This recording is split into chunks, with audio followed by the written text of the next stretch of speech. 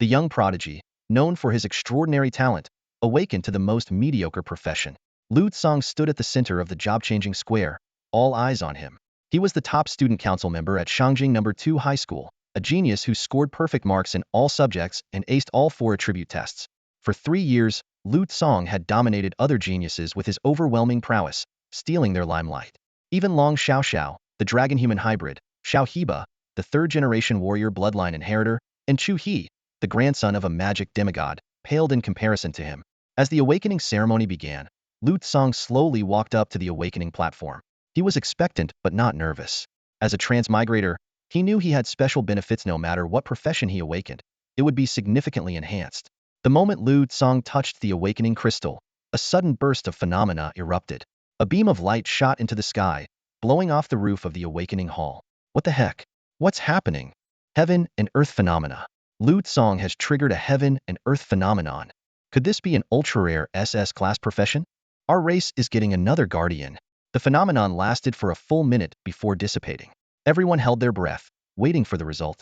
However, when a fully armed human symbol appeared around Lu Tsang, the crowd was in an uproar. Congratulations on awakening the profession Armed Fighter. Armed Fighter? A class combat profession? An absolute genius with perfect attributes and perfect scores in all subjects awakened to such an average profession? This was simply too outrageous. The atmosphere instantly froze. The staff who were ready to celebrate now stood awkwardly. The anticipation on the faces of the major leaders and university recruiters turned into disappointment. The students whispered among themselves, some felt pity, some were gloating, and some were secretly delighted. However, Lu Tsang, standing on the awakening platform, remained silent. He looked at his profession, expressionless. Suddenly, a notification popped up in front of him. Your profession has received an ultimate enhancement. Armed Fighter has been upgraded to Divine Armament Master. Lu Tsang stood on the awakening platform, a series of prompts flashing before his eyes. You have acquired the following class specializations: Perfect Artifact Embryo, Supreme Enhancement, Attribute Absorption, Equipment Concealment, Perfect Adaptation, and Perfect Divine Skill. Detailed descriptions of these specializations appeared one after another, but before Lu Tsang could fully grasp them, a voice pulled him back to reality. Lu Tsang, please step down. There are other students waiting to awaken.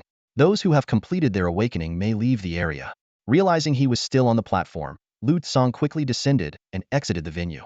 As he left, hundreds of awakening ritual arrays on the awakening square lit up simultaneously, signaling the official start of the ceremony. As he walked away, Lu Tsang felt the gazes of countless classmates, whispering about what had just happened.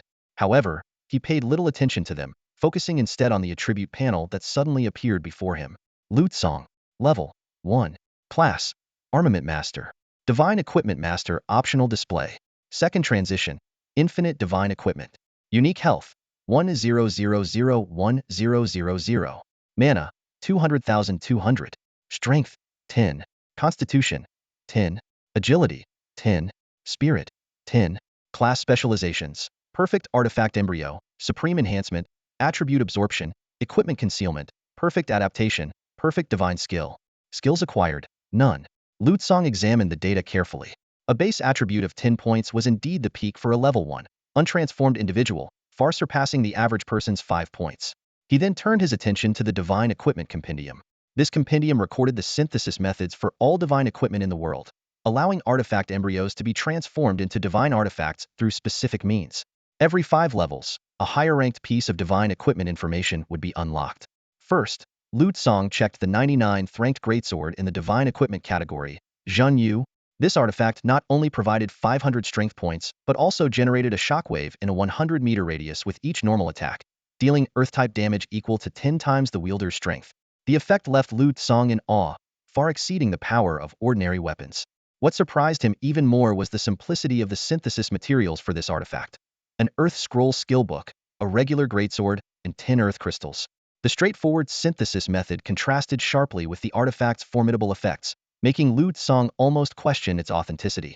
Next, he examined the 99th ranked Divine Bow, Tian Tsong Bao. This Divine Bow could simultaneously fire 100 arrows, each with the same additional effects. The 100-fold attack speed effect was equally astonishing. However, compared to Zhen Yu, the synthesis materials for Tian Tsong Bao were more demanding, requiring specific equipment attributes and rare materials. Lu Tsang continued to browse the Divine Equipment Compendium, discovering that aside from weapons, there were 4 armor slots: head, body, boots, lower body, and 2 accessory slots, necklace and ring. Including the weapon slot, there were 7 equipment slots in total. However, since Lu Tsong was only level 1, he could only view information on the 99th rank divine equipment. To unlock all divine equipment information, he would need to reach level 500. This distant goal made Lu Tsong realize that his journey of growth had only just begun. After leaving the job change ceremony plaza, Lu Tsong headed straight to the nearest trading house. His account balance showed 99,320 gold coins, a near fortune of almost 100,000, painstakingly saved over 3 years from his scholarship. As a student of Shangjing No. 2 High School, Lu Tsong was acutely aware of the school's unique status. To get into Shangjing No. 2, one either needed a prestigious background or exceptional talent. Even an orphan with extraordinary aptitude could secure a spot here. In stark contrast stood Shangjing No. 1 High School. Every student there had an impressive background, including not just human elites but also exchange students from other races like the forest elves, dragons, demons, and beast folk. These races, collectively known as the fantasy species, frequently exchanged their gifted students, fostering friendships and broadening perspectives, thus laying a solid foundation for future strength. In this world, knowledge was also a vital part of one's power. However, Shangjing No. 2 High School's conditions were much less favorable. Although it ranked second in Shangjing City, the gap between it and Shangjing No. 1 was like night and day. Shangjing No. 2 mainly enrolled students with outstanding talent but modest backgrounds, who ultimately could not compare to their well-connected peers. A genius like Lu Tsong was a rarity, seen only once in centuries. Yet, to the school's dismay, Lu Tsong, despite his extraordinary talent, only awakened a rank profession. The school had hoped he would be their ticket to prominence, but his profession awakening was a huge letdown. Forget an SS rank profession, even an S rank would have been acceptable. But a brank armiger? That was beyond disappointing. Standing in the trading house, Lu Tsong took a deep breath and swiped a white card through the card slot. Instantly, a trading interface appeared. Please enter the item you wish to search for, the prompt flashed on the screen. Lu Tsong first searched for equipment, weapons. Soon, a list of weapons appeared before him. Black Iron Greatsword type, level 1. Black Iron quality, strength 10. No special effects, price, 50 gold coins. Black Iron Bao Longbow type, level 1. Black Iron quality, strength 10. No special effects, price, 45 gold coins. Strong Iron Knuckles Black Iron quality, price, 55 gold coins. White Shield Black Iron quality, price, 65 gold coins. Lu Tsong skipped over these low-level items and searched for Skill Book, Earth Scroll. The search results displayed. Skill Book, Earth Scroll price, 50,000 gold coins. The price tag of 50,000 gold coins made Lu Tsong's heart tighten. For a level 62nd class Earth Mage, this might be nothing, but for him, it was half his savings. Lu Tsong sighed inwardly. The immediate priority was to craft a divine weapon. After consulting the Divine Equipment Compendium, he found that the easiest divine weapon for him to create might be Mountain Queller, followed by Heart of Fortitude. However, even Heart of Fortitude was beyond his current capabilities. Heart of Fortitude boasted powerful effects. For every type of monster killed, it permanently granted 100 points of maximum health. Killing a boss-class monster granted 2,000 points, and killing a world boss granted 50,000 points. Considering the myriad types of monsters in this world, with dozens in a single dungeon and millions globally, this meant that one piece of equipment could provide billions of maximum health points, not to mention the additional bonuses from boss kills. Despite his longing for Heart of Fortitude, Lu Tsong understood it was unattainable at this stage. He turned his attention to Mountain Queller, which seemed to be the only divine weapon he could feasibly create for now. Next, Lu Tsong searched for Earth Crystals. Earth Crystal Enchantment Material effect adds Earth Enchantment to equipment, converting 50 of the weapon's damage to Earth damage and adding an extra 10 Earth damage. Price, 4,500 gold coins. Gritting his teeth, Lu Tsong bought 10 Earth Crystals in one go, spending 45,000 gold coins. He then purchased the Earth Scroll Skill Book for 50,000 gold coins. In just a few minutes, Lu Tsong had spent all 90,000 gold coins he had saved over 12 years. His heart ached, but he also felt a sense of relief. The scholarships earned through his excellent grades had finally been put to good use. If he had a better background with family support, perhaps he could easily craft divine weapons like the Sky Bow, Blade of Speculation, or Ruinous End. Shaking his head to dispel such unrealistic fantasies, Lu Tsong focused on selecting a greatsword as the base for his divine weapon. The remaining nearly 5,000 gold coins were enough to buy a decent silver quality weapon. Using black iron quality gear to forge a divine weapon would be too shabby. Soon, a silver quality greatsword caught Lu Tsong's attention. Accumulated Power Greatsword. Weapon type, Greatsword. Equip level, 1. Quality, silver. Strength 20. Effect. Charge boost. Your charging speed is increased by an additional 200. Description. a greatsword that significantly speeds up charging attacks. Price: 1,500 gold coins. Lu Tsang couldn't help but gasp as he looked at the attributes and price of the greatsword. 1,500 gold coins was indeed a hefty sum. He recalled that iron equipment only cost 50 gold coins, and this silver quality item was priced 30 times higher. Higher-tier gold quality equipment was available on the market, but even the cheapest ones cost at least 15,000 gold coins. These golden items usually dropped in nightmare difficulty dungeons, making their prices sky-high. For an average job changer, level 1 gold equipment was almost an unattainable luxury. Lu Tsang felt a sense of relief knowing he had enough savings, as level 1 gear would soon become obsolete. Taking a deep breath, he made up his mind. Alright, it's you. Purchase Accumulated Power Greatsword. You have purchased the equipment Accumulated Power Greatsword. As soon as the system notification sounded, Lu Tsang's eyes shifted to other pieces of equipment. Since he was already here, he might as well buy everything he needed in one go. You have purchased the equipment Agile Boots. You have purchased the equipment Featherlight Robe. After acquiring the 3 items, Lu Tsang's gold balance plummeted to less than 500.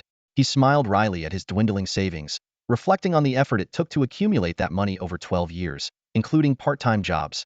Earning only 5 silver coins per hour, Lu Tsang couldn't help but sigh. Spending money is easy, but earning it is tough. However, this investment was undoubtedly worth it. The value of a divine artifact far exceeded 10,000 gold coins. Eager to see the true form of the divine artifact, Lu Tsang quickly swiped his storage card to retrieve the newly purchased items. Back in his single apartment provided by Shengjing's second high school, Lu Tsang's heart raced. As the student council president and a former prodigy, he enjoyed such privileges.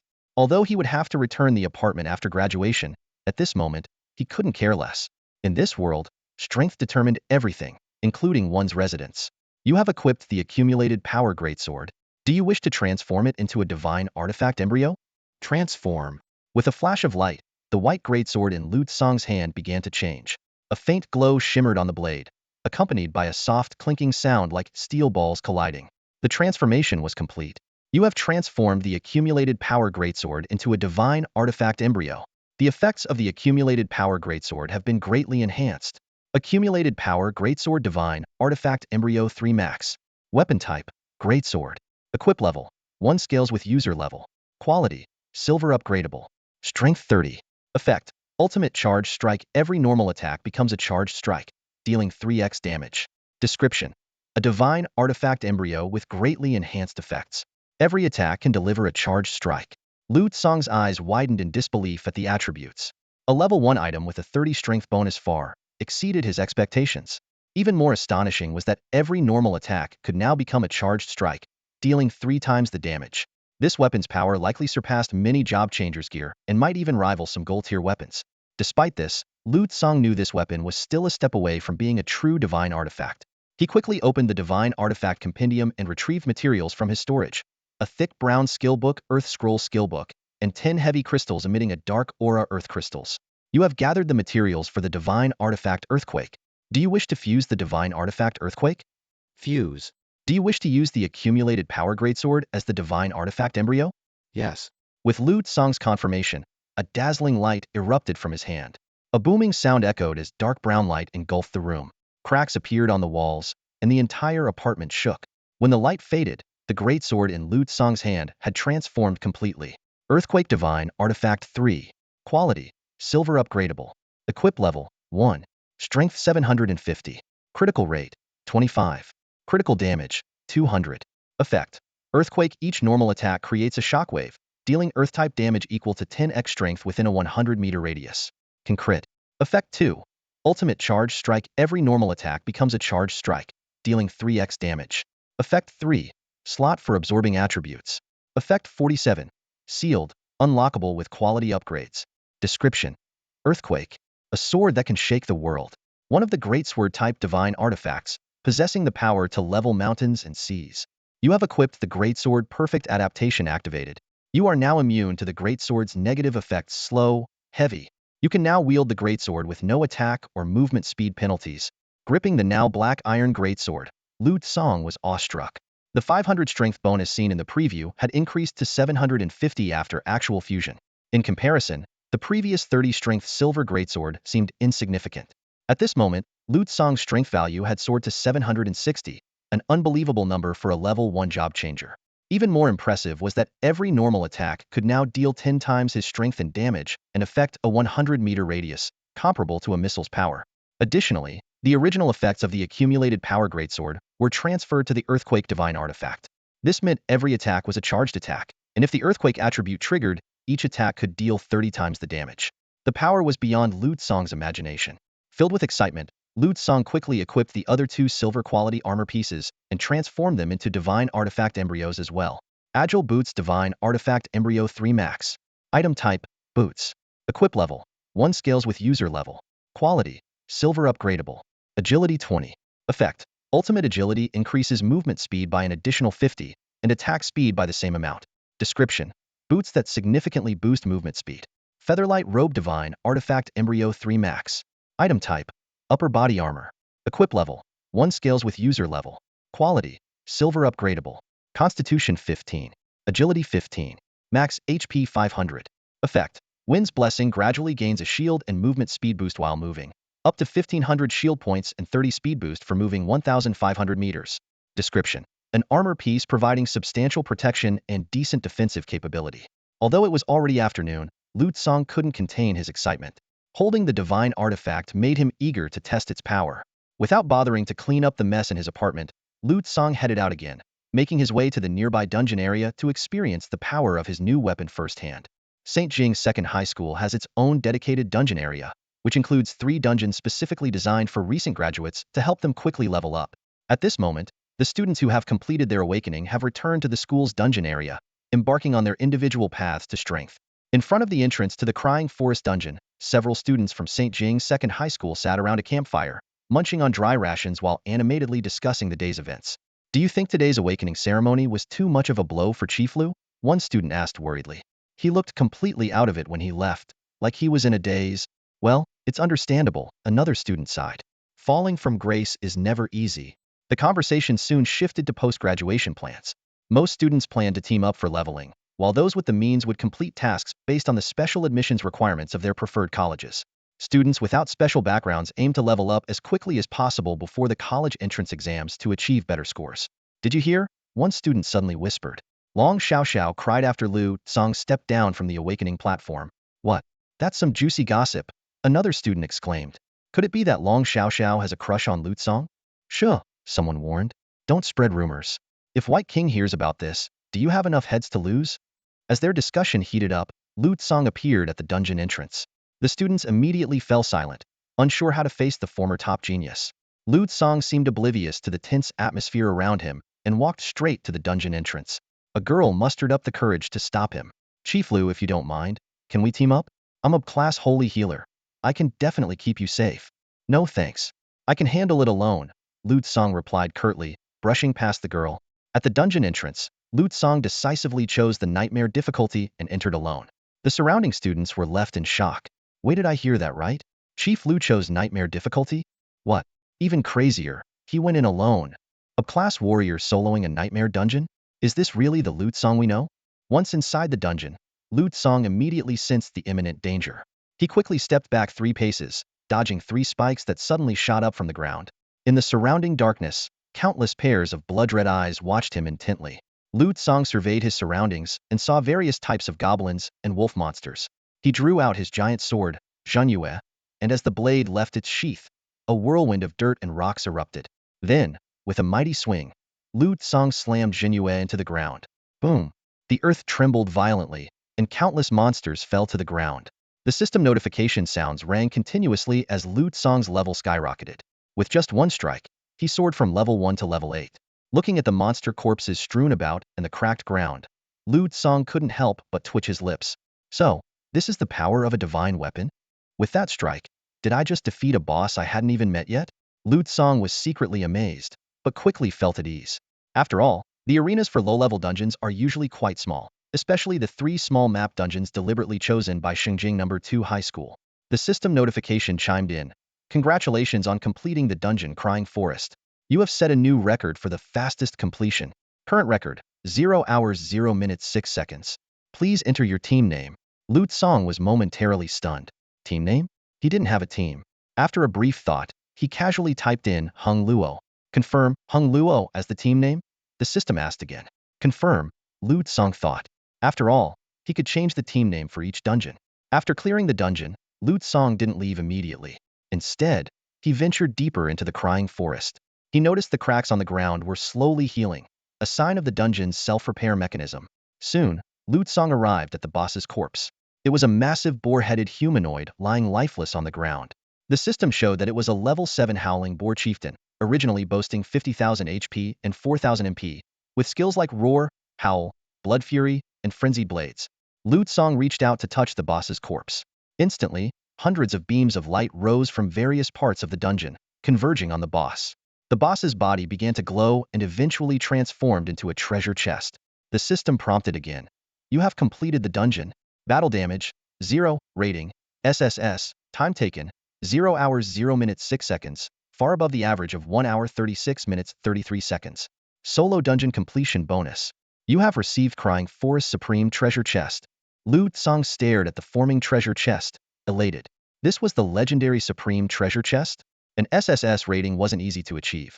It usually required hundreds of attempts, coordination, and a deep understanding of the dungeon mechanics. Moreover, each dungeon had level restrictions, so overpowering with higher levels to get a high rating was also difficult. SSS ratings only appeared in the highest difficulty dungeons. The lower the difficulty, the lower the rating ceiling. Simple difficulty dungeons could only achieve AB rating at best, with rather meager rewards. With anticipation, Lu Tsang opened the chest. The system immediately listed the items obtained. Large Health Potion X50, Large Mana Potion X50, Rage Elixir X3, Dominator Greatsword Gold, Clarity Crown Silver, Clear Necklace Silver, White Blade Greatsword Silver, Heavy Greatsword Bronze, Slow Recovery Ring Bronze, and 200 gold coins. Lu Tsang frowned. The number of gold coins was indeed pitifully small. However, there were plenty of equipment items, including 4 silver quality pieces and several bronze quality pieces. The most exciting item was the gold quality equipment, the Dominator Greatsword. He calculated silently. If he sold this level 5 gold quality Dominator Greatsword at the auction house, it might fetch 1 or 2,000 gold coins. But he had no intention of selling it. Dominator Greatsword Gold. Equipment level, 5. Strength 60. Effect, charge dominance while charging an attack, gain dominance, 30 damage reduction, and a 250-point shield does not stack with other types of damage reduction. Description, a greatsword that allows you to charge with confidence. Lu Tsang stroked his chin, murmuring, a gold quality greatsword. I should be able to absorb it. With that, he took out Jinyu and brought the two weapons together. The system immediately prompted, detected higher quality equipment of the same type. Absorb this equipment to enhance Jianyu's quality.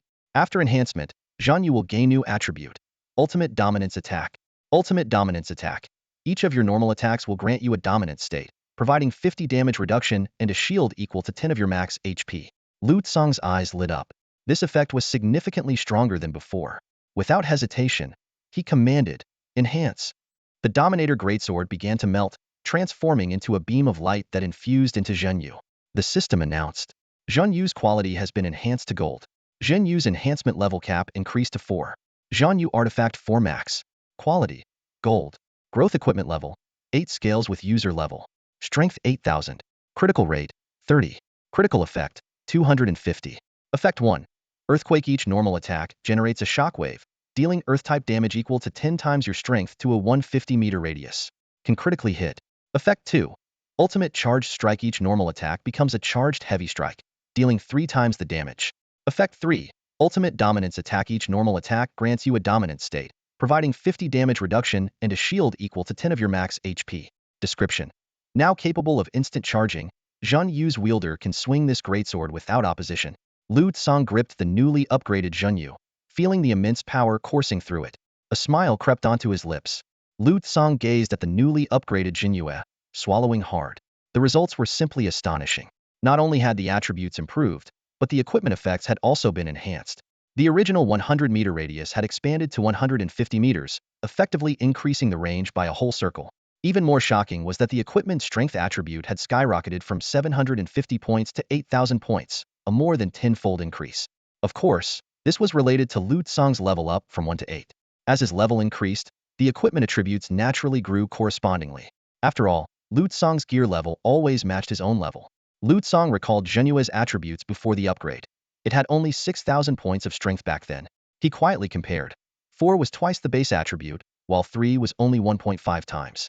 From this comparison, Lu Tsang concluded that the attributes of divine artifacts were calculated based on their divine level from the start and did not change the base attributes with quality upgrades. Thinking about this, Lu Tsang grew even more excited. He remembered the 18x attribute multiplier of fully enhanced brilliant grade equipment and the 50x multiplier of stellar grade gear. It was simply mind-blowing. Although he felt a bit regretful about losing a considerable amount of gold coins, selling this level 5 gold weapon could fetch at least 10 to 20,000 coins. Lu Tsang quickly got over it. After all, with his speed of clearing a dungeon in 5 seconds, gold coins were hardly a problem. At that moment, a commotion erupted outside the Crying Forest dungeon. Holy crap! The dungeon record has been broken? The nightmare difficulty clearance record, a student exclaimed. I remember the last record was set 50 years ago by an alumnus, right? Another student recalled. The record was 0 hours 5 minutes and 44 seconds. Achieving such a speedrun in a level 5 nightmare dungeon is extremely rare among humans. Yeah, that alumnus is now a high-ranking member of the Mage Society. I heard he's a tier 4 archmage. An archmage? That's a level we can only dream of reaching. The students chattered excitedly, speculating about who had broken the record. Today is the first day of class changes. Everyone should be level 1, right? How could someone clear a level 5 dungeon so quickly? You don't get it. People with connections level up at unimaginable speeds. Some families' children can buy a full set of level 5 gold quality gear right after changing classes, all fully enhanced to 4. Oh my god! A level 5 warrior with 500 strength points could sweep through everything. Exactly, a full set of such equipment would cost at least 1.8 million gold coins. Remember Long Xiao from the Job Change Plaza? She was picked up by a frost dragon, and I bet the Holy Church has already reserved an entire leveling area for her. As the students discussed, they ran towards the record monument. When they saw the inscription, everyone was stunned. Fastest dungeon clearance record nightmare difficulty. First place, Lu Tsang. Team name, Hung Luo. Clearance time, 6 seconds. What the heck? Am I seeing this right? A student rubbed his eyes. Lu Tsang? Isn't he the president of our Sacred Capital Secondary School's student council? The one who just awakened as a class armament master. 6 seconds? You're telling me someone soloed a nightmare dungeon in 6 seconds? The students were utterly shocked, unable to believe the record they were seeing. In the wilderness leveling area, Long Xiao absent-mindedly held her staff, staring at the group of monsters in front of her. Suddenly, a shout snapped her back to reality. Xiao, the monsters are coming. Don't get distracted. Focus. Instantly, Long Xiao regained her composure, and the next moment, her skills erupted. Ice Spike Barrage, she chanted, and a series of ice crystals exploded in the air with a loud bang. In the blink of an eye, the wave of monsters was annihilated by Long Xiao. Well done, second miss, came a voice of approval from nearby. Long Xiao had awakened and shrank class Divine Spellcaster, an exceptionally powerful magic class capable of unleashing devastating divine spells. Its effects and power were on a different level compared to regular spells, ranking among the top even within strength classes. Looking at Long Xiao, who still seemed a bit distracted, her sister Long Qinchue frowned slightly. Xiao, still thinking about him? Long Qinchue sighed, oh, Xiao, you know the prospects of the armored class. Even our holy church can't develop an armored class into a formidable independent warrior. Xiao, it's time to forget about that man. At this moment, Long Xiao was undergoing special training arranged by her family. While ordinary people needed to clear dungeons themselves, Long Xiao, with her influential background, only needed to land the final blow. Family members would lure and weaken the monsters until they had just a sliver of health left, then bring them to her for the kill. This method was as easy as spoon-feeding her experience points. Typically, it only took a dozen hours to quickly level up to 30. Of course, such a luxurious leveling method was only available to someone like Long Xiao, backed by a force as powerful as the Holy Church. They had secured an entire wilderness leveling area to ensure the monsters respawned quickly enough. Yes, the eldest miss is right.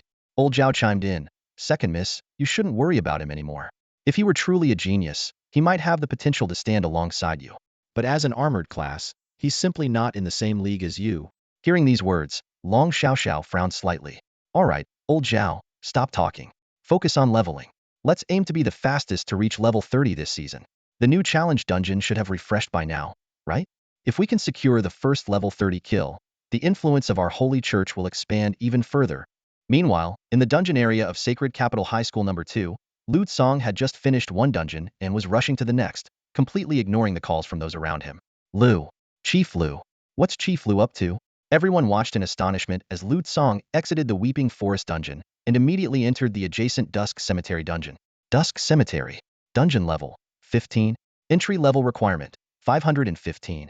Dungeon difficulty: easy, normal, hard, nightmare. Dungeon description: in the dim graveyard, there are countless undead who refuse to submit. Without hesitation, Lu Tsong selected nightmare difficulty and entered the dungeon instantly. He wasn't worried about being noticed because his class specialization hid his equipment information from others. Even if someone tried to investigate him, they wouldn't find much, as all his abilities came from his equipment. Lu Tsong didn't mind becoming famous. In fact, he believed that having a reputation would make it easier to acquire resources. After all, to synthesize an artifact in the future, he would need to purchase rare materials. Without fame, why would anyone be willing to sell him those precious items? As everyone marveled at Lu Tsong's consecutive dungeon challenges, a system notification suddenly popped up. Dusk Cemetery, Nightmare difficulty, new fastest clear time. Fastest clear time for Nightmare difficulty. First place Lu Tsong. Clear time: 3 seconds. Everyone was stunned. They had just been amazed that the record for the Weeping Forest dungeon had been compressed to 6 seconds, and now, in the next moment, Lu Tsong had cleared the adjacent dungeon, and it only took 3 seconds? This completely overturned everyone's understanding of the armored class. The moment Lu Tsong entered the dungeon, he swung his massive sword down with a mighty force. With his impeccable control, his movements were swift and seamless, like lightning. A thunderous crash echoed through the air, and a series of kill notifications popped up in front of him. You have slain Twilight Ghost, level 15. You have slain Graveyard Warrior, level 15. You have slain Twilight Wraith, level 15. You have slain Graveyard Slayer, level 15. You have slain Dim Gravedigger Elite, level 15. Each kill brought a substantial amount of experience points, thanks to the 500 experience boost from the Nightmare Dungeon and the 700 bonus for defeating enemies 7 levels higher. Lu Tsong's experience bar surged visibly. Within seconds, the system chimed again. Congratulations, you have reached level 17. It all happened so quickly. It was as if Lu Tsong had wiped out the entire dungeon with a single swing. His 8,000 strength points, multiplied by 30 during his charged attack, resulted in an astonishing 240,000 damage, effortlessly annihilating all the level 15 regular monsters. Without pausing, Lu Tsong launched his second attack. The distant boss didn't even have time to react before falling to 2 fierce normal attacks. The system notifications rang out once more. Congratulations, you have slain the boss Dark Grey Burier, level 15 leader. You have completed the dungeon, Twilight Graveyard. Time taken: 3 seconds. You have set a new record for the fastest dungeon completion. Your performance rating for this dungeon is SSS. Despite the impressive achievement, Lu Tsong felt a hint of dissatisfaction. He mused that if he could one-shot the boss, he might shave the completion time down to 2 seconds. However, now that he was level 17, he could no longer challenge this level 515 dungeon. Lu Tsong turned his attention to the dungeon rewards. Opening the chest, he obtained a space crystal, armorer's skill book, dual-wielding weapon, and a protective necklace. The space crystal immediately expanded his inventory by 100 slots. The most intriguing reward was the armorer's skill book. Lu Tsong quickly learned the dual-wielding skill and was delighted to find that, under the effect of his perfect divine skill, it had evolved remarkably. Dual-wielding weapon duplication. When you hold a one-handed weapon, you can duplicate it in your other empty hand. This projection has identical attributes to the original weapon. The duplicate disappears when you switch weapons. The duplicate cannot be traded or exist independently. Effect 2. Your offhand can equip any wieldable weapon without any attribute reduction. This evolved skill not only allowed Lu Tsong to gain double weapon attributes, but also saved him the cost of cultivating a second weapon. More importantly, he could dual-wield greatswords, something impossible for other classes. Next, Lu Tsong donned a few new pieces of equipment. Thanks to his perfect artifact embryo, he could ignore the level restrictions of the gear. Among them, the protective headband stood out. Protective headband artifact embryo 3 Mac. Equipment slot. Head. Equipment level: 17 scales with user level. Quality: silver upgradable. Constitution: 255. Effect: ultimate life protection, recover 80 of the damage taken from an attack. Cooldown: 5 seconds. This gear's effect was comparable to platinum quality, effectively providing 80 damage reduction. Lu Tsong also equipped a protective ring, protective necklace, and chainmail pants, maximizing his defensive capabilities while maintaining high offensive output. The protective ring artifact embryo 3 Max glows with a mysterious light. This ring, with an equipment level of 17, scales with the user's level. As a silver quality item, it boasts a remarkable growth characteristic. Its core effect, ultimate protective barrier, is astonishing. Every 5 seconds, it generates a shield worth 3,400 HP for the wearer, far surpassing the protective capabilities of standard gear. Complementing it is a protective necklace, also a 3 Max artifact embryo. This level 17 necklace grows with the user's level and, as a silver quality item, contains the powerful ultimate melee deflection effect. When the wearer is hit by a melee attack, it instantly generates a repulsion aura that pushes enemies 10 meters away, and it can be activated again after just 2 seconds. The effects of these accessories surpass those of other gear. While they don't directly boost attributes, their unique effects make up for it. Even similar attributes are often more potent on accessories. For instance, a necklace might offer a 50 attack speed boost, whereas a weapon might only provide 20. More importantly, some special attributes are exclusive to these accessories. Lute Song's gear also includes a chainmail iron pants, another 3 max artifact embryo. This level 17 lower body armor, with silver quality, scales with the user's level.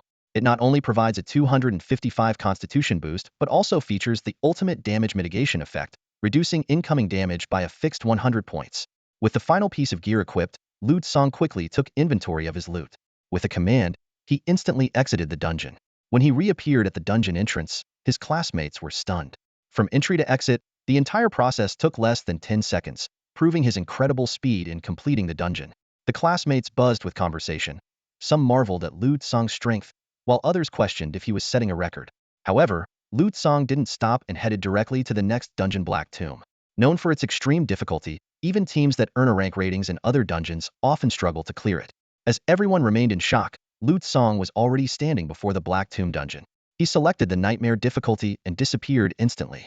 Almost simultaneously, a notification flashed at the Black Tomb entrance. Black Tomb nightmare difficulty fastest dungeon completion record broken. Buzz. Lute Song gripped the Jinu's sword tightly in his left hand, having already completed the dual-wield replication before entering the instance. Both Jinu's swords gleamed with a cold light in his hands, each containing 17,000 points of power. At level 17, Lute Song's power had soared to an astonishing 34,027 points, a terrifying strength that left anyone in awe. As the instance world began to materialize, Lute Song's vision briefly darkened. Without waiting for full clarity, he swung his massive dual swords. Boom, boom, boom. The ground trembled, and the deafening roars echoed like an earthquake. Damage numbers flew around like raindrops, and in just a moment, all the monsters were reduced to ashes. Dual-wielding Jinyu not only doubled Lute Song's power, but also amplified the equipment's effects. A single Jinyu sword could unleash shockwave damage equal to 10 times his power. With 2 swords, it was 20 times.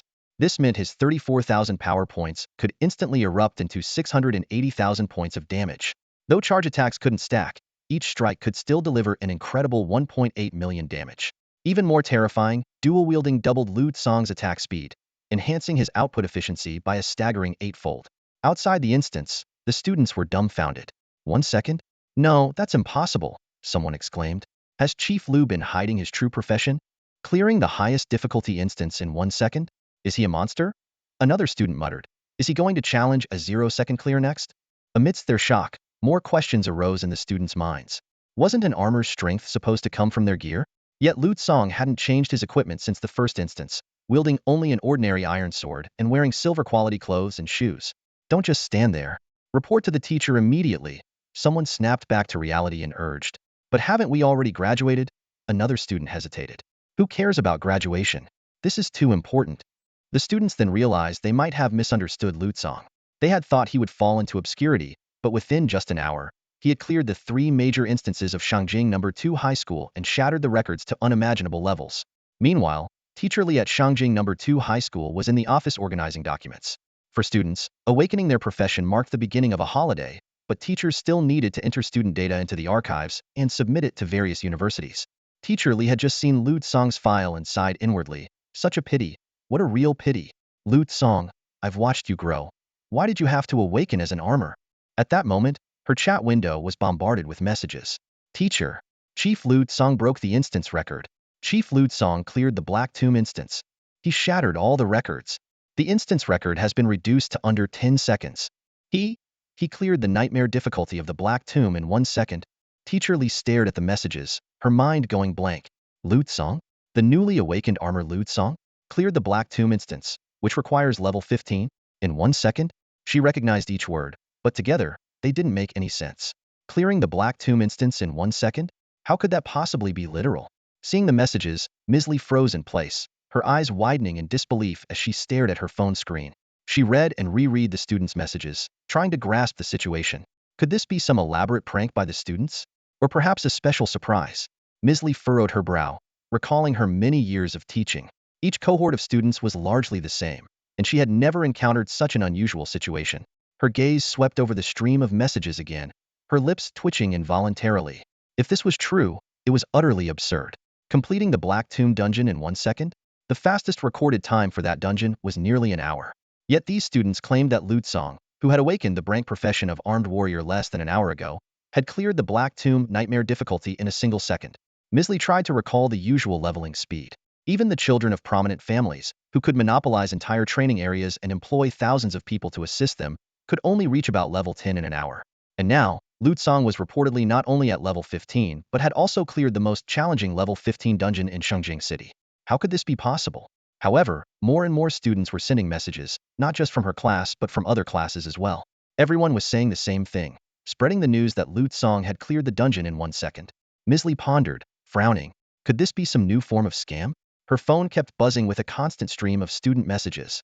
Teacher, I'm not lying to you. The top student really cleared it. Teacher, you should check the record monument yourself.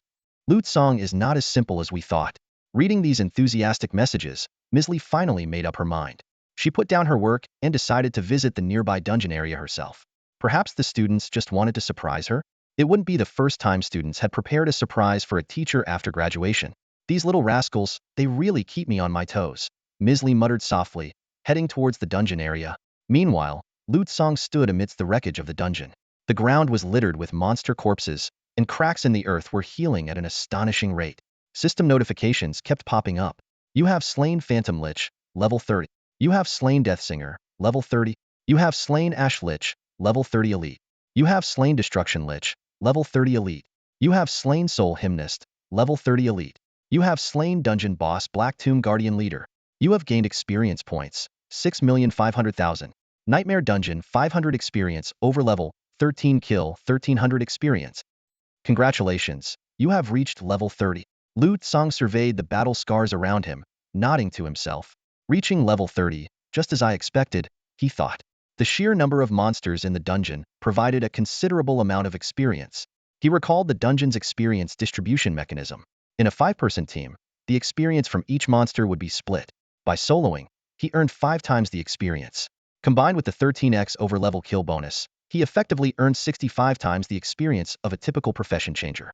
Lu Tsong quickly approached the 3 bosses: Black Tomb Mourner Leader, Black Tomb Fear Leader, and Black Tomb Guardian Leader.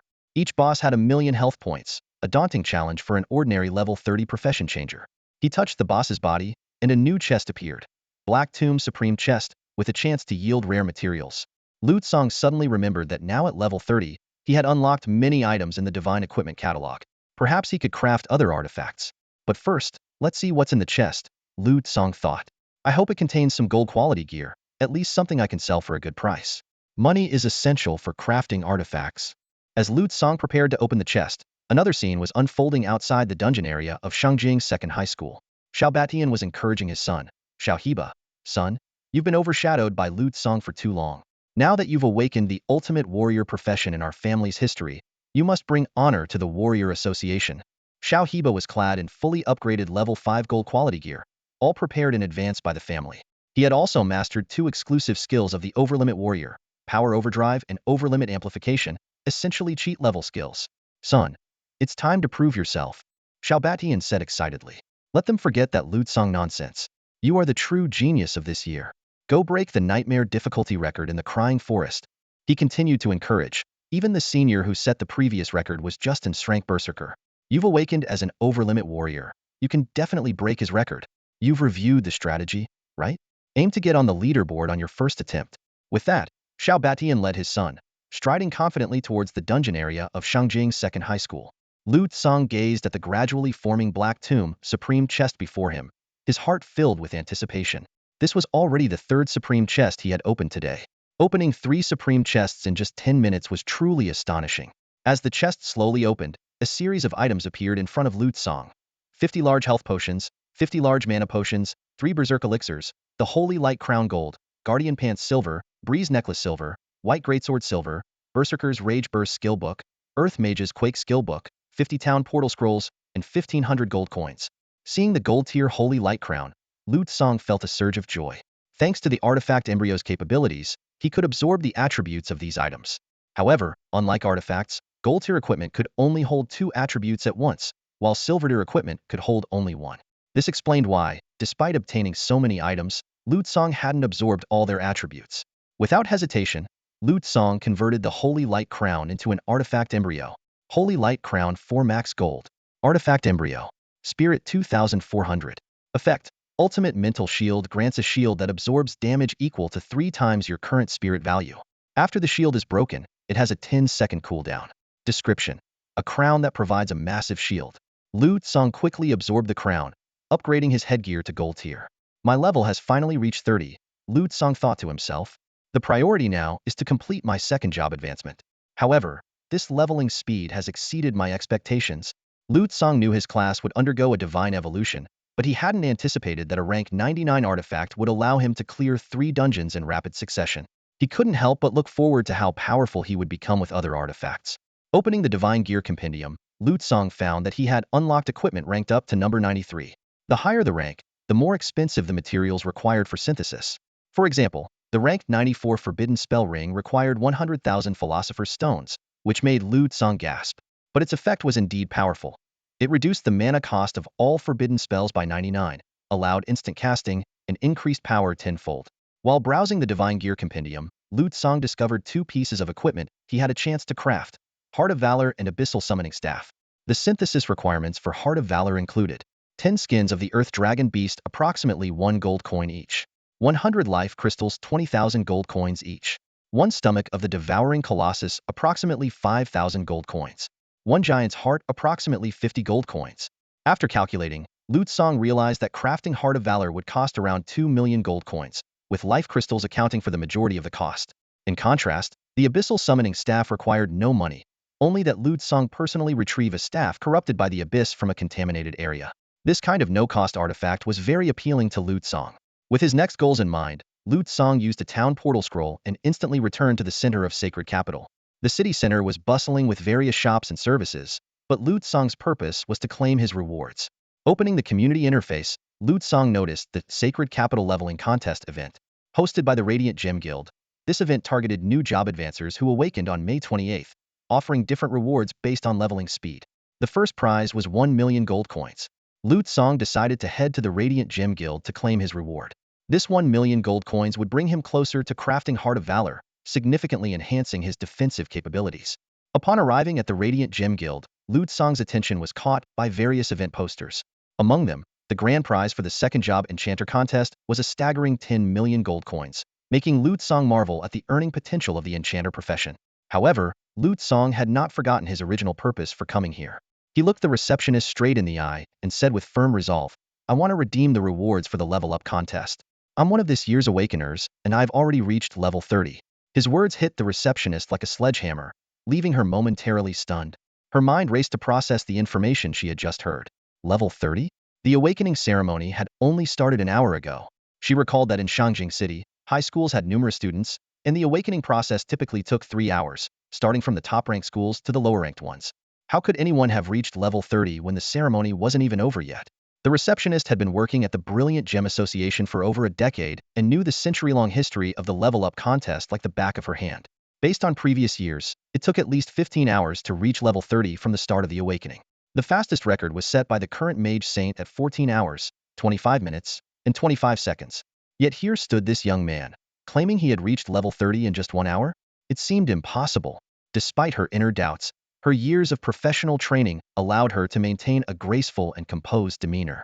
Even if she suspected Lu Tsong of causing trouble, she still smiled warmly and said softly, "Esteemed guest, please follow me."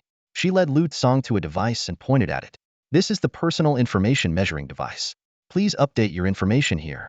Lu Tsong placed his hand on the device with practiced ease. Instantly, the screen displayed new information. Name, Lu Tsong.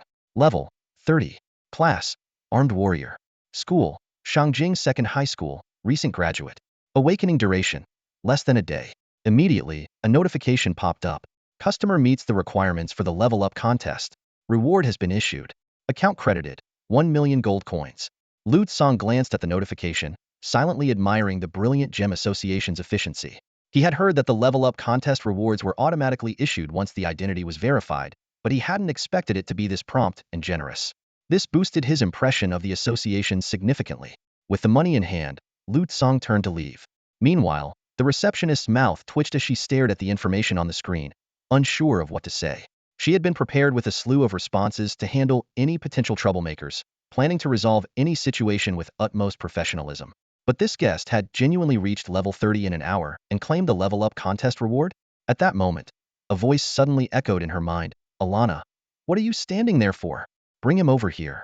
Meanwhile, in the manager's office, a middle-aged man was leisurely sipping tea. As the manager, his job was usually relaxed, spending most of his time in the office with a cup of tea, rarely needing to handle matters personally. Today was supposed to be just another ordinary day, but suddenly, a notification popped up before him. Level up contest first place achieved. Reward, 1 million gold coins issued. The manager spat out his tea at the sight of the message. The level up contest prize had been claimed? As a seasoned veteran of the management team, he instantly recognized the gravity of the situation. Either the machine had malfunctioned, or a prodigious talent had emerged, reaching level 30 in an hour. Regardless of the scenario, he couldn't let this person leave just like that.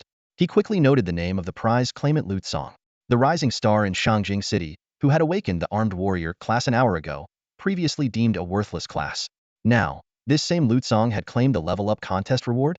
Meanwhile, at Shangjing's second high school's dungeon area, Xiao Batian was leading his son, Xiao Heba, to the entrance of the Weeping Forest dungeon when they bumped into Lu Tsong's homeroom teacher, Mr. Li. Seeing Mr. Li, Xiao Batian's face broke into a smug grin.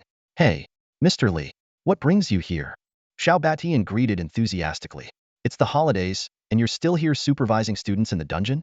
Look, my son has awakened as an overlimit warrior. His awakening wouldn't have been possible without your guidance at the exchange meeting." Xiao Batian deliberately shouted, "Overlimit warrior," loudly enough to draw the attention of everyone in the dungeon area. Mr. Li glanced at Xiao Batian, then at Xiao Heba behind him, his brows slightly furrowing. As a teacher, he knew exactly what class Xiao Heba had awakened. All teachers had been present during the awakening of the top 100 students in Shangjing City. It was clear that Xiao Batian was just showing off his son's class. "Nothing much," Mr. Li responded flatly, "just waiting for the person who broke the dungeon record to come out." "Oh, a new record?" Xiao Batian's eyes lit up. "Haha, Mr. Li, I was just about to have my son break all these dungeon records. As the president of the Shangjing branch of the Warrior Association, we don't need the record-breaking reward. Just some good publicity for both of us." Hearing this, Mr. Li's expression turned somewhat peculiar. She slightly twitched the corner of her mouth, her tone carrying a hint of skepticism. "Break the records? All these dungeons? Are you sure?" Xiao Batian slapped his son on the head. Bang! Xiao Heba's feet sank into the ground. His face contorted in pain as his head buzzed. "Sure, why not? Just a few old records. Son, get ready." Gritting his teeth, Xiao Heba muttered, "Dad, how many times have I told you? Can you stop hitting me like that?" As a veteran warrior and a fourth-turn class holder, Xiao Batian's slap nearly knocked Xiao Heba unconscious. "You're not dead, are you? A father can't slap his own son?" Xiao Batian retorted. "Let's see where the records stand now. Last time I checked, it was 5 minutes and 44 seconds, right? Son, let's aim to improve by 10 seconds this time." With that, Xiao Batian walked over to the dungeon's record monument to check the current records. Bow. In the next instant, the dungeon records appeared before Xiao Batian, and he was stunned as he read the first name. "What the heck is this first place?" "First place, Lu Tsong." Xiao Batian stared at the record stone tablet, his brows furrowed. The name was not only familiar but also renowned. What shocked him even more was the completion time, just 6 seconds. "Mr. Li, is there something wrong with this record stone?" Xiao Batian asked incredulously. How could a newly awakened level 5 job changer clear it in 6 seconds? Moreover, isn't Lu Tsong just an awakened level armorer? Mr. Li frowned at the question. The record stone has never been wrong. Besides, look at the records for these other dungeons. He pointed to 2 dungeon entrances nearby. Xiao Batian suddenly realized something and quickly walked to the record stone of the Dusk Graveyard dungeon. His pupils contracted sharply. First place was still Lu Tsong, with a completion time of just 3 seconds. What's going on? Faster than the Weeping Forest? And he cleared it just now? Xiao Batian's mind raced, recalling the completion time of the Weeping Forest dungeon. The record for the Dusk Graveyard was set within a minute of the Weeping Forest completion. He then looked towards the Black Tomb dungeon in front of Mr. Li's level 15 dungeon. "Mr. Li, are you waiting for Lu Tsong?" Xiao Batian asked tentatively. Mr. Li nodded in confirmation but then shook his head. "No, he's already done. We're just waiting for him to come out." Xiao Batian was stunned and walked towards the record stone of the Black Tomb dungeon in disbelief. When he saw the record, he was thunderstruck. First place, Lu Tsong, completion time, 1 second. 1 second to clear it? How is that possible? Xiao Batian turned to Mr. Li, who just shrugged helplessly. Don't look at me. My reaction was the same when I saw it. Behind Xiao Batian, Xiao Heba stared at the series of records, feeling a storm of emotions. For 3 years, he had been overshadowed by Lu Tsong. He had finally waited for the awakening day, thinking that Lu Tsong, with his seemingly low-tier job, would no longer be a threat. But Lu Tsong was still overwhelmingly powerful, and these incredible records were utterly demoralizing. Meanwhile, in the manager's office at the brilliant Gem Commerce Guild, the manager stared at Lu Tsong's profile card, utterly astonished. It really is level 30. Lu Tsong, a bit impatient, said, Manager Huang, if there's nothing else, I'm leaving. The manager hurriedly wiped his sweat and pulled out a gold card from his chest. Young Master Lu, this is our guild's gold card, which gives you a 7 discount. Lu Tsong took the gold card, looking somewhat satisfied. How much longer do I need to stay here? The manager explained. We hope to invest in you, Mr. Lu Tsong, and have you represent our guild in this year's challenge dungeons. We are willing to pay you 2 million gold coins, provided you include our guild's name in your clearing team. Lu Tsong listened, then asked calmly, if my record stays in first place for a long time, isn't 2 million a bit low? The manager frowned slightly. He was just a messenger and had no authority to make decisions. The guild leaders, upon hearing Lu Tsong's words, smirked inwardly. They believed that with Lu Tsong's level armorer status, he couldn't stay at the top for long. The leaders offered a new condition. If he could hold the first place for a day, he would get 1 million gold coins. The contract would be void if he dropped from the top spot. Manager Huang received this message and prepared to relay it to Lu Tsong. Lu Guibin stood in the grand hall of the Radiant Gem Merchants, listening to Manager Huang's proposal, his brow slightly raised. So, Manager Huang began slowly. If you manage to clear this year's challenge dungeon and hold the top spot for a day, we'll pay you a reward of 1 million gold coins. For each day you maintain the record, we'll pay you the same amount. He paused, then added, however, if you lose the top spot and regain it, we won't pay for the regained days. Lu Guibin understood. This was clearly an arbitrary offer. Such advertising is typically only valuable in the first few days, and the subsequent days wouldn't be worth 1 million gold coins. The merchants were confident that Lu Tsong couldn't maintain the speedrun record for long, especially given this year's exceptionally strong student lineup. With 5 SS-class job changers and a dozen top-tier S-class job changers, the competition was fierce. In such a crowded field of experts, what impact could a rapidly leveling B-class fighter make? The combination of SS-class job changers and their substantial family resources should easily handle a B-class fighter. Fast leveling does not equate to strong combat ability. To the Radiant Gem Merchants, this was akin to betting that a disabled person could break a world champion's record. Even if the offer was 10 billion, it would be nearly impossible. The gap between B-class and SS-class professions was insurmountable. However, upon hearing the terms, Lu Tsong was stunned. Is this for real? Are you sure? 1 million for holding the record for a day? He began to calculate, confident in his dungeon-clearing abilities. This seemed like a golden opportunity.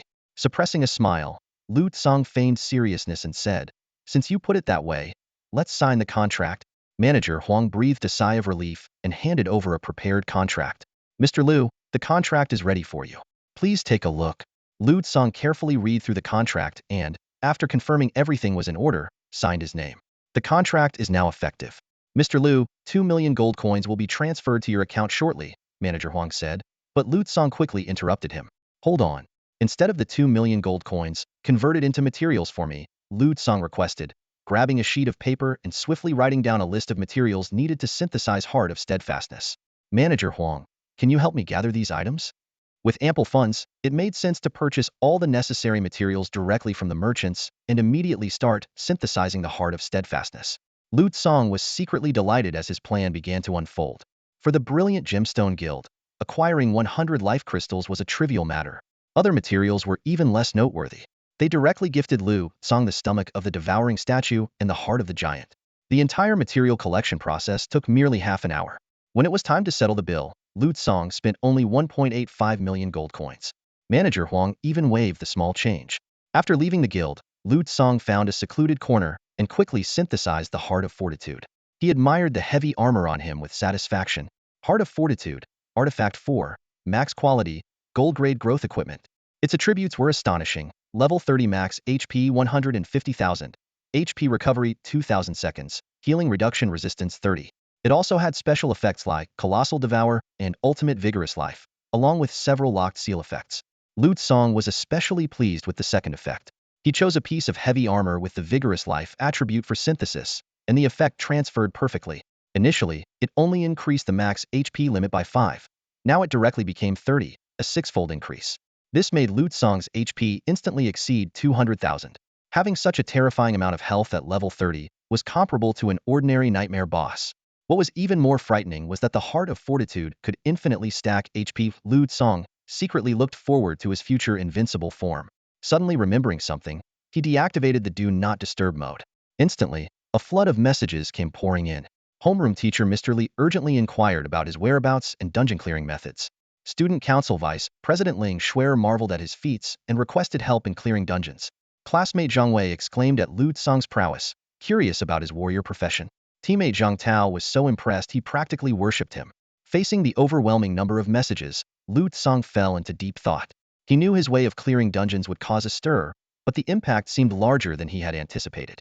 After careful consideration, Lu Tsang decided not to hide his identity. He replied to Mr. Li, saying he was at the Job Change Sanctuary and asked him to keep the record-refreshing bonus. Shangjing Second High School had a policy of awarding 100,000 gold coins for refreshing dungeon records. 3 times would be 300,000, which was still a significant amount for Lu Tsang. After replying, Lu Tsang closed the chat window. The most urgent task now was to quickly change his job and be the first to enter the newly opened Misty area, aiming to monopolize the level 30 world boss. After all, there was only one boss, and being first was crucial.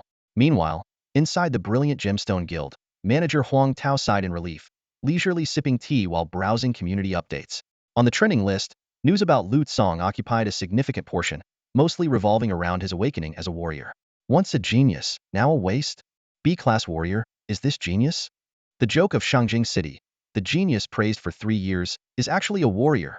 Proposed to abolish the evaluation system and restore the bloodline system. Bloodline is the only way to awaken high-class professions.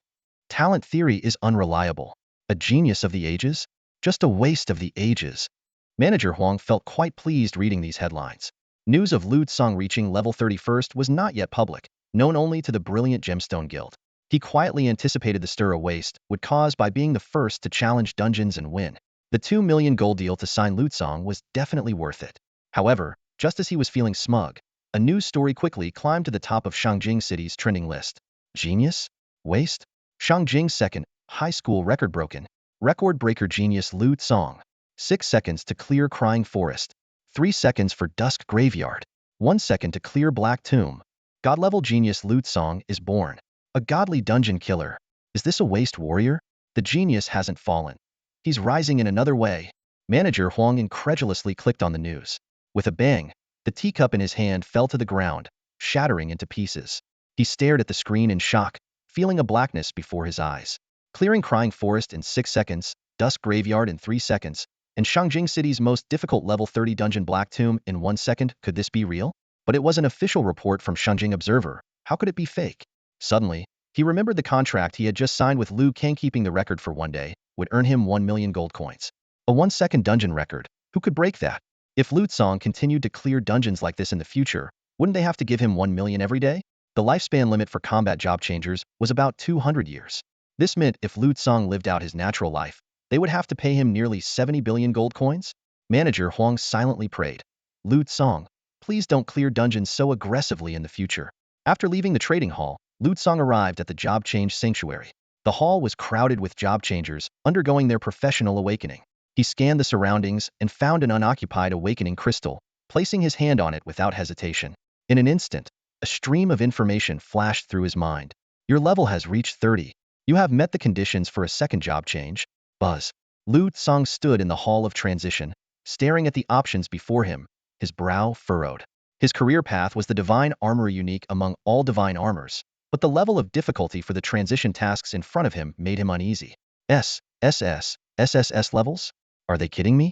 Lu Tsang muttered to himself. Most people's transition difficulties range from D to A levels, and only a few can choose S level. But I have to start at S level, with the highest being SSS level, leaving no room for easier options. Despite this, a flicker of surprise crossed his eyes when he saw the task rewards. Completing an S-level task would grant a randomly ranked 90th Divine Platinum Armor, while an SS-level task would grant a randomly ranked 10th Divine Platinum Armor, along with a dedicated Divine Sanctuary. Lu Tsang had only 2 chances to choose. After a brief moment of thought, he quickly made his decision. I choose level. His reasoning was simple. The reward was too tempting. A divine armor ranked within the top 10 was enough to make anyone's heart race. He still remembered how powerful the 99th rank Shenyu was. A top 10 divine armor would be even more astonishing. Although the S-level reward was decent, it paled in comparison to a top 10 divine armor. Besides, if I really can't complete it, I can come back and choose a lower difficulty. Lu Tsang gave himself a way out. The moment he made his choice, a system prompt sounded. You have accepted the SS level transition task. Suddenly, a blinding light descended from the sky, enveloping Lu Tsang entirely. The light was so intense that everyone around had to close their eyes. What the heck? What's happening? What is that light? It's blinding. Is this phenomenon? Could someone have taken on an SS level transition task? People around him murmured in disbelief, trying to make sense of what they were witnessing. An SS level transition task? No way.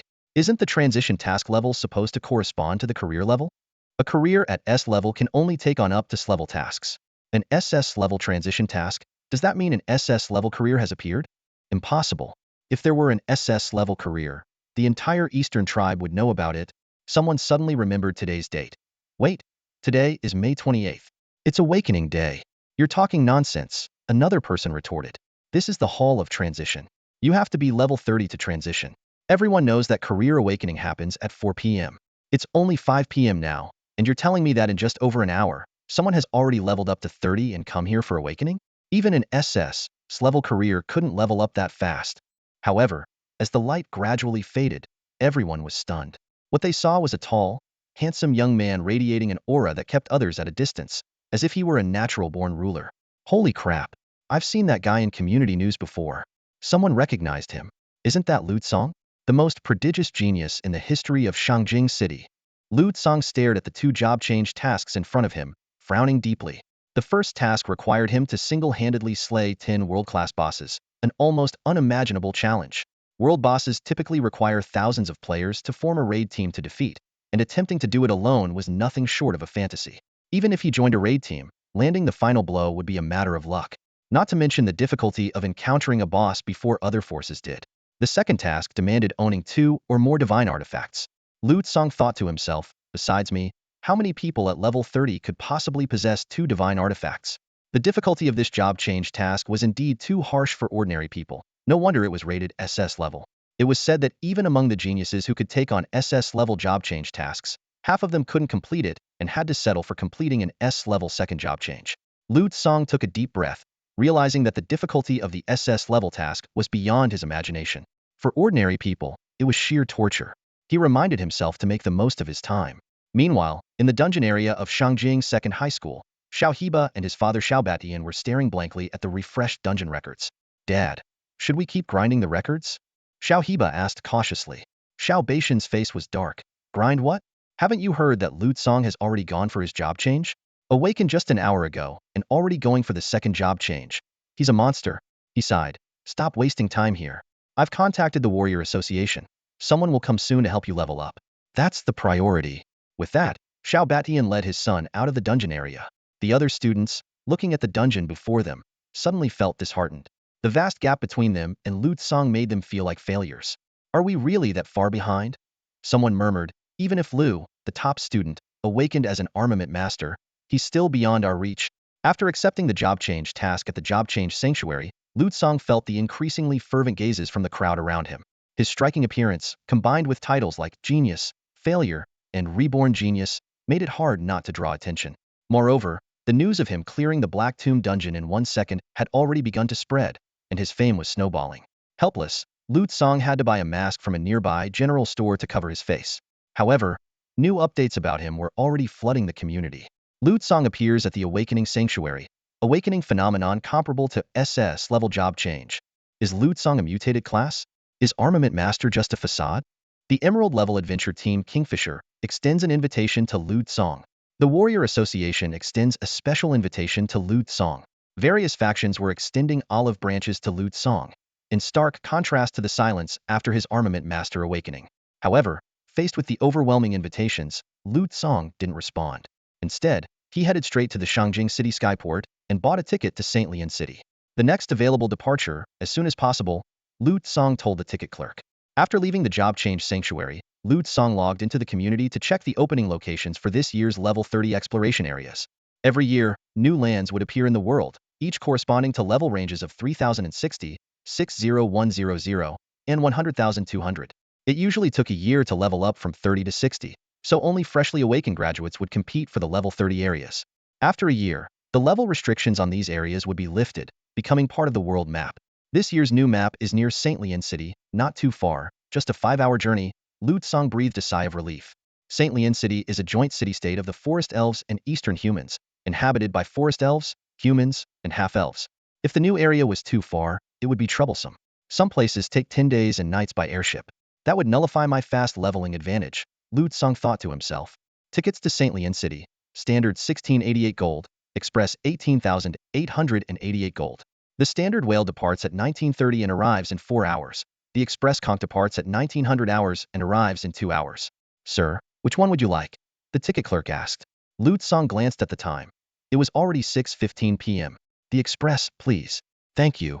He swiped his card to pay 18,888 gold, feeling a pang of pain. It's okay. Money can always be earned back, he comforted himself. With the ticket and a guiding compass in hand, Lu Tsang followed the directions into the skyport. As the capital of the human race, Shangjing City's skyport was bustling with activity, with travelers of various races coming and going. Lu Tsang saw elves with golden and silver hair, dwarves with muscular builds and iron helmets, as well as lizard men and beast folk. In the sky, thousands of airships were taking off and landing, and occasionally, a few dragons flew by. Dragons! Real dragons! Lu Tsang felt a surge of excitement, filling him with anticipation for this wondrous world. To be honest, for the past 18 years, Lu Tsang's life has been like a fixed straight line, with home at one end and school at the other. He rarely deviated from this path, and even after being reborn in a different world, his understanding of excitement was limited to what he read in books. Lu Tsang's world seemed confined by an invisible barrier, with the only exception being the combat skills exchange event with Shangjing No. 1 High School. There, he sparred with top students like Xiao Heba, Dailon, and Long Xiao. However, these so-called different races were essentially no different from ordinary humans. Despite living in the capital city of the Dongren clan, Shangjing City, Lu Tsang's activities were restricted to a radius of no more than 5 kilometers. Before awakening at the age of 18, he was like a bird in a cage, strictly monitored. Unawakened students were fragile as paper. Even the lowest level wild creatures could be deadly. Therefore, Lu Tsang never entertained the idea of adventure. Even the digital world was off limits to him until after his awakening. Before that, his communication tools were rudimentary, barely meeting basic needs. His understanding of the world came entirely from school education and books. However, the moment Lu Tsang stepped into the airship port, a new feeling surged within him. The sight before him was awe-inspiring. This was the real other world. Following the compass, Lu Tsang boarded the seashell. On the airship, he saw a variety of job changers. Swordsmen with door's-eyes swords and blue headbands, magicians in green hats holding colorful staffs, catgirls with gloves, cat ears, and tails, and even a pale-skinned, mixed-blood vampire girl holding an umbrella. The scene made Lu Tsang's heart race, as if he had finally touched the authentic, otherworldly adventure life. Just then, the announcement sounded. Attention passengers. The express airship Seashell will take off in 15 minutes. Please do not extend your head or hands outside the protective membrane, and refrain from using skills, flying, or summoning on the airship. If you have any special needs, please contact the airship staff. We wish you a pleasant journey. I heard that a new map has been opened near Saint Leon City. Lu Tsang stood on the deck of the airship, surrounded by excited chatter. News of the new map spread like wildfire throughout the cabin. He noticed a group of high-level job changers eagerly discussing how to take advantage of this opportunity. Haha, we can make money off the newbies again, a rough voice exclaimed. We'll camp at the entrance of the new map, buy their materials at low prices, and definitely rip off a lot of newcomers. This caught Lu Tsang's attention. He turned to see a burly warrior speaking. Beside him stood a nimble assassin, frowning. You, a level 70 assassin, scheming to scam newbies? Aren't you ashamed? The assassin said disapprovingly. The warrior laughed dismissively. You don't get it. A prophet is a prophet, and it teaches these newbies about the harsh realities of the world. If they suffer a little loss now, they won't suffer bigger ones in the future. We're actually doing them a favor. In a way, we're the good guys. The assassin seemed about to retort, but the warrior sighed. Besides, who knew that leveling up after the third job change would be so tough?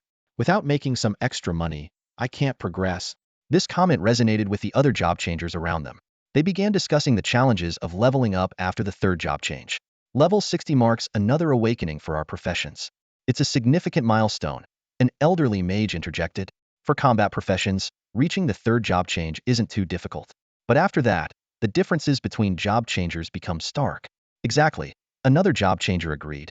Moreover, after level 60 and the third job change, the experience required to level up skyrockets. If it used to take a year to go from the second to the third job change at level 60, it could take decades to reach level 100 after the third job change. Decades might not even be enough to reach level 100, the mage continued. And even if you do, the tasks needed for the fourth job change are incredibly hard. For level combat professions and below, they might be stuck at level 100 for life. On the other hand, the assassin added, for any combat job changer, reaching level 100 in their lifetime is feasible if they work hard enough. But it also means that beyond level 100 is the realm of true powerhouses. Lu Tsang listened quietly, contemplating his future plans. He looked around and noticed that the atmosphere on the airship was growing more vibrant. Various job changers were excitedly discussing the upcoming Awakening Day. Awakening Day was not only thrilling for high school seniors, but also highly anticipated by veteran job changers and major adventure groups. It signified the opening of new maps and the generation of new dungeons. Lu Tsang heard someone explaining, Awakening Day is on May 28th not because people chose it, but because May 28th is the day when the world undergoes its annual transformation. Just then, a sharp vendor's cry interrupted Lu Tsang's thoughts. Information for sale. St. Leon City Leveling Guide. St. Leon City's dungeon locations. Encrypted information. Guides you can't find online. Only 500 gold coins for exclusive data. Despite the loud sales pitch, it didn't seem to attract much interest. However, it did catch the attention of some job changers. Lu Tsang realized that the airship carried not only high-level job changers, but also newcomers like him who had just awakened today. These new job changers were headed to St. Leon City for a simple reason: leveling up. The newly opened level 30 map was nearby, and in a few days, tickets to get there would be hard to come by. So, many parents were taking their kids ahead of time. I'll take a guide. Here's 500 gold coins. Someone suddenly broke the silence. I want one too. Another person quickly followed. Seeing people buying, more parents rushed forward. Some even started promoting high-end group chats. Ma'am, would you like to join our high-end group chat? It's full of kids at the same level in St. Leon City, making it easier to form teams. There are even S-level job changers in there.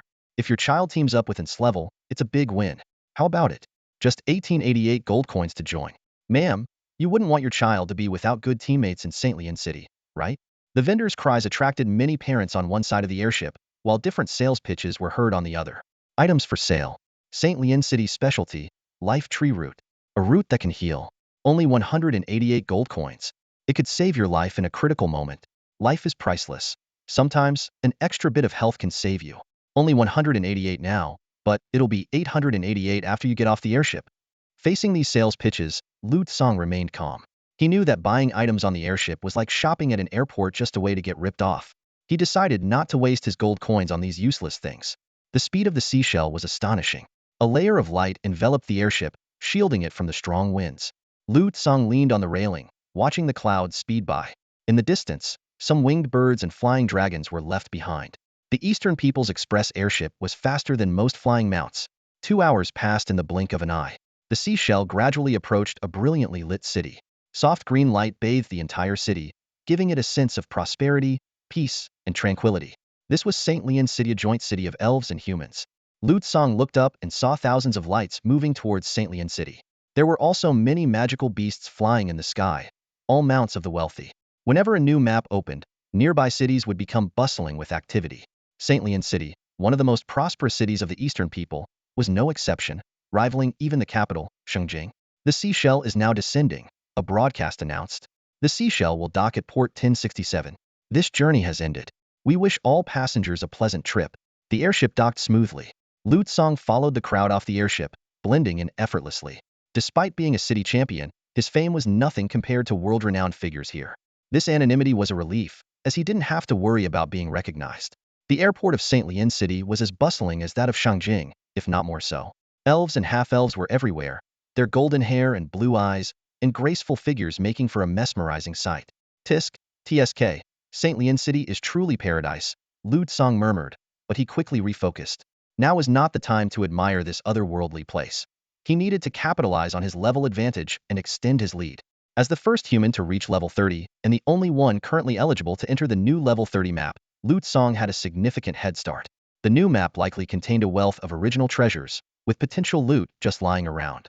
This land was a gold mine. More importantly, some super rare materials might be found in this untouched land, including rare gem veins. Gems were crucial for crafting equipment, potions, and enchantments, especially those used to forge legendary items. Some materials were so rare they couldn't be bought at any price. At this moment, while others were still leveling up, Lu Tsong was the only one who could monopolize the new map's treasures.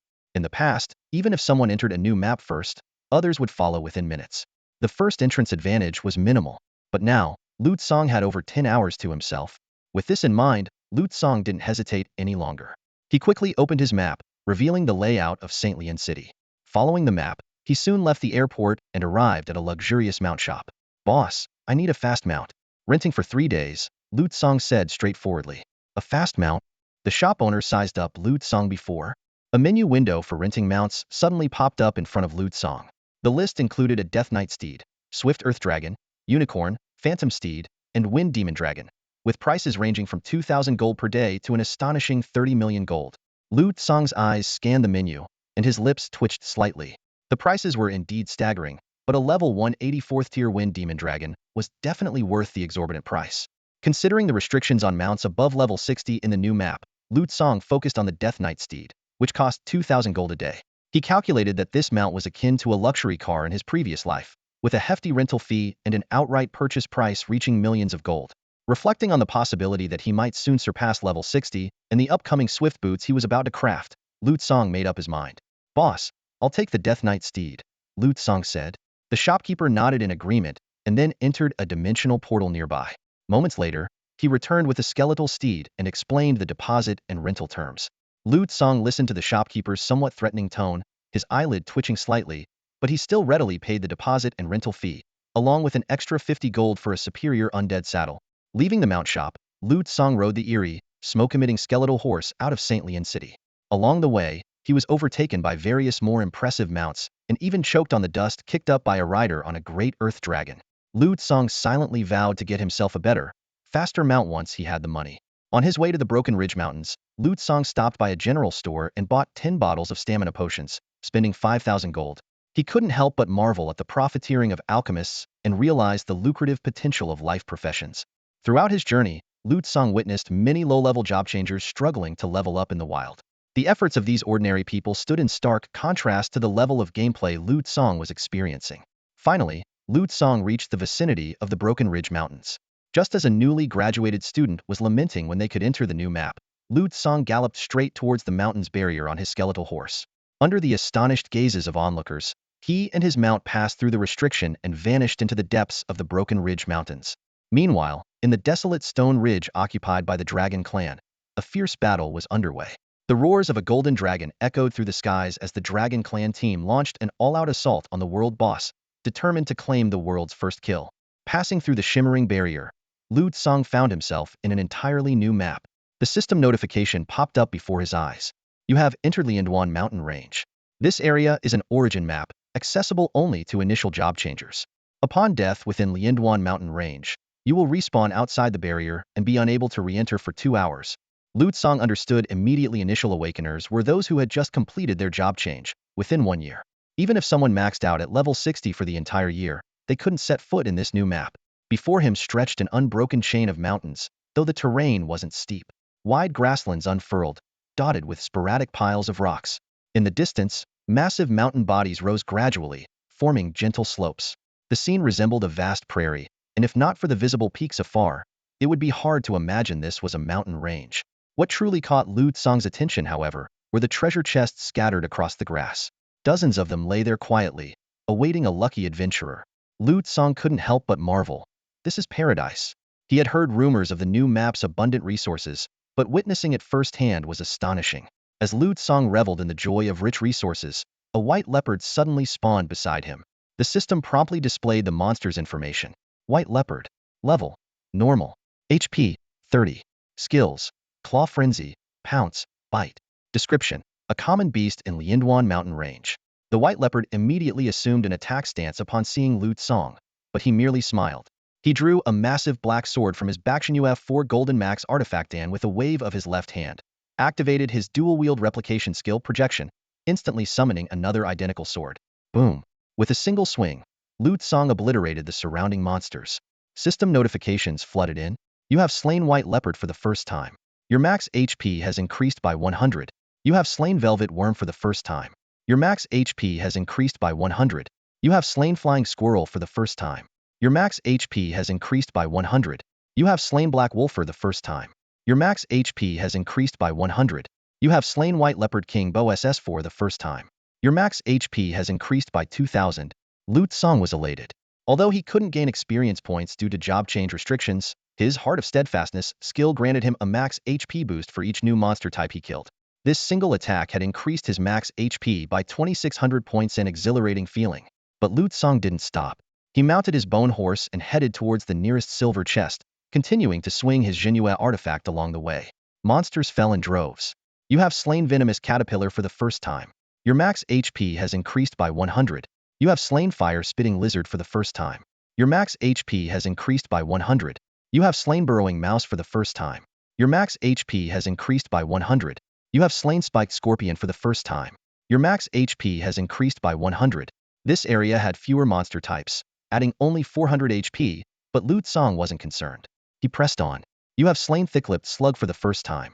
Your max HP has increased by 100. You have slain Big Hat Mushroom for the first time. Your max HP has increased by 100. Another 200 HP added.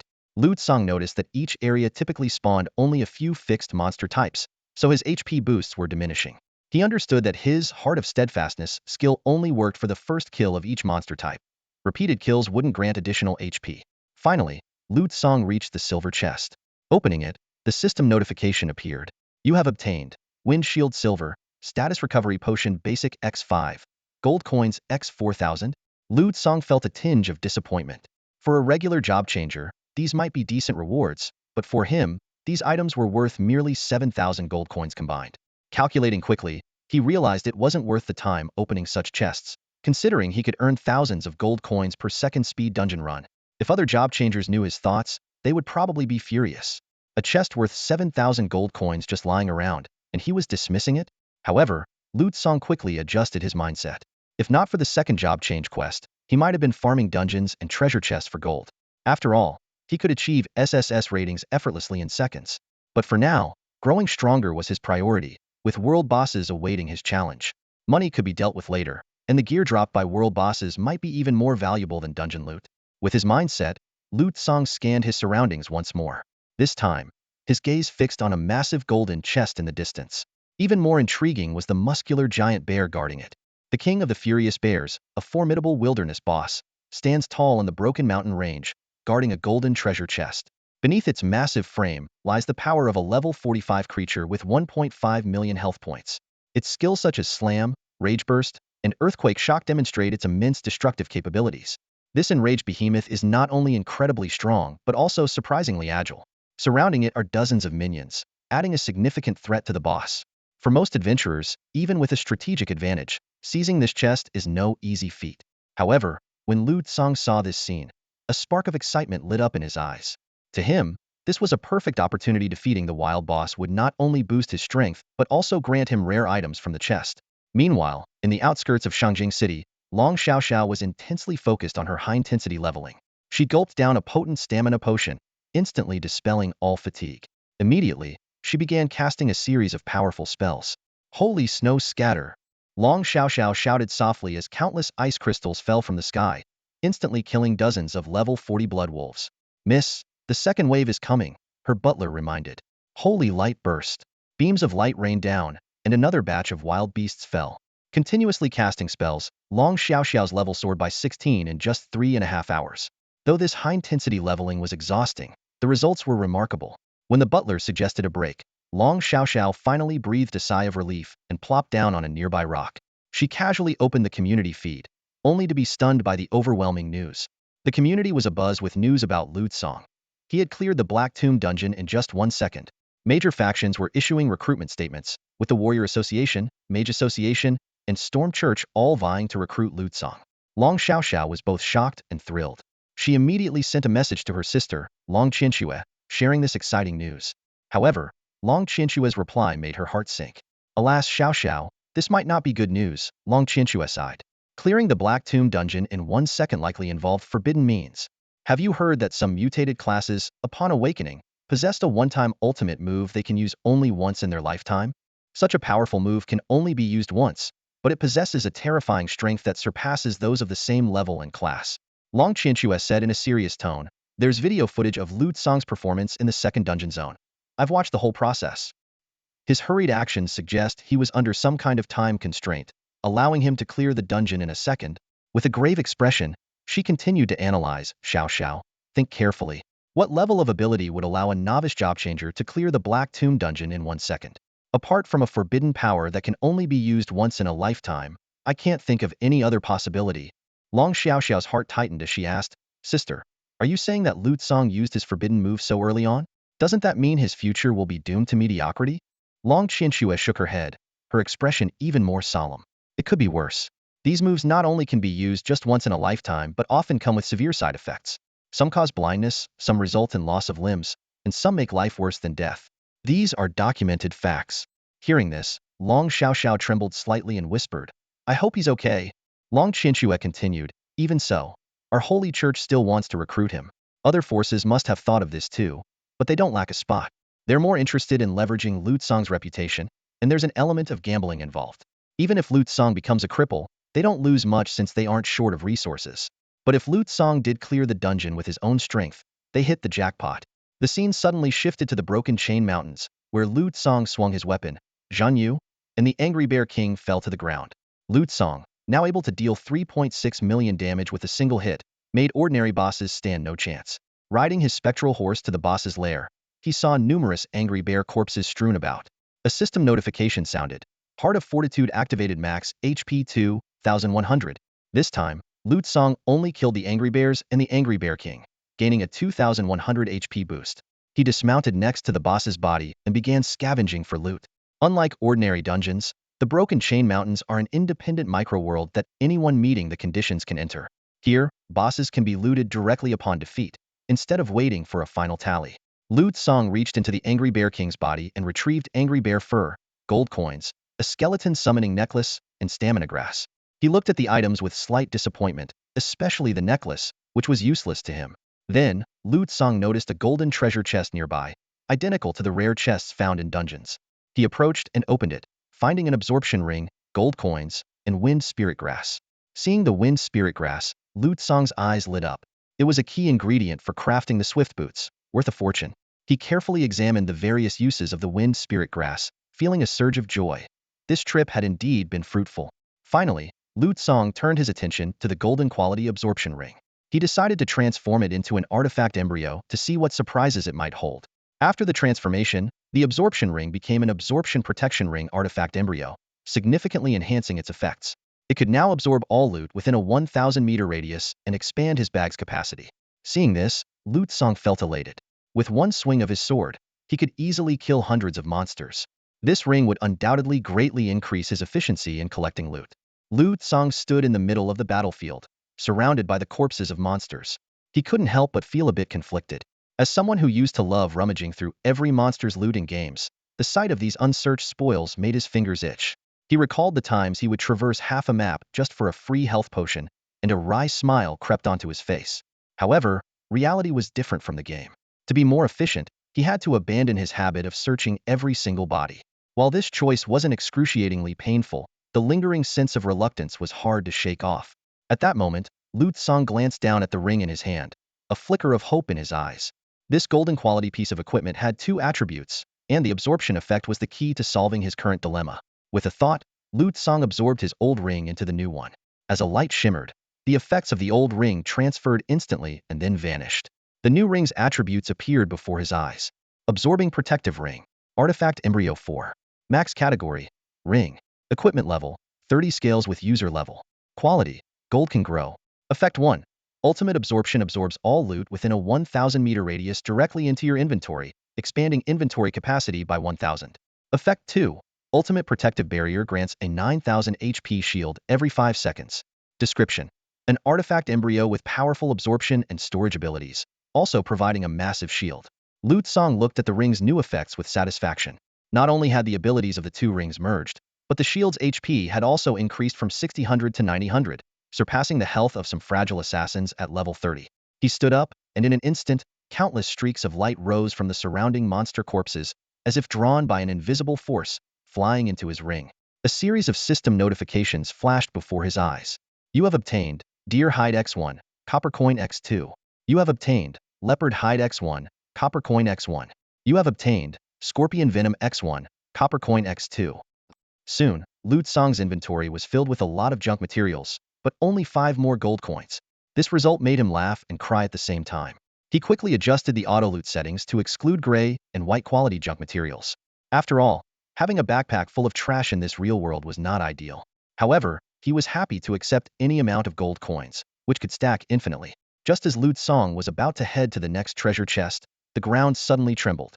He looked in the direction of the sound and saw a massive turtle-like creature slowly moving through the forest on the mountainside. Lu Tsong's pupils contracted sharply as he instantly recognized the colossal figure. Finally, it's here, he murmured, excitement gleaming in his eyes. The world boss. My second transition quest target. However, the world boss was extremely far from Lu Tsong. The Lian Duan mountain range was vast and boundless, a massive map that could accommodate all the awakened individuals of the Eastern Tribe in a single instance. Each year, the Eastern Tribe had over 1 billion people awakening, and the fact that these billion people could move around in the same map without feeling crowded spoke volumes about its immense scale. For this reason, Lu Tsong first rented a mount. This would not only allow him to reach the Lian Duan mountain range more quickly, but also move more efficiently within it. If he were to chase the boss on foot, he might not find it even after several hours.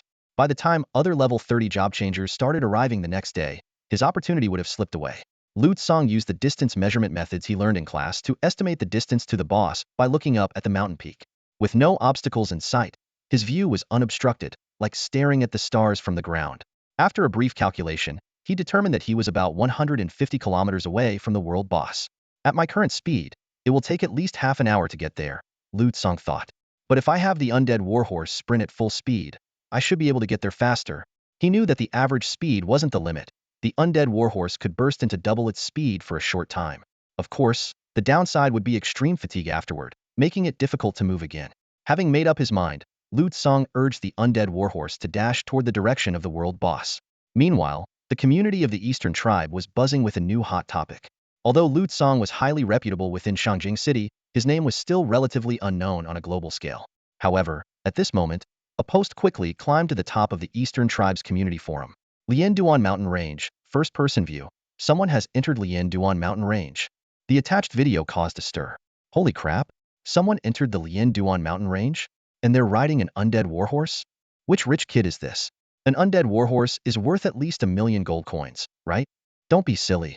If it were a rich kid, they'd be riding a young dragon, not an undead warhorse. The point is, isn't he already level 30? I remember Shangjing City had a genius who cleared the hardest level 15 dungeon in a second. Yeah, I heard the leveling reward from the Brilliant Gem Merchant Guild was claimed by someone. Only the second place reward is left now. Damn, could it really be that guy named Lu Tsong? The first kill of the dungeon challenge might be snatched. Don't worry, he's the only one in there right now. At most, he can get the first kill on easy mode. I'm seriously envious. Lian Duan Mountain Range has so many treasures, and he's got it all to himself for hours, riding a level 60 undead bone horse. Imagine how fast he can loot. Meanwhile, in the level 30 training area of the burning desert west of Shangjing City, Chu frowned upon hearing the news. As the grandson of a demigod, he held a prominent position in the Mage Association and had awakened the S-rank Forbidden Spellcaster class due to his Archmage bloodline. Old Xiao, can I level up any faster? I can endure the hardship. Chu asked urgently. The butler sighed. Young master, any faster and your body won't be able to handle it. Lu Tsong probably used a forbidden secret technique to level up, and he must have paid a heavy price. He might already be a cripple by now. Chu wasn't convinced. Old Xiao, I don't think it's that simple. The Lu Tsong I know wouldn't become a cripple that easily. He recalled the fear of being dominated by Lu Tsong during high school, losing miserably in every magic-related competition. Lu Tsong always maintained a calm demeanor, as if saying his goals were far beyond that. Given the current leveling progress, how long will it take for me to reach level 30? Chu asked, calming down. Young master, under ideal conditions, you can reach level 30 in 10 hours. This is the best leveling strategy we've devised for you, the butler replied. Although our leveling is slower, you can at least get the first kill on the world boss before Lu Tsong. Having your name on the world boss's first kill is a win in itself. He can't possibly solo the world boss, can he? Enough, no more talking. Let's keep leveling, Chu interrupted. At that moment, in the Lian Duan mountain range, the sounds of explosions were incessant. Flocks of crows were startled into flight. and the ground was littered with the corpses of various monsters. System notifications kept popping up. The effect of Heart of Steadfastness has been triggered. Maximum HP permanently 100. You have slain the boss creature Blazing Salamander King. Heart of Steadfastness triggered, permanently 2000. You have slain the boss creature Frost Water Scorpion. Heart of Steadfastness triggered, permanently 2000. You have slain the boss creature Berserk Zombie King. Heart of Steadfastness triggered, permanently 2000. A continuous stream of kill notifications appeared in Lu Tsong's view. Lu Tsong's health points surged at an astonishing rate. Riding his undead warhorse, he wielded Zhenyue with such speed and force that each strike triggered a cascade of damage. The ground was once again littered with the corpses of monsters, their blood and gore paving the path ahead. For half an hour, Lu Tsong maintained this relentless combat rhythm. Despite having no formal training in mounted combat, he executed attacks from horseback with ease, as if he and the horse were one. After the battle, Lu Tsong checked his status screen, a hint of surprise in his eyes. Health points: 402, 290, 290. Over 400,000. Lu Tsong thought to himself, delighted. Recalling that just half an hour ago his health was barely over 200,000, he marveled at his rapid growth. If I had a dozen more hours, reaching 2 million health wouldn't be out of the question. By then, my health might even surpass that of a boss. Lu Tsong knew well that at the same level, a boss's health was typically several times that of an average player. Yet now, his growth speed was beyond ordinary comprehension. Just then, something ahead caught Lu Tsong's attention. After a long journey, he had finally reached his destination. The colossal world boss, the Xinzhong giant turtle, was now in sight. Lu Tsong had maintained a straight path, slaying minor monsters along the way as a matter of course.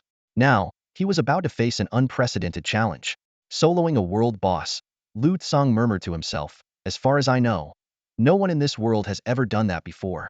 The colossal black turtle, a world-class boss, towered before Lu Tsong. Its stats were intimidating. World level, 30 million HP, and a staggering 150 million mana cap. The turtle's body was covered in obsidian-like stones, with faint red energy flowing through the gaps. At the end of its thick, long tail hung an irregularly shaped boulder, resembling a devastating meteor hammer. Lu Tsong stared at the boss's 15 vertically aligned green health bars, each representing 10 million HP, and couldn't help but swallow hard. Despite his studies on world bosses, witnessing one in person was an entirely different experience. Facing this behemoth, which required an army of thousands to defeat, Lu Tsong's expression grew serious. He knew that typically, teams fighting world bosses were composed of elite players around level 40-50, having undergone a second job change, unlike him, a mere level 30 job changer. Nevertheless, his second job quest required him to challenge this boss alone. Fortunately, the area was currently vacant, providing Lu Tsong with the ideal conditions for a solo fight. Without hesitation, he tightened his grip on his twin swords of Zhenyue and launched an attack. Boom! His sword struck the turtle, but it only inflicted a little over 1 million damage. This attack caught the boss's attention. The turtle slowly turned its head, casting a disdainful glance at the insignificant Lu Tsong, as if looking at an inconsequential mosquito. In the next moment, its tail swung down like a meteor, aiming for Lu Tsong. Go! Lu Tsong commanded in a low voice, and his undead warhorse seemed to understand, accelerating instantly and darting dozens of meters away. Boom! The turtle's tail smashed into Lu Tsong's previous position, sending shockwaves that instantly reduced his shield by over 9,000 points. Seizing the opportunity during the dodge, Lu Tsong counterattacked at every chance. Meanwhile, system notifications popped up, indicating he had killed 2 nearby minor monsters, each granting a 100-point maximum HP boost. However, the turtle's onslaught didn't relent. It raised its legs and stomped down hard, activating the War Stomp skill. Seeing this, Lu Tsong swung his twin swords of Zhenyue, creating fine cracks on the ground with each strike. Boom! As the turtle's legs hit the ground, a shockwave spread towards Lu Tsong. The impact dealt a massive 100,000 damage, with 40,000 penetrating his shield and directly affecting his HP. Luckily, Lu Tsong's high-quality gear provided extensive shielding, totaling 60,000 points, and a 50 damage reduction, allowing him to barely withstand the terrifying blow. Lu Tsong felt a surge of relief, recognizing his exceptional strength. A typical level 30 job changer would have been instantly obliterated. He noted that the shockwave's range was at least 500 meters, far exceeding the reach of his Zhenyue attacks. This helped him understand why teams fighting world bosses usually had levels 20 above the boss. Fortunately, Lu Tsong's health regeneration was equally impressive. With his Heart of Steel ability, he regenerated 2,000 HP per second, far surpassing any health potion available at his stage. The battle raged on, with Lu Tsong continuously wielding his twin swords of Zhenyue, each strike dealing over 1 million damage to the turtle. Facing the colossal 150 million HP, Lu Tsang knew this would be a prolonged fight, but his eyes burned with unwavering determination for victory. It only took 150 hits to bring down the boss. Lu Tsang wielded his dual swords, each strike thundering like a storm. His eyes were fixed on the boss's health bar, watching it drop rapidly at a rate of 1.3 per second. This was his damage output limit to normal attacks per second, precise and lethal. Suddenly, the ground shook violently, dirt and rocks flying everywhere. Another shockwave spread towards Lu Tsang. In this critical moment, his warhorse stumbled. He immediately realized the danger. While he could withstand the boss's attacks, his mount could not. This skeletal warhorse, though a level 60 creature with incredible speed, was fragile in other aspects. Its health was less than 1,000,000, with no damage reduction or shield. 3 attacks had already brought it to the brink of death. Go! Lu Tsang slapped the warhorse's bony flank and quickly dismounted.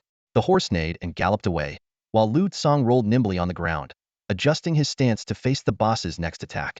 The fall damage was negligible, but preserving the mount was crucial. Without it, future operations in the Broken Mountain range would be extremely difficult. Regaining his footing, Lu Tsang swung his Zhenyu sword without hesitation. The damage output couldn't stop now. It was a race against time between him and the boss. Each area attack from the boss took away 40,000 health points. Although he could regenerate health, it wasn't fast enough to keep up with the damage. Weighing his options, Lu Tsang decisively used a berserk potion. The system notification flashed. You have used a berserk potion. Strength 50, attack speed 30, casting speed 20, movement speed 30, duration 120 seconds. This 30 boost in attack speed significantly increased Lu Tsang's damage efficiency. Instantly, he unleashed a fierce triple strike. With a thunderous roar, the boss launched a ferocious counterattack, turning to face Lu Tsang. The Xian heavy turtle's attitude shifted from disdain to seriousness in just a few seconds. Its health had dropped by 20. This human was not to be underestimated. Lu Tsang retreated while maintaining his attacks, each sword strike causing the ground to tremble. Meanwhile, the effect of Heart of Steadfastness constantly triggered, killing hidden monsters around him with the battle shockwaves. System notifications kept popping up. You have slain Flame Golem. You are the first to kill this type of monster. You have gained 100 maximum health. You have slain Herbivorous Dragon. You are the first to kill this type of monster. You have gained 100 maximum health. You have slain Echo Bat. You are the first to kill this type of monster. You have gained 100 maximum health.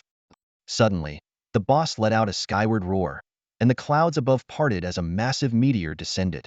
Lu Tsang cursed under his breath and sprinted away, continuing to attack. Dark ripples spread outward from him, causing the ground within a 150-meter radius to quake, as if struck by a massive blade slash. With a loud crash, the meteor landed heavily behind Lu Tsang. Although this attack was perilous, such large-scale attacks from a world boss were rare. 3 consecutive strikes were extremely uncommon. A raid group would have suffered severe casualties in this scenario. Under Lu Tsang's relentless assault, the boss's health quickly dropped to 60. Each sword strike shaved off 0.66 of its healed and astonishing output. Suddenly, the boss halted, clearly in a brief stun caused by skill cooldown. Seizing the opportunity, Lu Tsang stood his ground and unleashed a barrage of attacks. In this stationary state, his attack speed and damage output were even higher. 60, 58, 54, 51, 48, 45, 43. The boss's health plummeted at an alarming rate. Now, Lu Tsang could slash off nearly 2 of its health per second. In just 10 seconds of stun, the boss's health dropped to 40. At that moment, the stun ended, and the world boss let out an earth-shaking roar. Its health bar turned gray, locked in place. Damn it! Lu Tsang cursed. What kind of cheat is this lock? Despite his frustration, he knew this meant the world boss had entered its second phase. Lu Tsang didn't rush towards the boss. Instead, he began to chug various potions one after another. Special healing potions, small healing potions, medium healing potions, small recovery potions. Bottle after bottle, the numbers 1,550 kept flashing, accelerating his health recovery. Though each increment was small, every bit helped. Earlier, Lu Tsang's continuous attacks had reduced his health to 250,000. Facing the boss's area attacks, even his shield couldn't regenerate in time. Meanwhile, the boss was gradually changing its stance. Its heavy shell started to fall off piece by piece, crashing to the ground and kicking up clouds of dust. Lu Tsang calmly observed, maintaining a safe distance to avoid the debris. He sat quietly, consuming potions to restore his stamina and status. Despite the boss shedding its defenses, Lu Tsang's expression remained serious. He knew this meant the boss was trading defense for a significant boost in attack power, and getting hit could be catastrophic. The process of the shell falling off lasted 30 seconds. In this brief period, Lu Tsong's health had recovered to 330,000, and his shield had replenished to 20,000 points. With the added 10 life shield from wielding Jinyu, his total shield value reached 60,000. As the last piece of the shell dropped, a gust of wind swept away the dust. The once massive turtle had transformed into a black, lizard-like creature, surrounded by floating fragments of its shell. The Xianzhong giant turtle had entered its second phase, with its health bar turning from a locked gray to a green, indicating it could now be damaged again. Seeing this, Lu Tsong immediately swung his greatsword to attack. He maintained a distance of 150 meters to ensure his attacks continuously hit the boss. In an instant, the boss's health plummeted by 10 million. Lu Tsong realized that without its defenses, his damage output had significantly increased. In response to Lu Tsong's fierce assault, the boss let out an enraged roar. In the next moment, countless shell fragments shot towards Lu Tsong like bullets. He quickly circled the boss, accelerating his attacks. The ground trembled with his movements, and the shell fragments trailed him like a massive Gatling gun. Despite the perilous situation, Lu Tsong's attacks didn't falter. The boss originally had 60 million health left, and now Lu Tsong's damage per second had tripled. In no time, the boss's health dropped to just 15. Lu Tsong decided not to give the boss any chance to recover and aimed to finish it off quickly, preventing it from using any high-damage skills that could instantly kill him. The boss's health rapidly decreased. 10, 7, 4, 1. Meanwhile, in the new map of the Dongren Race Void Swampa level, 100 raid team was battling a colossal sludge boss. This world boss, named Void Devouring Sludge, had 50 billion health and mana points and was a level 70 world-class monster. It possessed high physical resistance and poison-based attacks, requiring strong anti-poison capabilities to defeat. The leader of the Kingfisher Adventure Group was exceptionally excited. They had organized 100 purifiers as external support, perfectly countering the boss's poison attacks. At their current pace, they could defeat the boss within half a day, potentially setting a new record for the fastest world boss kill. The leader, wielding dual blades imbued with high-level ice magic, excitedly unleashed the Dance of Death skill, dealing massive damage to the boss. After 4 consecutive setbacks of having their world boss first kill stolen, they finally had a chance to achieve a first kill within 15 hours, far surpassing the previous record of 1 day, 2 hours, and 22 minutes. This record can't be snatched by anyone else, right? They might even break it. And who knows, they could claim the world's first boss kill. The leader of the Kingfisher Adventure Group shouted excitedly, "Who else? Who else can compete with us for the first kill this time? Everyone, give it your all. Healers and purifiers, keep up the pace. No breaks. Don't hesitate to use potions. If you have them, use them. Apply enchantments directly. Throw those scrolls. I'll cover all the expenses for today's battle." The leader's words acted like a shot of adrenaline, instantly igniting the entire team's fighting spirit. The members of the Kingfisher Adventure Group, as if injected with pure energy, pulled out their long-kept potions and chugged them down, burned high-level spell scrolls, and even slapped high-grade enchantment stones onto their gear. Everyone brought out their best skills and fought the boss with everything they had. For them, the world's first boss kill was not just an honor, it also meant great rewards. Boss first kills are categorized into World First, Race First, and Regional First. The World First encompasses all races, including elves, dragons, and orcs, and is usually claimed by the dragon race. The Kingfisher Adventure Group aimed for the human race's first kill, which was more valuable than the regional first and could make the whole team rich overnight. However, just as their spirits were soaring, a shocking notification popped up at the bottom right corner. Human race East World announcement: first kill. Heavy shell turtle level 30 world boss achieved. World boss Slayer Lu Tsong. Boss kill time 1 minute and 52.02 seconds. Human race Lu Tsong achieved world first kill. This message was like a bucket of cold water, instantly extinguishing the Kingfisher Adventure Group's enthusiasm. The leader was stunned, momentarily forgetting the battle. In that brief moment of distraction, the massive mud world boss seized the opportunity and lashed out with a long, polluted whip, sending the leader flying. Meanwhile, in the northern starry night wilderness of the holy capital, Xiaobadeo sat on a rock, watching his son Xiao Heba sweat profusely as he frantically killed monsters. "Keep leveling up, son," Xiaobadeo encouraged. "I've already made connections for you. You'll be among the first to enter the Broken Ridge Mountains. That Lu Tsong doesn't count. Our warrior guild has also trained a batch of elites, and their leveling speed won't be slow. Once you enter the Broken Ridge Mountains, you need to level up quickly. We've coordinated with the Holy Church, Mage Guild, Assassin Guild, and Archer Guild to each train an elite team. Once you reach level 40, go for the world boss. We must at least secure the regional first kill for the Broken Ridge Mountains world boss. If you get your exclusive skill book, you'll have a chance to surpass Lu Tsong." Hearing his father's words, Xiao Heba's motivation surged. For 3 years, Lu Tsong had been an unshakable shadow in his heart. He longed to surpass Lu Tsong, to become a standout among the younger generation, and to have his name remembered, rather than being known as the genius from the warrior guild who got beaten by Lu Tsong at the combat skills exchange. Despite being an S-rank over-limit warrior, leveling up was still tough. Warriors had few area effect skills, and early on, they relied mostly on melee skills, making their monster-killing speed far slower than other geniuses. Others, like mages, could wipe out a group of monsters with one skill. In contrast, Xiao Heba had to rush to the monsters, slashing 4 or 5 at a time, but needing 7 or 8 attacks to clear a wave. However, as Xiao Badeo painted a bright future for his son, a notification suddenly popped up in front of them. Human race East World announcement first kill. Heavy shell turtle level 30 world boss achieved. World boss Slayer Lu Tsong. Boss kill time. 1 minute and 52.02 second. Meanwhile, in the Broken Ridge Mountains, with a muffled thud, the boss crashed to the ground. Following that, a series of bang bang bang sounds echoed as the turtle shell shattered. Phew. Finally done. Lu Tsong exhaled deeply, wiping the sweat from his forehead. That was really tough. Almost messed up. Indeed, 40,000 health points weren't enough. This battle was extremely perilous.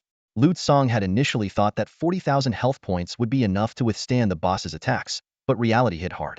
As the primary aggro target of the world boss, he had to endure not only the boss's single target attacks, but also manage the output position without any healer support. In team battles, the main tank only needed to hold the front line, and as soon as their health dropped, the entire team's healers would immediately restore it.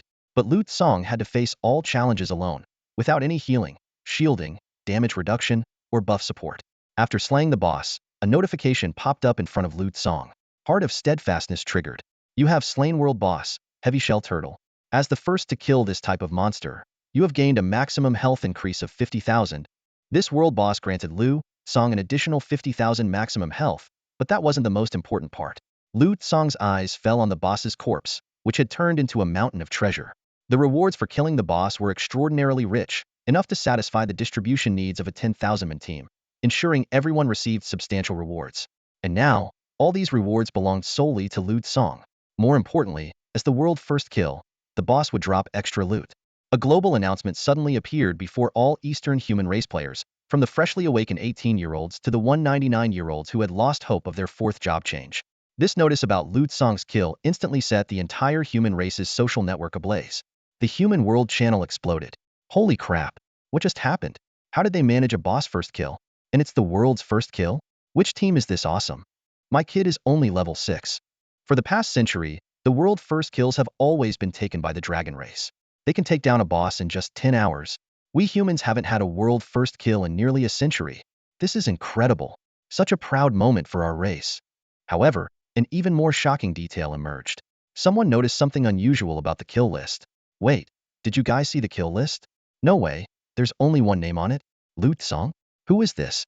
In past years, the kill lists were lengthy, like the credits at the end of a movie, listing every participant. But this time, the list had only one name, Lu Tsong. The entire human race gasped in disbelief, a mind-boggling thought forming: did he solo it?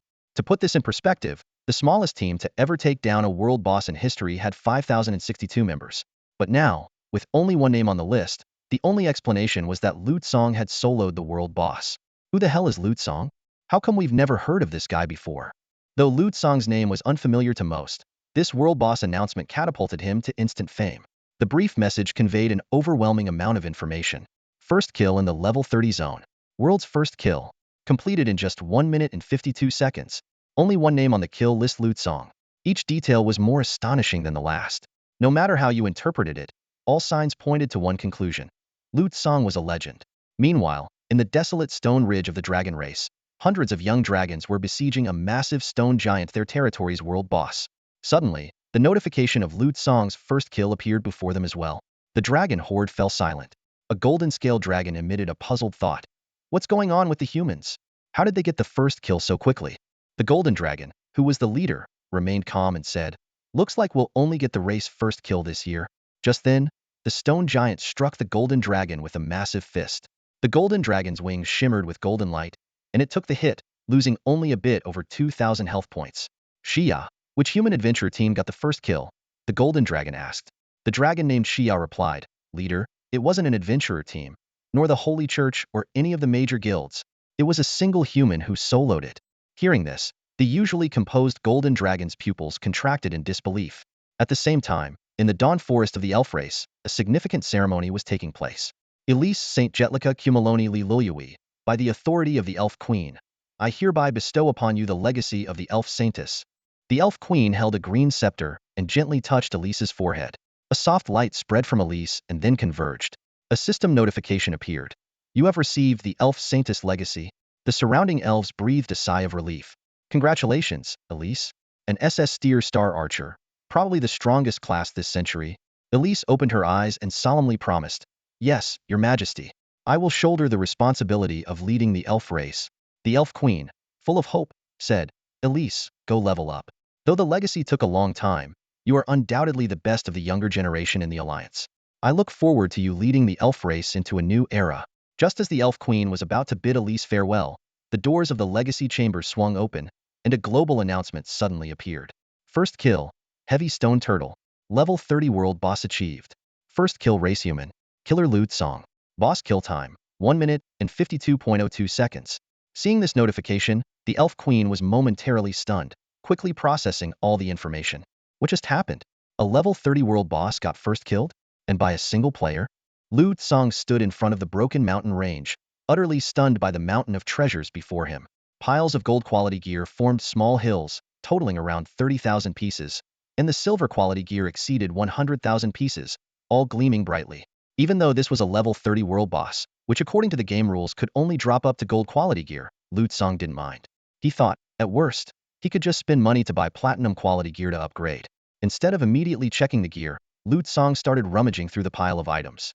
It didn't take long for him to find several hundred space crystals, including 10 of the highest quality giant space crystals. Wow, no wonder it's the world's first kill. This is just filthy rich, Lu Tsong muttered to himself. He carefully examined the attributes of the giant space crystal. Giant space crystal. Effect. Expands backpack capacity by 50,000 slots, up to 10 uses. Description. Extremely rare giant space crystal, only obtainable by achieving the world's first kill each year. Lu Tsong was overjoyed. For an average adventurer, one space crystal could hold all their possessions for a lifetime. But for Lu Tsong, these space crystals were just right, given the sheer volume of loot this time. Without hesitation, he used all the giant space crystals. A system notification popped up. You have used Giant Space Crystal X10. Your backpack capacity has been expanded by 500,000 slots. Next, Lu Tsong turned his attention to the lower-tier space crystals. Large Space Crystal. Effect. Expands backpack capacity by 5,000 slots, up to 10 uses. Description. Rare large space crystal, obtainable from insane difficulty dungeons, race first kills, or world first kills. Compared to giant space crystals, large space crystals were more accessible but offered only 1/10 the capacity. This time, 50 large space crystals dropped, each worth around 2 million gold coins on the market. Jackpot. Absolute jackpot. Lu Tsong thought excitedly. Using 10 pieces still nets me 80 million gold coins. And that's just the space crystals. There's so much more loot. He immediately used 10 large space crystals, expanding his backpack capacity to 550,000 slots. Then, he used medium and small space crystals up to the limit. Ultimately, Lu Tsong's backpack capacity reached an astonishing 570,000 slots. After completing all this, Lu Tsong activated his ring's absorption function, prioritizing high-rarity loot. In an instant, the mountain of treasures was sucked into his backpack. Watching the small hill of treasures vanish, Lu Tsong felt a wave of satisfaction.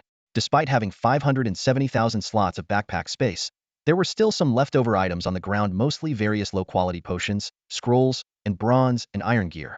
Lu Tsong decided not to pick up these low-rarity items. He quickly organized his backpack, sorting items by rarity from high to low. The first thing that caught his eye in the materials category was 50 pieces of black star meteorite. Isn't this the material I need to craft the heavenly bow? Lu Tsong excitedly checked the description of the black star meteorite. Black star meteorite. Key material for crafting high-quality equipment. Effect 1. Can be used to enhance equipment quality, up to crystal level. Effect 2. Can repair damaged equipment. Description. Sourced from astral creatures, divine monsters, or world bosses, with extra rewards for achieving the world's first kill. Lu Tsong realized that such rare materials could only be obtained from world first kills. As for astral creatures and divine monsters, he ignored them since these creatures were even rarer than world bosses. He roughly estimated that even pricing each black star meteorite at 1 billion would attract buyers. However, Lu Tsong had no intention of selling them, as these materials were extremely important to him. Next, Lu Tsong noticed 2 other materials. Perpetual Stone X50. Thundergrass X50. Gosh. Lu Tsang gasped. Aren't these the materials needed for the swift boots? He recalled that the swift boots required wind spirit grass, thundergrass, and perpetual stone. While wind spirit grass could be purchased for around 500,000 gold coins per piece, thundergrass and perpetual stone were much harder to come by. Thundergrass was essential for mages above level 100 to craft high-level lightning scrolls, starting at a market price of at least 1 million gold coins, and it wasn't always available. Perpetual stone was even rarer, only obtainable through race first kills or higher, with extremely limited annual production. Seeing these rare materials, Lu Tsang was thrilled. He could finally synthesize new artifacts. He was one step closer to his goal of being fully equipped with legendary gear. Lu Tsang's heart was filled with excitement. He couldn't wait to start crafting new equipment, moving one step closer to his ultimate goal. Lu Tsang's gaze was sharp as he scanned the array of equipment before him. His mind was already set on finding a pair of boots, and he eagerly began his search. Soon enough, a pair of golden quality boots caught his eye, their extraordinary effects immediately grabbing his attention. Shadow Step Boots, the name flashed in his mind, and without hesitation, he transformed them into a divine artifact embryo. Shadow Step Boots Divine Artifact Embryo 4 Max. Category: Boots. Equipment level: 30 scales with user level. Agility: 2,400. Quality: Gold can grow. Effect: Shadow Phase Ultimate. Upon contact with non-living obstacles, gain a 1-second ghost form, allowing you to pass through obstacles. If the duration ends while still inside an obstacle, you'll be bounced back to the entry point. Description: With these boots, you can move through walls with ease. Lu Tsang nodded in satisfaction. The boots effect was exactly what he needed. No longer would he have to detour around obstacles during high-speed movement. The ability to travel in a straight line would significantly boost his travel efficiency. Continuing his search through the pile of equipment, Lu Tsang soon found another striking pair of boots. Frenzied Dance Boots. He quickly transformed these into a divine artifact embryo as well. Frenzied Dance Boots Divine Artifact Embryo 4 Max. Category: Boots. Equipment level: 30 scales with user level. Attributes: Agility 1500. Quality: Gold can grow. Effect: Frenzied Dance Ultimate grants 40 physical dodge rate, making physical attacks pass through without causing damage. Additionally, grants 100 hit rate. If an out-of-combat attack kills the target instantly, it won't trigger combat status. Description: Dance, revel, and boil with excitement. The feast of slaughter begins. These boots were clearly better suited for clearing minor foes and traveling. What Lu Tsang valued most was the ability to kill without entering combat, making them a perfect match with the Swift Stride Boots' out-of-combat speed boost. Although the Frenzied Dance Boots might seem lackluster among ordinary gold equipment, their combination with the Swift Stride Boots made them incredibly powerful for Lu Tsang. Lu Tsang swiftly retrieved 10 pieces each of Perpetual Stone, Wind Spirit Grass, and Thundergrass. He decided to use the Frenzied Dance Boots as the base and absorb the attributes of the Shadow Step Boots to synthesize a new pair of Swift Stride Boots. Do you confirm artifact synthesis? Materials will not be returned after synthesis. The system prompt sounded. Confirm. Lu Tsang answered resolutely. In an instant, a dazzling light burst from the boots, accompanied by howling winds that spread in all directions. Suddenly, a powerful gust erupted, heralding the birth of a new divine artifact. Swift Stride Boots Divine Artifact 4 Max. Artifact rank: 97. Quality: Gold can grow. Equipment level: 30 scales with user level. Attributes: Agility 30,000. Movement speed 10 milliseconds. Physical dodge rate 30. Effect 1. Divine speed out of combat. Movement speed increases by 100 times, multiplies with other speed boosts. In this state, movement doesn't cause fatigue, and high-speed awareness allows perfect control over speed. In combat, divine speed can be forcibly activated 3 times, scales with quality, with each activation lasting 1 second, scales with quality. Effect 2. Frenzied Dance Ultimate grants 40 physical dodge rate, making physical attacks pass through without causing damage. Additionally, grants 100 hit rate. If an out-of-combat attack kills the target instantly, it won't trigger combat status. Effect 3. Shadow Phase Ultimate. Upon contact with non-living obstacles, gain a 1-second ghost form, allowing you to pass through obstacles. If the duration ends while still inside an obstacle, you'll be bounced back to the entry point. Description: The artifact boots with the most outrageous speed boost, granting the fastest speed in the world. Who can be faster than me? Lu Tsang carefully examined the new boots effects and was pleasantly surprised to find that he could activate divine speed 3 times in combat, a feature not shown in the preview. It seemed that artifact effects would gain additional bonuses as their quality improved, which was undoubtedly good news. After synthesizing the Swift Stride Boots, Lu Tsang continued to browse his inventory and artifact catalog, assessing what other equipment he could create. He discovered that he had already obtained some rare materials, such as the Chaos Mist needed for the hidden Chaos Ring. Although the remaining materials were costly, about 1 billion credits, they were not a problem for Lu Tsong, who had claimed the world first kill reward. Even though most artifact materials were not yet complete, Lu Tsong didn't rush to sell them. He understood the value of these rare materials well. Selling them now could lead to regret if he needed them for future upgrades and couldn't find replacements. After checking the materials, Lu Tsong began selecting new equipment. To avoid a repeat of his previous near failure, he decided to switch to a defensive set. With sufficient offensive capability, ensuring his own safety would make defeating even world bosses a matter of time. He chose an artifact embryo called Wind Spirit Shield Crown. Wind Spirit Shield Crown Divine Artifact Embryo 4 Max. Category: Head. Equipment level: 30 scales with user level. Attributes: 2400 Spirit. Quality: Gold can grow. Effect 1. Wind Shield Ultimate grants a shield equal to 3 times your agility. After being broken, it regenerates after a 5-second cooldown. Effect 2. Sacred Shield Protection Ultimate negates the next attack's damage up to your max HP. After being broken, it regenerates after a 10-second cooldown. Description: a crown that uses the power of the wind to create shields and can generate a sacred shield to block damage. With the Swift Stride Boots boosting his agility to 30,000, Lu Tsong decisively swapped out his previous spirit-based headgear for this agility-based crown. This change alone provided a 90,000 point shield. Against formidable foes like the heavy shell turtle, even breaking through Lu Tsong's shield would be a challenge. The Sacred Shield effect was a much-needed bonus, allowing him to withstand a high damage hit and adding another layer of protection. Continuing his search, Lu Tsong soon found matching leggings. Wind Spirit Swift Leggings Divine Artifact Embryo 4 Max. Category: Legs. Equipment level: 30 scales with user level. Attributes: 2400 agility. Quality: Gold can grow. Effect: Wind Shield Ultimate grants a shield equal to 3 times your agility. After being broken, it regenerates after a 5-second cooldown. Lu Tsong nodded in satisfaction. This set of equipment would significantly enhance his survivability, laying a solid foundation for his upcoming adventures. Lu Tsong stood before the pile of gear, his sharp eyes scanning the spoils of battle. He reached out and picked up a pair of leg guards, which shimmered with a golden glow. These rare leggings boosted agility, exactly what he needed. Effect 2. Swift Critical Strike Ultimate increases critical strike rate by an additional 35. Lu Tsong murmured to himself, fingers gliding over the surface of the gear. He could almost feel the power of the wind coursing through it, ready to transform into a shield at any moment. Quickly, Lu Tsong equipped the leggings with the corresponding attribute. Most leg guards boosted constitution, so finding one that enhanced agility was a rare stroke of luck. Even if he couldn't find a golden quality item, he was prepared to settle for silver and then upgrade it later.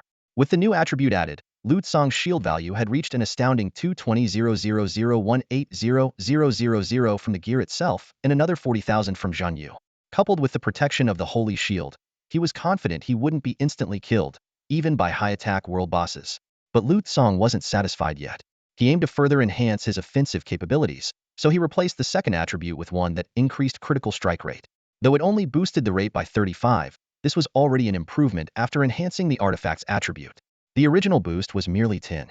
Lu Tsong knew well that powerful attributes were often found in higher quality gear. The strength of attributes in golden and silver gear was limited. He didn't expect to find effects comparable to artifacts in lower quality gear that would be too far-fetched. Next, Lu Tsong turned his attention to rings and pendants. For the ring, he chose an artifact embryo named Ring of Death Defiance, which had a near-death resistance effect. This attribute could grant 2 instances of 3-second invincibility when taking fatal damage, with a cooldown of 3 hours. A glint of determination flashed in Lu Tsong's eyes. With this attribute, he could gain up to 12 seconds of invincibility in critical moments, giving him the edge to strike first against high-attack bosses before being taken down. As for the pendant, Lu Tsong selected attributes of Fury and Purification. The Holy Fury pendant not only significantly increased attack speed, movement speed, and critical strike rate but also further enhanced these effects as the battle progressed. The Purification effect could remove 3 negative statuses every 12 seconds, and could even be activated manually. With this series of gear adjustments, Lu Tsong's critical strike rate had reached an astonishing 100.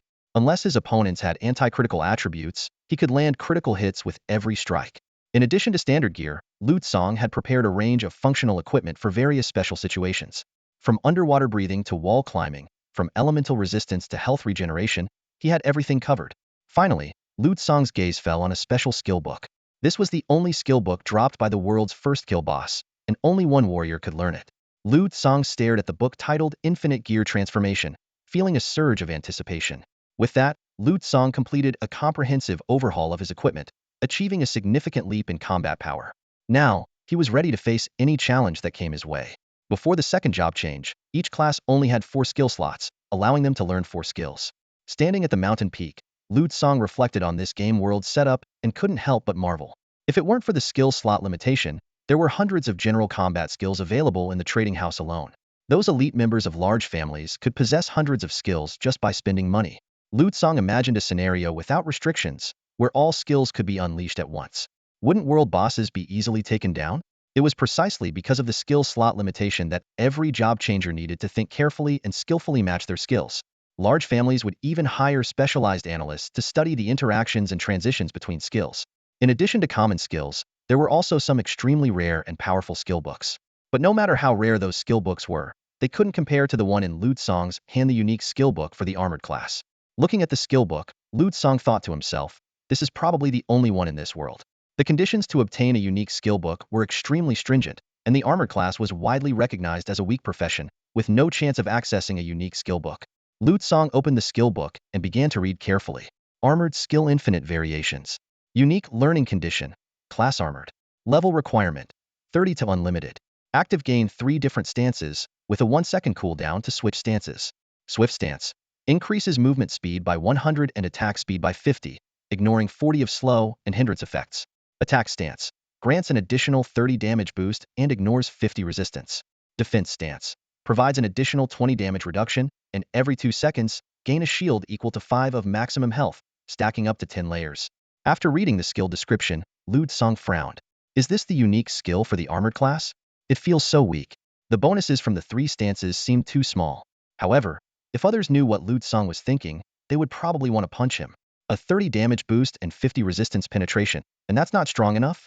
A 100 movement speed boost, 50 attack speed boost, and the ability to ignore slow effects, and that's not powerful?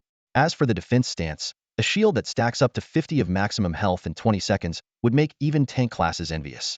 Taking a deep breath, Lu Tsang decided to use the skill book. As a radiant light flashed, a system notification sounded. You have learned the skill infinite variations. Armored class specialization perfect divine skill activated. Infinite variations unique infinite extreme change. Unique infinite extreme change. Active gains 6 different stances, and you can switch to any stance at will. Swift stance. Increases movement speed by 150 and attack speed by 150, ignoring all movement restrictions. Attack stance. Grants an additional 50 damage boost, ignoring all resistance and armor. Defense stance. Provides an additional 40 damage reduction, gains a shield equal to 5 of maximum health per second, stacking up to 20 layers, and grants immunity to control while the shield is active. Turret stance. Unable to move, but all attack ranges increase by 2.5 times, and damage effect range doubles based on line distance. Healing stance. Increases all healing by 300, and healing effects also apply to self without consuming mana. Shadow assault stance. Immune to skill lock, disappearing for 1 second every 2 seconds, leaving no trace in the world, with the next attack dealing double damage. All stealth skills are undetectable and cannot be broken by external forces. Lu Tsang's eyes lit up with excitement as he looked at the upgraded skill. These 6 stances were far more powerful than before. The swift stance now ignored all movement restrictions. The attack stance increased to a 50 damage boost and ignored all resistance. The defense stance's damage reduction significantly increased, shield stacking doubled, and it granted control immunity. As for the 3 new stances, they were even more impressive. The turret stance expanded Zhun Yu's attack range to a radius of 300 meters. The shadow assault stance made him immune to skill locks and allowed him to disappear. The healing stance provided a 3-fold increase in healing, which was simply game-changing.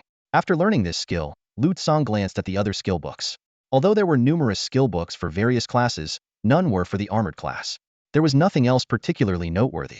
Turning to the nearby skeletal warhorse, Lu Tsang decided to test his new skill. Swift stance, he shouted. Swish. In an instant, Lu Tsang's figure vanished like lightning, appearing beside the skeletal warhorse several hundred meters away. If anyone had witnessed this, they would have been stunned. Lu Tsang's base movement speed was already 16 milliseconds, and with the 100 speed boost and 150 speed increase from the swift stance, his speed skyrocketed to an astonishing 4,000 milliseconds. Covering 4,000 meters per second, he could run 240 kilometers in a minute. In comparison, the skeletal warhorse's speed of 500 kilometers per hour seemed like a crawl. Patting the skeletal warhorse lightly, Lu Tsang said softly, I don't need you anymore. You can return on your own. The skeletal warhorse seemed to understand Lu Tsang's command and turned towards Saint Lian City, quickly galloping away. Watching the skeletal warhorse leave, Lu Tsang looked up towards the mountain peak. He was already halfway up, not far from the summit. Looking down, he didn't see any other world bosses. All right then, Lu Tsang murmured, activating the swift stance again. Swish. Lu Tsang's figure vanished once more. 3 minutes later. Whoosh. A gust of wind swept by, and Lu Tsang suddenly appeared at the mountain peak. In just 3 minutes, he had switched to his speed-enhancing gear, gaining a 300 speed boost, breaking the speed of 9,900 milliseconds in 3 minutes. He had traversed nearly 2,000 kilometers. Standing at the peak, Lu Tsang could finally overlook the entire Broken Ridge mountain range. His gaze swept across the surroundings, quickly spotting the world bosses scattered in various locations. To the east, 1. Northeast, 3. North, 5. So I just happened to come from the direction with no bosses? Lu Tsang couldn't help but complain. His gaze locked onto the nearest target, an enraged, two-headed demon 10 kilometers to the east. At his current speed, it was practically within reach. With his target locked, Lu Tsang moved without hesitation. Shadow Assault Stance. In an instant, Lu Tsang's form vanished. Break Stealth Attack Stance. Lu Tsang suddenly appeared beside the boss, his Zhunyu twin sword slashing out instantly. Buzz boom. A single slash dealt a staggering 27 million damage. The boss didn't have time to react, and a third of its health bar vanished instantly. This world boss wasn't a defensive type and didn't have much health, only 90 million. There was no way Lu Tsang would stop after one attack. In an instant, Lu Tsang's attack speed maxed out. Boom, boom, boom. His attacks rained down like a storm. In a state where he ignored all resistance, his damage was equivalent to true damage. In just 2 seconds, with the high attack speed boost, Lu Tsang had slashed 9 times while passing through the boss's body. At this point, Lu Tsang stood behind the boss, and its health bar was completely emptied. This world boss hadn't even had a chance to use a single skill before being instantly killed by Lu Tsang. Boom. A massive crash sounded behind Lu Tsang as the boss's enormous body fell. The system announcement immediately popped up for all humans. Broken Ridge World Boss, Enraged Two-Headed Demon. Level 30. Has been slain. Slayer, Lu Tsang. Time taken, 3 seconds. At the sight of this notification, the entire human race was thrown into chaos. What just happened? Lu Tsang had barely taken down the Xian Chong giant turtle a half hour ago, and now he soloed another world boss. People hadn't even recovered from their shock when the world chat exploded once again. Another solo kill? Just how strong is this guy? Only 10 world bosses spawn on the new map each year, and he's already taken out 2 by himself. That's insane. Someone voiced their concern. I spent a fortune to join an elite group just to get a piece of the world boss action. Are they all going to be killed off? Don't worry, another person reassured. No matter how overpowered Lu Tsang is, he can't possibly wipe out all the world bosses in the new map by himself. 2 should be his limit. He'll need to rest eventually. People started speculating about what forbidden techniques Lu Tsang might have used. Soloing a world boss has to come with a price.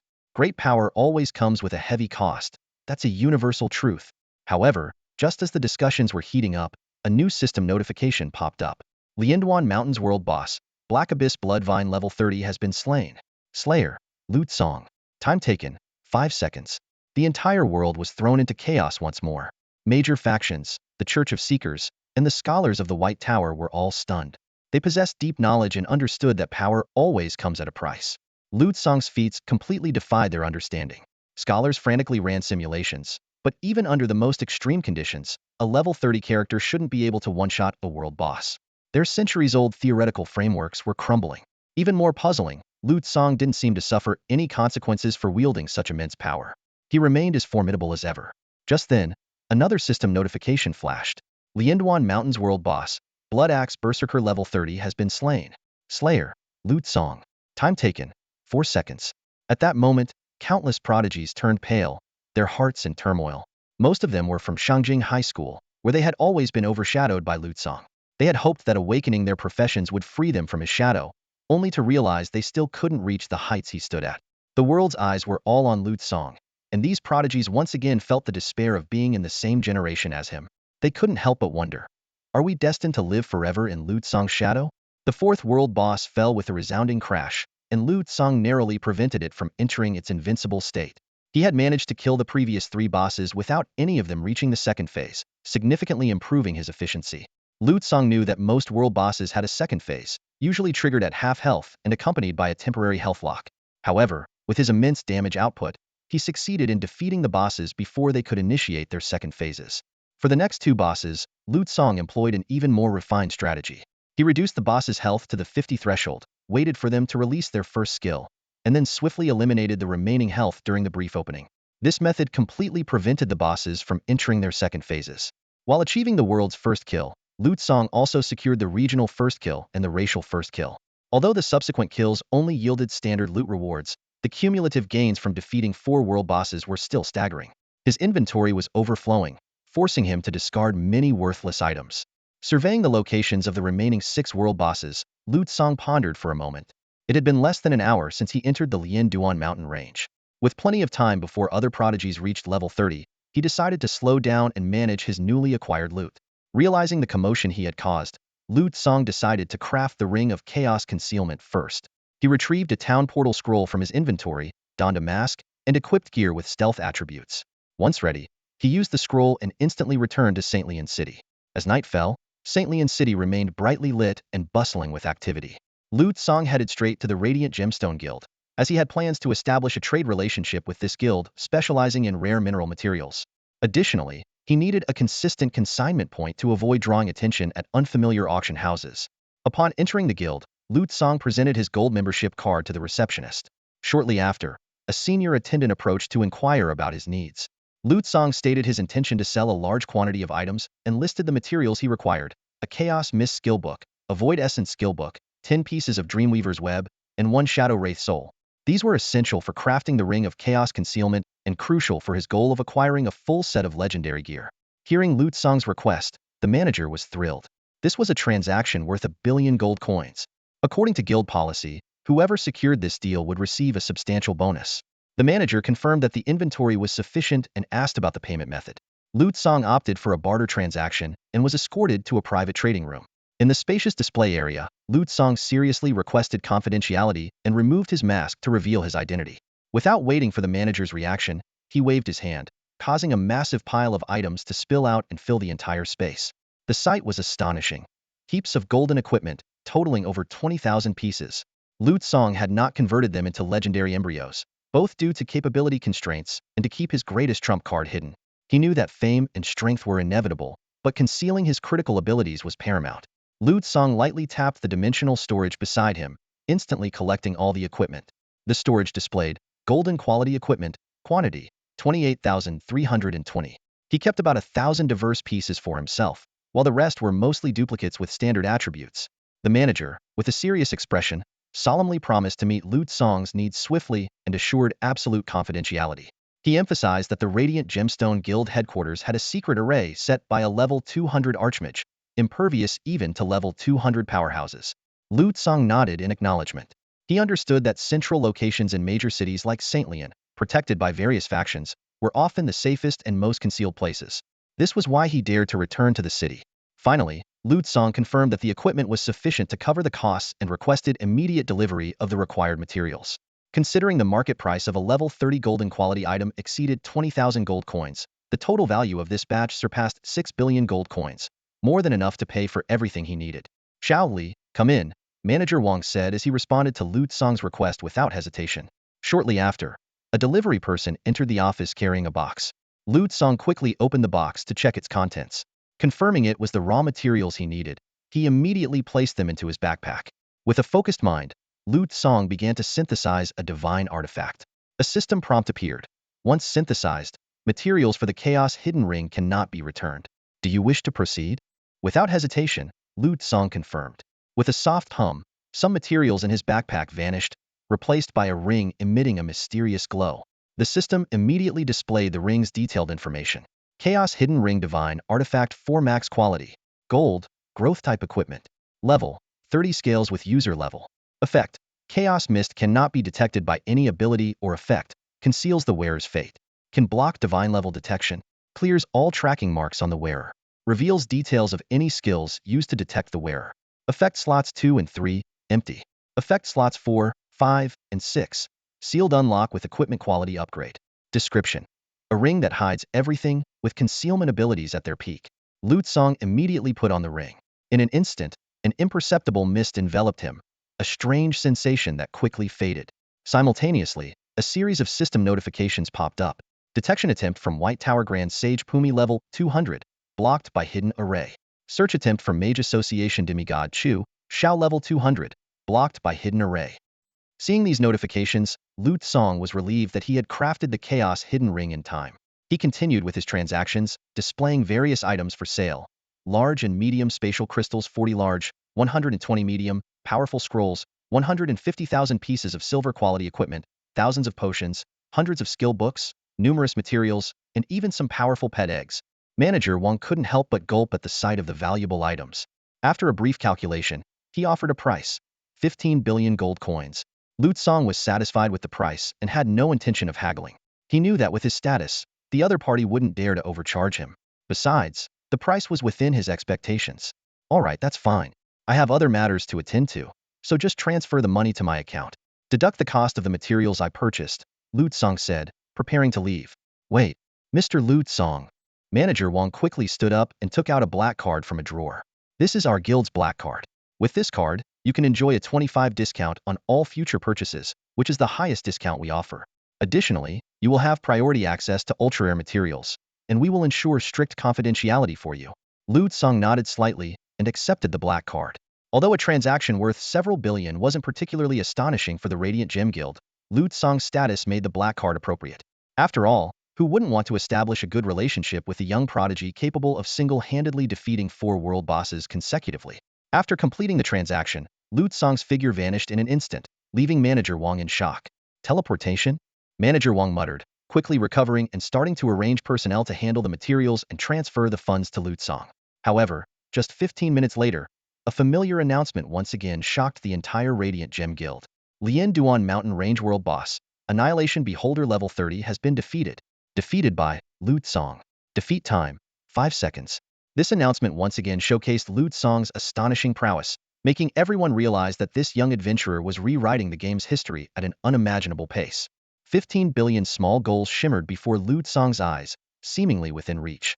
Unfortunately, only 10 world bosses awaited his conquest on this vast map. Facing a colossal eye demon suspended in midair, Lu Tsong swiftly struck with his blade. The behemoth's health bar plummeted to 0 before it could even react. As Lu Tsong's understanding of his damage output grew, his equipment choices became increasingly bold. Shields? Unnecessary. He swapped everything for attack speed gear, keeping only one ultimate life-saving item. The eye demon collapsed, transforming into a mountain of loot. Lu Tsong efficiently stored the 100,000 items in his inventory, feeling a tinge of regret it wasn't a world-first kill, so the loot was less than expected. He quickly checked his spoils and, frustrated, realized, damn, still no skill book for the armorer? Should have just bought one. Reflecting on his decision at the Radiant Gem Trading House, Lu Tsong felt a pang of regret. He had thought that defeating world bosses would surely yield the skill book, but after 5 bosses, he had none. However, considering that each raid only dropped a few hundred skill books in a world with tens of thousands of professions, it made sense. Forget it, on to the next one. Lu Tsong decided to kill all 10 world bosses first to complete his second stage quest. Besides, the quest would reward him with a rank 10 artifact, far more enticing than any skill. A rank 10 artifact would undoubtedly outclass his current rank 9 gear. The next boss was a bit farther away, so Lu Tsong donned his speed gear, slaying minor enemies as he traveled. Each strike triggered his Heart of Resilience effect Massive Devour. Max HP 100. Max HP 100. Max HP 100. With each sword swing, he easily gained 400 or 500 health points. Killing wild bosses added 2000 HP. The advantage of his frenzied dance boots was clear even while fighting. His speed didn't drop. In a second, Lu Tsong swung his sword 4 times, taking down over 20 minor enemies and 3 wild bosses, instantly gaining 8000 max HP. Meanwhile, his absorption ring automatically collected the loot from the wild bosses. Every little bit counts, and this efficiency steadily increased Lu Tsong's health. 500,000, 600,000, 700,000, 800,000. In just 3 minutes of travel, Lu Tsong's health soared to 1.38 million, nearly touching the 1.4 million mark. This is awesome. Watching his health bar rise, Lu Tsong felt a rush of satisfaction. Not long ago, he was a fragile player with only 200,000 HP. Now, he probably surpassed even level 70 tank classes. Soon, the 6th world boss, the Blizzard Maiden, appeared before Lu Tsong. Meanwhile, in the Imperial Palace of Shengjing, a lavishly dressed man sat deep in thought. He repeatedly pondered information about Lu Tsong, only to find that even with the Emperor's authority, he couldn't uncover anything. Suddenly, a thought struck him. Could it be Lu Tsong has received the true god's legacy? This seemed the only plausible explanation. Those chosen by the true god would naturally be protected, making it impossible for non-divine beings to investigate them. With this in mind, Lu Tsang's ability to solo world bosses made sense. The Emperor continued to contemplate. This year marked the 5,000th year of the Awakening era, and significant events occurred every millennium. The last millennium saw the arrival of divine monsters. The one before witnessed the fall of the smallest moon, and even earlier, the abyss appeared. This year, on the very first day, the mysterious event of a human soloing world bosses had already occurred. This only solidified the Emperor's belief that this millennium would not be peaceful. Simultaneously, in a dimly lit room of the Radiant Gem Trading House, the guild leader conversed with a subordinate. Upon learning that Lu Tsang had acquired a black card, the guild leader decided to increase their investment. Give him a free pass. Also, raise his credit limit from 15 billion to 20 billion gold. Make sure he remembers the kindness of Radiant Gem Trading House. The guild leader knew well that investing a few billion gold now to earn Lu Tsang's favor was a wise move. If Lu Tsang continued to grow at this pace, even hundreds of billions of gold might not catch his attention in the future. As soon as he finished speaking, another announcement popped up. Broken Mountain Range World Boss, Blizzard Maiden Level 40 has been defeated. Defeated by Lu Tsang. Time taken, 38 seconds. The guild leader's face twitched slightly, then he quickly corrected himself. Xiao Wang, raise it to 25 billion. Yes, transfer it all to Lu Tsang's account. However, this battle was not as smooth as the previous ones. The level 40 boss immediately activated Crystal Guard upon being attacked, gaining a 90 damage reduction. This prevented Lu Tsang from finishing the fight quickly. As the boss entered its second phase, the land was swept by howling winds and swirling snow. Worse still, the boss entered an invincible state. The 30-second invincibility period arrived, and the frost damage ensued as expected. Lu Tsang stood nonchalantly in place, adopting a defensive stance. He watched as his shield thickened, increasing by 90,000 points per second, easily offsetting the 2,000 plus frost damage per second. Facing an AoE attack that usually required the full effort of an entire team, Lu Tsang simply crouched down, took a can of soda from his backpack, and buried it in the snow. He had bought this soda casually when he left Shangjing City. 5 seconds later, Lu Tsang retrieved the now-chilled can. Feeling the cold metal surface, he concluded that the environment indeed had an impact. As a newly transitioned rookie, Lu Tsang still had many unsolved mysteries about this world. For instance, the rapid restoration of terrain and the swift repair of environmental damage. These phenomena puzzled him. Were these environmental changes real? It seemed the answer was yes. Sipping his cold soda, Lu Tsang quietly waited for the boss's invincibility period to end. 30 seconds passed, and the boss's invincible state disappeared. Just as it was about to speak, human surrendered. However, Lu Tsang didn't give it a chance to continue. He swiftly switched to Shadow Strike mode, Swift mode, and Attack mode, emptying the boss's health bar within 3 seconds of its invincibility ending. Surrender. My foot. You bosses really need to talk less, Lu Tsang taunted. With a soft sound, countless snowflakes scattered, and the boss's form dissipated. At that moment, Lu Tsang suddenly received a special friend request. The request popped up directly in front of him, bypassing all his settings to block incoming friend requests. The request read, Human Emperor Luo Jiutian, request to add you as a friend. This request is an equal request. The Chaos Concealment Ring will not automatically block you. Lu Tsang received a prompt from the Chaos Concealment Ring. The sender is the Human Emperor, possessing supreme authority over the human race. The ring asked if he wanted to block this person, noting that doing so would prevent any future friend requests, even those using Emperor-level privileges. Lu Tsang was somewhat surprised, not expecting his artifact's effect to override the Human Emperor's racial authority. He recalled the numerous investigation reports he had received recently, with powerful beings ranging from level 150 to 200 trying to probe him but failing. After a moment's thought, Lu Tsang clicked accept. After all, it was the Human Emperor. He was curious about the man's intentions. As soon as they became friends, Luo Jiutian sent a message. Lu Tsang, my young friend, I understand you might not want to be disturbed, and using my Emperor's authority to add you as a friend was a bit abrupt. Luo Jiutian appeared courteous on the surface but was inwardly astonished. How high was Lu Tsang's authority? As the Human Emperor, he usually didn't need the other party's consent to add any human as a friend, and could even force communication. Yet with Lu Tsang, he had to request and wait for approval. Luo Jiutian continued, I'll get straight to the point. Lu Tsang, I hope you can become a marquis of the human race. Lu Tsang was taken aback. A marquis of the human race? One who could govern large territories, control rare mineral veins, have their own city-state, and even be eligible to inherit the Human Emperor's position. Typically, a marquis was at least a level 100 powerhouse with immense contributions to the human race. Now, the Human Emperor was offering the title to a newly transitioned level 30 rookie? Lu Tsang recalled the job change mission he had taken earlier, where the reward had been adjusted from an 80th ranked artifact to a 10th ranked one. He pondered the implications of all this and the challenges that lay ahead. Lu Tsang faced the invitation from Emperor Luo Jiotian to become a vassal king, but he didn't immediately accept. He weighed the pros and cons of the offer: abundant resources, his own faction, rare mineral veins, and even the possibility of inheriting the emperor's throne. These tempting conditions made him quite interested. However, Lu Tsang remained cautious and decided to wait until he completed his class change before making a decision. Luo Jiotian was surprised by Lu Tsang's reaction. To him, the position of a vassal king was the highest honor. So what was there to consider? This only reinforced his suspicion about Lu Tsang's true identity must be a chosen one of the true gods. After bidding farewell to the emperor, Lu Tsang continued his journey to change classes. The news of him continuously slaying world bosses caused a massive uproar among the human race. From initial shock to eventual numbness, people started to wonder if Lu Tsang was even human. Teacher Li stared at the series of world announcements in a daze. She never expected that Lu Tsang's casually mentioned class change would be so earth-shattering. The final level 60 world boss, the giant spirit soldier, appeared before Lu Tsang. With nearly 1 billion health points, he realized he couldn't take it down in one hit. However, after continuous battles, Lu Tsang's health had increased to 2 million, so he no longer feared being instantly killed.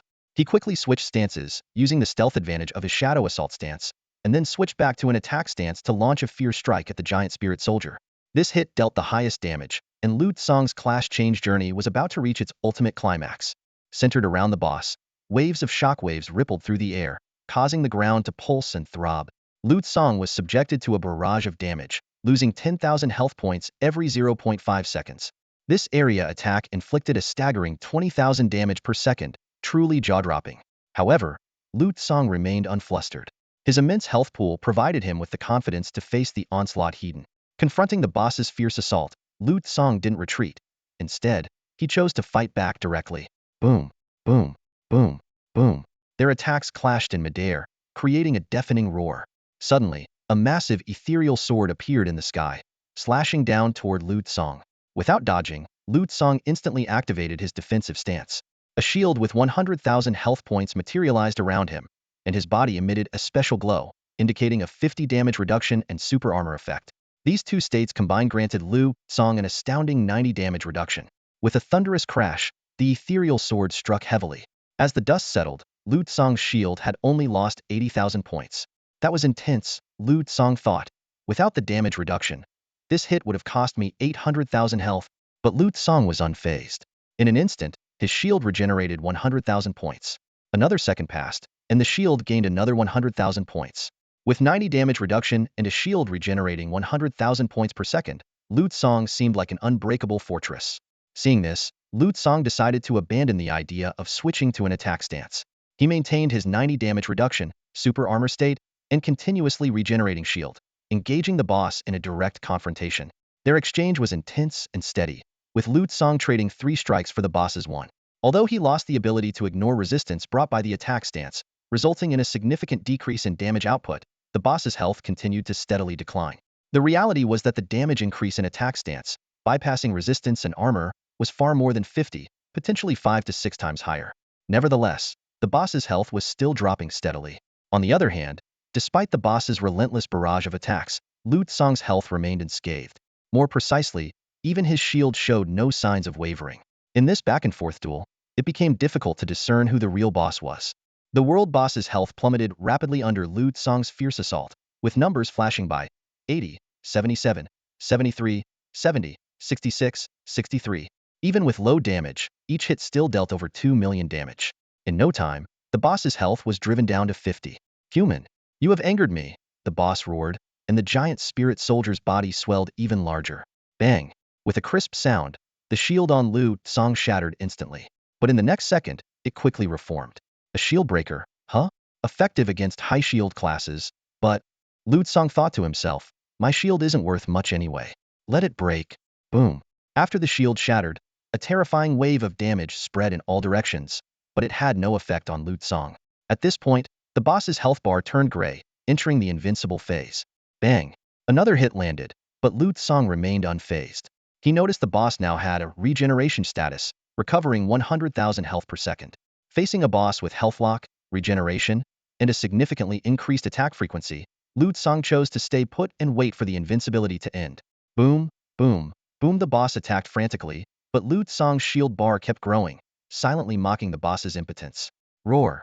After 30 seconds of frenzied attacks, the boss's movement slowed. With a hum, the health bar turned from gray back to green, ending the invincible state. But the boss's body was immediately covered with layers of thick black stone, entering the stubborn stone form. Stubborn stone, spirit soldier, stubborn stone form. All resistances 299, armor 299, damage reduced by 80. Lu Tsong's casual strike only dealt 500,000 damage. Considering the boss recovered 100,000 health per second, this world boss's mechanics were indeed troublesome. However, this was no issue for Lu Tsong. He switched back to his attack stance, ignoring 100 of the resistance and armor. Boom, boom, boom. Lu Tsong unleashed a torrent of attacks on the boss, each dealing 13 million damage.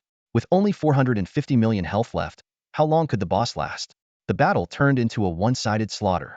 The boss's stubborn stone form was utterly countered by Lu Tsong's armor-penetrating attacks, making it a sitting duck. Soon, the system announcement echoed. Chain Mountain's world boss, giant spirit soldier level 60 has been slain. Killer, Lu Tsong. Time taken, 5 minutes and 56 seconds. The world chat erupted. However, instead of surprise, people felt a sense of relief. Lu Tsong had done it again. He had soloed all the world bosses in the Chain Mountains. For most, this was a moment of witnessing a miracle. From initial shock to wondering when Lu Tsong would fail, to hoping he could succeed, people's attitudes subtly changed over time. At this moment, most humans had only one thought: incredible. Meanwhile, near Sacred Capital City, Long Xiaoxiao jumped up excitedly, forgetting she was grinding monsters. The butler quickly reminded her, "Second miss, the monsters are coming for you. Be careful." Long Qinxue stepped in just in time, casting Blizzard, infinite icicles to instantly clear the mobs. She looked at her excited sister with a helpless smile. "Sis, did you see that? Lu Tsong took down 10 world bosses. He even cleared the Chain Mountain's world boss. I told you he wouldn't become useless. I was right, wasn't I?" Long Xiaoxiao exclaimed excitedly. Long Qinxue could only maintain her helpless smile and softly replied, "Xiaoxiao, yes, you were right." The human geniuses of Lu Tsong's generation were all deep in thought. Sitting on a rock, Xiao Heba finally said to his father, "Dad, I figured it out. I won't chase after Lu Tsong's shadow anymore." They realized Lu Tsong was now beyond their reach. In the level 30 training area of the burning desert west of Sacred Capital City, He gazed at the stars and sighed deeply. He finally understood that he and Lu Tsong were no longer on the same stage. Like a rabbit can't be compared to a giant whale, there was no comparison between them anymore. The pressure was gone, replaced by a sense of relief, but also a hollow emptiness. Back in the Chain Mountains, after killing the last world boss, a job change task prompt appeared before Lu Tsong. "Congratulations, you have successfully completed the job change task. You can now proceed to any job change hall to complete your second job change." Lu Tsong stored his spoils in his backpack and took out a return scroll. He had over 1,000 of them, probably enough to last a lifetime. Whoosh! Lu Tsong returned to the bustling city of Saint Lien. The streets were still crowded with people, with various types of elven maidens bustling about. Blonde elves with voluptuous figures, silver-haired petite elf Lolis, and even blonde twin-tailed half-elves. These beautiful scenes finally came into Lu Tsong's view upon completing his job change task. He couldn't help but sigh. Beautiful women are indeed a sight to behold. However, the treasure chests in the Broken Mountain range no longer piqued Lu Tsong's interest. The wind spirit grass, a rare item, was not easily obtainable, and ordinary golden chests could no longer satisfy his needs. With his current earning speed, buying directly was far more convenient. Lu Tsong pondered to himself, instead of picking up trash in the Broken Mountain range, I should focus on completing the job change task. Besides, there's still a challenge dungeon awaiting my conquest. If I can become a titled king of the human race, what's a few golden chests? With a fiefdom of at least 4 or 5 mineral veins, I'd be sitting on a gold mine. After returning to St. Lien City, Lu Tsong took out his transaction card and casually glanced at the information. The current balance showed 4,012,409. He was stunned and thought, 4 billion? Shouldn't it be 1.5 billion? Is there a mistake? With doubts in his mind, Lu Tsong opened the transaction records. The information before his eyes left him astonished. Transaction inflow 1,500,000,000, sale of goods. Transaction inflow 2,500,000,000, from Brilliant Gemstone Chamber. Message: Brother Lu Tsong, you are truly a young genius with boundless potential.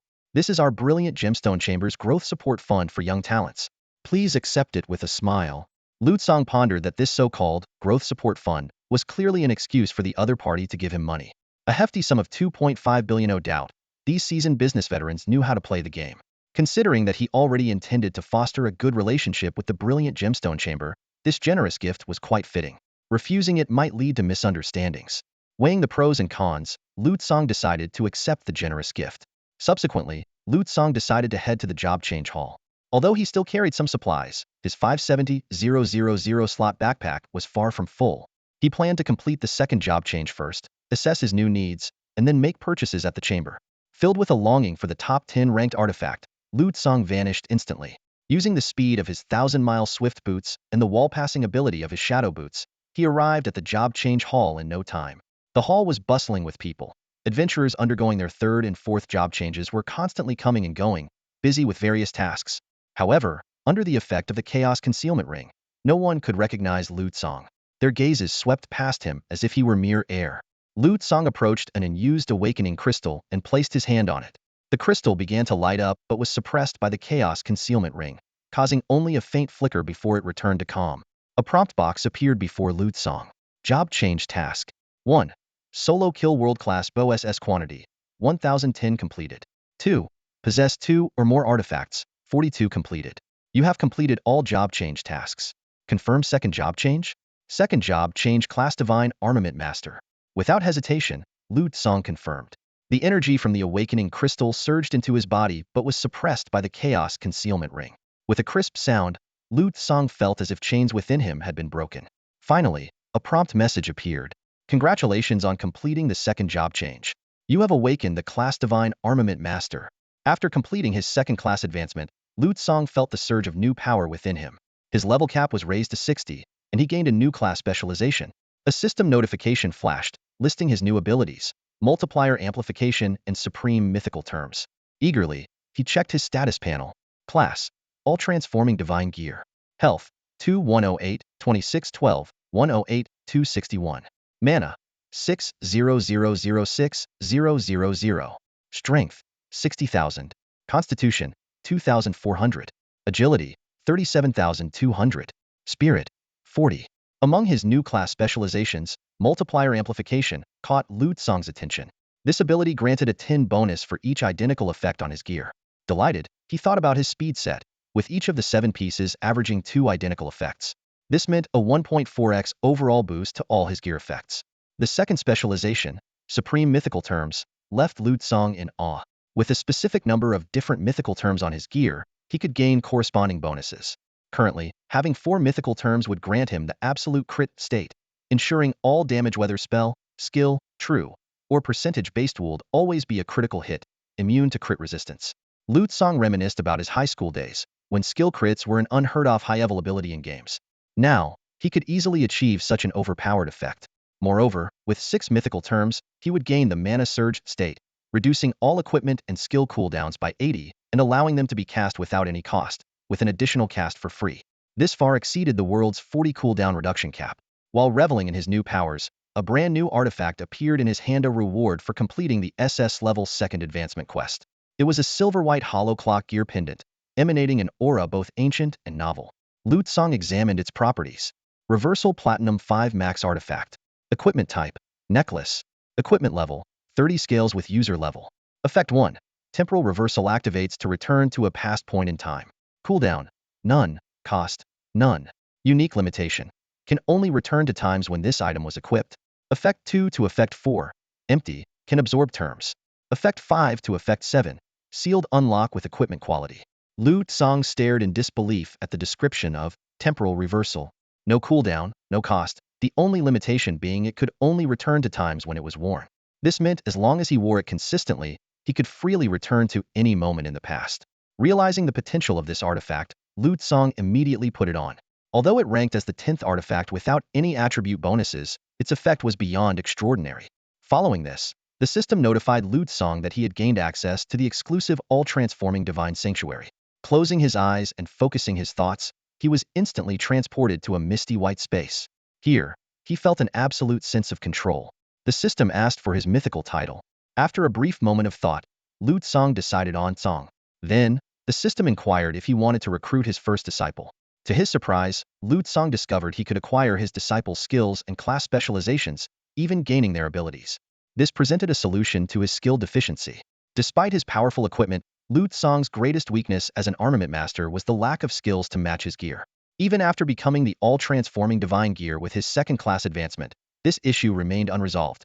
Now, through recruiting disciples, he saw a way to finally overcome this limitation. For now, he could only rely on basic attacks. Even if these basic attacks were incredibly powerful, they could never fully replace the unique skills of each profession. However, now that Lu Tsang knew he could acquire skills from other professions, his greatest weakness was effectively covered. What was even more thrilling was the prospect that if his disciples were of an SS-level profession, he too could gain the abilities or skills of an SS-level profession. A glint of excitement flashed in Lu Tsang's eyes as he began to envision his future. Combining the artifact's effects with the combat skills of an SS-level profession, how terrifying could that be? He could almost see himself being invincible on the battlefield. Without any hesitation, Lu Tsang immediately started recruiting disciples. He set stringent criteria in the system. SS-level combat professions, race not restricted. As the command was issued, the system began searching the vast world for suitable candidates. Meanwhile, in the sanctuary of the Dawn Forest, Elise had just returned to her room after receiving her inheritance. As the elven saintess, she didn't need to spend time killing monsters to level up like regular adventurers. During the Onsen 500 Years inheritance ritual, she could drink the ancestors' elixir to gain a massive amount of experience points, instantly boosting her level to 30. This unique resource highlighted the distinctiveness of the elven race. Elise began chanting the scriptures from the sacred book, reciting the words of prayer. However, she didn't notice that the characters in the book were being rewritten at an unusual speed, and the familiar prayers were subtly changing. Master of artifacts and transformation, creator of all artifacts in the world, the armament and claws of all beings are your blessings. Creatures protect themselves with your armament. I praise you, Tsang. After completing the 30-segment prayer, Elise gently closed the book. This daily prayer was meant to thank Kumaloni, the god of harvest and life. However, as Elise lifted her head, she was shocked to find that her surroundings had completely changed. She was no longer in her forest cottage, but in a grand palace filled with chaotic energy. Welcome, Elise. Lu Tsang's voice echoed from the throne above, looking down at the elf. The moment Elise arrived, Lu Tsang perceived all her information. Elise Saint Gatelica Kumaloni Li Luluwei. Level, 30. Race, Elf. Inheritance, Elven Saintess. Profession, Star Archer SSS. Specialization, Star Rapid Shot, Star Soar Strike, Close Repulsion, Light Fold Phantom. Skills, Starfall Arrow Rain, Star Flash. Hearing her name, Elise felt an overwhelming pressure. She instinctively looked up towards the throne, but saw only a haze of white mist. This wasn't merely a terrifying presence. It was a majestic aura that transcended mortal comprehension, highlighting the absolute difference in their levels of existence. Suddenly, Elise recalled the content of her prayer. It wasn't a prayer to Kumaloni at all. She realized she had been praying to an unknown entity, and it was this prayer that had transported her to this mysterious space. Just by reciting a prayer, she had been brought here. Such a being. Elise didn't dare to think further. The term true god was too distant for her mere level 30 existence. Even an SS-level profession was insignificant in the face of such a being.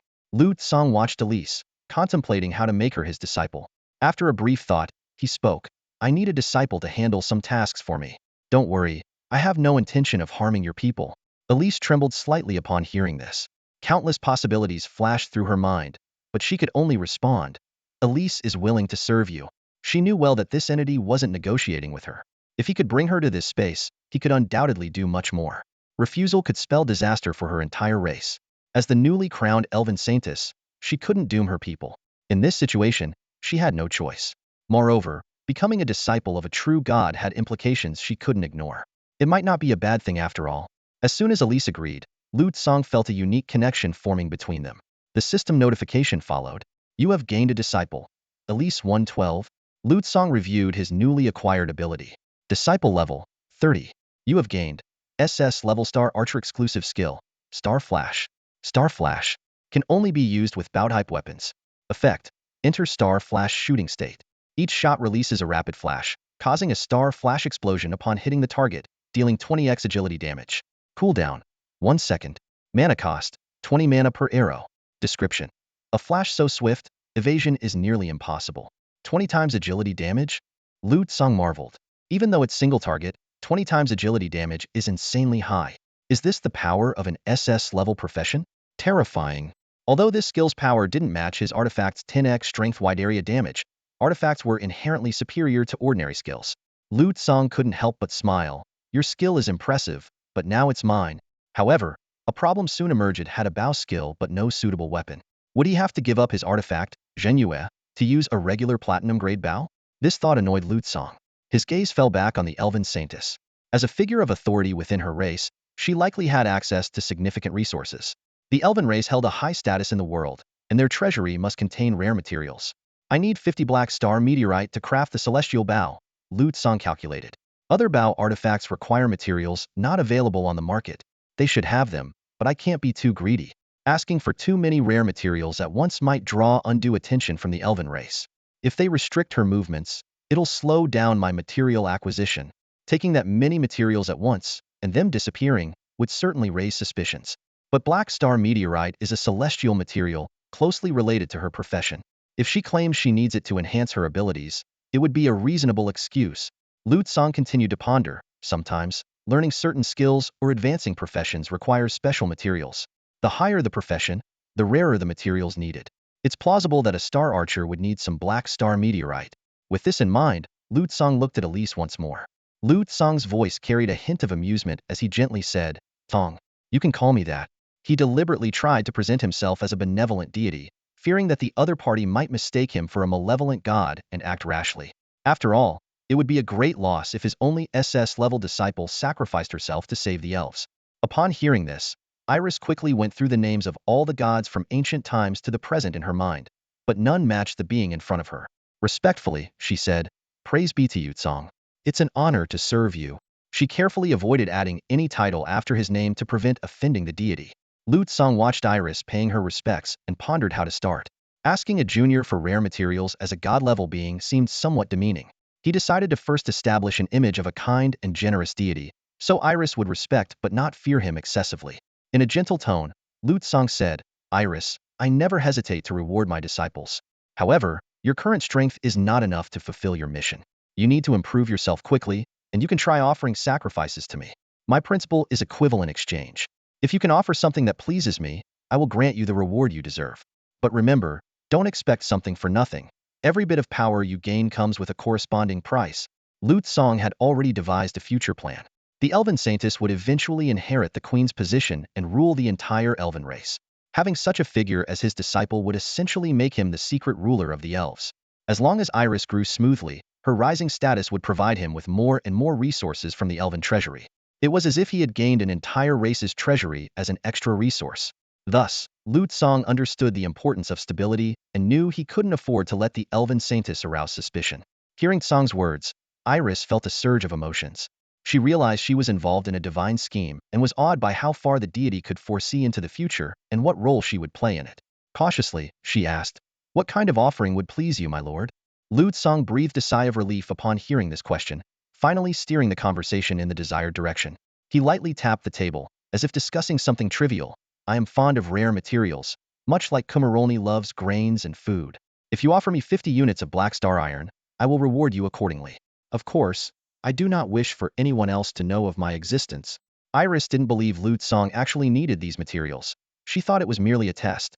As a star archer, using black star iron was indeed the least suspicious. She found nothing odd about a god liking rare materials, much like how Luluvai, the goddess of wind and bows, loved bows and arrows, or how Kumarolny, the goddess of harvest and life, loved grains.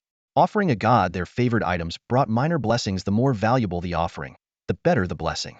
However, it was usually a losing bargain. Compared to the blessings of other gods, Iris felt she was directly trading with the deity himself. After a brief consideration, she replied, "As you command, Tsang. I will ensure my offering raises no suspicion among my people." She still dared not add any title after Tsang, fearing to anger the deity. Lu Tsang nodded and said, "Good. You may go now. To offer a sacrifice to me, no elaborate rituals are needed. Simply chant my name during the offering. If you wish to pray to me, just silently recite my name and the first line of the prayer." As soon as he finished speaking, Iris found herself back in her wooden cabin, the transition abrupt and jarring. She quickly flipped through her book to the page with the prayer she had just recited. "Master of artifacts and change, creator of all divine tools, the armament and claws of all beings are your blessings. Mankind protects itself with your gifts." Iris was astonished to discover that the prayer to Tsang had indeed replaced Kumarolny's prayer. However, the characters vanished like burning embers the moment she finished reading, and Kumarolni's prayer returned to the book. Closing her eyes, Iris silently sensed a special connection to a space not belonging to this world. Have I really become a disciple of a god? She wondered. This deity didn't give off the vibe of a madness-inducing evil god. Instead, he seemed very just. At least, offering sacrifices to Cang yielded rewards, which was more than what the current legitimate gods offered. Every year, the elves sacrificed part of their harvest to Kumarolni and received no response, just a calming communal blessing of 10 health points per second. But today, she had encountered a real, living, talking god. The experience was as shocking as a believer in Lu Tsang's previous life on Earth meeting God. Taking a deep breath to calm her racing heart, Iris stepped outside the cabin, determined not to neglect the deity's test. Meanwhile, back in St. Leon City, Lu Tsang returned to the real world. He realized, so my spirit went to the Temple of Transformation while my body remained here. This means I can't use this ability during combat. It's too dangerous. Lu Tsang thought that if his physical body could go to the Temple of Transformation, it would provide an additional escape route in times of danger. After his second awakening, Lu Tsang visited the Radiant Gem Trading Company again. This time, no one stopped him, and he took the shortest route to the trading area. After defeating a level 40 world boss, he had acquired platinum quality equipment, but he hadn't turned it into an artifact embryo yet, so he couldn't absorb it to enhance its quality. Instead of selling the items immediately, Lu Tsang went to the VIP trading hall. Unlike the main trading hall, this VIP area was only accessible to black card holders. All items purchased here enjoyed a 25% discount. He began searching for skill books for the armorer class. The system quickly displayed the results. Skill book, sturdy armor. Level requirement, 0. Price, 500 gold coins. Skill book, weapon enchantment. Level requirement, 0. Price, 1,500 gold coins. Skill book, agile weapon. Level requirement, 0. Price, 500 gold coins. Lu Tsang glanced at these skills and felt a bit overwhelmed. He hadn't really looked into the armorer class before his awakening. After awakening, in reality, Lu Tsang's awakener status had only been activated for a few hours. As he stood in the market, his eyes scanned the dazzling array of goods, but he could only find 4 skill books for awakeners. One of them was a skill he had already learned and evolved, dual wielding. Are these 4 skills all the abilities an awakener has? Lu Tsang frowned in thought. He carefully examined the remaining 3 skill books. Weapon enchantment allows a weapon to deal magical damage, but reduces its overall damage. Lu Tsang questioned the practicality of this skill. Apart from dealing with monsters that only took magic damage, it seemed rather useless. Lightweight weapon reduces the weight of a weapon. Sturdy armor enhances the defensive power of armor. This one seemed somewhat decent. Although Lu Tsang knew that his perfect divine skill class specialization could greatly enhance these skills, their basic effects were still too weak. He couldn't help but think that this might be why classes were categorized by levels. Some classes had inherently powerful skills, like Iris's ability that could deal damage equal to 20 times her agility continuously. In comparison, his simple damage type conversion skill not only took up a skill slot, but also had negative effects. How could it compare? In the end, Lu Tsang decided to learn all the skills. He chose to purchase weapon enchantment, sturdy armor, and lightweight weapon, spending a total of 1,875 gold coins. As the purchase was completed, a spatial pouch appeared in front of Lu Tsang. He took out the 3 skill books and immediately began learning them. Perfect divine skill activated. Your awakener skills have been perfectly evolved, the system notification sounded. Meanwhile, in the distant dawn forest, a green and silver light shot up into the sky, piercing through the clouds and painting the sky in hues of green and silver. This was the awakening phenomenon of the sacred tree signifying Iris's class awakening. The surrounding elves were astonished. The saintess is truly powerful. Such a grand awakening phenomenon hasn't been seen in our elven tribe for years. With Lady Iris leading us, our elven tribe will surely become more prosperous. This must be the blessing of Lady Luluvi and Lord Kumaroni. However, these elves were unaware that their revered elven saintess had already become a disciple of Cang. The elf responsible for Iris's upgrade stepped forward and asked, "How did it go, Iris?" Iris replied, "I received an SS level 2nd class transfer quest. The quest requires 50 pieces of black star iron. I need to clear 20 nightmare difficulty dungeons solo and set new speed records." However, she did not mention the final requirement possessing 3 divine artifacts. The quest was insanely difficult, but as a disciple of Cang, Iris saw a glimmer of hope. After all, Cang was the god who governed divine artifacts, and borrowing 3 artifacts to complete the quest seemed within the realm of possibility. 50 pieces of black star iron? Huh? An SS level transfer quest is indeed demanding, the elf remarked. But at least it's a material collection quest. Our tribe should have more than 50 pieces of black star iron in reserve. Saintess, Please wait a moment while I go request them for you. Hearing this, Iris breathed a sigh of relief. Yet, she continued to ponder. Would these 50 pieces of black star iron be enough to please Cang? And how should she bring up the matter of borrowing the divine artifacts? The passive ability of the graceful spirit granted Lu Cang an extraordinary lightness. His equipment seemed to lose its weight, allowing him to move freely in any environment without restrictions. However, to Lu Cang, this effect felt a bit redundant since he was already unaffected by the negative impacts of equipment, and his swift stance could achieve a similar outcome.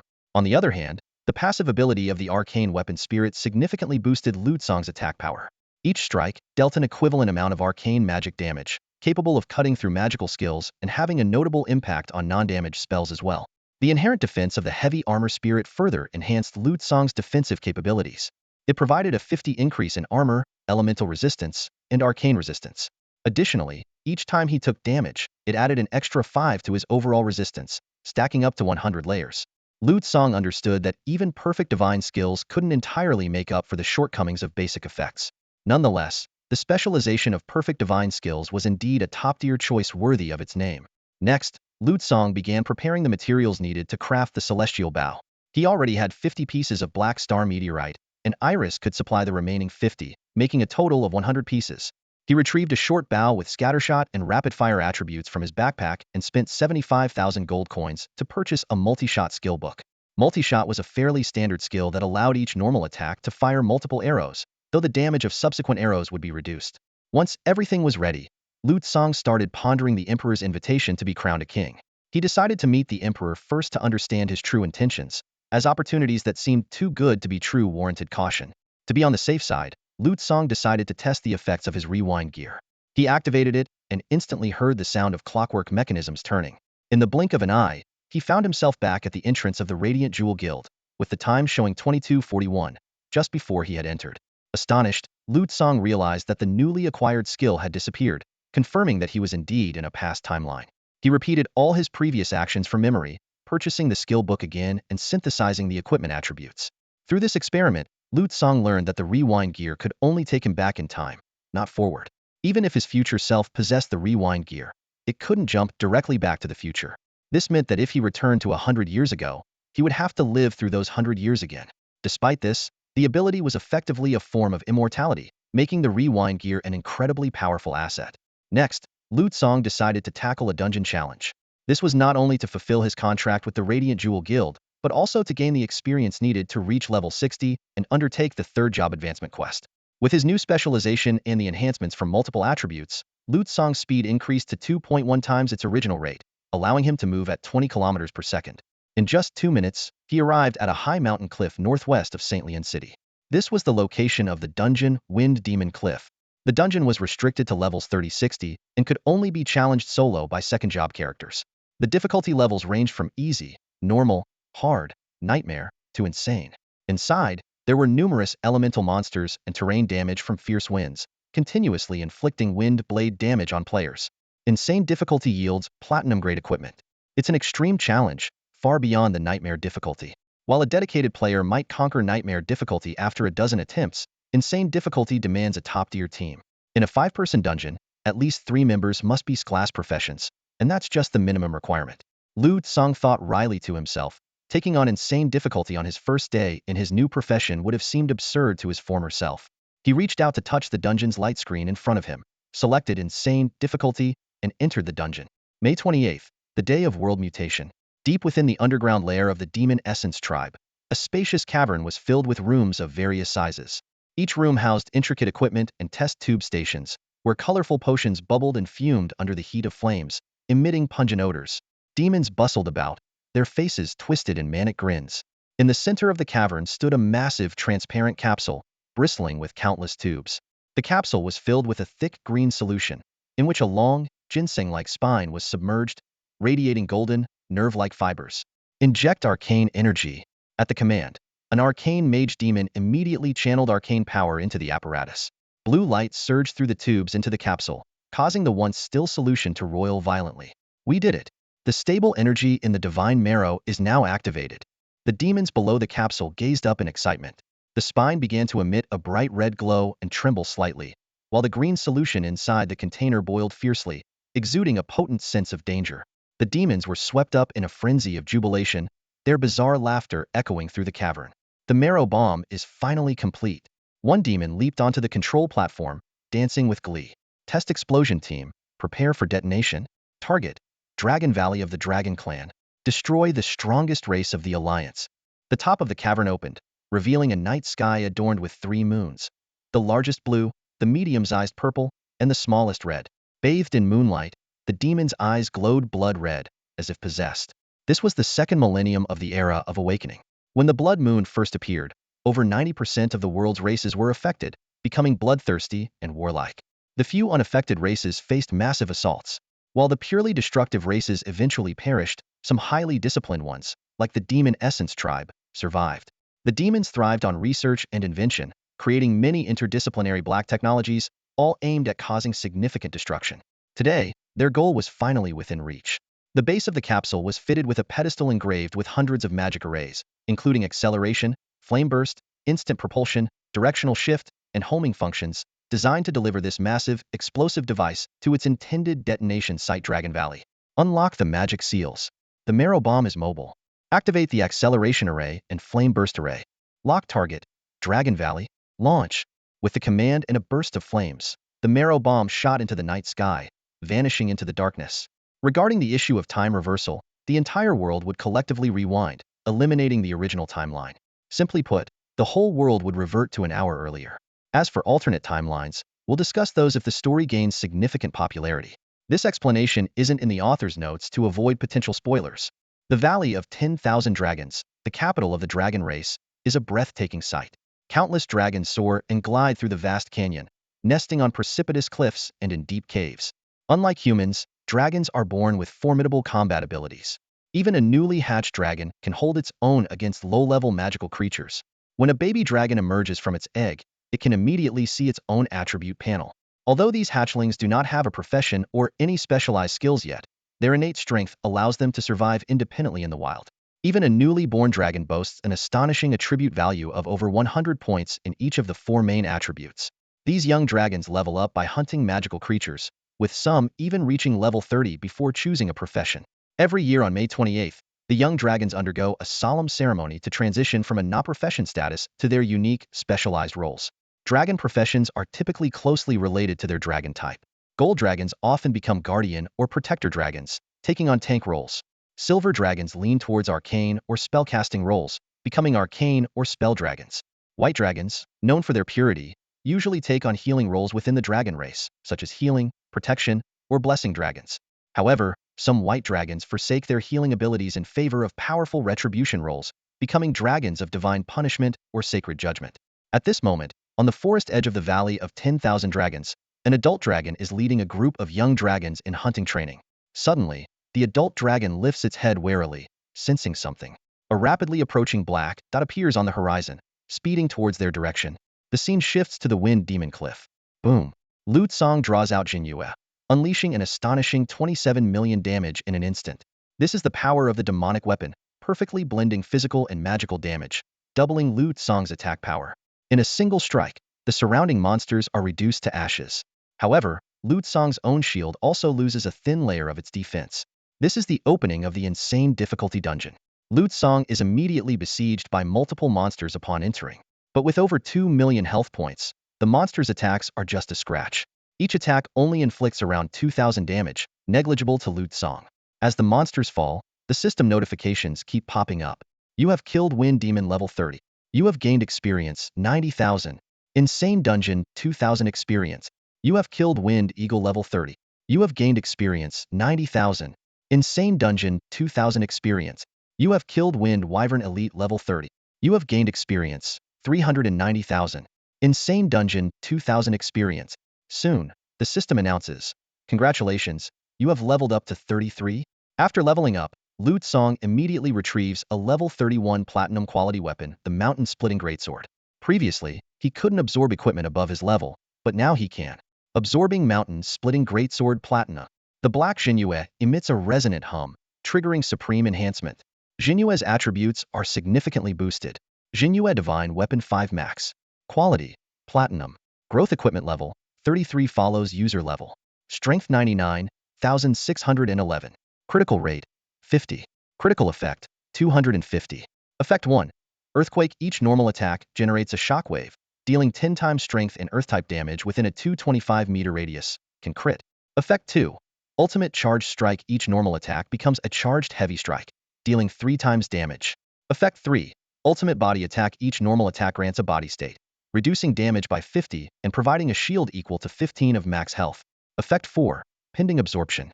Jinyue's appearance also changes, becoming more slender and agile while maintaining its ancient and heavy aura. The surrounding black mist becomes even denser. Lu Tsang is very pleased with Jinyue's new attributes. Although the 50 critical rate is somewhat wasted on him since every attack he makes is a guaranteed critical hit, the substantial boost in base attributes and enhanced effects make him eager for the upcoming battles. Surveying the area, Lu Tsang notices that this second-turn dungeon map is far more complex than the novice dungeon. The dungeon could span several hundred kilometers, requiring days or even weeks to complete. Lu Tsang immediately activates the turret stance, a skill that removes movement restrictions. In turret stance, his attack range increases to 2.5 times its original distance, and his damage radius doubles. Jinyue's attack range instantly expands from a 225-meter radius to an astonishing 788 meters. Lu Tsang attacks again, sending a black shockwave rippling out, covering an area over 1.5 kilometers in diameter. A swath of wind demons and wind birds disintegrates under this strike, and Lu Tsang's experience bar rapidly fills.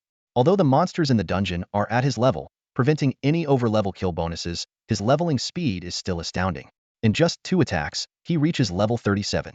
The system prompts, time remaining 29 minutes and 30 seconds. It turns out this is a survival-type dungeon.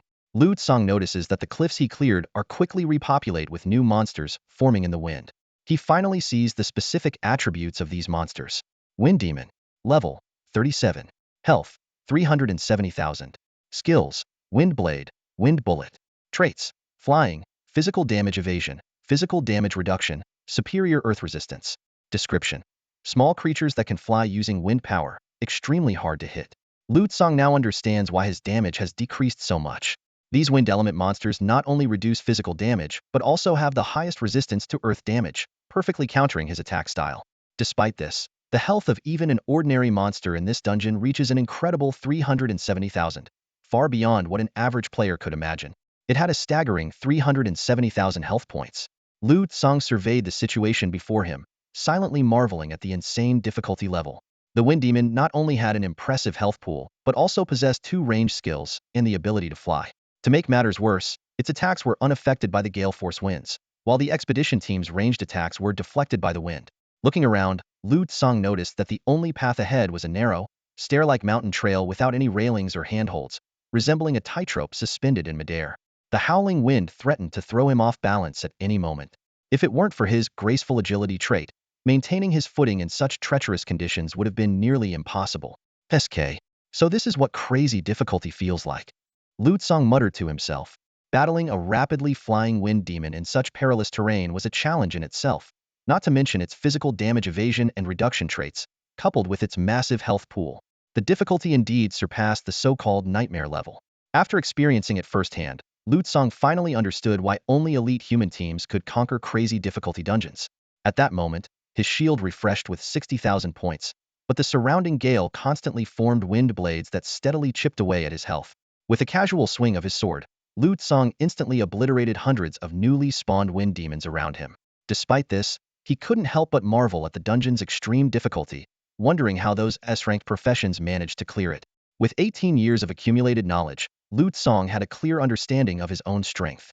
He knew he couldn't compare himself to ordinary people. Thus, he steadily advanced toward the mountain peak, his Jinyue sword ready to counter any potential threats. During his ascent, Lu Tsang's level steadily increased. Congratulations, your level has increased to 38. Congratulations, your level has increased to 39. Congratulations, your level has increased to 43. Though instant kills didn't trigger combat status, being attacked did. Upon entering the dungeon, Lu Tsang inevitably faced attacks, causing the effect of his 1,000-mile swift boots to disappear. However, he wasn't in a hurry to activate the speed boost, as this was a defensive-type dungeon, and the final boss wouldn't appear within the first 30 minutes. Running fast wouldn't help. Lu Tsang opted for a leisurely approach. Whenever monsters spawned around him, he would swing his Jinyue sword, instantly killing all enemies. Even if the monsters had evasion abilities, the 100 hit rate of his whirlwind trait ensured his attacks always landed. Despite the wind element monster's high resistance to earth damage, Lu Tsang's output was sufficient to one-shot them. As his level rose, the monster's health also increased, but they still couldn't escape being instantly killed by Lu Tsang's sword. He didn't even bother switching to an attack stance, maintaining his turret stance to clear the area with maximum range. The monsters respawned quickly, but Lu Tsang killed them even faster, maintaining a steady rhythm. During this process, Lu Tsang upgraded all his equipment to platinum quality. Each of his 7 gear slots had reserved platinum gear for absorption.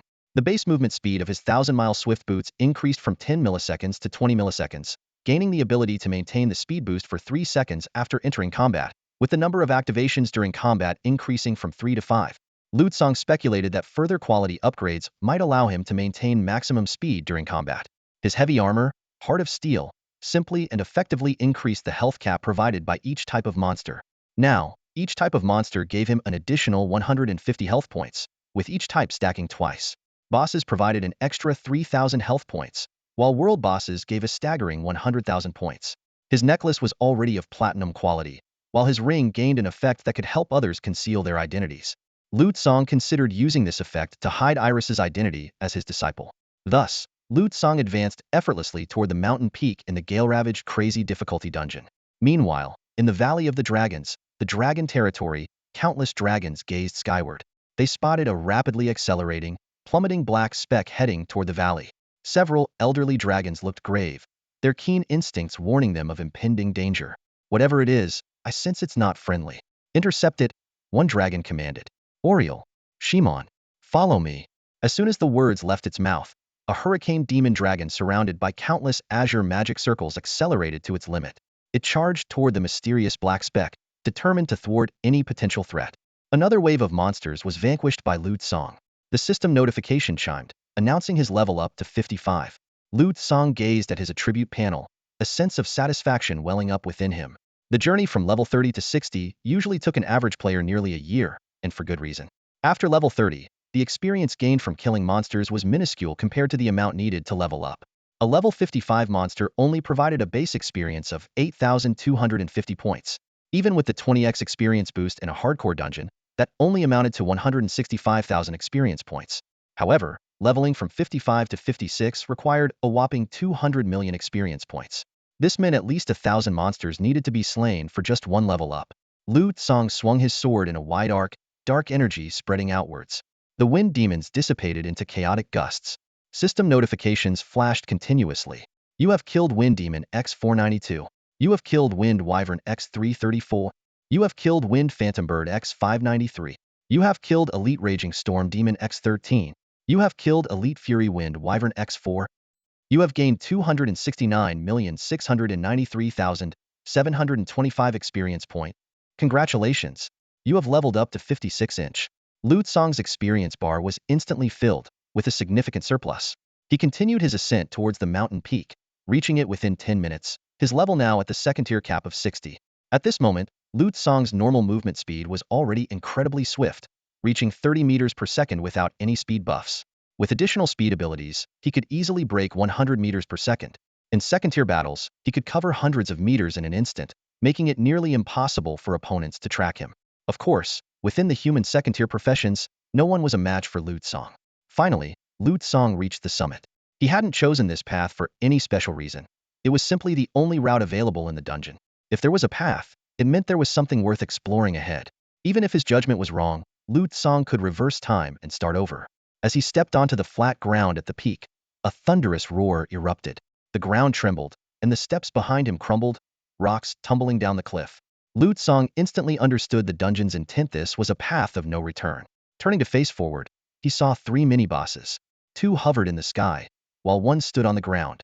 The ground boss was the Flame Wind Azure Tiger, its body composed of wind elements and surrounded by azure flames, resembling a fierce tiger. In the sky, a mass of dark clouds crackled with lightning, named the Raging Thunderstorm Cloud.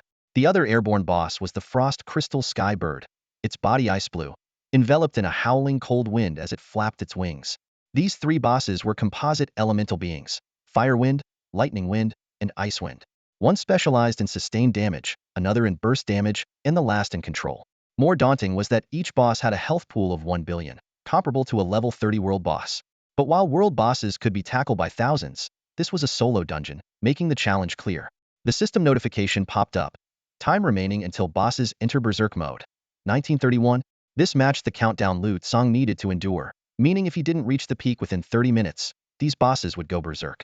In the brief seconds Lu Tsang pondered, the three bosses launched their attacks simultaneously. The flame wind azure tiger roared, thunder rumbled in the sky, and the frost crystal sky bird let out a piercing cry. Meanwhile, thousands of smaller monsters spawned around him. Facing this daunting lineup, Lu Tsang merely rotated the sword in his hand, Zhenyue, and assumed an attack stance. Then, he slashed downward. Boom. A ring of black mist instantly spread out in all directions, triggering Zhenyue's shockwave effect. In an instant, all enemies, both in the sky and on the ground, were annihilated. The system notifications flashed continuously, indicating not just the visible monsters, but also the ones burrowing underground had been wiped out. Lu Tsang had now reached level 60, with Zhenyue's strength attribute, providing a staggering 204,114 points.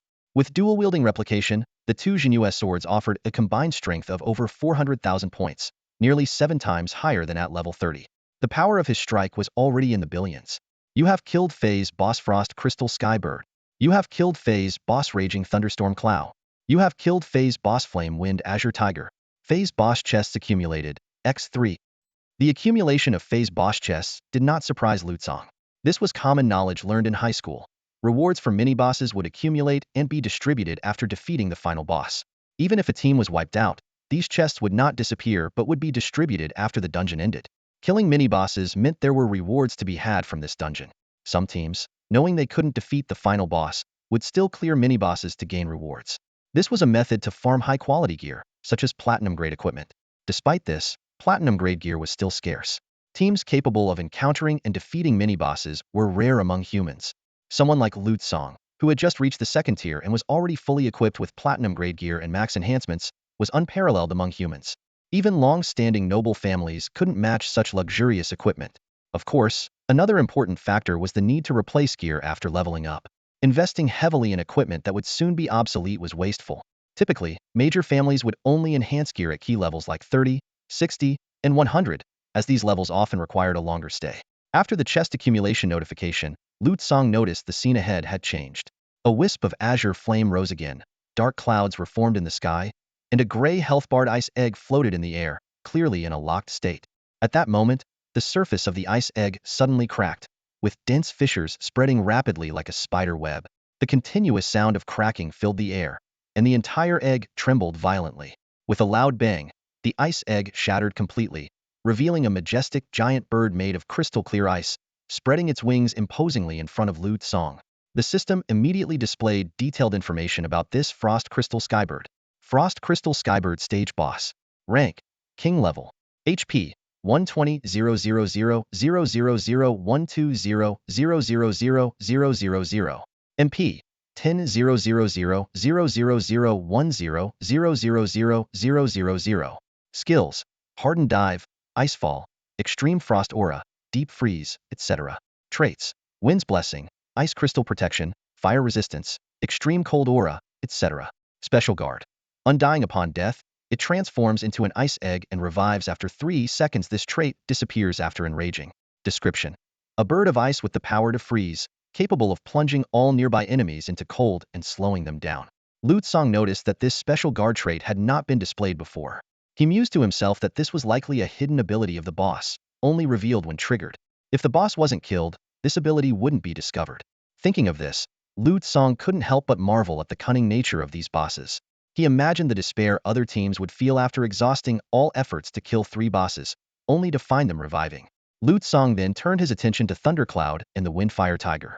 He confirmed that they also possessed similar revival abilities. At that moment, as the bosses revived, a large number of minions respawned around Lu Tsang, quickly surrounding him. Lu Tsang sighed, thinking that the most annoying part of boss battles was often not the boss itself, but these pesky minions. However, he did not panic. He simply swung his weapon, Zhenyu, once more.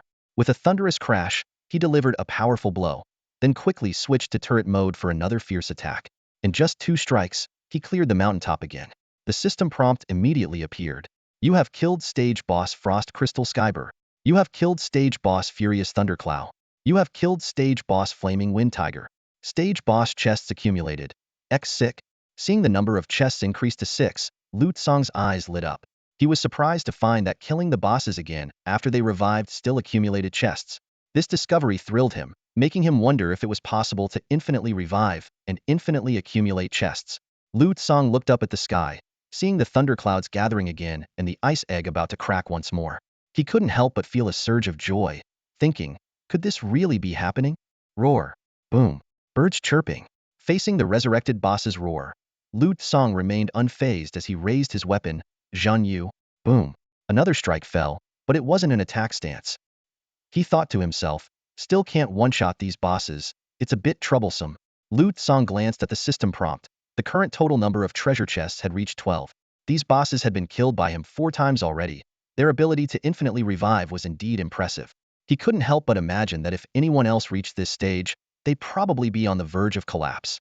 An endlessly reviving boss was something ordinary people simply couldn't handle, making these treasure chests naturally hard to obtain. His eyes flicked to the countdown timer, which showed 18 minutes and 47 seconds left on the berserk timer. Lu Tsang decided not to rush. He put away Zhen Yu on his back with his left hand and held it in his right, not bothering to switch to turret mode since the small monsters couldn't get close anyway. His level had already risen to 60, and killing small monsters no longer yielded experience points. Boom, boom, boom, boom. A series of shockwaves spread through the air. Lu Tsang pulled a small stool out of his backpack and leisurely sat atop the windy peak, beginning to browse the community messages. The Elven race had an SS-level talent holder. The White King was vacationing in human territory with his daughter. Communication with the Valley of 10,000 Dragons had been cut off. News after news scrolled by. Lu Tsang's eyes lingered on messages related to him. The fog that the great sage couldn't see through, speculations that the human emperor was issuing a king's invitation, theories about mutated professions, and guesses about hidden abilities. Most of the posts were discussing Lu Tsang's abilities and profession features, but they were all baseless conjectures.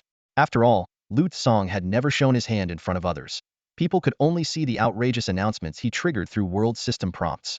To all the Eastern humans, Lu Tsang had become a huge enigma. After quickly skimming through a dozen posts, Lu Tsang lost interest. These editors had no clues, no pictures, no videos, just eye-catching titles followed by made-up content. Speculations were rampant, with some saying he had found a one-shot scroll that could kill anything, while others guessed he was the reincarnation of a true god or the embodiment of an immortal-level demon.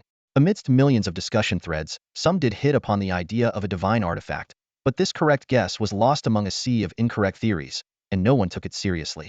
Just like in his previous life on Blue Star, no one would believe that Luffy was a mythical Zoan type, human fruit, model, Nika. Lu Tsang continued to scroll down until he saw some posts worth noting. The 5th Millennium Awakening is upon us. Will the Millennium Catastrophe strike again? And, reviewing past Millennium mutations? His expression grew serious. His hand lightly swung Zhen Yu. Boom, boom, boom, boom. The 3 newly resurrected bosses fell again, and Lu Tsang didn't even glance at them. Initial Awakening, Blood Moon, Abyss, Stars, Divine Demons. Only the first mutation granted the world's races the power to awaken and change professions. The remaining 4 were all disasters. Moreover, the impacts of these disasters still linger. The moon in the sky is still blood red, the abyss remains. One of the original 4 moons has fallen, and the remnants of divine demons and their temples are scattered across the world, with their followers still causing havoc. This year marks the 5th millennium. Lu Tsang sighed inwardly, the millennium catastrophe, and I happen to be caught in it. Let's hope the mutation doesn't come too soon. Time flew by as Lu Tsang browsed the community and casually swung Zhen Yu. System prompts continuously popped up. You have killed the Phase BOSS Frost Crystal Skybird. You have killed the Phase BOSS Furious Thundercloud. You have killed the Phase BOSS Fiery Wind Azure Tiger. The current total number of treasure chests had reached 486, even surpassing the number produced by the human race in an entire year on insane difficulty. The closer it got to berserk time, the faster the 3 bosses respawned, and the faster Lu Tsang killed them. In just a few minutes, these bosses had died over 100 times. With 1 minute left, Lu Tsang stood up. In the distance, countless mists were gathering, about 10 kilometers away. The mist was forming a body. Clearly the final boss was taking shape. Lu Tsang frowned slightly as the system displayed the final storm boss information. Rank, King High Tier. Level, 60. Health points, 320, 000, 000, Mana points, 10, 000, 000, Skills, Wind Pillar, Savage Tornado, Windquake, Ultimate Storm, Thunderstorm, Flamestorm. Traits, Wind's Blessing, ground damage immunity, swift wind aura, repel close enemies. Description: the final boss that commands the power of the storm. Possesses immense destructive power. 320 million health points. This dungeon is indeed akin to a solo world boss challenge. Lutsong speculated. Perhaps the challenge dungeon is slightly harder than regular dungeons, or this is just an extremely insane difficulty. After all, a level 60 world boss has around 900 million health points, and this final boss has 300 million health points, with added mechanics making it as strong or even stronger than a world boss of the same level. Coupled with 3 berserk mini bosses and a horde of small monsters, the difficulty is off the charts. Of course, Lutsong had another guess. The world might be undergoing a mutation. A new millennium. Who knows what will happen? It wouldn't be surprising if the bosses from dungeons started wreaking havoc in the world. However, Lutsong quickly interrupted his own thoughts. There were too many possibilities, and overthinking wouldn't help. The immediate task was to handle the challenge at hand. The boss suddenly appeared in front of Lutsong. Squinting his eyes, he decided to strike first. Beyond the distant cliff, the final boss was in a locked health state, immune to damage. Lutsong estimated he still had to wait for the 1-minute countdown to end, and for the 3 mini-bosses to enter their berserk state before the final phase would begin. Suddenly, a bolt of lightning struck from the sky. Lutsong remained motionless, only activating his near-death resistance ability. He inwardly mocked the lightning's meager damage. The final storm in the distance began attacking Lutsong, despite being in a locked health state and 10 kilometers away. Lutsong scoffed, thinking the boss was cheating, but there was nothing he could do about it. However, Lutsong was not worried. His inherent defensive armor had reached its maximum stack, providing a 550 boost to armor and resistance. Coupled with his naturally high health and defense, these attacks were of no concern. Lutsong stood up from the charred bench, his hands never stopping. He wielded Zhenyue, easily defeating the 3 stage bosses: the Frost Crystal Skybird, the Furious Thundercloud, and the Flame Wind Green Tiger. The system notified him that he had collected a total of 498 treasure chests. The countdown continued, and the 3 bosses resurrected once more. Using the same method, Lutsong quickly defeated them again, bringing the treasure chest count to 501. Lutsong took out the Wind Spirit Grass from his backpack, a rare item that permanently increased agility by 20 points and granted 1 hour of flight.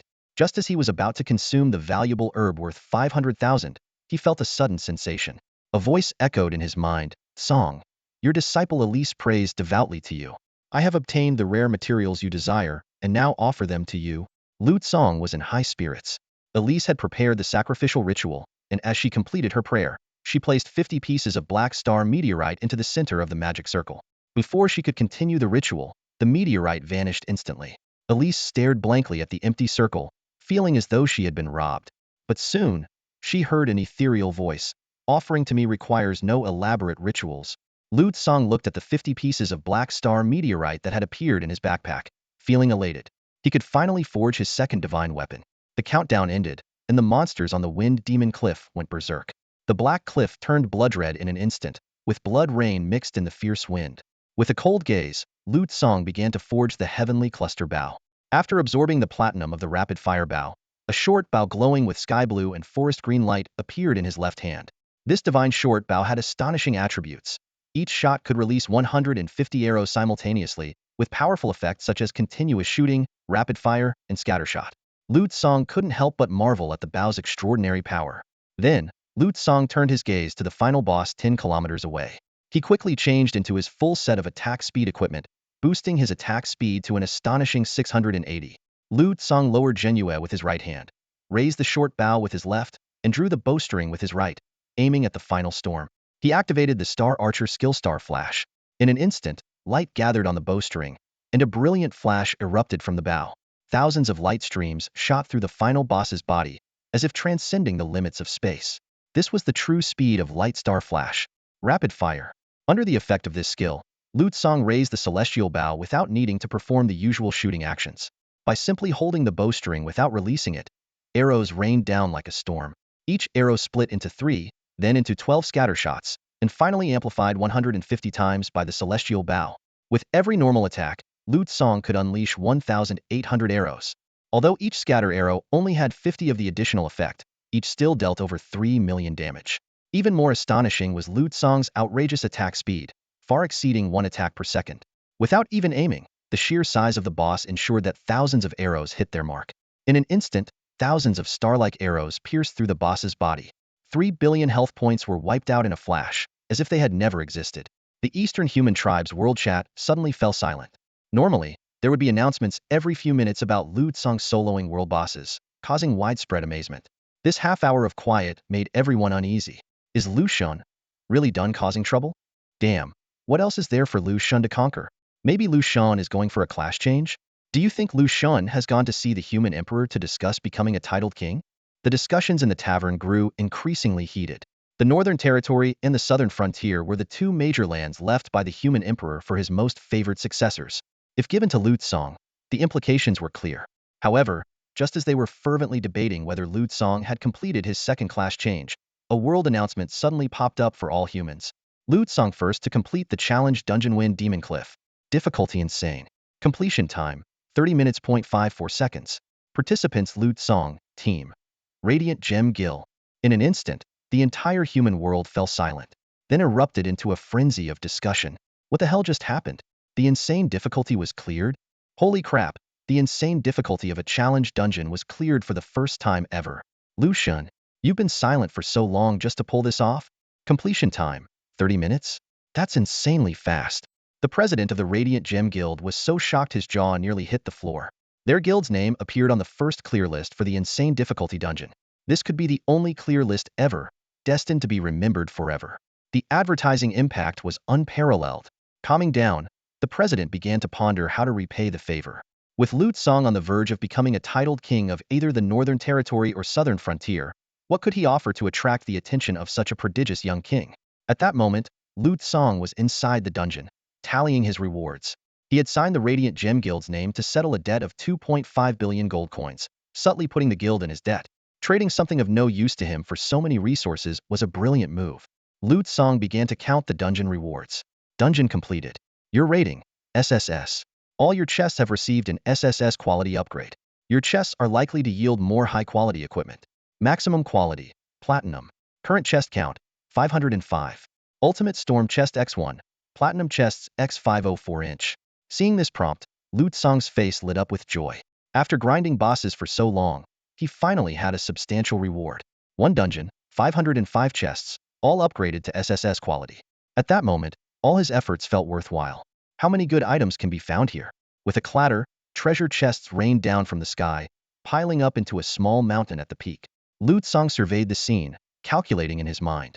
Although he could use his time reversal ability to go back and collect everything again, 500 treasure chests were more than enough. He knew that having too many chests would lead to repeated rewards, which would ultimately just be sold for money.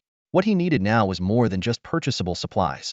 He needed to elevate his status and acquire rare resources that couldn't be bought. Lu Tsang decisively ordered all the treasure chests to be opened. As he gave the command, the chests cracked open, and the rewards piled up once more. The first thing that caught his eye were thousands of platinum-quality items, with nearly 10 items spilling out of each chest. Is this the benefit of an SS grade bonus? Lu Tsang wondered, astounded. This haul could rival the entire human race's platinum item production over several decades. He thought about the other teams. Even those who cleared the insane difficulty dungeons rarely achieved an SS grade rating. As for the teams that only farmed small boss chests without completing the dungeons, getting a single platinum quality item was uncertain. Statistics showed that the chance of an ordinary chest yielding a platinum item was just 5, meaning you'd need to open about 20 chests to find one. Yet here he was, getting nearly 10 items from a single chest, equivalent to others opening 200 chests. However, the equipment was secondary. What caught Lu Tsang's attention the most were the exclusive skill books for his Wan Hua Divine Armor. This dungeon indeed dropped the skill books unique to his class, and not just one. Lu Tsang was secretly delighted. He could finally replace those trash skills he had.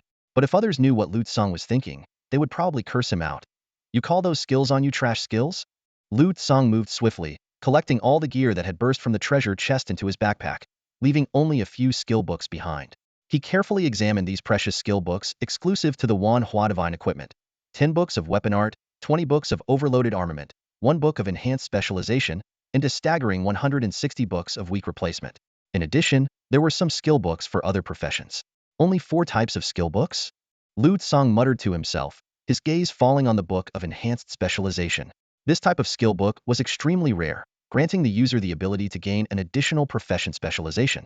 His eyes scanned the skill books in the chest, noting that the weapon art skill was obtained from the Ultimate Storm chest, indicating its formidable power. However, Enhanced armament seemed even rarer, with only one dropping in the entire dungeon. Lu Tsang calculated silently, realizing that even in such an insanely difficult dungeon, there were no unique skills. This suggested that the rarity of unique skills was comparable to drops from world bosses or world first kill rewards. Suddenly, an idea flashed through Lu Tsang's mind. Without hesitation, he activated his time reversing ability. Instantly, he felt the ticking of a clock in his chest click, click, click ding. In the blink of an eye, all the open treasure chests reverted to their unopened state. Lu Tsang quickly retrieved a precious luck potion from his backpack and drank it down in one gulp. The potion's effect was immediate. Luck 1, lasting for 10 seconds. Although it couldn't raise his luck above 5, even this slight boost was incredibly valuable in the current situation. Wasting no time, Lu Tsang opened the treasure chests again. Wham! Over 500 chests opened simultaneously, and treasure poured out like a mountain. This time, the quantity of platinum-grade gear noticeably increased, with each chest dropping at least 10 pieces of platinum-quality gear instead of nearly 10 pieces. Lu Tsang swiftly collected the gear and began counting the skill books. 13 books of weapon art, 34 books of overloaded armament, 1 book of enhanced specialization, and over 200 books of weak replacement. Although the quantity increased, the types remained unchanged. Unwilling to give up, Lu Tsang decided to try again. He activated his time-reversing ability, returned to the past, drank the luck potion, and reopened the treasure chests. The results were similar to the previous attempt, with only slight variations in the number of items and skill books, and no additional drops. Lu Tsang repeated this process dozens of times, finally confirming that the dungeon only dropped these 4 skill books, which comprised the entire skill set for the Wan Hua Divine equipment. During this process, he also used his time-reversing ability to farm several ideal platinum-grade gear attributes. Instant death resistance, death defiance, forced awakening, and illusion resistance. Despite having the time-reversing ability, Lu Tsang knew that if he were killed instantly before he could react, he wouldn't be able to activate this power. Therefore, even with ample health, strong shields, and high resistances, he prepared these new survival attributes for himself. After all, in real combat, his enemies could be far stronger than him, and a level 100 entity could easily deal millions of damage. Next, Lu Tsang carefully studied the newly acquired skills. The effect of weapon art was, whenever a new weapon is equipped, this skill transforms into a skill usable by that weapon, with power equivalent to its strength profession skill. This was undoubtedly a god-tier skill, far superior to the previous skills of the armsman profession. Lu Tsang speculated that this might be because the Wan Hua Divine equipment had ascended to a true god-tier profession. After learning weapon art, the perfect divine skill was triggered, evolving it into Weapon Art Wan Hua form. The new effect not only boosted the acquired skills power to SS rank, but also enhanced SS rank skills from the Wan Hua Divine Temple to god-tier. Lu Tsang then checked the Star Flash skill from the Star Archer profession. Under the enhancement of Wan Hua form, it evolved into Ultra Star Flash. The new effect retained the original explosive damage and added 5 splitting arrows after the explosion, each capable of piercing up to 3 enemies and dealing damage equal to 5 times Lu Tsang's agility to each pierced enemy. Next, Lu Tsang learned the overloaded armament skill. The perfect divine skill was triggered, evolving it into abundant armament, allowing him to wear 2 chest pieces simultaneously without any penalties. This effectively added an extra equipment slot, meaning he could equip an additional divine item. Then came the enhanced specialization skill, which could completely double the effect of one attribute. This meant Lu Tsang could keep a specific attribute continuously boosted, such as increasing the number of arrows from the Heavenly Cluster Bow from 150 to 300. Finally, Lu Tsang learned the weak replacement skill. The perfect divine skill was triggered, transforming it into equivalent replacement, which allowed him to swap secondary attributes on equipment without reducing their enhancement effects. This skill was perfect for Lu Tsang, enabling him to flexibly adjust secondary attributes on his gear, such as health regeneration, mana regeneration, movement speed, critical hit rate, cooldown reduction, and attack speed. These are all sub-attributes. However, some attributes have world limits. For example, cooldown reduction can only reach a maximum of 40, and dodge rate can only go up to 99. These restrictions gave Lu Tsang new ideas. He decided to replace the useless critical hit rate attribute with more valuable ones, such as movement speed or attack speed. Subsequently, Lu Tsang learned all 4 skills. His current skills include dual wield copy, infinite variability, magic device, equivalent exchange, abundant armament, and form of myriad changes. His original inherent defense heavy armor was directly replaced. The only issue was that the turret stance couldn't move, but this wasn't a big problem. After all, switching stances only took a moment, and he could switch to another stance immediately after using a strike. Next, Lu Tsang gathered all the other loot into his backpack. Over 5,000 pieces of platinum quality equipment. This quantity was 100 times more than the 50 or so pieces he had obtained from killing numerous world bosses before. After finishing all this, Lu Tsong didn't leave the dungeon immediately. In this safest place, he slowly closed his eyes and mentally connected with the Temple of Myriad Changes. In the next instant, he returned to the Misty Temple. Inside the Saintess's cabin, Iris maintained a prayerful posture, devoutly reciting the few lines of prayer to Tsong. Soon, she sensed a response from Tsong and opened her eyes to find herself in the Temple of Myriad Changes. Lu Tsong's voice carried a tone of approval and amusement. Well done. Hearing the deity's affirmation, Iris's heart raced. This is your deserved reward. Lu Tsong's voice echoed in the temple. Immediately, Iris noticed that all her equipment had transformed into divine embryos, with each attribute greatly enhanced. Upon seeing these attributes, Iris's pupils slightly contracted. She clearly understood that this meant her equipment had surpassed its original limits and had been forcibly elevated to a new level. Not just this time. In the future, whenever you change equipment, simply pray to me, and your equipment will transform into divine embryos. Hearing Lu Tsong's promise, Iris trembled all over. Lu Tsong casually bestowed upon Iris a complete set of platinum-quality equipment that had already transformed into divine embryos. Once she completed her second job advancement, she could directly wear the fully enhanced platinum set, maxing out her combat power. Iris accepted these divine gifts, forcing herself to stay calm. It is my honor to serve you, Tsong. Praise be to you. But your disciple Iris has encountered an insurmountable challenge in her second job advancement quest. I might need your support, she explained. I took on an SS-level difficulty second job advancement quest, which requires me to possess 3 divine artifacts and solo clear 20 nightmare-level dungeons while setting new fastest completion records. Although clearing the dungeons is extremely difficult, I believe I can find a way. However, for the task of collecting 3 divine artifacts, I can only seek your assistance. Hearing Iris's quest, Lu Tsong sighed slightly. The difficulty of an SS-level job advancement quest was indeed extreme. While he had to solo 10 world bosses, Iris needed to solo clear 20 nightmare dungeons and set new records. In terms of combat task difficulty, his was indeed higher. But in terms of the collection task, gathering 3 divine artifacts was nearly impossible for non-god-tier classes. Alright, I understand, Lu Tsong responded.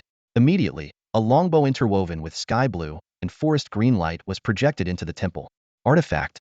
Iris recognized the extraordinary nature of the equipment at a glance. She held her breath, her heart pounding with excitement. This was indeed a true artifact, confirming Tsong's undeniable divine status. According to ancient elven records, only deities could possess artifacts, and those who owned one were undoubtedly true gods. Lu Tsong spoke calmly. You can use this artifact temporarily. When needed, pray to me. Of course, I may not always respond. He pondered internally, knowing that if he ever needed the heavenly cluster bow, he certainly couldn't lend it out. When you complete the second transformation task, the other 2 artifacts will also be lent to you. Remember, every gift from fate comes with a price. These words carried a deeper meaning, setting the stage for the future sacrifice of the elven saintess. It was to make her understand that divine favors required repayment. This way, she would naturally offer more treasures to please him, providing materials for crafting artifacts. Lu Tsong was already calculating his gains in his mind. As my disciple, you can pray to me anytime. As soon as he finished speaking, Iris found herself back in her small sanctuary. Reflecting on everything that had just happened, it felt like a dream. The deity was so generous. Initially, she thought that 50 pieces of black star meteorite would only be enough to borrow an artifact, as artifacts were incredibly rare, while black star meteorite could still be obtained. If using 50 pieces could secure the chance to complete an SS-level second transformation task, the elven race would consider it worthwhile.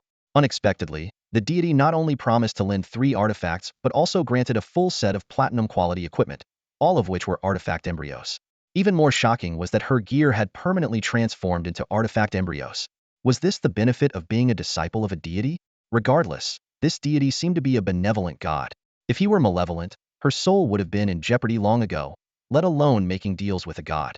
As for the crucial heavenly cluster bow, she would need to request Tsong's permission to use it. Iris decided not to disturb the deity for now, and to pray before entering the dungeon. She was unaware that Lu Tsong's chaos concealment ring had already obscured her information. After Iris left, Lu Tsong also emerged from the divine transformation hall and returned to the Wind Demon Cliff.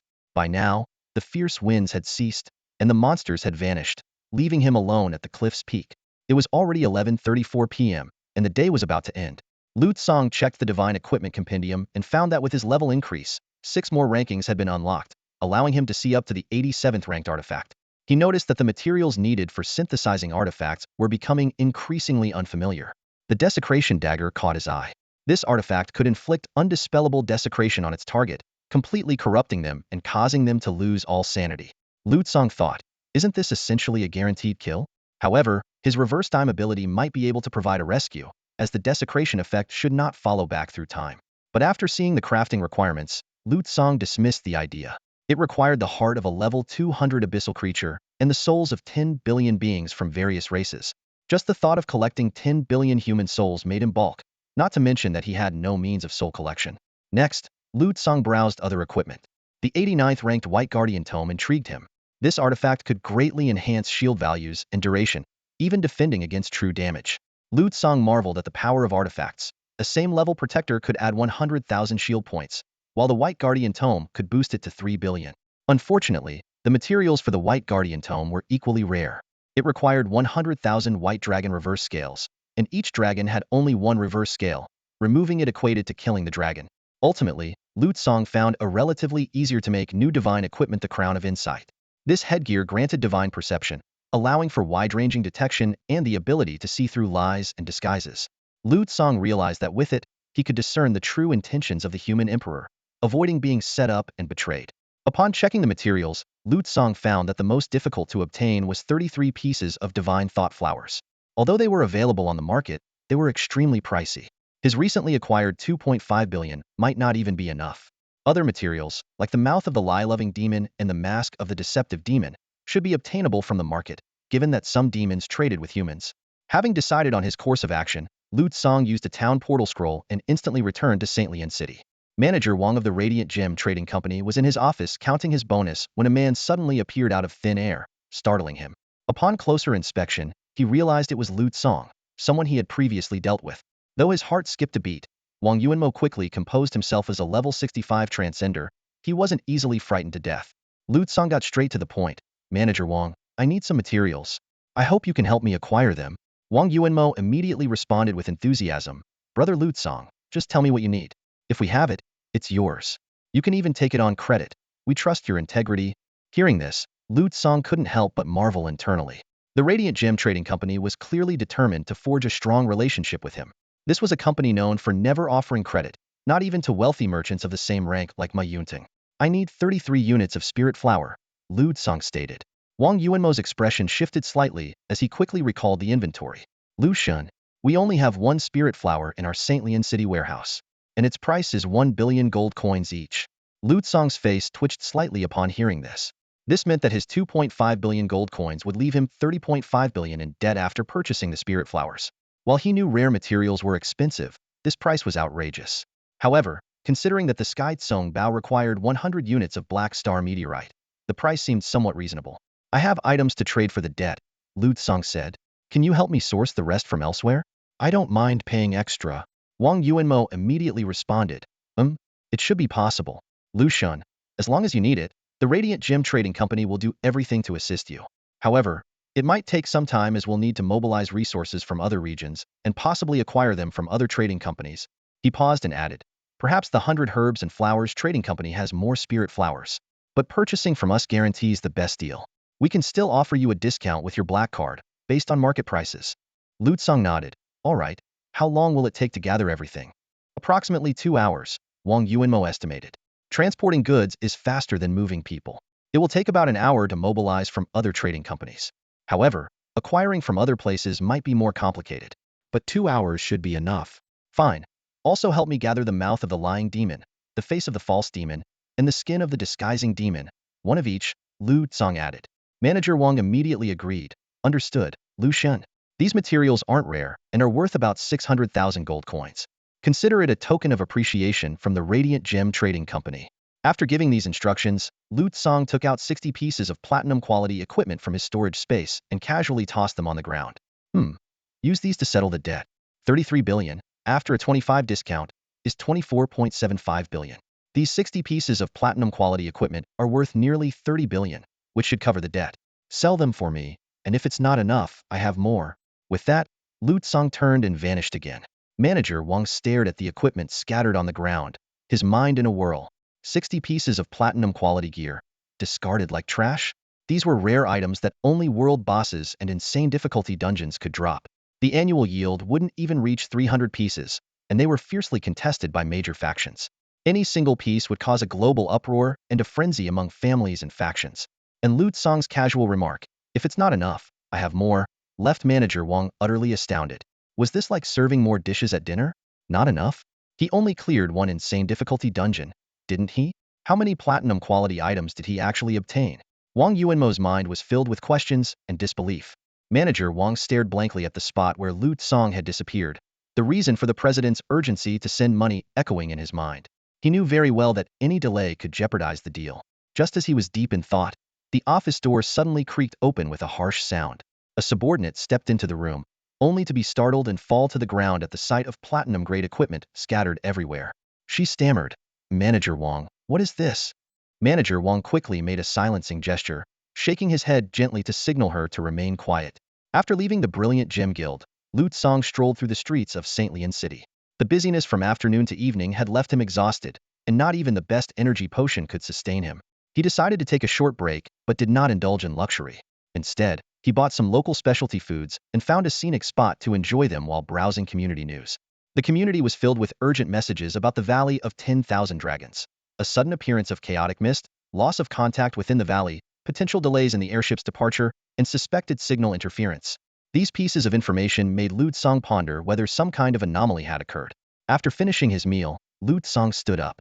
A brief rest was sufficient for him. As a level 60 second-class professional, his physical condition far surpassed that of ordinary people.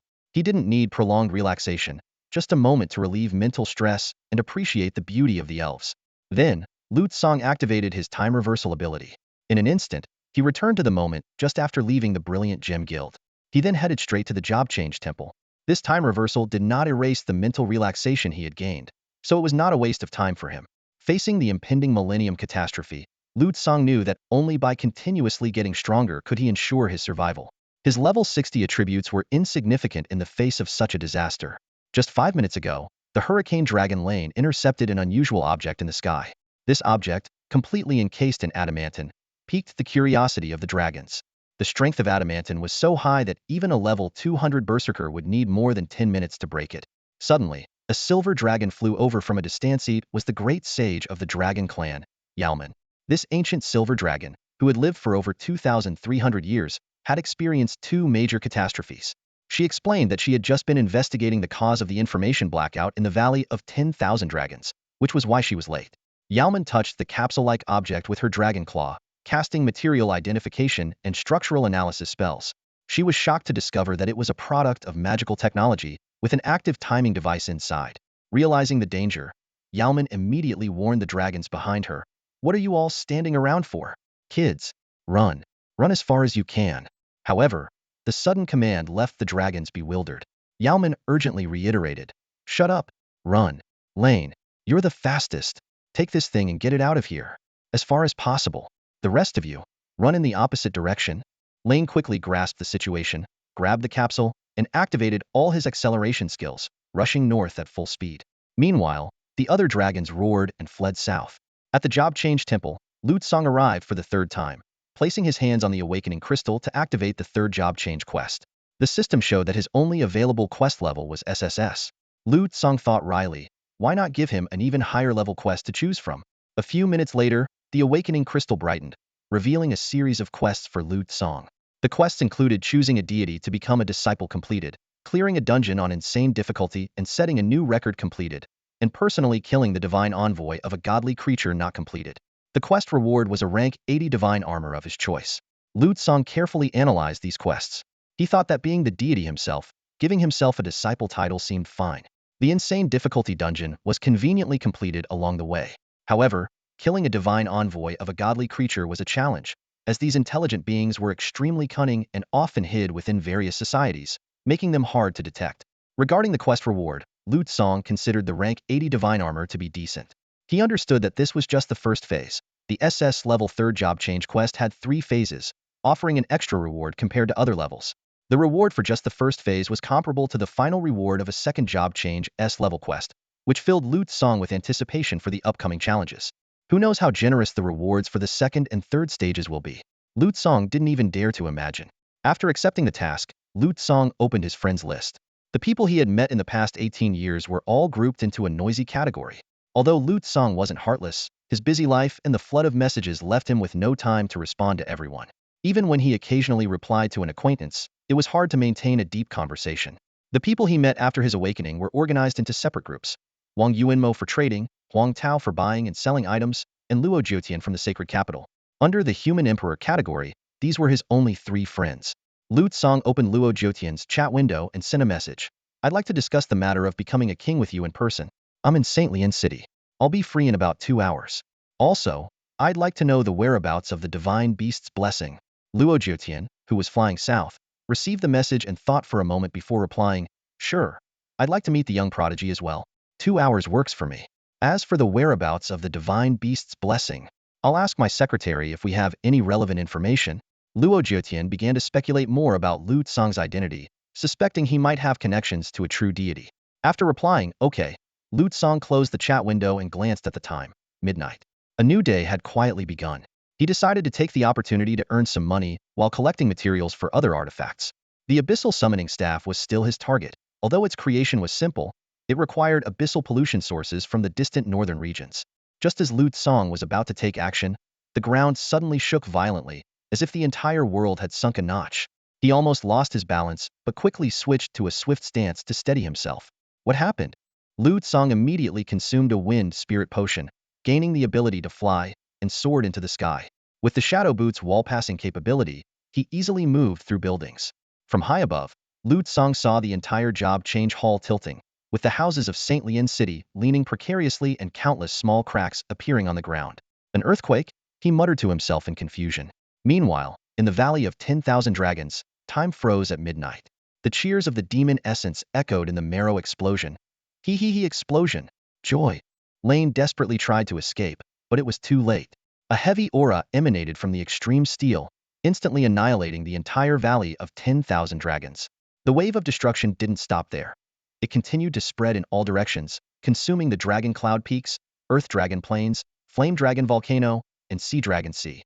Hurricanes uprooted the earth, creating massive craters. Dark red energy obliterated all defenses with overwhelming force. Within just 3 seconds, 1/3 of the dragon territory turned into a pit tens of kilometers deep. The dragons instantly realized what had happened, but there was nowhere to escape. The speed of the spreading destruction far exceeded the speed of light, penetrating countless territories in a very short time. 10 seconds later, 2/3 of the dragon territory was destroyed. The speed of the destructive wave began to slow but continued to spread. Ultimately, the entire dragon territory was reduced to a massive cylindrical pit. The aftermath of the cataclysmic explosion continued to spread for a full 5 minutes before gradually subsiding. This disaster not only obliterated the dragon tribe's territory, but also devastated the southern borders of the human tribe. 2/3 of the southern region instantly turned into a bottomless crater. In the sky, countless powerful figures from the human tribe stared in shock at the massive pit in the distance, their pupils contracting with disbelief. In just a minute, the dragon tribe's territory had vanished as if it had never existed. The human emperor stood high in the air, overlooking what was once a vast land of beautiful mountains and valleys. Now, all that remained was a dark, enormous abyss, with everything that once existed there completely gone. Even more alarming was the sight of the names of dragon tribe warriors in the human emperor's friend list, dimming one by one. Hurricane Dragon Lenny, Sage Silver Dragon Yarman, Destruction Dragon Rayburn. All these once friendly dragon warriors had their life forces extinguished. The human emperor realized with horror that, apart from the super magic white dragon and a few dragons who were in the human tribe's territory, nearly all dragons in their homeland had been wiped out, with a survival rate of less than 1%. Faced with such devastation, the human emperor halted midair, not daring to take another step forward. He immediately used his mental powers to contact the Great Sage in the White Tower. Great Sage, did you see this? At this moment, the human emperor's perspective was synchronized with many high-ranking officials of the human tribe. Kings, sages, association leaders, academy principals, and family heads, all their eyes were focused on the immense crater that used to be the dragon tribe's territory. At the top of the White Tower, the Great Sage was fully engaged in deducing the nature of the disaster that had just occurred, trying to comprehend its essence. Meanwhile, in St. Lian City, Lu Tsang felt a terrifying surge of energy, causing an ominous feeling to rise in his heart. He opened the community forum and found that the post had completely changed. Dragon tribe's territory reduced to a bottomless pit. Suspected total annihilation of the dragon tribe? Aerial footage. Site of the dragon tribe's destruction. I witnessed the destruction of the dragon tribe. Video attached. Breaking news. Dragon Tribe's territory leveled to a crater. Live report from the front line. Lu Song clicked on the news with the attached video. The footage showed a human tribe flyer looking towards the Dragon Tribe's territory from the southern borders. Suddenly, a dark red light flashed, followed by a massive spherical wave expanding at an unimaginable speed. In an instant, this destructive energy engulfed half of the Dragon Tribe's territory. But the disaster did not stop there. The destructive wave continued to spread in all directions, leaving only a void of a deep pit in its wake. The cameraman frantically retreated, trying to escape the catastrophe. After 5 minutes of fleeing, the wave of destruction finally stopped not far from him. However, 2/3 of the human tribe's southern territory had already turned to nothingness. After watching the video, Lu Song took a deep breath, tightly gripping the pendant of reverse time. Faced with such a destructive disaster, what could he, a level 60-second transition job holder, possibly do? If the explosion had occurred in Saintly Inn City, he might not even have had a chance to escape.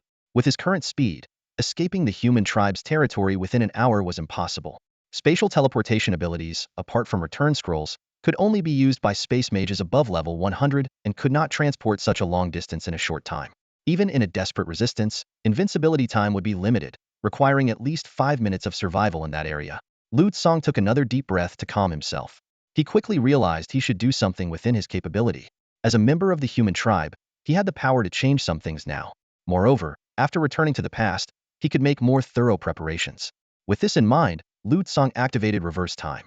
He returned to 10:30 p.m., the exact moment he had just equipped reverse time. Lu Song immediately sent a message to the human emperor. Have all humans in the southern region use every means of transportation to flee north as quickly as possible. Get as many people out as you can. After sending the message, Lu Song hesitated for a moment, but ultimately did not mention the Dragon Tribe. Informing them now was meaningless. The destruction had already spread to the southern borders. Even if they started fleeing from the Dragon Tribe's border, they wouldn't make it, especially since most dragons lived in the hinterlands. The human emperor Luo Jiutian felt puzzled upon receiving Lu Song's message. Flee? Why should we flee? Lu Song replied with utmost seriousness. If you hesitate any longer, there won't be any time left. The reason can be explained later. Sensing the seriousness in Lu Song's message, Luo Jiutian realized this was no joke. He finally asked, "Is this a divine instruction?" Lu Song solemnly answered, "Yes, the situation is extremely severe. Also, help me find the whereabouts of the divine beast's divine favor. I'm in Saintly Inn City, as close to me as possible." The human emperor quickly responded, "Understood. I will ask about the divine beast's situation." As a decisive leader, Luo Jiutian knew the cost of hesitation. Considering that today was a day of anomalies, and given Lu Song's connection to the divine and the many miracles he had achieved in a short time, he chose to trust Lu Song. Almost simultaneously, a notification appeared in front of Lu Song. Tribal announcement. By order of the human emperor, all humans in the southern region, flee north at full speed by any means necessary. Abandon all resources if needed. Seeing this announcement, Lu Song breathed a sigh of relief. What actions the human emperor took next were beyond his control. He was in Saintly Inn City and couldn't concern himself with such distant matters. He had done his part, the rest was up to fate. Following this, Lu Song proceeded according to the established plan, entering the Temple of All Transformations and repeating his previous words verbatim. In this special space, he had an exceptionally clear memory, able to recall everything that had happened, down to the tiniest detail. After that, he successfully brought Iris into the Temple of All Transformations. Once Iris was settled, Lu Song headed straight for the Radiant Gem Trading Company. This time, with his second transition completed, Lu Song possessed a black card, a gift from the Radiant Gem Trading Company after he defeated the fourth world boss. His gold count had also reached 2.5 billion. However, this time, Lu Song did not repeat his previous actions. He went directly to Manager Wang, ready to implement a new plan. Lu Song sold all 60+ platinum items he got from defeating the world boss, keeping only a full set for upgrading. He quickly contacted the Radiant Gemstone Guild and commissioned them to purchase divine mind flowers and other auxiliary materials. At 22:43, Lu Song completed his procurement at top speed, donned his mobility gear, and rushed to the challenge dungeon. Upon entering the insane difficulty dungeon, he immediately activated the active effect of his swift boots, reaching the mountaintop within seconds to start farming the boss. 30 minutes later, Lu Song had obtained over 1,000 treasure chests. Due to the accelerated progress, Iris couldn't deliver the Black Star meteorite in time, preventing Lu Song from crafting the Celestial Bow to defeat the final storm boss. He decisively consumed a wind spirit potion to gain flight ability, using his mountain cleaver to kill the boss, taking 20 milliseconds longer than last time. After completing the dungeon, Lu Tsong headed to the Job Change Sanctuary to take on the SS-level Job Change quest. At 23:30, he successfully accepted the third Job Change quest, gaining an extra half hour compared to the previous round. Meanwhile, in the south, a large-scale evacuation began under Emperor Luo Jiutian's emergency decree. Airships and flying mounts were filled with people, flying north at maximum speed. All transport resources were fully mobilized, with supplies unloaded to make room for more people. Emperor Luo Jiutian sent a message to Lu Tsong, confirming the start of the southern evacuation and providing intel on a divinity-worshipping organization. This organization, located in ruins southeast of St. Leon City, was estimated to have a challenge level above 100. Lu Tsong briefly replied, confirming the emperor's actions were correct and stating that the outcome would be clear in half an hour. He closed the chat window, internally lamenting his inability to save the dragon race, focusing instead on saving humanity. At 23:31, Iris called Lu Tsong as scheduled. After crafting the celestial bow, he entered the Temple of Transformation and conversed with Iris, everything proceeding as usual. At 23:34, Lu Tsong began preparing to locate the divinity-worshipping group. He pinpointed the coordinates provided by the emperor on his map and found the destination to be quite far. Lu Tsong quickly adjusted his gear, replacing all secondary attributes with ones that increased base movement speed, ultimately reaching a base speed of 100 meters per second. He also activated the enhanced effect of his swift boots, doubling the speed boost to 200 times, achieving an astonishing maximum speed of 240 kilometers per second. Despite this, Lu Tsong mentally scoffed at the emperor's definition of nearby, as the distance was enough to circle the Earth several times. He estimated it would take 2 minutes to reach the destination and set off immediately. Upon arriving at the shadowy ruins, Lu Tsong saw a stone pyramid covered in runes worshipping the divine creature, with human bones and bloody offerings scattered around. A nauseating aura filled the air as he noticed a figure wrapped in blood-stained bandages staring at him. Lu Tsong coldly asked, "Are you the divine follower?" Before the person could respond, Lu Tsong instantly teleported behind them, wielding his mountain cleaver and unleashing the enhanced effect amplified attributes, Shockwave Boom, slashing at the figure's neck. Boom! Blood mist exploded, and the pyramid was instantly covered in cracks, with blood seeping out. Looking at the shattered corpse, Lu Tsong murmured, "I normally don't resort to such violence, but right now, I'm in a bit of a bad mood." Divine blessings are not wild monster bosses, but rather professional creatures favored or contaminated by divine entities. Their attributes generally fall within the range of job changers, with moderate improvements in various abilities. Simply put, divine blessings are those who believe in divine monsters. However, ordinary job changers are far from boss level. Achieving 1,000,000,000 health points is nearly impossible. Even at level 100, a tank's health is only in the tens of millions. This is why Lu Tsong is confident in killing divine blessings. Unless a divine blessing, as a job changer, can exceed 1,000,000,000 health points, it would only mean Lu Tsong needs a few more strikes, not much of a difference. When the job change task prompt was completed, Lu Tsong did not immediately return. His gaze fell on the pyramid in front of him. Places guarded by divine monsters often hide special items, which could be evil objects causing contamination, rare materials, or special skill books.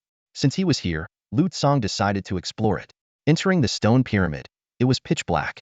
Lu Tsong tore open a scroll of illumination, and light instantly spread, illuminating the entire passage. On the ground lay the corpses of divine monster followers wrapped in bandages, all of whom were killed by Lu Tsong's powerful sword strike. Lu Tsong proceeded cautiously, carefully observing his surroundings, fearing he might miss a hidden door with treasures. Suddenly, he felt a chilling wind from behind. A dagger stabbed into his back, but caused no substantial damage, only reducing his health bar by 0.5. Lu Tsong turned around, finding nothing behind him. He realized that his sword's range was insufficient to cover the entire pyramid. Facing hidden assassins, Lu Tsong swung his sword without hesitation. Instantly, bodies fell from the ceiling. These assassins had been hiding above, invisible. Lacking detection abilities was indeed inconvenient.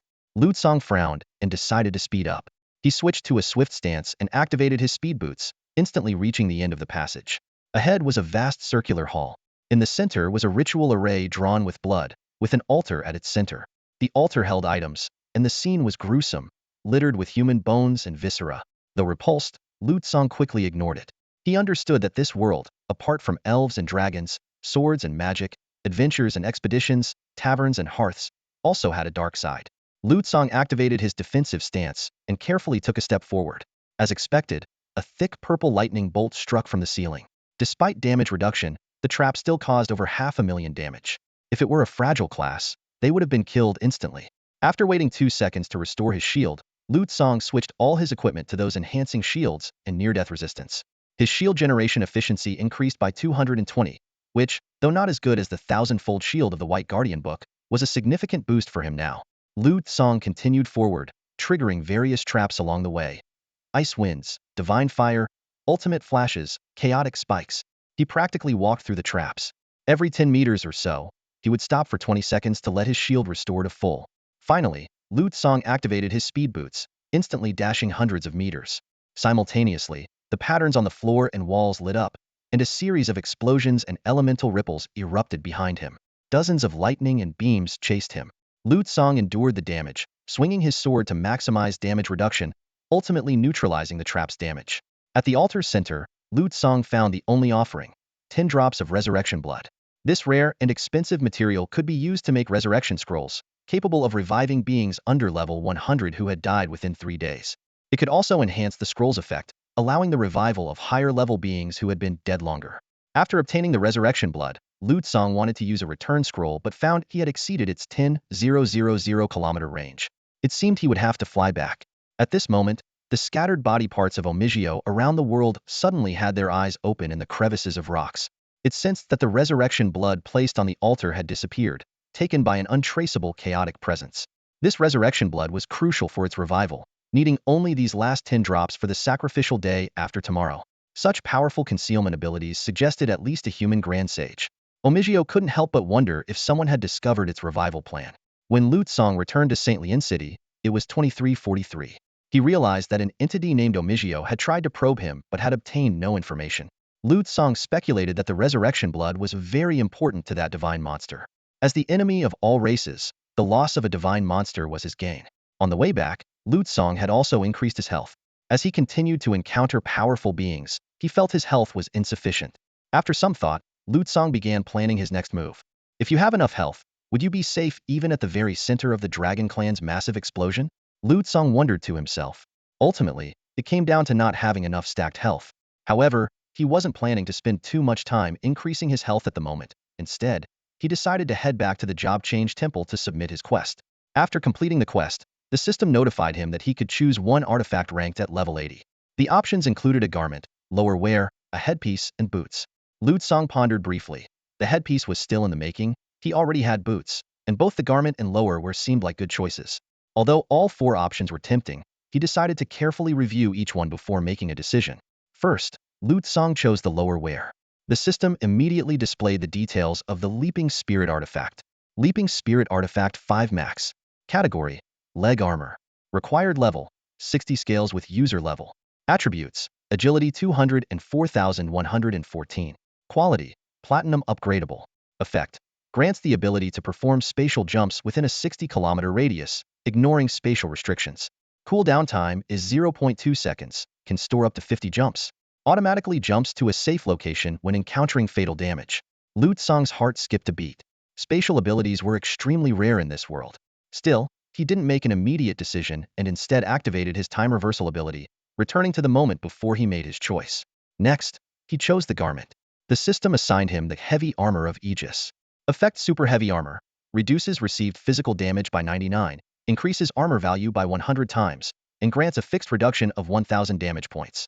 Although this piece of equipment was perfect for physical defense, Lu Tsong felt it wasn't what he needed right now. If he encountered a magic-based enemy, this armor would be somewhat useless. Activating the time reversal ability again, Lu Tsong checked the effects of the headpiece, Crown of the Dead. Crown of the Dead. Summoned undead creatures are at least level 70, with those above level 100 gaining an additional 30 levels. All undead gain Berserk, 40 cooldown reduction, 90 mana cost reduction, default equipment of a full set of 3 gold quality gear, and 5 resurrection chances. Lu Tsong couldn't help but smile wryly. Unfortunately, he didn't know how to summon undead, making this artifact of limited use to him. Finally, he looked at the boots. Rewind artifact 5 max. Category: boots. Required level: 60 scales with user level. Attributes: agility 200 and 4114. Quality: platinum upgradable. Effect: rewind allows the user to return to any location they have previously visited, ignoring the timeline and spatial restrictions. Cooldown time is 0.1 seconds. After careful consideration, Lu Tsong decided to choose Rewind. Although the spatial jump ability was powerful, given his current speed, he didn't really need it. The Rewind ability, on the other hand, was not limited by the timeline, meaning he could return to any place he had been to in the future, even after traveling back to the past. This potential greatly intrigued him. I choose rewind. Lu Tsang made his final decision.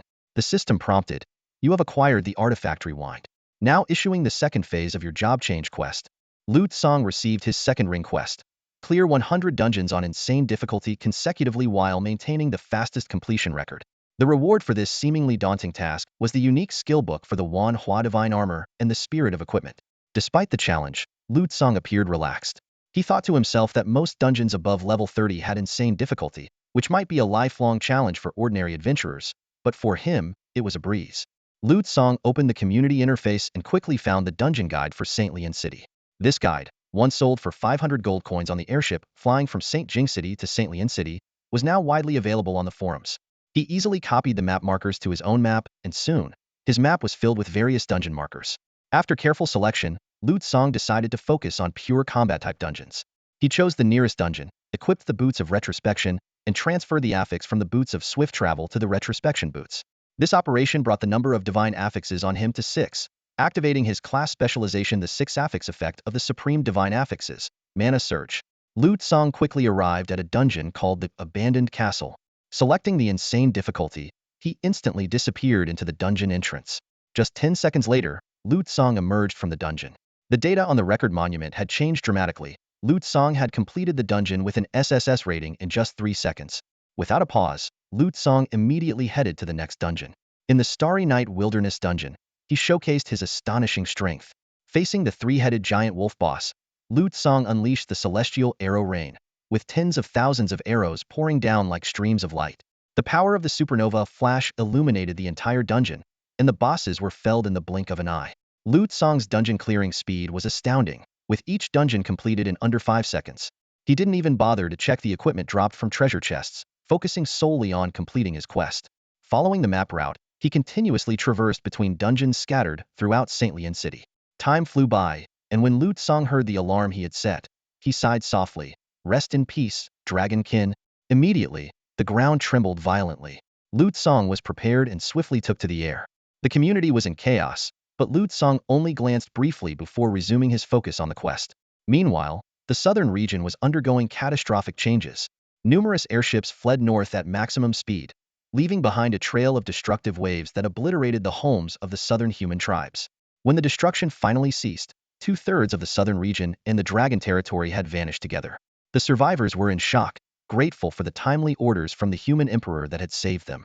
In the sky, the human emperor stared southward in astonishment, shocked by the destructive energy comparable to a super-level forbidden spell. He worried about whether the human race could withstand such a terrifying attack and pondered what had happened in the Dragon territory. The human emperor's thoughts suddenly turned to Lu Tsang, and he sensed the situation in the southern region. Fortunately, most humans resided in the habitable northern areas, so despite losing a vast expanse of land, the casualties were not severe. Facing the devastation before him, the massive crater left by the dragons, the human emperor swallowed hard, his heart filled with anxiety over the unknown threat. Lu Tsang stood on the outskirts of St. Lian City, lost in thought. He had just completed his 35th dungeon challenge, holding nearly 100 frenzied treasure chests, yet he had no time to examine them. One question echoed in his mind. What exactly had the gods revealed to him? At that moment, his communication device suddenly beeped. The emperor's voice came through, urgent and serious. "Lu Tsang, we need to talk. Your foresight is crucial." Almost simultaneously, another message flashed on the screen. Wang Yuanmo's tone was respectful. "Lord Lu, the divine thought flowers and demon materials you requested are ready for pickup, free of charge." Lu Tsang smiled slightly. The timing was perfect. He could retrieve the materials for crafting the Crown of Insight before meeting the emperor. Meanwhile, the emperor issued an emergency decree. All humans in the southern region were to migrate north immediately, and all cities were to accept refugees unconditionally. He then summoned the Star Dragon Beast and swiftly headed to St. Lian City. The emperor posted a pinned announcement in the community, crediting Lu Tsang's timely warning for the evacuation. The news caused an uproar. No way. Lu Tsang foresaw this disaster? The title of king is well-deserved. Thank you, Lu Tsang, for saving us southern humans.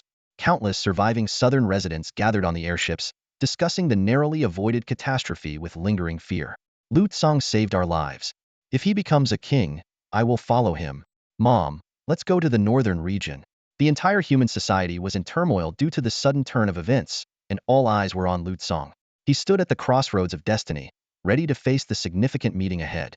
Lu Tsang stood in front of the Radiant Gemstone Guild, calculating that he still had 65 nightmare-level dungeons to clear. He decided to pick up some materials first, thinking it wouldn't take too much time. In the next moment, his recall ability activated, and Lu Tsang instantly appeared at the guild's entrance. Since acquiring the recall ability, Lu Tsang had devised an optimal strategy. Run through all the dungeons first, then rewind time to before he started the first dungeon. This way, he could instantly reach any dungeon. The Radiant Gemstone Guild, being a frequent stop, had naturally been one of his earlier visits. Lu Tsang entered the guild with ease, appearing directly in Manager Wang's office. Manager Wang had grown accustomed to his sudden appearances and greeted him with a sycophantic smile. For him, Lu Tsang, this VIP super benefactor, was as crucial as any other top-tier business partner. Master Lu, Manager Wang said enthusiastically, I've heard of your heroic deeds. It's said that you saved our compatriots in the southern regions. For this order, we're giving you a 50% discount. It's the least we can do for a hero of the human race. He continued, Master Lu, this price is already at rock bottom. To expedite the acquisition of the Divine Mind Flower for you, we even swallowed the price hikes from other guilds. We bought it from them for 1.5 billion gold coins per flower, but we're selling it to you for just 500 million gold coins each, taking a loss of 1 billion per flower. As for the revenue from the equipment sales, it's already been transferred to your account. Lu Tsang nodded in understanding and then said, I have a batch of goods to sell you. Next time, when you help me acquire materials, I only ask for speed. The price can be a bit higher. With that, Lu Tsang took out 2,000 pieces of platinum-grade equipment from his backpack and transferred them to the storage box in Manager Wang's office. Here are 2,000 pieces of platinum-grade equipment. Distribute the profits as you see fit. Just let me know when this batch is sold out. Manager Wang looked at the equipment, nearly fainting from excitement. This deal meant enormous profits, and he silently vowed to work even harder. After leaving, Lu Tsang focused on clearing dungeons. He aimed to complete his third transformation quest before the arrival of the human emperor, preparing thoroughly for the challenges ahead. Meanwhile, Lu Tsang silently synthesized the Crown of Insight in his backpack. This 5 quality platinum growth equipment immediately granted him powerful ability boosts. With it equipped, Lu Tsang's artifact attributes increased to 7, triggering an even more potent supreme artifact effect Death Defiance. This effect allowed Lu Tsang to negate one death after exhausting all other survival means, granting him 1 minute of complete immunity. With 7 artifacts, this effect could trigger 7 times, giving him greater assurance of survival in any danger. After completing these tasks, Lu Tsang activated Recall again, returning to his original timeline to continue dungeon clearing. Meanwhile, in front of the abandoned castle dungeon in Saintlian City, a group of job changers was preparing to challenge the nightmare level. After 2 years of preparation, they were finally ready to attempt the still unconquered dungeon. In front of a dungeon entrance in Saintlian City, an elite team of 5 high-level professionals was discussing their upcoming challenge in the insane difficulty dungeon. The team included an S-rank Spirit Exorcist, a Holy Purifier, a Holy Light Guardian, a Divine Archer, and an S-rank Demon Hunter as their captain. The Demon Hunter captain was confidently analyzing, our classes have a strong advantage against this dungeon. As long as we work together and understand the dungeon's intricacies through repeated attempts, clearing the insane difficulty is not impossible. Especially with me, an S-rank Demon Hunter, it's like this dungeon's final boss, a demon, was designed specifically for me. As the captain spoke enthusiastically, the Holy Purifier suddenly covered her mouth, staring in shock at the record stone tablet. She trembled as she said, Captain, didn't you say no one has ever cleared this dungeon? But there's a name on the insane difficulty record stone. Lu Tsang. The captain froze at her words, then quickly dashed to the stone tablet, staring in disbelief at the name. How is this possible? There was no name here when I checked earlier. When did he clear it? This strange occurrence wasn't an isolated incident. As time went on, more and more adventurers discovered that the record stone tablets in the dungeons they were attempting now displayed a name Lu Tsang.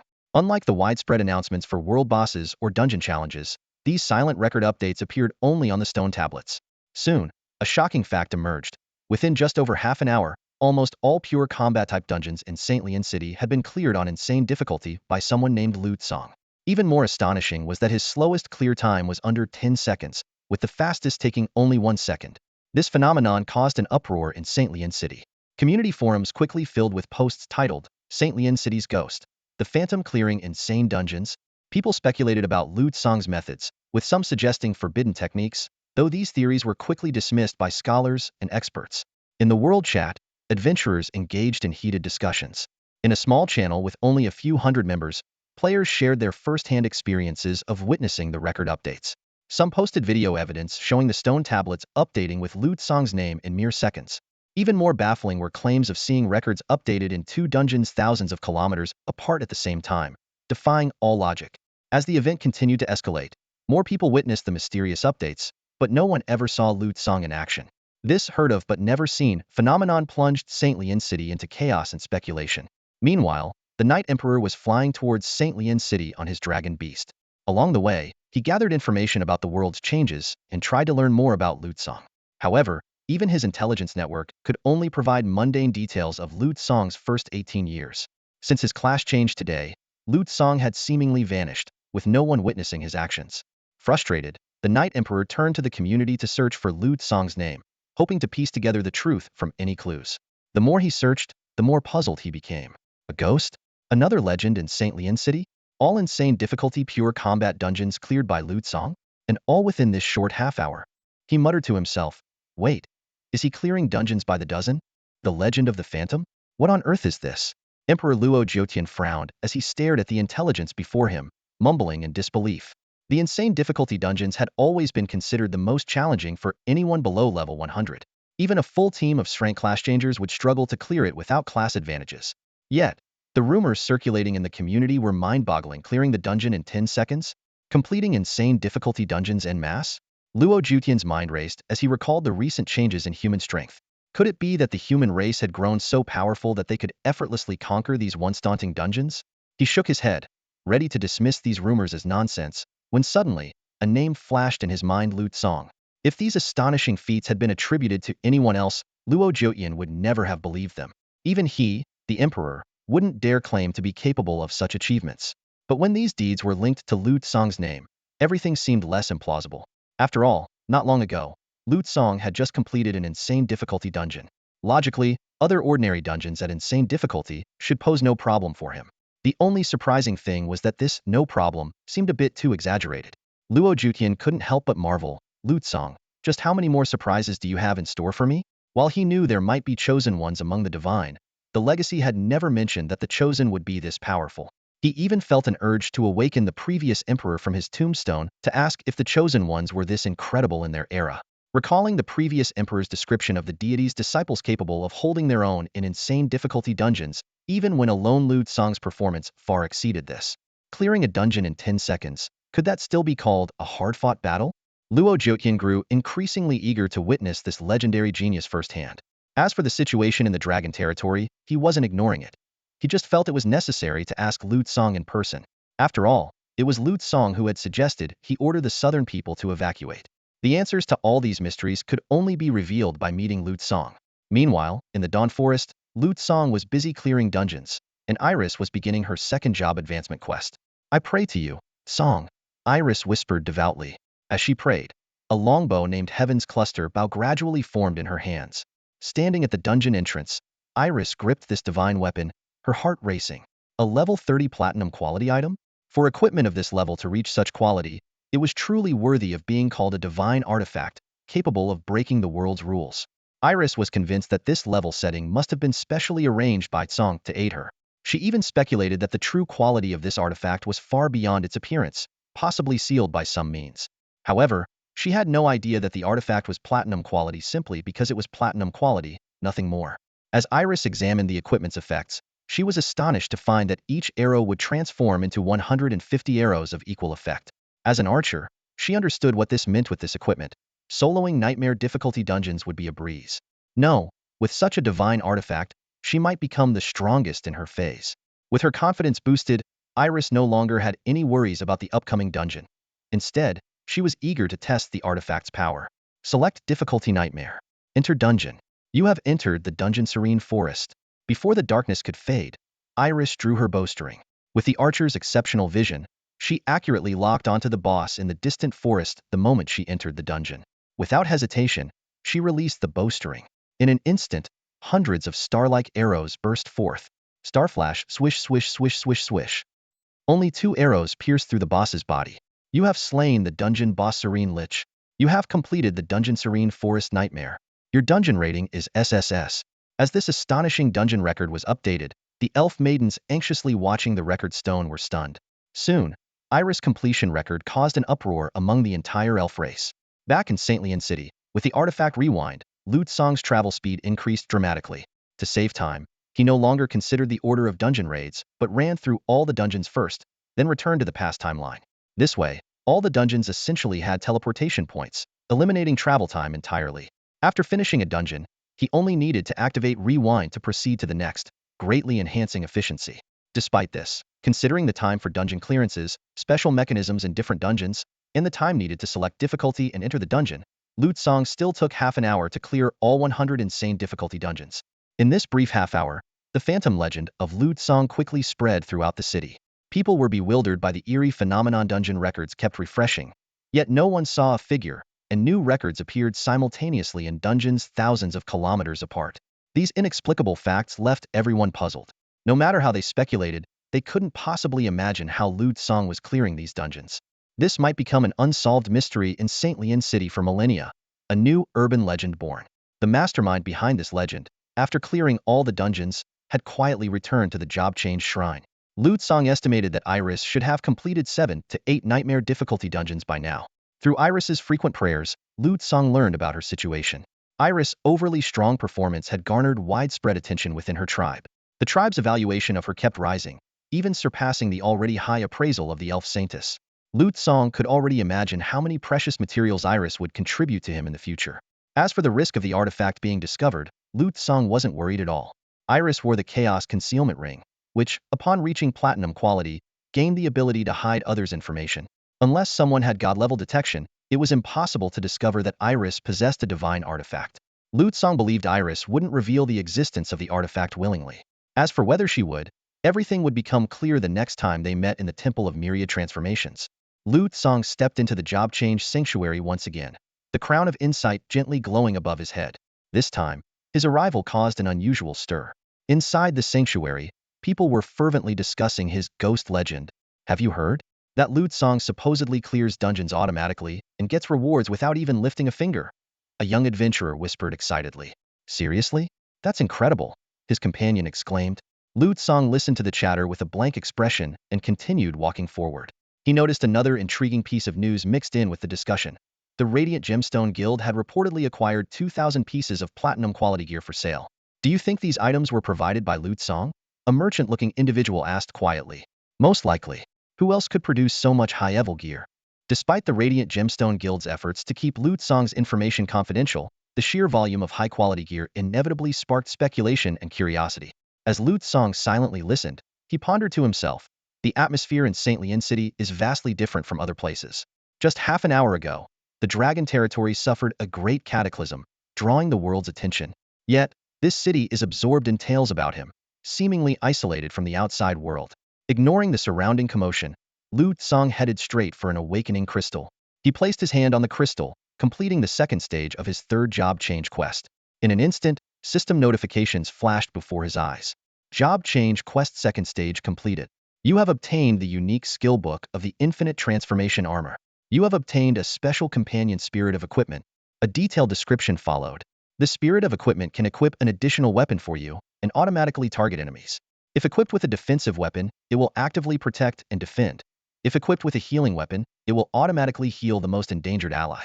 The spirit of equipment benefits from your attributes as bonuses and shares your skills, including extra skills from the Infinite Transformation Temple. It is invisible to non-divine entities, has a physical form, cannot pass through walls, but you can actively summon it to teleport to your side, ignoring any obstacles. Once you equip a weapon to the spirit of equipment, you will gain the weapon's attributes. As the notifications disappeared, a pure white orb of light appeared beside Lu Tsang, floating like a giant firefly. He immediately equipped the celestial bow to the light orb. Instantly, the orb transformed into a vague humanoid silhouette, holding a short boa miniature version of the celestial bow. Lu Tsang felt a surge of powerful energy flow into him, with the celestial bow's attributes boosting his agility by over 200,000 points. Good stuff, Lu Tsang thought to himself with delight. Now I don't have to worry about close or ranged combat. Just as he was about to check the unique skill book, a message suddenly popped up. It was from the Emperor of Humanity.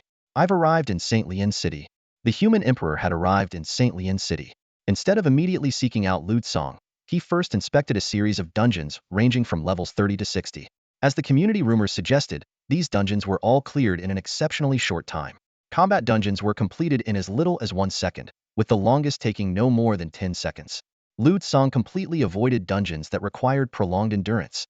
After confirming this, the human emperor headed straight to the Radiant Gem Commerce Guild. He effortlessly bypassed the guild's defenses and appeared instantly before the guild master. The guild master, who was reviewing the latest data reports, was caught off guard and looked up to find the lofty human emperor standing before him, utterly astonished. Out of professional instinct, the guild master respectfully asked, "Your Majesty, is there something you need?" The human emperor got straight to the point. "I've heard your guild suddenly acquired 2,000 platinum quality items that need to be sold urgently.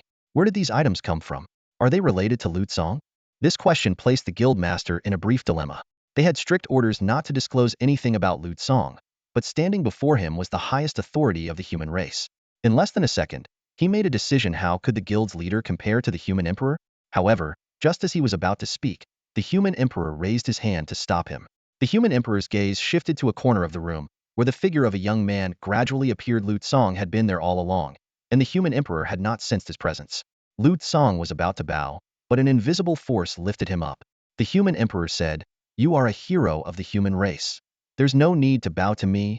The human emperor attempted to use his abilities to probe Lu Tsang, but all he sensed was a vague, chaotic void, yielding no results. This inability to discern anything even at close range left the human emperor secretly astonished, thinking that only divine means could achieve such a feat. Meanwhile, Lu Tsang effortlessly used the Crown of Insight to gather all information about the human emperor. Human Emperor Luo Jiutian. Class: Balancer SSS. Succession time: 272 years ago. Level: 200 max. Personality: calm, steady, serious, kind, dedicated, straightforward. Combat evaluation: the strongest of the human race, currently unbeatable by me. Bonuses: Undying Emperor, Fortune of the People, Pinnacle of Humanity. Skills: Universal Balance, Life Equality, Mana Equality, Damage Sharing, Balance Shattering, Forceful Attack, Power Swap. Class Specializations: Attribute Balance Allocation, Combat Strategy Switching, Mastery in Healing, Mastery in Defense, Combat Technique Mastery, Magic Mastery. Upon seeing this evaluation, Lu Tsang couldn't help but marvel at the human emperor's strength. Even though he could now instantly defeat level 130 professionals, he clearly still had a significant gap compared to the human emperor. However, with his abilities of reversal and retrospect, he was confident he could at least escape. The human emperor glanced at the guild master and said to Lu Tsang, "It's inconvenient to talk here. Let's go outside." "Sure," Lu Tsang replied. The two instantly left the Radiant Gem Commerce Guild and began strolling along the street. The human emperor was slightly surprised to see Lu Tsang keeping up with his pace, but didn't show it. "To be honest, I've wanted to meet you for a long time, Lu Tsang. Ever since you defeated the first world boss, I've wanted to see the greatest young talent of our human race," the human emperor said openly. Lu Tsang responded with a smile. "Haha, who wouldn't want to meet the human emperor in this world? I've long heard of your great name. You wanted to see me, and I wanted to see you. It's mutual longing." Facing the human emperor, Lu Tsang remained composed and even made a joke. This calmness further convinced the human emperor of Lu Tsang's extraordinary nature. Before the human emperor could continue, Lu Tsang asked first, "However, I'm curious, why do you want me to become a titled king?" The human emperor pondered for a moment and then asked, "If I tell the truth, will it offend the beings behind you?" Lu Tsang immediately understood the human emperor's implication and laughed. "Offend? Your Majesty, you underestimate the magnanimity of the deities." Hearing this, the human emperor seemed to breathe a sigh of relief and spoke candidly. "All right, I'll be straightforward. I believe you are divinely chosen and capable of saving the human race during the millennial catastrophe. That's why I hope you can take the position of a titled king and contribute to saving the human race." The human emperor didn't know how the millennial catastrophe would manifest, but he knew it was no trivial matter. On the first day alone, the dragon race had been annihilated, and the human race's situation was undoubtedly precarious. The millennial catastrophe would grow more dangerous each year, and during the last millennium, the human race had been on the brink of extinction. Therefore, the human emperor decided to place his hopes on those who defied common sense. In this era, if anyone defied common sense, it was undoubtedly Lu Tsang. Is there anyone more extraordinary than Lu Tsang? He couldn't think of a second one. Hearing this response, Lu Tsang quietly observed the human emperor. The Crown of Insight quickly provided feedback. The human emperor was telling the truth. He indeed saw himself as a being connected to the divine, and his purpose, as he claimed, was to be one of the hopes to save humanity from the millennial catastrophe. The human emperor continued, "While protecting our people, you will also enjoy resources commensurate with your rank. Essentially, you only need to focus on increasing your strength to counter the anomalies. I won't impose too many restrictions on you. and I will even allow you to make certain sacrifices when necessary. Just don't go overboard. The human emperor knew well the brutality of the millennial catastrophe. Trying to save an entire race without any sacrifice was nothing short of a pipe dream. Facing these millennial anomalies, no one could guarantee 100% success. What he could do was to prepare as best as possible, as every additional chance of success was a glimmer of hope. After hearing the human emperor's proposal, Lu Tsang did not respond immediately. The human emperor didn't rush him either. They quietly strolled along the riverbank of St. Lian City. One was the current human emperor, and the other was the hope of humanity's future. Their decisions could potentially shape the world's future. After a period of contemplation, Lu Tsang finally made his choice. All right, I accept. The only territory left for me now is the northern frontier, right? That's correct, the human emperor replied. I initially intended to assign you the southern territory, as it borders the Dragon Clan and was originally considered safe. But now, it seems the Dragon Clan has become the greatest threat. The northern frontier, though adjacent to the abyss, coupled with the millennial anomalies, every millennial anomaly reactivates previous ones. 4,000 years ago, the abyss surfaced along with divine demonic creatures. So this year, the human emperor sighed and continued, but given the potential you've shown, I must grant you the title of king. This is a necessary ceremony for inheriting the human emperor's position. If you continue to grow at this impressive pace, I believe you will soon surpass my strength. Luo Jiotian's words were clear, had high hopes for Lu Tsang and intended for him to succeed his position. The comparison was evident. The human emperor admitted that in his youth, he had no such illustrious achievements. Having lived for over 1,000 years and succeeded the throne 200 years ago, he had seen all kinds of geniuses. The current kings were the most brilliant talents of his era. Every era had its share of geniuses, none significantly inferior to others. But someone like Lu Tsang was unprecedented. Therefore, the human emperor was convinced that Lu Tsang was the most outstanding genius he had ever encountered. The emperor shifted his tone, his gaze sharp as a knife as he looked at Lu Tsang. Duke of the North, Lu Fengwang, how much do you know about the Dragon Clan's great annihilation? Lu Tsang, well prepared, answered without a flicker of emotion, I know nothing about it. This is the guidance from the gods. He calmly admitted that he was merely a disciple of the divine, executing the will of the gods. Luo Jutian sighed softly upon hearing this. Although he didn't get any concrete information, he could infer that the gods behind Lu Tsang seemed to support the human race. Deciding not to probe further, he instead asked if Lu Tsang needed anything else. If you have no other business in St. Lian City, I can take you directly to the Northern Territory, the Emperor suggested. You've just reached level 60, and this year's level 60 zone is near the Northern Territory. After your third transition, you can level up there. By the way, is there anything you need help with for your third transition? Lu Tsang pondered for a moment and replied, give me 10 minutes to handle some matters. For the third transition quest, I need 100,000 Black Abyss Sage Stones. Luo Jiotian was taken aback and immediately contacted Zhang Bao, the National Treasury Manager, to check the stock. Upon learning that the National Treasury had only over 50,000 stones, he couldn't help but wonder if Lu Tsang had taken on an SS-level quest. Lu Tsang merely smiled slightly, revealing nothing about the fact that he had actually accepted an SSS-level quest. He then handed over a list of materials, each item so rare that it would shake the National Treasury to its core. The Emperor looked at the list, cold sweat forming on his forehead. Realizing that this might be a demand from the gods, he reluctantly agreed to do his best to assist. Lu Tsang then used a mysterious spatial movement ability to leave, leaving Luo Jiotian in shock. 10 minutes later, Lu Tsang appeared in the VIP trading hall of the Brilliant Gem Merchant Guild. He quickly purchased a large number of Earth Scroll skill books, Earth crystals, and high-quality gold swords. These were materials needed to forge the Zhenyu artifact. With them, he could utilize the Desperate Resistance ability to achieve infinite survival. With over 50 billion gold coins in his account, Lu Tsang had more than enough to cover this enormous expenditure. He felt a surge of joy, fully prepared for the invincible state that awaited him. After Lu Tsang left, the human emperor strolled through the city of St. Lian, his gaze sweeping over the various miracles created by Lu Tsang. Memories surged like tides, and he couldn't help but reminisce about the peak years when he dominated an entire era. However, he had to admit that he was never as powerful as Lu Tsang. While the human emperor was lost in his reverie, an urgent message arrived. Your Majesty, we have traced the cause of the Dragon Clan's destruction. The devastation contained divine energy, which seems to have activated the power within the remains of a deity, causing it to become violent and unstable. This closely matches the design of the Demon Essence Laboratory we destroyed 200 years ago. We retrieved the operational archives from that time and discovered descriptions on the confiscated blueprints referring to potential extraction of divine remains. Design number 3 Marrow Explosion. Upon hearing this, the human emperor furrowed his brows. Demon essence? he thought to himself. Weren't these mad creatures eradicated 200 years ago? Their plans and experimental facilities should have been destroyed. What puzzled him even more was the source of the divine marrow. Hadn't all high-energy divine limbs been recovered? The human emperor's anger began to rise, and he demanded, "What is the Prophets Guild doing? How could they not foresee something this significant? Aren't they always saying that the bigger the event, the easier it is to predict? Is the destruction of the Dragon Clan not significant enough?" Luo Jiutian, upon hearing the news, was also filled with fury. Demon essence? The campaign 200 years ago was supposed to have thoroughly eradicated them. All races' predictions said there were no demons left in this world. And now you tell me it was the work of demon essence? What were you doing all this time? However, Luo Jiutian quickly calmed himself and continued. So, can you confirm that this attack was caused by a creation of demon essence? The intelligence department immediately responded, based on information from all departments, analysis of the blueprints, and scholars' insights. We are 97% certain that the destruction was caused by marrow explosion.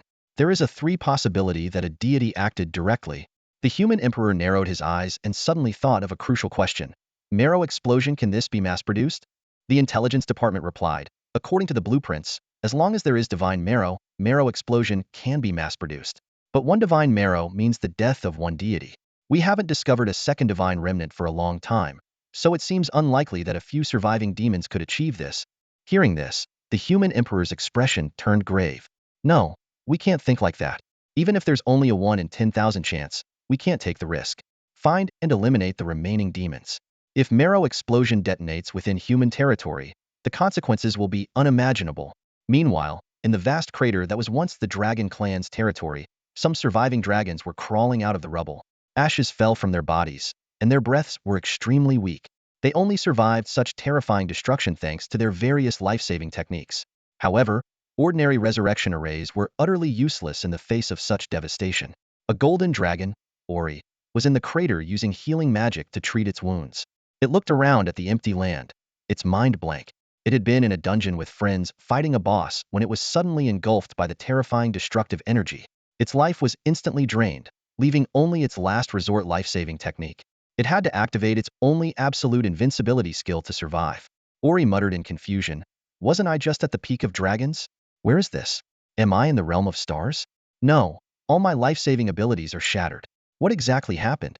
It tried to open its friend list to ask for information, only to find that almost all dragon names had turned gray, indicating they were unreachable, usually meaning death.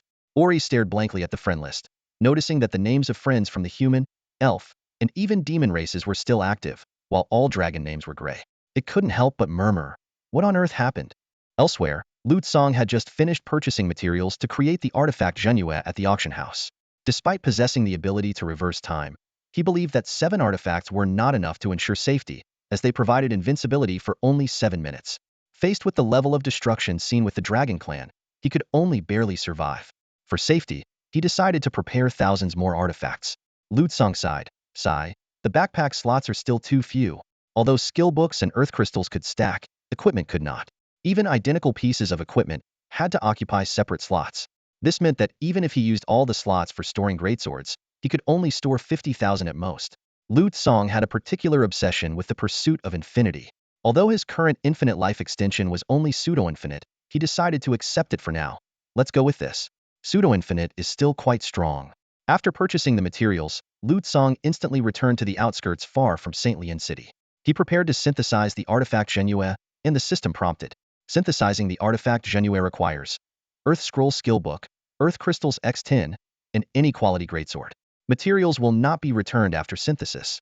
Confirm synthesis? Lu Tsong confirmed, and the system immediately displayed another prompt. Current world artifact Genua already exists. Synthesis not possible. Lu Tsong gazed at the newly formed second Genua in his hand, feeling a surge of joy. The passive skill of double artifact had finally activated, the sole skill he acquired during the second phase of his third transformation. This skill allowed him to temporarily fuse a second artifact, albeit with a time limit, but it was undoubtedly a significant boost. Filled with curiosity and anticipation, Lu Tsong attempted to create a third Genua. However, with a sharp cracking sound, the materials disintegrated into dust. A system prompt immediately appeared. Artifacts are unique and cannot be fused into a second artifact. You currently possess the passive skill, double artifact, allowing you to hold up to 2 of the same artifact. Lu Tsong couldn't help but smile wryly.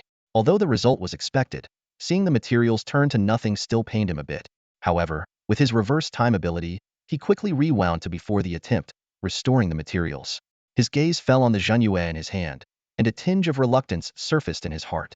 This weapon had been with him since its awakening, witnessing every step of his growth. Yet, to verify his hypothesis, he resolved to proceed with the next experiment. Destroy item, Lu Tsang said softly. Destroying this item is irreversible. Do you confirm? The system prompt sounded. Confirm. With a crisp sound, the artifact Zhenyue disintegrated into stardust and vanished into the air. Lu Tsang took a deep breath and waved his right hand, immediately consuming the materials in his inventory. In less than 2 seconds, a brand new Zhenyue formed in his palm. This discovery brought Lu Tsang a sense of relief. Although he couldn't stockpile Zhenyue in mass, as long as it shattered after triggering the must-resist effect, he could quickly create a new one, achieving the same result.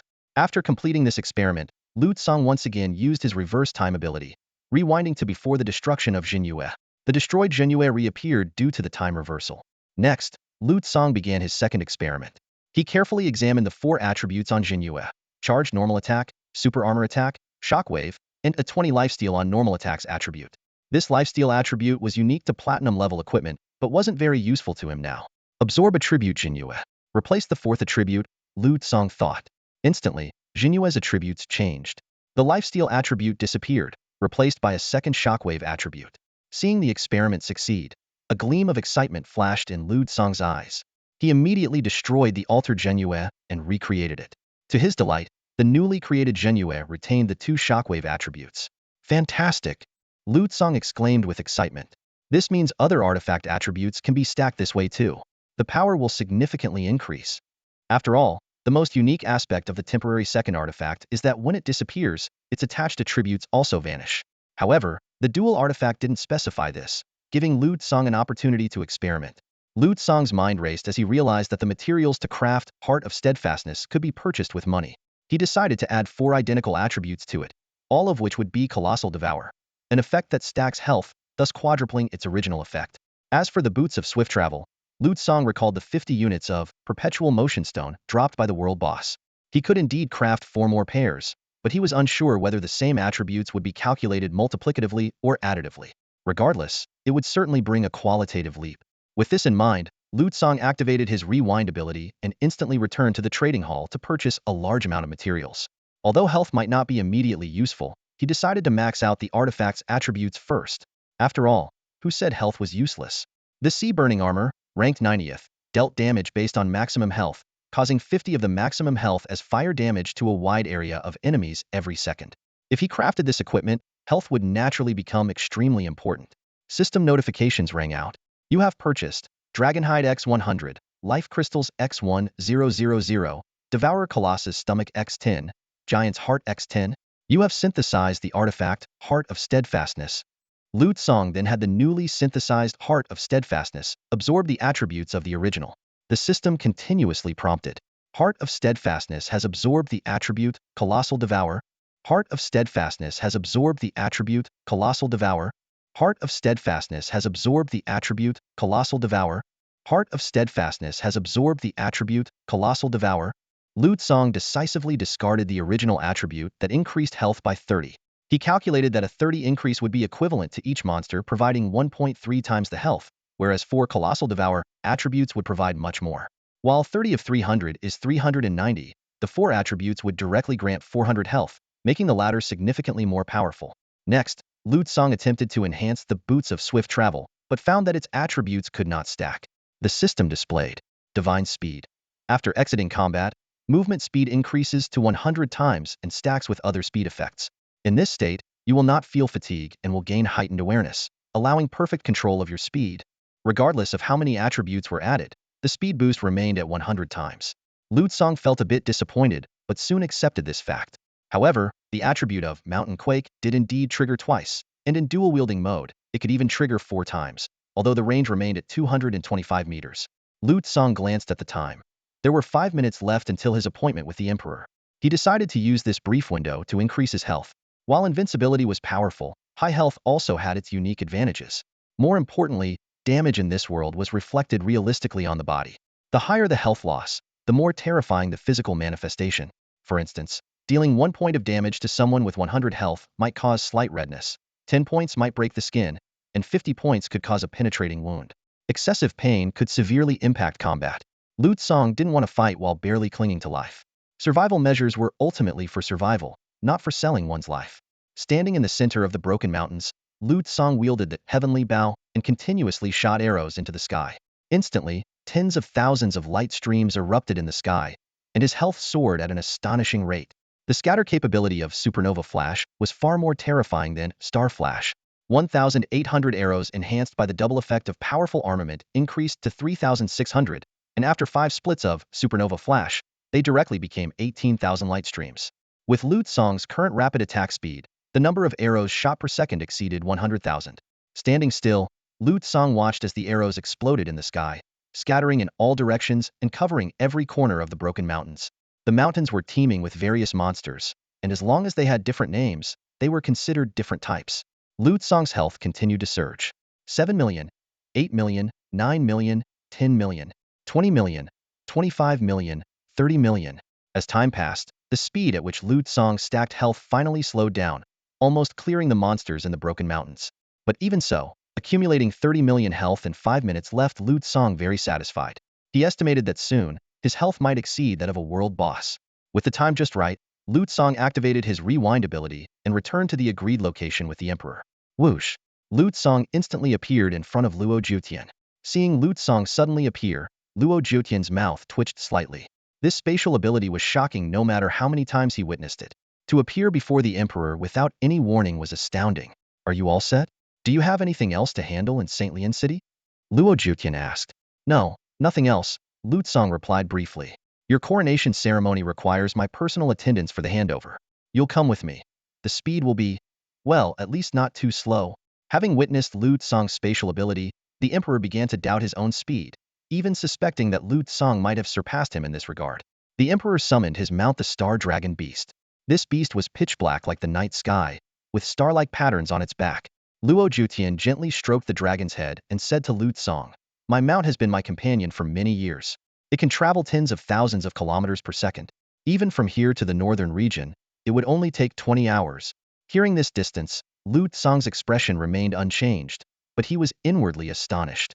Although he knew this world was vast, much larger than his previous lives Earth, it now seemed it was far beyond his imagination. A speed approaching the speed of light, yet still requiring 20 hours? This dragon beast's speed was almost at the speed of light. Lu Tsang pondered that Earth was merely a speck compared to the entire universe. Comparing a planet to a world was indeed laughable. If this world was akin to the universe, then such a distance wasn't far at all, not even a light year. However, this world's speed of light seemed to have no upper limit, making light years an unsuitable unit. Realizing that such a great distance could be instantly reached with his rewind ability once the coordinates were recorded, Lu Tsang felt increasingly that this ability was immensely powerful. All right, Lu Tsang simply responded, then rode the star dragon beast with the emperor. The dragon beast suddenly emitted a dazzling light, transforming into a streak of light, speeding toward the northwest. After 20 hours of travel, Lu Tsang and the emperor finally arrived at the northern region. During this time, Lu Tsang and Luo Jutian had in-depth conversations, learning much about the world. With the background of a high school graduate and a homeless status, Lu Tsang could ask any question without reservation. He took this opportunity to gain a wealth of knowledge about the world from one of the most knowledgeable humans, the emperor. Through these deep discussions, Lu Tsang truly began to understand the complexity of this world. So the level cap really is just 200. Lu Tsang listened to Renhuang Luo Jiotian's explanation, frowning slightly. After level 200, the path of cultivation abruptly ends, and no one has discovered a way to break through. However, during the last divine beast invasion, those terrifying creatures reached level 300, far surpassing the strength of any world boss. Luo Jiotian's voice was low as he recalled the cataclysmic war 1,000 years ago. At that time, he was just a 20-year-old youth who witnessed the brutal battle firsthand.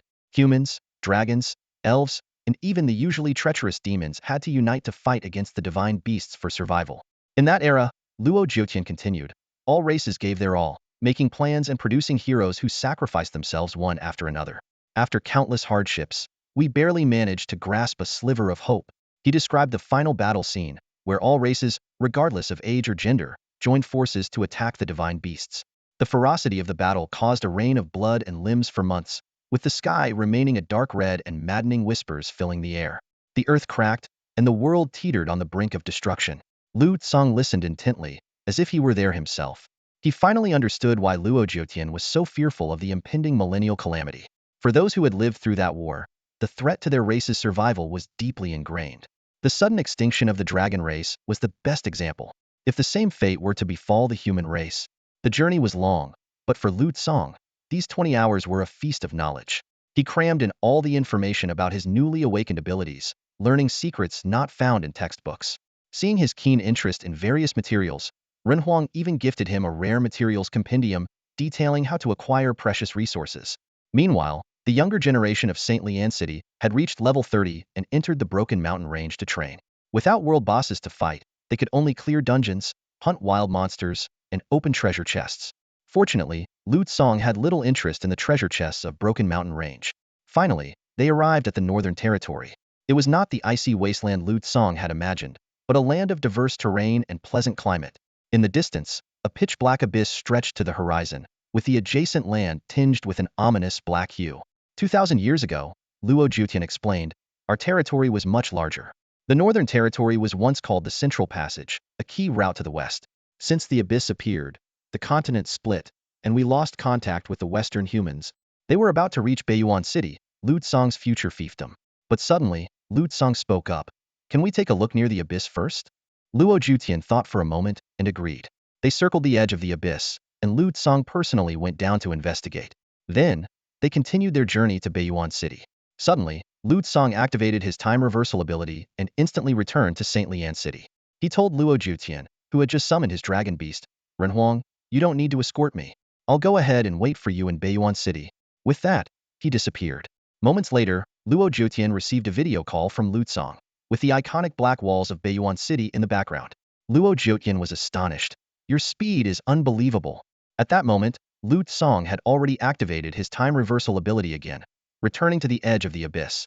He stared into the endless darkness before him and, without hesitation, leaped in. After greeting the human emperor, Lu Tsong didn't stay in Baiyuan City. He activated his time reversal ability once more and instantly arrived at the edge of the abyss, the very place the human emperor had recently shown him. Lu Tsong walked slowly through the area, each step seemingly marking an invisible trail. Standing at the cliff's edge, Lu Tsong gazed down into the infamous abyss below. Without a moment's hesitation, he leapt into the endless darkness. This wasn't a mere act of suicide. With the indomitable resistance trait, dying was not that easy. Lu Tsong's body plummeted rapidly, accelerating as it fell. Black mist, like greedy tendrils, wrapped around him. His health bar gradually shifted from a vibrant green to a foreboding black.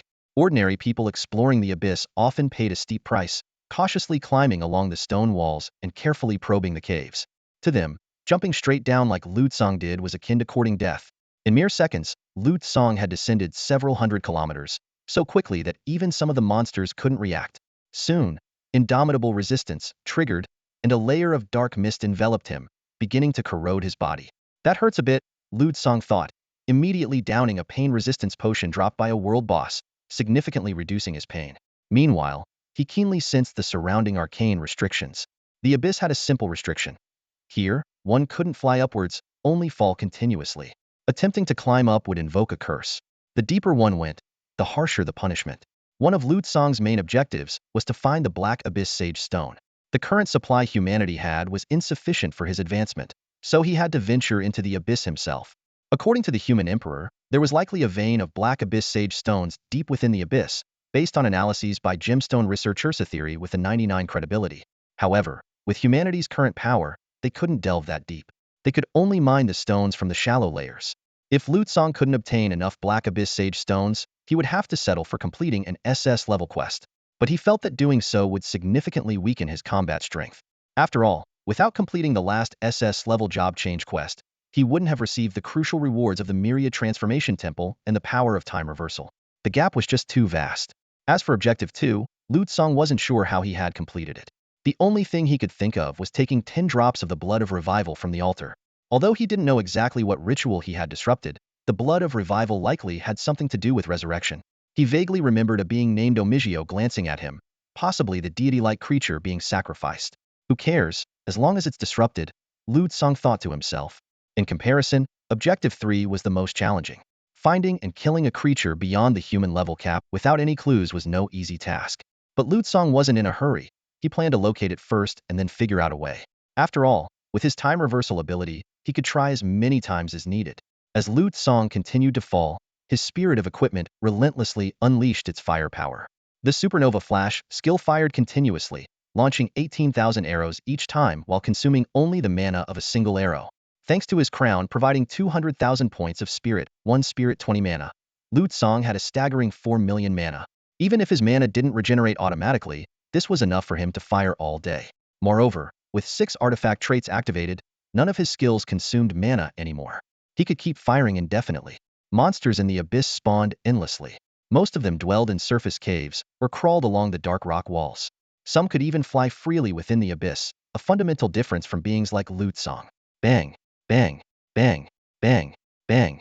Arrows from the supernova flash swept across the abyssal walls, instantly annihilating a string of monsters.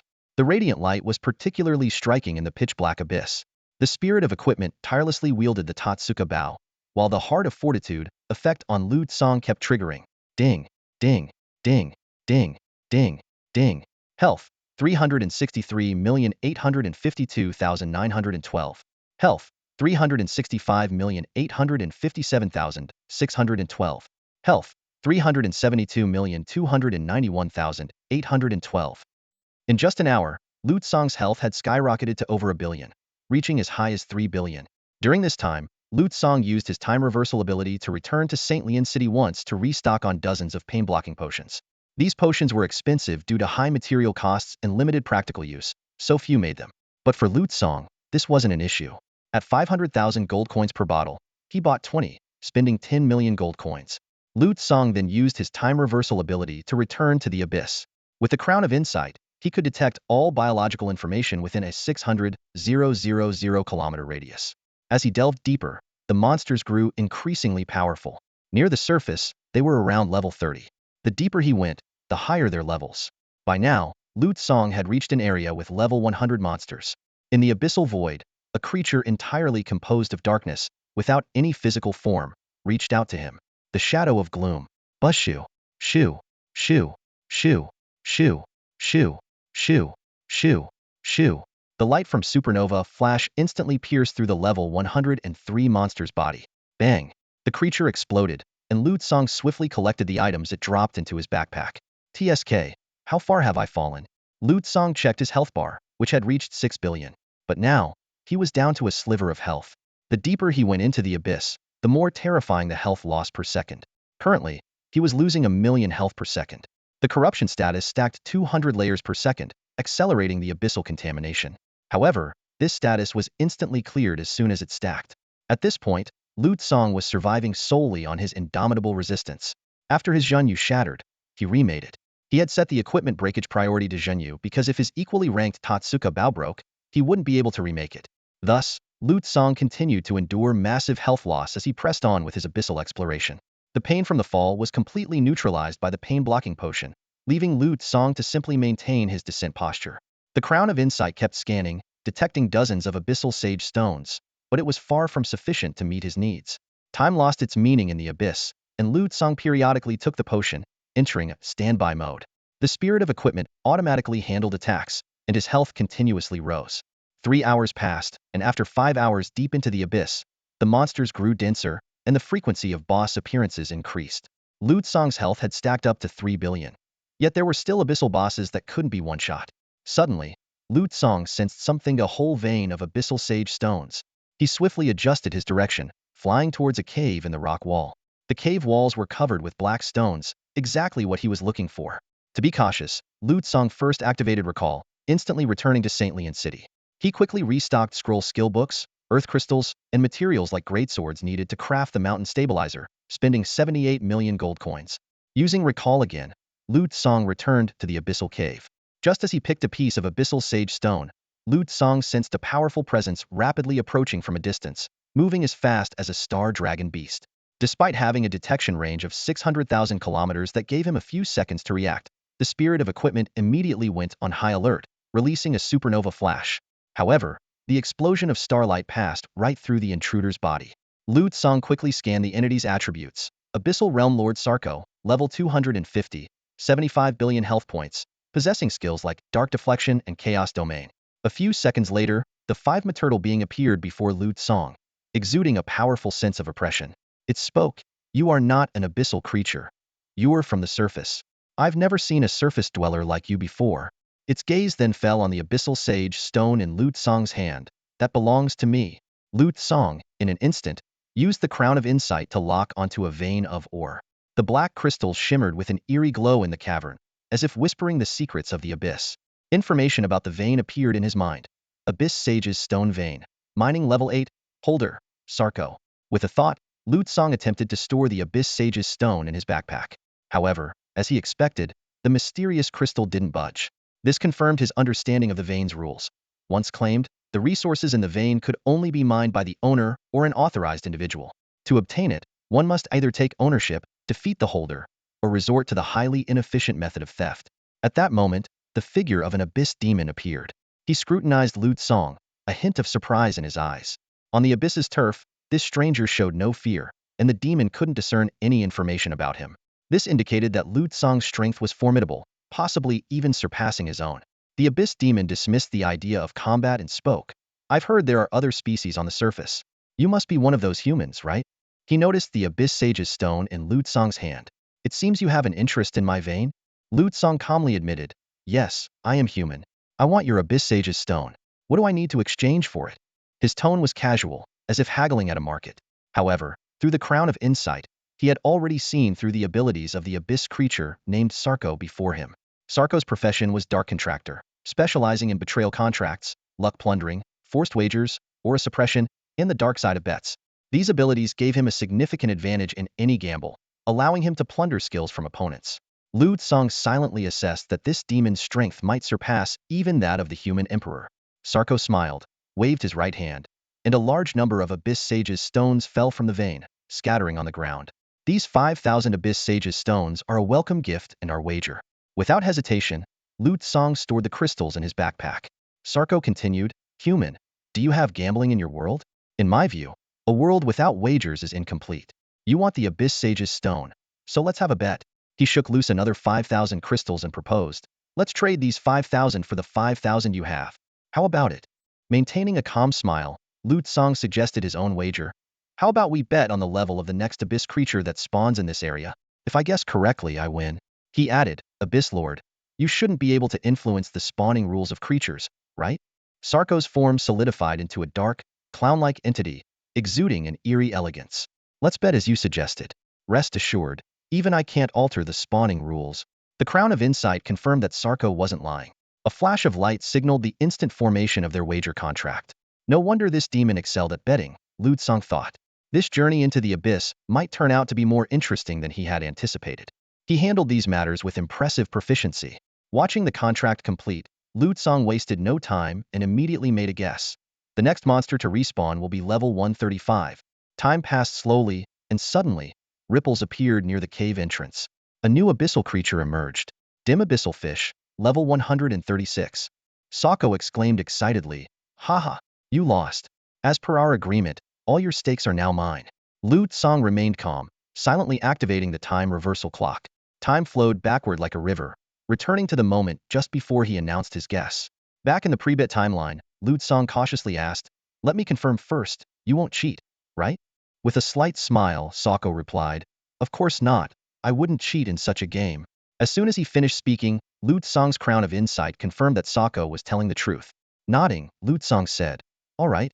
I guess the next abyssal creature to respawn closest to us will be level 136.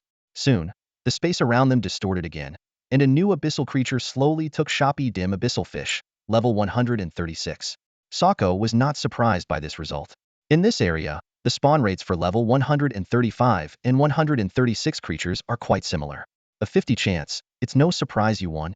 Indeed, he had not cheated. This was just a warm-up. "Good luck," Sako smiled. "As per our bet, these 5,000 Black Abyss Sage stones are yours. Now, you can wager all the Black Abyss Sage stones you have to try for 10,000.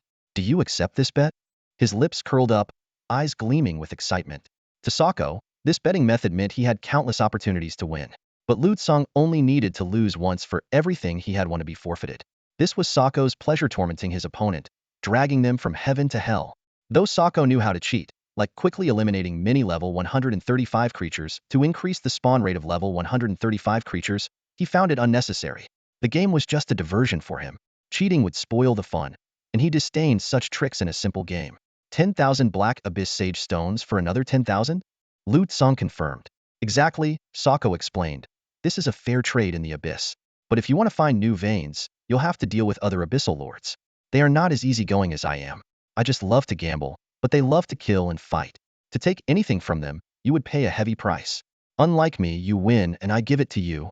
Sako bowed slightly, as courteously as a waiter rather than an Abyssal Lord.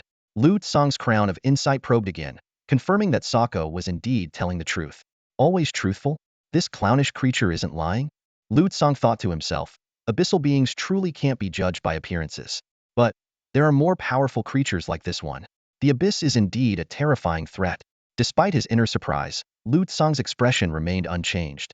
He smiled, of course, but I'll be the one making the guess. I don't trust you to guess. Seeing Lu Tsang's boldness, Sako grinned. I like beings as bold as you. Without overthinking, Lu Tsang casually guessed. Level 135. Time passed, and eventually, another abyssal creature spawned. This time, Lu Tsang guessed correctly on the first try. It was level 135.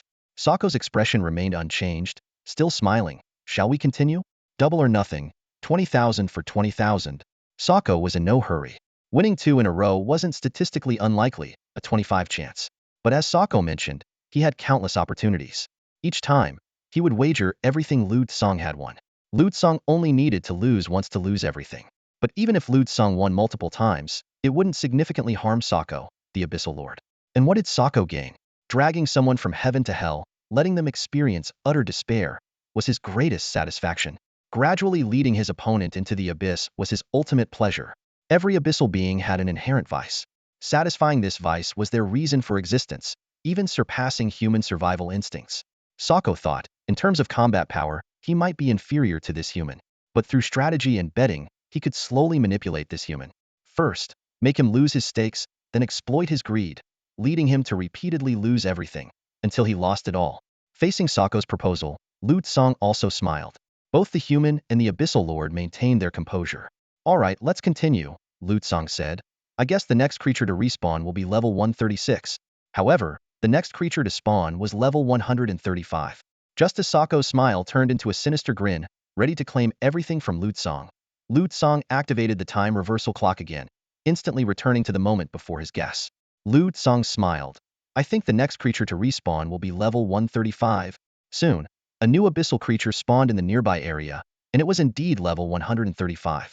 Sako saw the scene unfold, his brow furrowing slightly. 3 wins in a row? Though the odds were low, there was still a 1 in 8 chance. His hand tightened unconsciously as he thought to himself. With some luck, it's definitely possible. At that moment, a freshly spawned abyssal creature in the distance suddenly twisted and rapidly collapsed into a single point. In the blink of an eye, its form was completely engulfed by a singularity, vanishing without a trace. This was Sako's instant death spell, a universal skill capable of instantly killing low-level creatures. Although ordinary low-level monsters were insignificant to someone of his caliber, this skill could synergize with his other abilities, hence he chose to learn it. Sako killed the creature, seemingly venting a bit of his frustration. Then, he turned to Lu Tsang and said, let's continue. Next was the 4th round. Lu Tsang and Sako once again signed a betting contract, with the wager set at 40,000 abyssal sage stones. Lu Tsang thought to himself, if this keeps up for another round, this entire mine might become his. I guess the next spawn will be level 136, Lu Tsang said calmly. Moments later, the monster spawned. It was level 135. Lu Tsang sighed inwardly, his luck was indeed not great, having lost 3 out of 4 rounds. He shrugged slightly, and then quietly activated the time rewind mechanism. Lu Tsang reported again. The next one will be level 135. This accurate prediction allowed him to win without any suspense. Sako stood there, the corner of his mouth twitching involuntarily. A 1 in 16 chance, already quite low. He was filled with doubt. How could this human have such incredible luck? Could his luck stat be exceptionally high? Sako fell into deep thought. In the abyss, in the domain of gambling where he excelled, unless someone was a true god-level existence, it was impossible to cheat in his bets without being caught. If it wasn't cheating, then it had to be luck. But if this person was really a true god-level existence capable of cheating in his games, why even gamble? Sarko's only choice would be to run. A true god wouldn't need to play any betting games. They could simply kill him and take what they wanted. But now, Lu Tsang wanted the Abyssal Sage Stones, yet hadn't resorted to violence. This indicated that Lu Tsang wasn't confident in killing him without injury, or perhaps not even confident in killing him at all. Hence, he chose to gamble. But winning 4 times in a row purely by luck. Sarko cursed inwardly. He realized that sometimes the world's probabilities weren't pure probabilities. When luck was high enough, theoretical probabilities became unreliable. However, Sarko soon smiled again. He thought, the better his luck, the worse it will be when he loses to me. If Lu Tsang loses to him once, his luck will become Sarko's. Sarko possessed the luck steal skill and had stolen luck countless times this way. His luck stat was now at 9, which was why he didn't bother cheating in such games. A luck stat of 9 was enough to crush most beings. Besides, he had many chances to fail. But could this human possibly have a luck stat of 10, or even 10.5? Each small increment in luck brought a qualitative leap. Sarko couldn't imagine anyone having a luck stat of 11. Despite this, thinking about the potential outcome made Sarko very excited. As long as he won one round against Lu Tsang, the human's luck would become his. Lu Tsang pretended not to understand Sarko's thoughts and said calmly, Demon Lord, you haven't told me your name yet. Even though Lu Tsang already knew it, he acted ignorant to create an information gap. Serial, just call me Serial. How should I address you? Guest from the human race. Sarko replied. Well, call me Hung Luo, Lu Tsang said, recalling the name he had casually made up earlier. This Abyss Lord was giving him a fake name, probably to prevent curses. Lu Tsang decided to use a fake name as well. Trust was not to be given lightly, especially to non-humans. Lord Serial, shall we continue? But I think these small bets are getting tedious. How about I take this entire mine? After all, you won't have many stones left after this round. If you think it's unfair, I can add some other materials, Lu Tsang said with a smile. Hearing this, the Abyss Lord's smile grew even wider. No, you're a guest.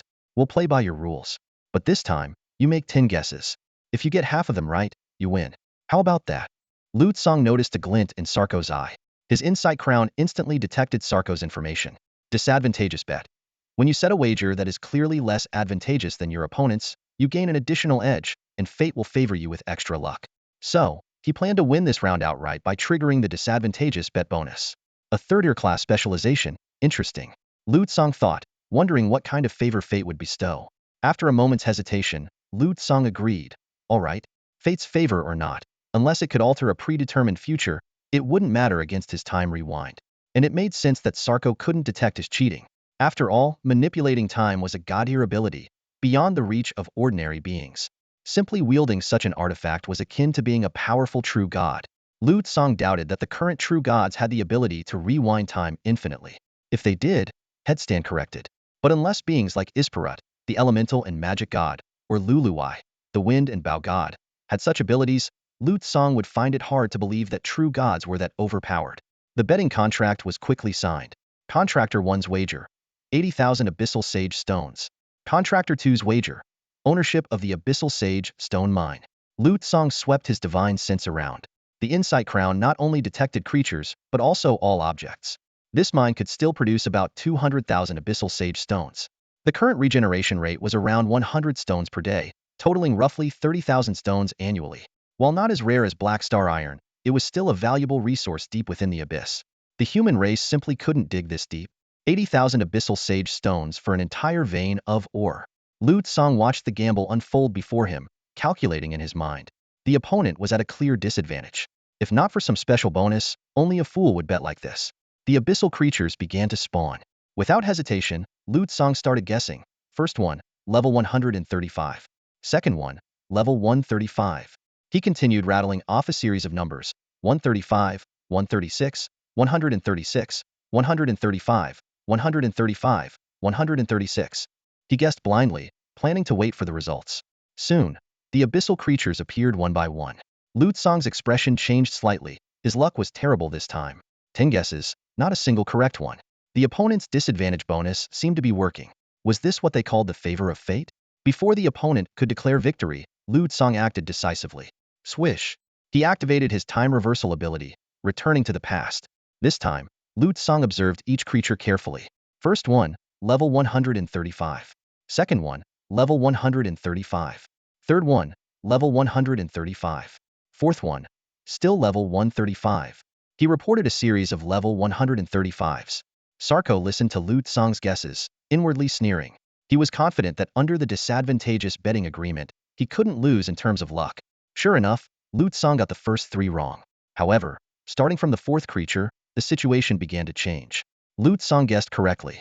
At first, Sarko didn't care, thinking it was just a stroke of luck. But as the correct answers piled up, Sarko's expression began to shift. The last 3 creatures' spawns left Sarko utterly stunned. They were indeed a series of level 135 creatures, all guessed correctly by Lu Tsang. The smile on Sarko's face froze instantly. In a flash, Sarko quickly analyzed the situation. He concluded that Lu Tsang's luck had reached its peak this time. If he increased the stakes, his disadvantage would grow, and fate would favor him more, allowing him to win. On the other side, Lu Tsang was already caressing the newly acquired vein of ore.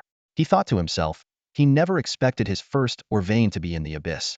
He quipped, "Thanks, Brother Salier. This vein, much appreciated. Thanks for the gift from the abyss." Lu Tsang picked up a tainted staff and began striking the ore wall. Boom boom boom boom, the wall shook, and abyssal sage stones fell. He carefully placed each stone into his bag. Sarko watched, his eyes turning red. Those were his treasures. While the ore vein wasn't extremely rare, it was undoubtedly valuable. Every abyssal lord coveted an abyssal sage stone vein because of its importance. Watching his property being handed over like this, Sarko's heart pounded. But he quickly adjusted his mindset, comforting himself. It's okay. As long as I win against Lu Tsang once, he'll have to return everything. Hey, Hung Luo brothers. The voice of Abyss Lord Sarko echoed through the dim cave, his eyes gleaming with a sly light. In just a few words, we've already become brothers. Meeting in this abyss must be fate. Despite the obscurity of Sarko's abyssal language, its meaning was clear to Lu Tsang. An invitation to visit Sarko's realm, experience its exotic charm, and possibly receive help with certain matters. Hearing this, Lu Tsang temporarily set aside his mining plans and turned his attention to the 250-level Abyss Lord. Sarko continued to entice him. My realm is the most orderly and joyous place in the abyss. With your luck, Brother Hung Luo, you'll surely thrive there. These words piqued Lu Tsang's interest. He calculated that this Abyss Lord could be the perfect target for his 3rd transformation quest, defeating an entity that surpassed the human level cap. Even if he didn't directly confront Sarko, he could manipulate him into battling other Abyss Lords through wagers. This way, he could complete his class change quest and eliminate a major foe for humanity, hitting 3 birds with 1 stone. With this in mind, Lu Tsang readily agreed. Sure, lead the way, Brother Sarko. It's my first time in the abyss after all. Sarko's mouth twitched, but he forced a warm smile. Of course, I'm the most hospitable lord in the abyss. However, Lu Tsang's crown of insight immediately saw through this lie. Sarko's true intention was to defeat Lu Tsang in a bet to boost his own luck. At that moment, a prayer entered Lu Tsang's mind. Your faithful disciple, Iris, prays to you, Tsang. I have fully complied with your request and completed it. Now, I am heading to the class change temple. Lu Tsang didn't respond immediately, but instead said to Sarko, Brother Sarko, I have some matters to attend to. Please wait for a moment. As soon as he finished speaking, he vanished from the abyss. The next moment, Lu Tsang appeared in a luxurious villa in St. Leon City. He had purchased this property through the Radiant Gem Merchant Guild for 5 million gold coins. It spanned over 2,000 square meters and was situated on a cliff overlooking the entire holy capital. Back at the villa, Lu Tsang immediately responded to Iris, well done. Then, he entered the Divine Transformation Hall and brought Iris in as well. Iris respectfully said, Praise be to you, Tsang. As you requested, I have suppressed the dungeon completion speed and explained to my people that it was a temporary blessing from Lurui of Wind and Bao. Hearing this, Lu Tsang decided that it was time for Iris to reveal her identity as a chosen disciple of a true god to avoid any doubts among the elves. He instructed, after completing your class change, announce to your people that you are a disciple of a true god. However, do not mention any god's name, whether Lurui or mine. Iris respectfully replied, As you command, Tsang. I will flawlessly execute the task you have given me. Subsequently, Lu Tsang projected 2 items into the hall, a pair of fleetfoot boots without any entries and a second mountain suppression blade, lending them to Iris. Along with the heavenly cluster bow, Iris now possessed 3 divine artifacts. The conditions for the job transition have been fully met. Iris gazed at the 3 artifacts before her, eyes narrowing slightly. Despite knowing she was facing a true god who wielded these artifacts, witnessing their power firsthand left her utterly awestruck. Thank you, Tsang. It is my highest honor to become your disciple, Iris said sincerely. If it weren't for becoming Tsang's disciple, she wouldn't have had the chance to even see these artifacts. Go ahead, Tsang said softly. Returning to the mortal realm with the 3 artifacts in her backpack, Iris immediately headed to the Awakening Treehouse to complete her job transition. News spread quickly among the elves. Lady Iris is completing her job transition. I heard the gods have recognized Lady Iris's potential and are testing her. If she passes, she'll become a disciple of the gods. Really? Which god? Our Lady Saint is truly remarkable. Some elves, unaware of Iris's recent achievements, asked in surprise, haven't you heard? After reaching level 30, Lady Saint returned to her cabin to pray to the gods. The gods noticed her and ultimately bestowed her with the blessings of Luluyi, the wind and bow. She cleared 8 nightmare-level dungeons consecutively, each within 5 seconds. 5 seconds? That's unbelievable. So, it must be Luluyi, the wind and bow, who chose Lady Saint. She's one of our primary deities. The elves gathered in anticipation, eager to witness this Ancient Millennium SS rank job transition, especially since it was a divine selection. Iris took a deep breath and silently prayed. I pray to you, Song. She placed her hand on the awakening crystal. A prompt appeared, displaying the task completion and rewards. Task 1. Solo clear 20 nightmare-level dungeons and set new speed records. 2020 completed. Task 2. Obtain 3 artifacts. 33 completed. Rewards. Advancement to Starry Archer, Mastery of Bow Weapons, Star Ring Shooting Field. You have advanced to the profession, Celestial Archer Starfall Shooter. About 10 minutes later, Iris returned to the Temple of Transformation. The system informed her she had advanced to Starfall Shooter, level 30, achieving an SS rank advancement. Newly acquired disciple abilities included Class Specialization, Star Gather, Star Chain Flash. Star Gather, continuously shoot without releasing arrows. During this period, all potential arrows' damage accumulates and is released as a single, powerful arrow. Star Chain Flash. All arrows, upon hitting an enemy, will additionally bounce to 2 nearby enemies, but the arrow effects cannot trigger again. Lu Tsong thought to himself, these abilities are indeed powerful, but this time there are no new skills, only class specializations. Perhaps it's because she hasn't learned any new skills yet. If she can obtain a skill book, I could learn her new skills. If I could acquire the unique skill of the Starfall Shooter and evolve it with the transformation technique, just like Star Flash evolved into Super Star Flash, that would be incredible. After arranging things with Iris, Lu Tsong replenished 100 bottles of pain resistance potion and then instantly returned to the abyss. Salier was shocked to see Lu Tsong suddenly disappear. What's going on? He just vanished? This is the abyss. Non-abyssal beings shouldn't be able to fly upwards, let alone teleport. Where could he have gone? But Lu Tsong had indeed vanished without a trace, not even a hint of his presence. This made Salco reassess his opinion of Lu Tsong. Salco, though surprised, felt even more exhilarated. He was addicted to gambling, and winning against powerful beings to seize luck was a high-stakes gamble for him. This thought made him extremely excited. If he wants me to wait, I'll wait. There's nothing else to do anyway. Salco, despite sensing a threat to his life, felt even more thrilled. Soon, Lu Tsong reappeared before Salco. All right, let's go. My realm is very close to this vein. Just a few minutes away, Salco said. Lu Tsong nodded. Okay, lead the way. Salco began flying at an astonishing speed.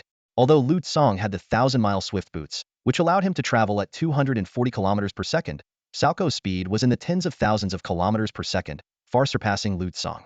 After a few seconds of flying, Salco looked back and saw Lu Tsong moving at a snail's pace. He seemed to seize upon Lu Tsong's weakness and said, "Human friend, I didn't realize humans were so slow. No rush. Let's fly slowly." Lu Tsong caught the sarcasm but didn't mind, continuing to follow at his leisurely pace. What would have taken Salco a few minutes took Lu Tsong over 4 hours. During this time, they exchanged plenty of information about the abyss and the human race. Lu Tsong candidly shared many secrets told to him by the human emperor, secrets that were typically reserved for those of king rank or higher. At first, Salco suspected Lu Tsong of wanting to defect to the abyss, but when Lu Tsong claimed he could see through lies, Salco began to communicate honestly. As they chatted and traveled, they finally arrived at a colorful dimensional entrance. We've arrived at last. That was a long but interesting journey, Salco said. Thanks to your speed, Emperor Hengluo. We had plenty of time to chat and get to know each other and the human race better. Lu Tsong smirked at Salco's jab at his speed, and then activated reverse speed. Slow. Huh? If I weren't slow, I wouldn't have gotten so much intel out of you. Buzz time reversed. Lu Tsong found himself back at the moment before their departure. Sarko was saying his final words to him. All right, let's go. My kingdom is very close to this mine. It will only take a few minutes to get there. This time, having experienced the time reversal, Lu Tsong merely nodded slightly and responded calmly, "You lead the way." As soon as he finished speaking, Sarko's figure vanished in an instant, moving as fast as lightning. However, this time, Lu Tsong did not fall behind. He immediately activated his reversal ability and, in the blink of an eye, appeared in front of Sarko. Sarko had been running for a few seconds, ready to check Lu Tsong's position, when he suddenly found him standing ahead. This discovery made Sarko's pupils contract in surprise, and he thought to himself, such incredible speed. Seeing Sarko's astonished expression, Lu Tsong chuckled lightly and said, Sarko, my friend, is this the speed of an Abyss Lord? Sarko's heart skipped a beat, realizing that this human's speed far exceeded his own. He thought to himself, this human might be a much higher level existence than I am. With the day of mutation upon us, the Abyss is preparing to expand outward. But if the human world has many strong individuals like Hung Luo, our invasion plans might need to be reconsidered. With this in mind, Sarko slowed down his pace and tried to gather information. Brother Hung Luo, why are we in such a hurry? How about sharing some interesting stories from the human world? I can also share some intriguing tales from the Abyss. For example, I know an Abyss Lord called the Lord of Eternal Darkness. He is extremely afraid of the light from the sun beasts, but in the dark, his combat power is unparalleled. In the Abyss, he is almost always at his peak strength and is one of the top fighters among us. Unfortunately, if there were a special material like the Sunstone that could emit the light of the sun beasts, he wouldn't stand a chance against any of us Abyss Lords. Sadly, Sunstones can't be found in the Abyss. Brother Hung Luo, don't you think that's interesting? Sarko threw out this tidbit, hoping to entice Lu Tsong into exchanging information. He believed that even if Lu Tsong didn't reveal critical secrets, he could glean some insights about the human world from his words. However, what Sarko didn't know was that Lu Tsong had already heard this story in the previous time loop. Back then, Lu Tsong had engaged in an information exchange with him, revealing details that had left Sarko astonished. This time, Lu Tsong merely smiled and said, indeed interesting. Seeing Lu Tsong's indifferent reaction, Sarko continued to probe. So, Brother Hung Luo, is there anything interesting in the human world? Just sharing between brothers, I'm very curious about the human world. Lu Tsong didn't respond immediately, but continued to move forward in silence. The two sped through the abyss, with Lu Tsong always half a step ahead of Sarko. Sarko was amazed to find that he couldn't comprehend how Lu Tsong was moving. Each movement seemed like teleportation. Sarko had a preliminary judgment about Hung Luo, a demigod-level expert with mastery over spatial powers. Of course, there are differences in strength even among demigods. At level 200 and above, possessing even a hint of divine power qualifies one as a demigod. But the gap between demigods could be as vast as that between level 200 and level 1. From the weakest demigod with just a drop of divine power to a demigod with a complete divine essence and peak divine power, the disparity is immense. After a long silence, Lu Tsong finally spoke. There's nothing much new in the human world. Besides the strongest human emperor, there are many who are crown kings and considered the strongest. Below them are the city lords of various cities, presidents of various associations, and principals of academies. In the human world, I'm not crowned king, nor even a city lord. As Lu Tsong spoke, he moved precisely using his reversal ability. Sarko felt a pang of anxiety but then laughed. Brother Hung Luo, with your strength, you must be considered a strong figure among humans, right? Is there some reason you're avoiding your rightful position? With your power, the title of king should be yours. Lu Tsong sighed. It's not that I don't want to. It's just that I can't take the position yet. To be honest, any crowned king among humans can easily defeat me. I would have no choice but to flee. This statement was indeed true. Lu Tsong was currently only at level 60, far inferior to the level 200 crown kings.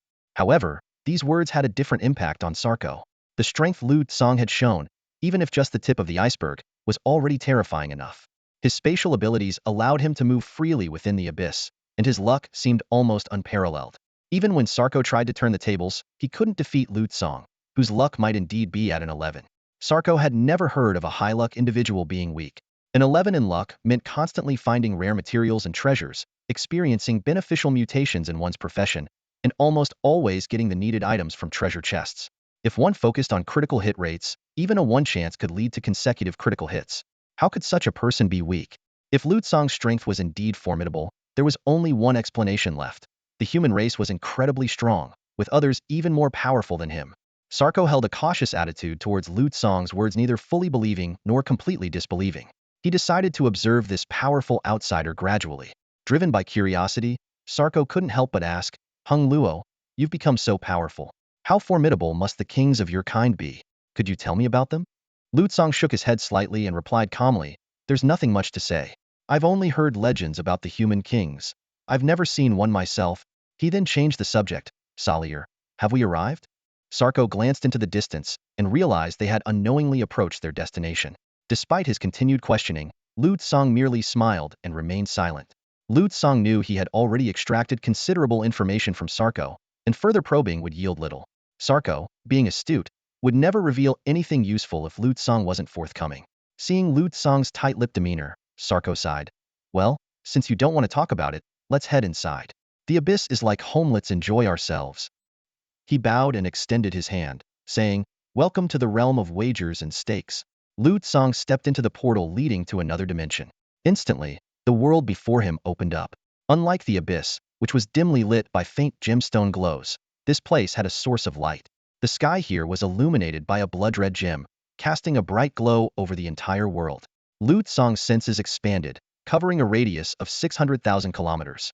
He also noticed that upon returning to his domain, Sarko's combat abilities had significantly increased. As the lord of this realm, Sarko's attributes doubled, allowing him to sense everything within his domain and utilize special enhancements.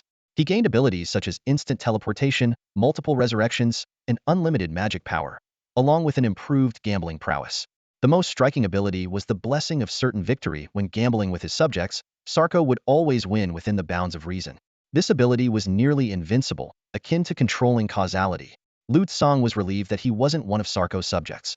Otherwise, even with time reversal abilities, victory would be uncertain.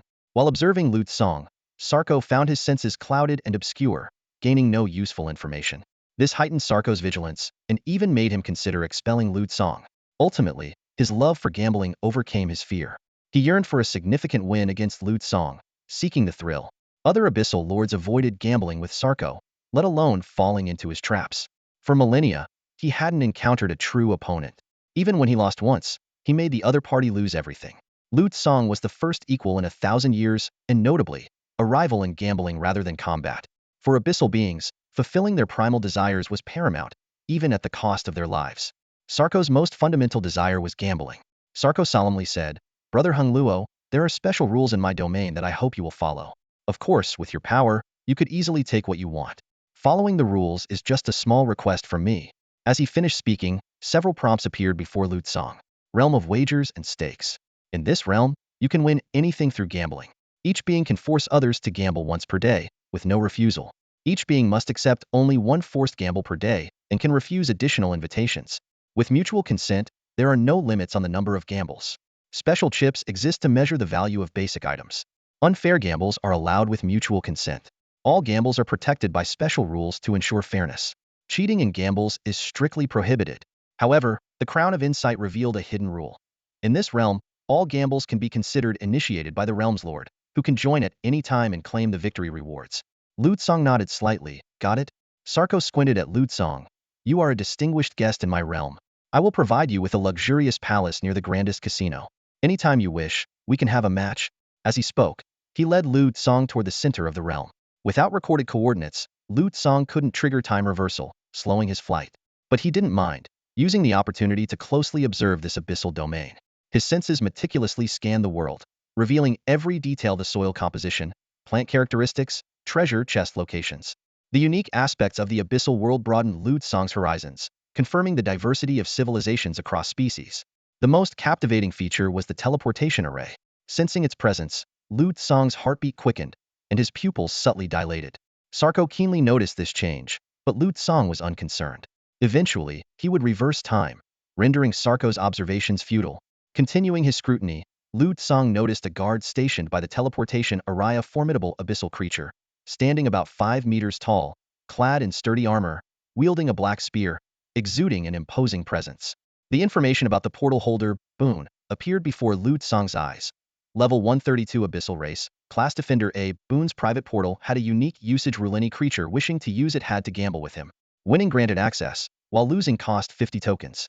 Lu Tsang noted that Boon's win rate was only 36, and he began to weigh the pros and cons of this business. What caught his attention even more was that Boon's portal blueprint had been gambled away 15 days ago. Now, the blueprint lay quietly in the capital city's marketplace, available for anyone to gamble for just 10,000 tokens. Lu Tsang realized he didn't need to acquire the blueprint from Sarko. As long as he had enough tokens, he could gamble for it in the marketplace. This discovery excited Lu Tsang. While portals might not be rare in the abyss, their acquisition by the human race could spark significant changes. He thought about the vast territories of the human race. Even the Emperor's swift steed took 20 hours to fly from St. Leon City to the northern frontier. Ordinary means of transportation could take months or even years. The ability to teleport would undoubtedly shorten these travel times considerably. Lu Tsong's thoughts drifted to his own situation. Currently, every time he traveled, he had to reach his destination first, then reverse time to return. This method was quite costly in terms of time. If teleportation technology could be popularized, he too would benefit greatly. However, Lu Tsong's attention didn't linger on the portal for long. His keen senses quickly picked up on other special materials, especially rare resources unique to the abyss. His eyes fell on a type of black grass growing on the ground, black abyss grass. The effects of this grass were astonishing. It could absorb pollution from the abyss and could even be made into a potion to purify abyssal pollution. Lu Tsong was amazed that the solution to abyssal pollution lay within the abyss itself.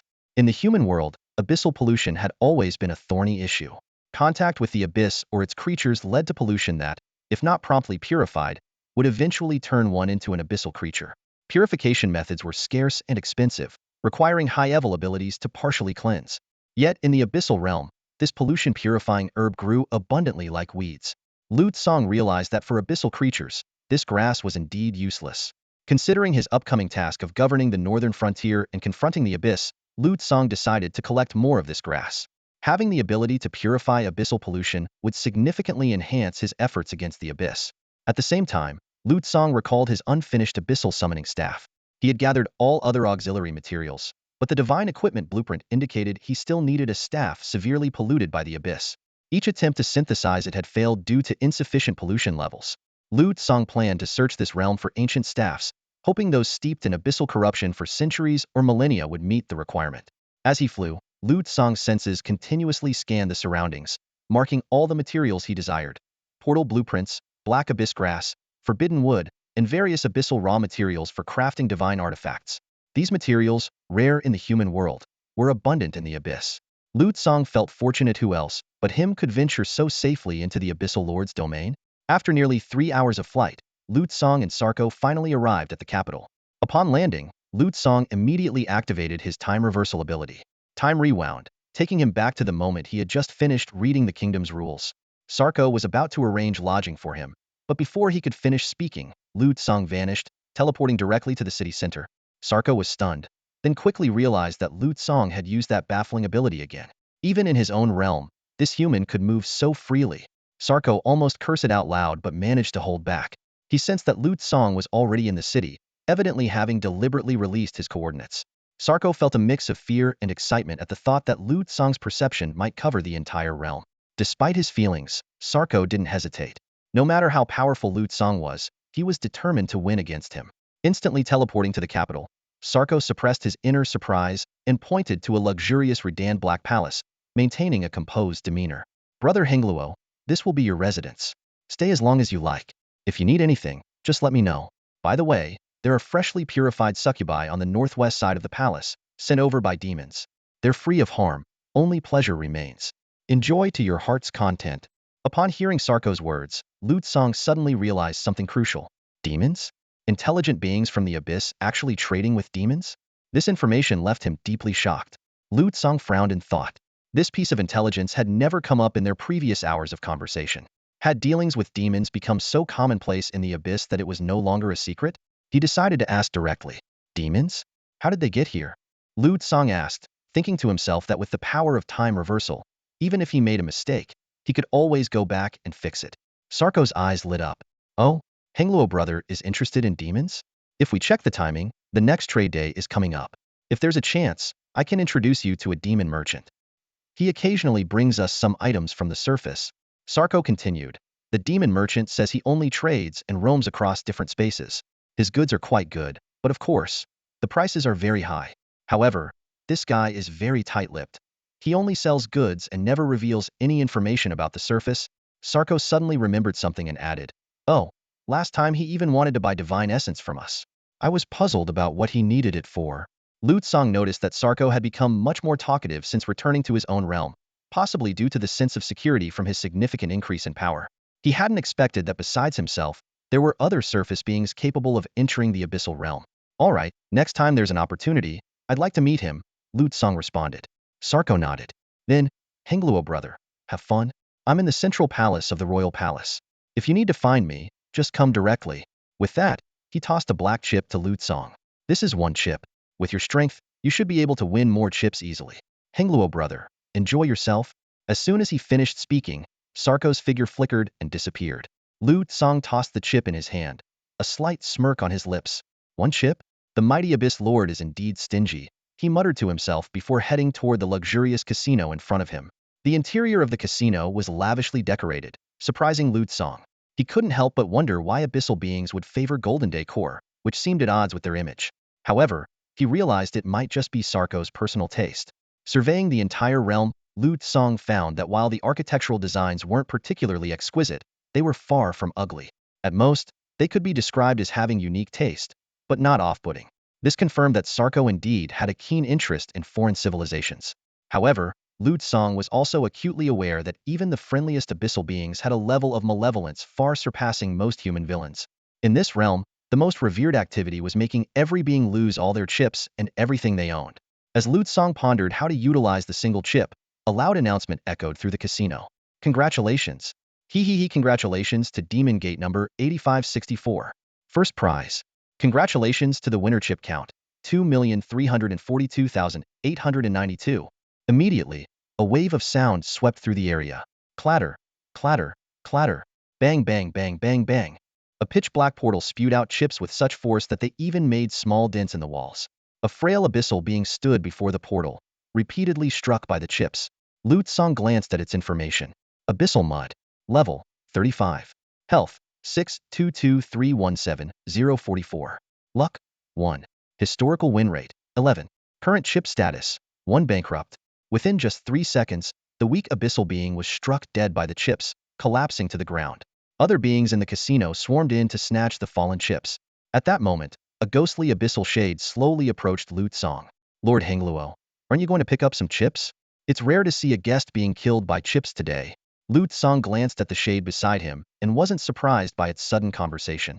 Too lazy to pick them up, he replied indifferently. Then, Lu Tsang activated his time reversal ability. Buzz. Lu Tsang returned to the moment he first entered the casino. This time, he walked straight toward the demon gate. A ghostly shade immediately followed, introducing itself. Hello. I am the steward assigned to you by the Lord. If you have any questions, feel free to ask me. Seeing Lu Tsang approach the demon gate, the shade enthusiastically explained, Lord Hengluo, this is a demon gate we purchased from the demon merchant. It's said to be the most popular gambling device among the demons. The gate continuously accumulates chips. As long as you keep feeding chips into it, one day, it will spew out all the accumulated chips. Standing before the demon gate, Lu Tsang activated the divine insight of the crown to probe the gate in detail. Demon Gate has accumulated chips 2,342,891. When the accumulated chips reach 2,342,892, it will spew out all the chips. Description. Who knows if your chips will run out first, or if it will spew the chips out first? Lu Tsang marveled at the powerful effect of the crown's insight. He realized that even without his time reversal ability, the crown's insight alone would allow him to dominate this realm. Of course, without time reversal, relying solely on the crown's insight against Sarko would still be insufficient. After all, some things were purely a matter of luck, which insight couldn't control. Lu Tsang noticed a nearby abyssal mud about to insert its last chip and smiled slightly. Mind if I go first? The abyssal mud trembled slightly, glanced at the shade beside Lu Tsang, and retreated immediately. Clearly, the shade, as a trusted aide of the Lord, wasn't someone it could afford to offend. Seeing Lu Tsang make his choice, the shade sent a mental reminder, Lord Hengluo, you should think carefully. This demon gate has swallowed countless chips. For example, the one to your left has already devoured billions of chips and never spewed them out. Except for the Lord, no one knows when the demon gate will release the chips. It's very likely that what awaits you is a bottomless abyss. For safety, you might want to play something. Before the shade could finish, Lu Tsang had already thrown in his last chip. Instantly, Lu Tsang's figure disappeared. Congratulations to Demon Gate number 8564 for spitting out the grand prize. Excited cheers echoed through the abyss. The winner has received 2,342,892 chips.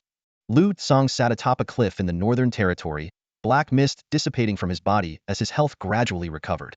He took a deep breath, savoring the relief of being out of the abyss. Phew. The abyss is just too oppressive. His wrist communicator flashed, and Luo Jutian sent a series of messages.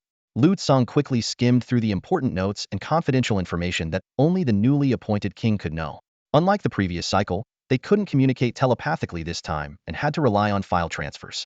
After a brief rest, Lu Song teleported back to the abyss, appearing next to the demon gate. The area was teeming with abyssal creatures, all crowding around the chips on the ground, but unable to pick them up. They belonged to Lu Song. Lu Song swiftly put on his absorption ring and with a wave of his hand, collected all the chips. In less than a minute, he had amassed over 2 million chips. With this unexpected windfall, Lu Song walked towards the nearby crazy dice table. The game's rules were simple. 20 dice with a maximum roll of 12, totaling 240 points. Guessing the exact number could yield a payout of 100 to 200 times, but betting on odd or even numbers offered much lower odds. Lu Song exchanged his chips for 2 yellow chips worth 1 million each. The abyssal creatures around him eyed the human curiously, whispering that he might be a guest of the Lord. Lu Song didn't place a bet immediately. Instead, he observed around. The dice rolled, and the result was 156 points. Holy crap!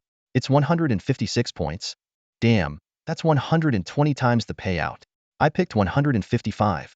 Good thing I bet on even numbers. I doubled my money. What the hell? Why did I bet on odd numbers? A chorus of exclamations erupted around him. Silently, Lu Song activated his time reversal ability, returning to the moment when betting started. This time, he didn't hesitate and placed all his chips on 156 points. Holy crap! Isn't that all the chips from the Demon Gate? 2,342,892 chips? All in? Damn, you're insane. The abyssal creatures were stunned, with some placing small bets in imitation. The dice rolled, and the result was revealed 156. In an instant, Lu Song won 2.8 billion chips. But he didn't stop. He continued to bet everything on the exact number each time. In this kingdom where cheating was impossible, Lu Song's chip count skyrocketed. 2.8 billion, 32 billion, 3.7 trillion, 450 trillion. Just as Lu Song was about to place another Allen bet, several abyssal creatures slid on their knees and clung to his legs. Boss, wait a minute, they shouted frantically.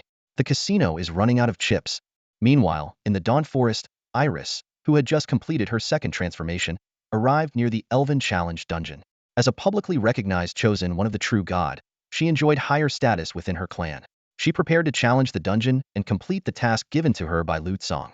Closing her eyes, Iris prayed devoutly, I pray to you, grant your loyal follower the power of the divine artifact. Sensing Elise's request, Lu Song lent out the heavenly cluster bow once more. Facing the pleas from the casino staff, he temporarily halted his Allen bets. At that moment, Lu Song had only 450 trillion chips left. His perception swept over all the abyssal creatures nearby like a radar, instantly grasping the amount of chips they had. In this casino, the highest amount of chips anyone held was merely 10 billion, a far cry from Lu Song's wealth. Interestingly, this creature was someone Lu Song had personally nurtured. After Lu Song went Allen twice in a row, this creature immediately caught on and followed suit. Within a few rounds, its chips skyrocketed to 10 billion. After all, each Allen could multiply the chips by more than 100 times. Even with just one chip, following Lu Song a few times could earn millions. Lu Song's pause in betting was only temporary. After a brief thought, he fixed his gaze on the frenzied dice table in front of him. Why should I care if you guys are broke? He muttered to himself, then placed his chips on the number 235A bet with a 200x payout. Lu Song wanted to see what would happen if the casino couldn't pay out the chips. This wasn't clearly defined in the rules. As the casino pooled all the bets on the number 235, the betting time ended. The central dice began to change, finally stopping with a total of 235. System notifications followed one after another. Ding, you have received chips 20.52 trillion. You have gained ownership of the Royal Bliss Casino. You have acquired lifelong slaves Shirley, Mongluan, Ducey. Current total debt owed by slaves. 880.34 trillion. A series of slave profiles then appeared before Lu Song. Shirley. Gender. Female. Race. Abyssal succubus hybrid. Level. 203. Occupation. Fallen 1S. Royal Bliss Casino stakeholder. 55. Current debt. 4,841.87 trillion 55. Mongluan. Gender. Male. Race. Abyssal. Level. 107. Occupation. Berserker's Fist B. Royal Bliss Casino stakeholder. 9. Current debt. 792.306 trillion 9. Ducey. Gender. Chaotic. Race. Abyssal. Level. 131. Occupation. Serpent of Gaze B. Royal Bliss Casino stakeholder. 0.1. Current debt. 88.034 trillion 0.1. Lu Song finally understood that in this realm, owing someone chips made you their slave. He had a rough grasp of how this realm operated. Meanwhile, Shirley, who was searching for new mining resources on the abyssal floating island, suddenly received a shocking system prompt. Your Royal Bliss Casino currently owes a total of 880.34 trillion chips. You have become a slave owned by human, Lu Tsong. You can regain your freedom upon repaying all your debts. Your current debt, 4,841.87 trillion chips. Shirley was stunned, staring incredulously at the prompt. How could her casino be in debt? She had managed it for 1,000 years, with abyssal creatures losing everything there daily, bringing in trillions in profit annually. Over a millennium, she had amassed at least 10 trillion chips, an unimaginable fortune for ordinary abyssal creatures. Yet now, this prompt told her that within minutes of leaving the realm, her casino owed over 80 trillion chips, and her personal debt was over 40 trillion? This meant her millennia of accumulation had vanished in an instant. Shirley was baffled. Could the realm's ruler, Sako, be targeting her? But she couldn't think of any reason she might have offended Sako. At this moment, Shirley's most urgent task was to return immediately and meet her new master. The thought of the word master left her with mixed feelings. In just half an hour, Lu Tsong left the casino. He had entered with a single chip and left owning the entire casino, which now owed him trillions. His terrifying luck caused the shadows around him to swell and contract, clearly trembling. After leaving the casino, Lu Tsong tossed 2 red chips to the black mist beside him and instructed, "You, go win back all these things for me." The black mist hurriedly caught the chips. Lu Tsong then handed over a list of materials he needed, including blueprints for a teleportation array. These 2 red chips were no ordinary tokens. Each was worth 1 billion, the highest denomination in the realm. The shadow dared not delay, quickly disappearing with the chips. Meanwhile, Lu Tsong's perception scanned the surrounding casinos. In this realm, such establishments were everywhere. Lu Tsong then tossed 10 red chips as he entered the adjacent Royal Revelry Casino. Just 10 minutes later, he walked out of the casino. As he left, 2 black shadows swiftly climbed the walls and replaced the casino's sign with Royal Hengluo Casino. Lu Tsong continued to enter one casino after another, always heading straight for the highest payout games and going all-in without hesitation. Within just 2 hours, nearly half the casinos in the capital were under his control. Most of the city's residents had even become his slaves. After a few more rounds, Lu Tsong returned to his palace. This time, nearby was quite literal right in the city center, less than 5 kilometers from his largest casinos, just across the street. Even without his swift boots, Lu Tsong could reach it instantly. As for his plan to eliminate other abyssal lords, Lu Tsong decided to discuss it with Sako later. His current priority was to gather the necessary materials and start crafting artifacts. Only with sufficient strength could he gain an advantage in negotiations. After all, this involved the significant matter of killing another abyssal lord. The stronger his power, the better. According to the information Lu Tsong had gathered, the abyssal lords were not on friendly terms. The abyss was essentially not a united entity. On the contrary, the abyssal overlord promoted conflict and adhered to the law of the jungle. As long as you have the strength, the ruler of the abyss doesn't care who devours whom. Lu Tsong also planned to have Sako help him eliminate a few powerful beings in the abyss to complete his 3rd transformation task. Upon returning to the palace, Lu Tsong first conducted a brief inspection before heading to a special underground prison. This place was less of a prison and more of a luxurious confinement space. Chains and shackles coexisted with soft, large beds, holding various demonic creatures. Lu Tsong had heard that these were his assets, so he came to inspect them. It was said that the succubi here were the freshest, first-hand specimens, of the highest quality and entirely untainted. Demons have no age. They are born as adults. Therefore, these succubi included petite, lowly types as well as voluptuous and mature ones. Lu Tsong's gaze carried a critical edge. He thought of his human compatriots who had fallen victim to these succubi. Every year, numerous news reports told similar stories. Company outings that mistakenly ventured into succubi territories, resulting in total annihilation, or minors who were abducted by succubi and later found emaciated. These succubi could drain a person's life force, making them extremely dangerous. However, the ones before him had presumably been specially treated to remove their harmful capabilities. With this in mind, Lu Tsong's fists and body tensed involuntarily. He opened one of the prison doors. The succubus inside immediately let out a seductive moan. "Oh no, master, what are you going to do? I was just born. Haven't even no, don't want." Meanwhile, Luo Jiutian was flying northward through the sky. Without a teleportation array, even an emperor couldn't move quickly. He was still shocked by Lu Tsong's claim that he might obtain the blueprints for a teleportation array. If Lu Tsong could indeed achieve that, it would be a contribution akin to saving the world. Luo Jiutian had promised that if Lu Tsong managed to get the blueprints, he would do everything in his power to help Lu Tsong acquire the necessary resources. Luo Jiutian was somewhat worried that Lu Tsong might have ventured into the dangerous abyss, but Lu Tsong had only replied that he was doing what was necessary to enhance his strength and told him not to worry. Luo Jiutian had no choice but to let it go and not ask further. Reflecting on his own experience as a young prodigy, he understood that the brilliance of a genius often concealed hardships unimaginable to ordinary people. He couldn't help but feel that while Lu Tsong seemed to shine brightly, he might be enduring pains that others could hardly bear. The taste of a succubus is indeed remarkable. After the battle, Lu Tsong stood on the palace corridor railing, gazing at the beautiful scenery of the entire kingdom. He took out a special abyssal black abyss roll from his pocket, lit it, and took a deep puff. Exhaling a red ring of fire, he sighed with satisfaction. Suddenly, system notifications popped up before him. You have inhaled black abyss roll. Maximum health permanently reduced by 1. You have gained a temporary effect. Relaxation and alertness.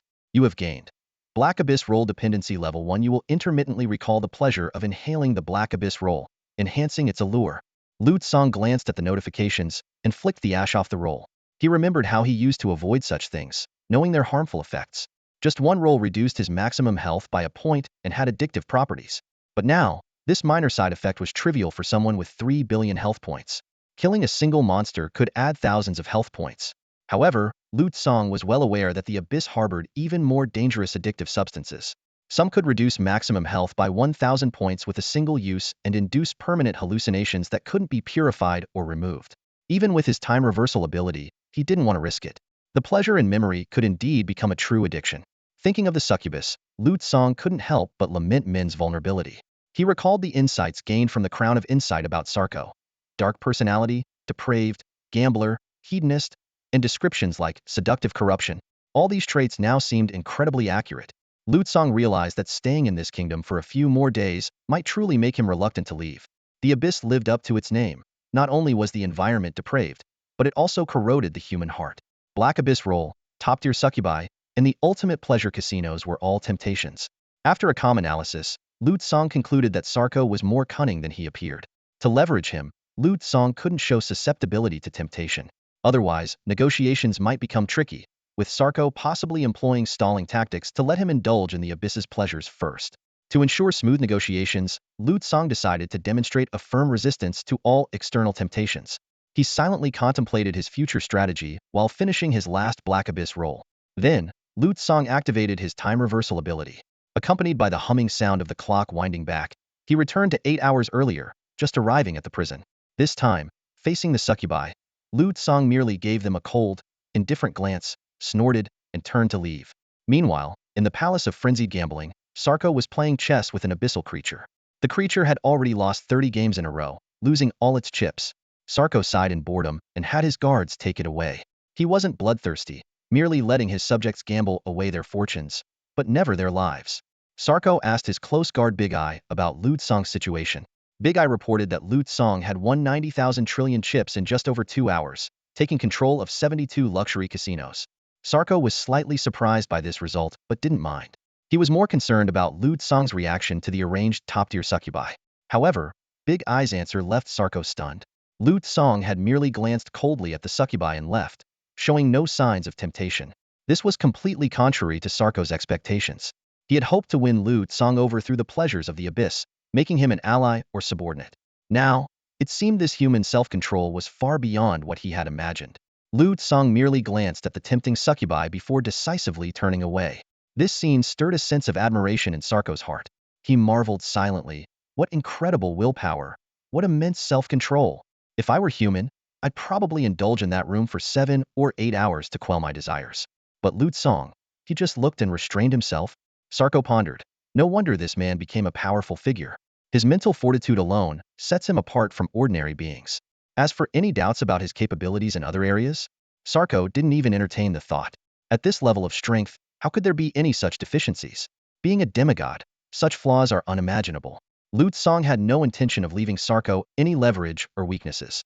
He swiftly inspected his palace and began delegating tasks. He ordered his slaves to gather various materials and blueprints. In the abyss, there were countless things that humans lacked. Lu Tsong planned to first gather the rare treasures of this realm. His gaze swept the ground, noting the black abyss grass, an excellent ingredient for pharmaceuticals, which naturally needed to be harvested first. The soil of the abyss, often consisting of filthy black mud, was also a valuable resource.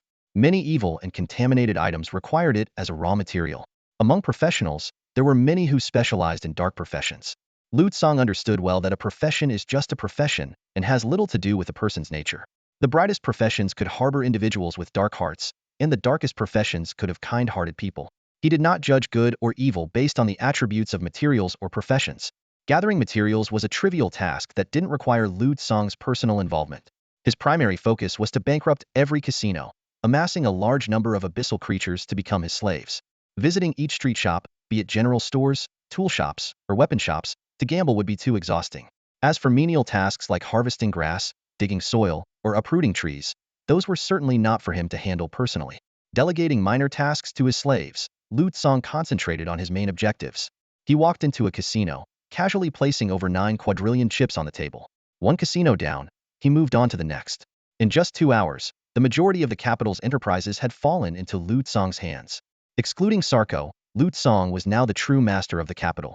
His slaves were busy converting other abyssal creatures into new slaves for him. The process was simple. Wager enough chips to bet everything the opponent had. If the opponent lost, they went bankrupt and became Lu Tsang's slave. Even if they won by luck, it only doubled their capital. But against Lu Tsang's seemingly infinite chips, such victories were insignificant. The next time, Lu Tsang would still crush them completely. Moreover, winning one round often yielded not just one slave, but an entire group. With the seemingly endless support of his chips, Lu Tsang's assets grew exponentially, like a chain reaction. Word spread quickly, and within just a few hours, Lu Tsang had seized control of Sarko's entire capital. Meanwhile, the human emperor was still on his way to the northern territory, with 11 hours left to arrive. Shirley felt like she was living a miserable life. She hadn't even met her master, Lu Tsang, before receiving orders. After collecting the chips distributed by Lu Tsang, Shirley began looking for opponents to gamble with. Her historical win rate was astonishingly high, exceeding 75, but this only applied to bets with local residents. In pure chance games at the casino, she still had to rely on luck. Winning game after game, Shirley's heart was filled with despair. She watched her debt gradually decrease, only to realize it was merely a drop in the ocean of what she owed. Each win could only pay off hundreds of thousands of chips at best. Shirley had just won a large store for Lu Tsang worth tens of thousands of chips, but the debt of 40 trillion seemed insurmountable. With a deep sigh, Shirley knew there was no hope of repaying her debt.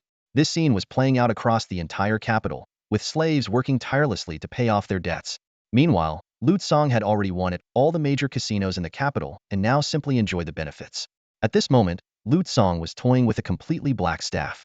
It was a filthy black source staff, 2,000 years old, with an equipment level of 55 and a mental attribute of 2,506, classified as silver quality. This staff was born 2,000 years ago, fully corrupted by the abyss, and could be used as a material for crafting an abyss summoning staff. Lu Tsang planned to transform the filthy black source staff into a divine artifact embryo to create the abyss summoning staff. The crafting conditions included 300 units of summoning dust, 50 units of beast pet eggs, abyssal black soil for which Lu Tsang had a superior substitute, and 15,000 return scrolls. While these materials were peculiar, they were not expensive. The only challenge was the abyss-corrupted staff. After the synthesis was complete, a completely dark staff appeared in Lu Tsang's hand. This abyss summoning staff was a divine artifact with 5 max quality, platinum grade, and level 60, scaling with the user's level. It possessed powerful summoning abilities, capable of calling forth 10 abyssal creatures of Emperor grade, each 100 levels higher than the user's current level. Lu Tsang realized the immense power of this artifact. Emperor-grade abyssal creatures were stronger than world bosses, requiring tens of thousands of similarly leveled human warriors to defeat. This meant Lu Tsang could now summon 10 level 160 Emperor-grade abyssal creatures, and when he reached level 100, he could summon level 200 abyssal creatures. With the abyss summoning staff in hand, Lu Tsang's power surged again, boosting his mental attribute to over 400,000 and expanding his perception radius to 1.2 million kilometers. He activated his rewind ability, returning to Baiyuan City, gradually restoring his vitality. Lu Tsang walked directly into a storage box specialty store and purchased the entire shop for 2 billion gold coins.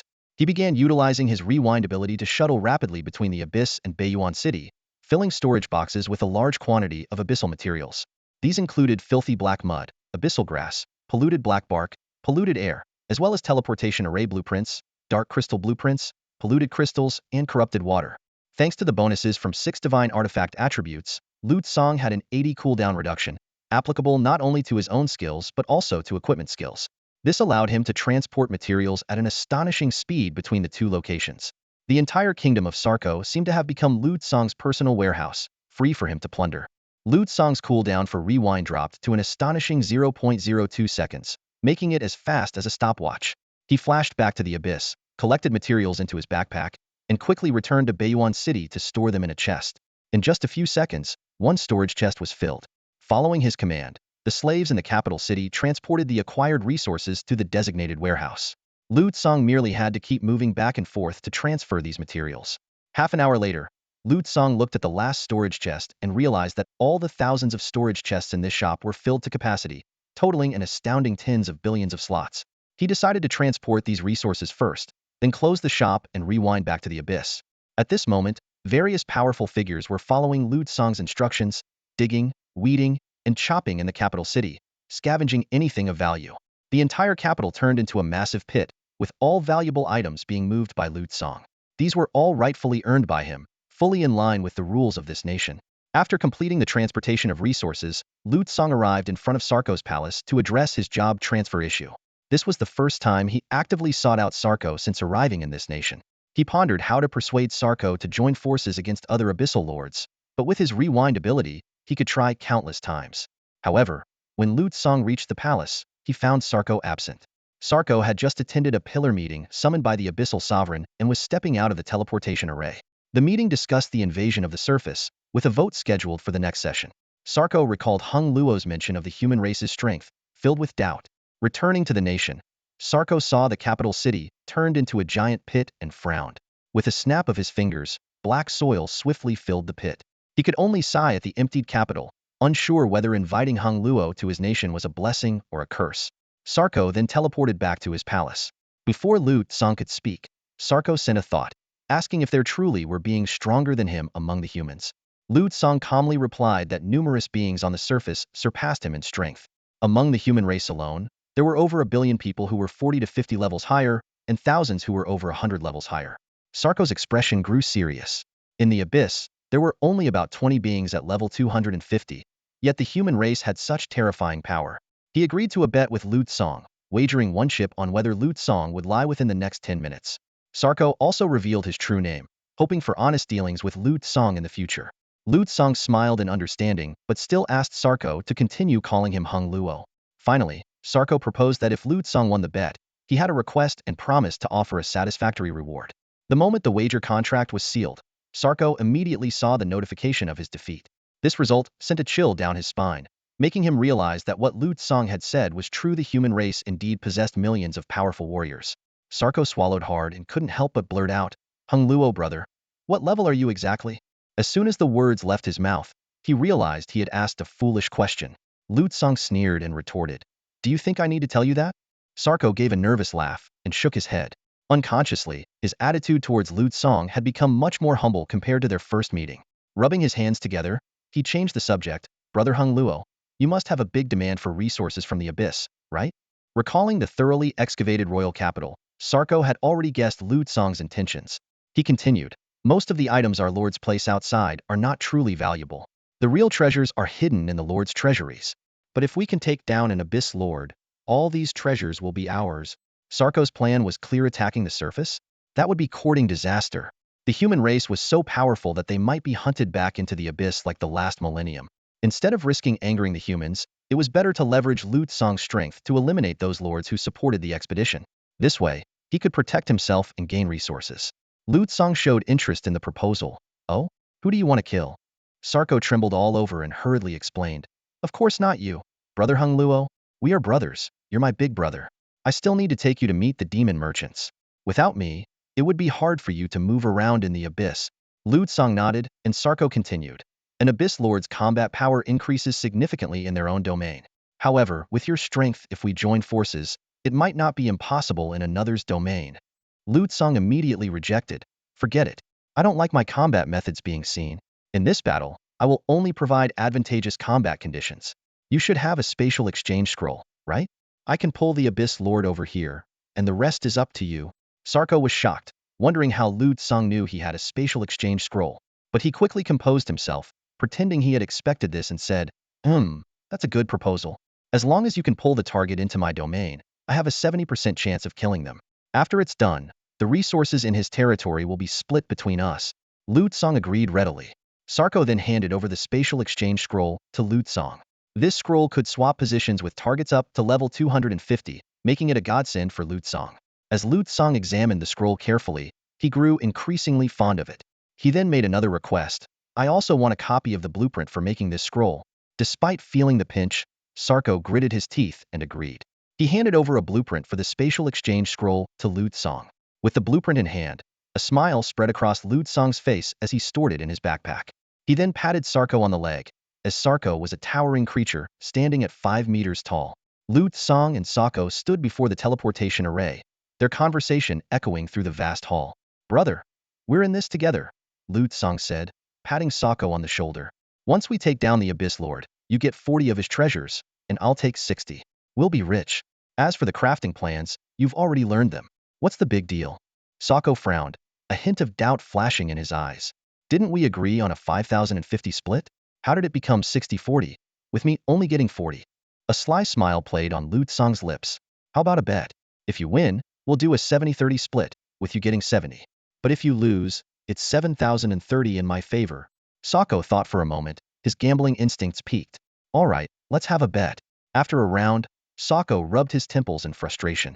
He couldn't fathom how Song had won. With a 90 win rate and the Abyssal Realms boost, he still lost. But as a born gambler, even if given 100 chances, he would still choose to bet. With their shares decided, Song sprang into action. He stepped onto Sarko's teleportation array, situated beneath a grand, colorful statue. The statue depicted a blonde woman holding coins, adorned with luxurious gems, and wearing a 4-leaf clover pendant. Her expression exuded a playful joy. Song instantly recognized her as Yakatikto, the goddess of luck and wealth, one of the 7 righteous gods. He was surprised that an abyssal being like Sarko would worship one of the 7 righteous gods. Then again, for a gambler, worshipping the goddess of luck made sense. Sarko asked worriedly, Brother Hengluo, are you sure about this? Song replied nonchalantly, no problem, I'll be quick. With that, his figure vanished from the teleportation array. Before Sarko could even complain, a violent aura spread throughout his realm. It was the chilling presence of the Abyss Lord, embodying death and destruction. The Lord of the Killing Realms had already appeared in Sarko's territory. Sarko stood frozen, muttering in disbelief. What's going on? Didn't Song just leave? How is the Abyss Lord here already? It hasn't even been a second. He couldn't help but curse. Damn it. Is this what you call a moment? Whoosh. Sarko appeared near Hyge in an instant, causing Hyge's pupils to contract sharply. Hyge looked around in disbelief, realizing he was no longer in the palace, but in Sarko's realm. Sarko, what have you done? Hyge roared, but his rage was met only with a cold, sinister smile from Sarko. Sarko's body morphed into countless phantoms, encircling Hyge. Forced gambling with my split image technique, Sarko's voice dripped with mockery and madness. Guess which one is the real me? Guess wrong, and you lose all your mana. Guess right, and you recover 100. You have 4 seconds. Before he finished speaking, each phantom conjured a dagger out of thin air and lunged at Hyge simultaneously. Meanwhile, Song stealthily returned to Sarko's realm, hovering invisibly in midair to watch the battle. Observing Sarko's tactics, he muttered to himself, what a scoundrel. The opponent is already at full mana, so guessing right offers no benefit, but guessing wrong means instant mana depletion. This ability is truly despicable. Begone. Hyge bellowed, unleashing abyssal flames that instantly dissipated many of the phantoms. However, Sarko's voice rang out again. Too bad, you guessed wrong. With the sound of shattering glass, Hyge's mana was instantly drained to 0. This was Sarko's ability-forced gambling combat, with its effects doubled in his own realm. Seeing this, Song immediately pulled out his abyssal summoning staff. He raised the staff high, darkness swirling around him as he summoned 10 level 160 Emperor tier beasts, including the Abyssal Reaper and Abyssal Constrictor, among others. Although Hyge had lost his mana, he could still counterattack with the other blessings of the Abyssal Lord. He swiped his claw, igniting deep black flames in the space around him, causing Sarko to lose 5 billion health points upon contact. However, an Abyssal Guardian nearby quickly restored Sarko's health and cast a defensive barrier, enhancing his speed.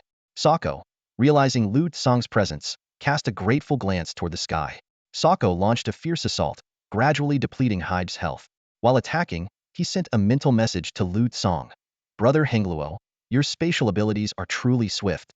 Song didn't respond, silently drawing his Heaven Cluster bow, iris, and preparing a powerful shot. Meanwhile, Hyge continuously drank mana potions, barely holding on. Sarko, Stop hiding in the shadows like a coward. Hyde roared, only to be struck from behind by Sokko. Damn it, you cowardly scum. Hyde cursed incessantly, yet in Sokko's realm, he couldn't keep up with his opponent's speed. Suddenly, the ground cracked open, spewing forth streams of dark lava. Sokko dodged swiftly, while Hyde attempted to escape. However, Lu Tsong had already set a trap, teleporting Hyde to the farthest point from the exit. The tentacles of the abyssal constrictor were already writhing in anticipation.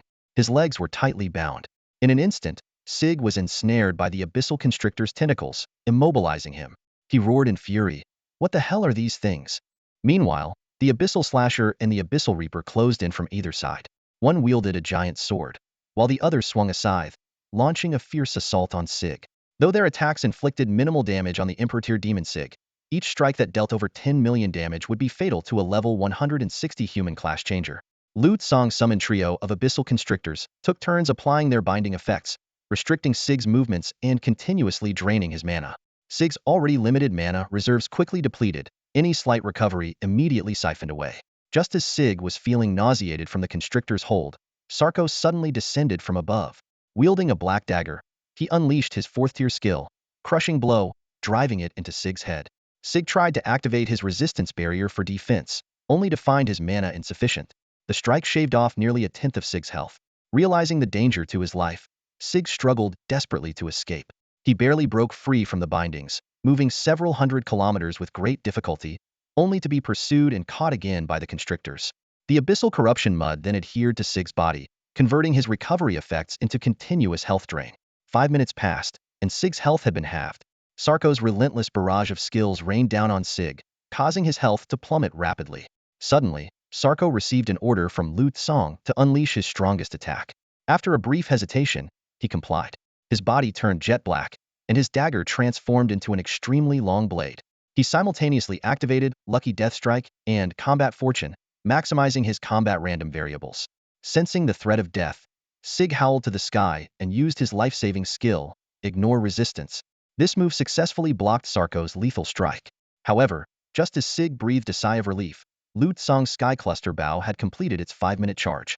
Brilliant starlight coalesced on the bow, and the devastating radiance of Star Cluster supernova flash erupted in an instant.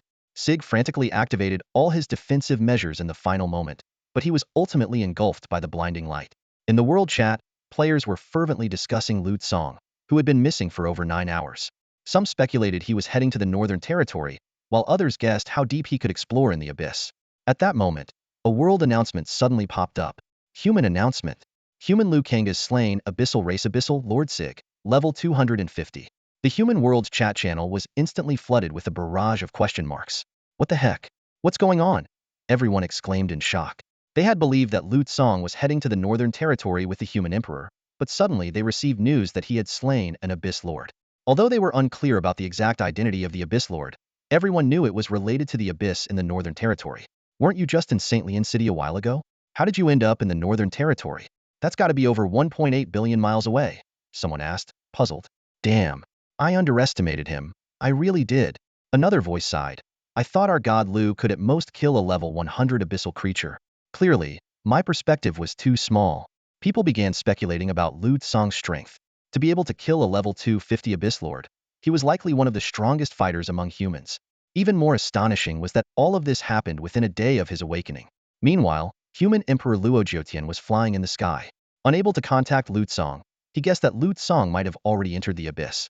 Luo Jiutian was filled with questions. How did he gather 100,000 black abyss sage stones? What god does Lu Tsong believe in? Can he survive in the abyss for so long? Although he had high hopes for Lu Tsong, Luo Jiutian also felt a bit worried. After all, Lu Tsong was only level 60 and had not yet completed his third transformation.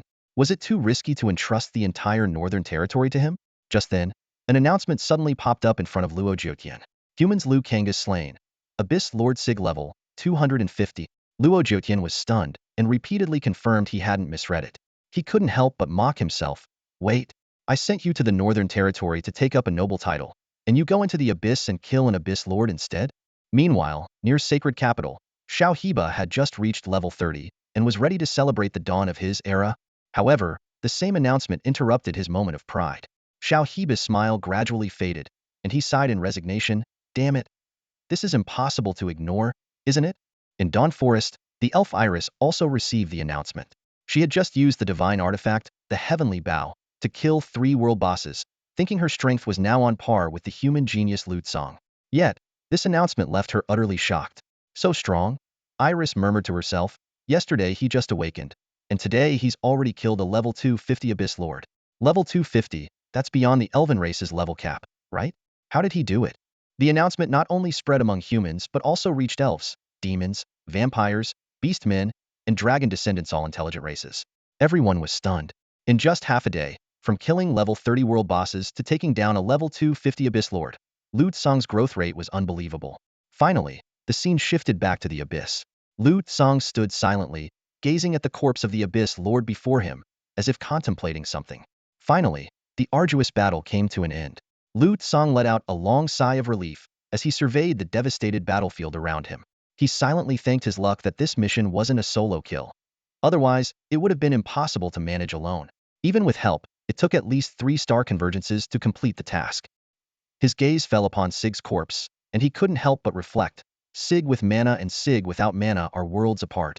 He recalled the intense fight and deeply understood the characteristics of being a battle mage half-warrior, half-mage. Without mana, their combat power significantly diminished. If it weren't for Sako draining Sig's mana, Lute Song believed he wouldn't have been able to defeat him with his current firepower. Even when Sig couldn't use his skills, he managed to reduce the damage of Lute Song's 5-minute charge star convergence to 20 trillion in the final moments. Lute Song pondered that if Sig had enough mana, his 5-minute charge might have only dealt a few trillion damage, or worse, been completely negated. The power of a level 250 opponent was undeniable. Lute Song realized that beings at this level had already grasped various types of laws. He recalled Sako's forced wager, an extremely perverse rule-based ability. In a fair fight, a level 250 being was nearly invincible to the current Lute Song. But Lute Song was not disheartened. Instead, he was filled with anticipation for the future. After my 3rd class change, it might be different, he murmured to himself. The 3rd class change mission is complete. I wonder if I'll gain the combat power equivalent to an Abyss Lord. Lute Song waved his hand and recalled the 10 level 160 Emperor tier, higher abyssal creatures around him. Sako, who had witnessed the entire process, was deeply shocked. He marveled at Lute Song's summoning ability. Summoning 10 Emperor tier higher abyssal creatures at once was already top tier among summoners. What amazed him even more was that Lute Song excelled in archery as well, with his bow damage being top-notch among his peers. The most unbelievable aspect was that Lute Song also possessed incredibly powerful spatial abilities, placing him in the highest echelon. Sako was baffled. What kind of class is this? Spatial? Archery? Summoning? It's too diverse. He realized that while some classes indeed had multiple abilities, those abilities were usually related. However, the skills Lute Song demonstrated had no connection and were completely unrelated. Ordinarily, even if someone knew a bit of everything, they wouldn't excel in all. Yet, in Lute Song's hands, these abilities were absurdly strong. Just as Sako was about to discuss the next steps with Lute Song suddenly vanished, leaving behind only a mental message. Wait for me? After defeating Sig, Lute Song barely glanced at the corpse before hurrying back to the job change shrine in St. Leon City. He was anxious, eager to complete his class change, pushing all other matters aside. The reason for Lute Song's urgency was simple. The 3rd class change reward was the 9th ranked artifact. In comparison, his current artifact, Reverse Time, was only ranked 10th. This small but crucial difference was enough to make Lute Song's heart race with excitement, eager to obtain this powerful artifact. Lute Song had now recorded the coordinates of 2 cities, St. Leon City and North Abyss City. Both cities had a job transfer temple, but he chose St. Leon City simply because he didn't want to bother finding the exact location of the temple in North Abyss City. Right now, completing the 3rd job transfer was his top priority. Recalling his experience during the 2nd job transfer, Lute Song felt a pang of regret. If he had completed the task earlier, he could have worn the reversing time for an extra 10 minutes. Determined, he swore to make the most of his time this go-round. Lute Song reached out to touch the awakening crystal, and phenomena immediately began to manifest, only to be suppressed by the chaos concealing ring.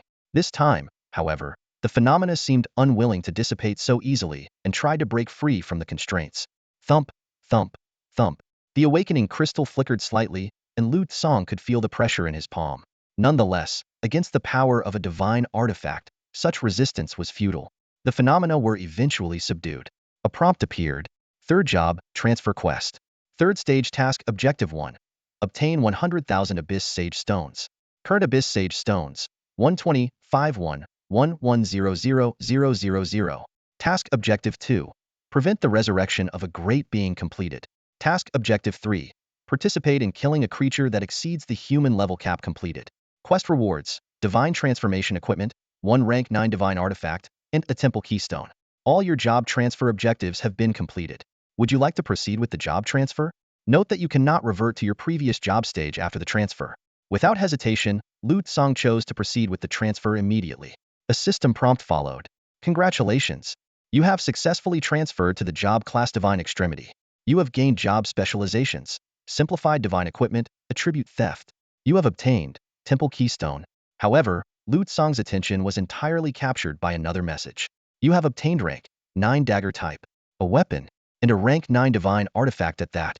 Lu Tsang, who was usually not easily excited, felt his heart race. Weapons are often the most crucial part of any equipment set. A beam of light coalesced in Lu Tsang's hand, forming a pure white dagger. Blade of Multiplication Divine Artifact 5. Max Quality, Platinum. Scalable Equipment Level, 60 follows user's level. Spirit 408,228. Evasion Rate 90.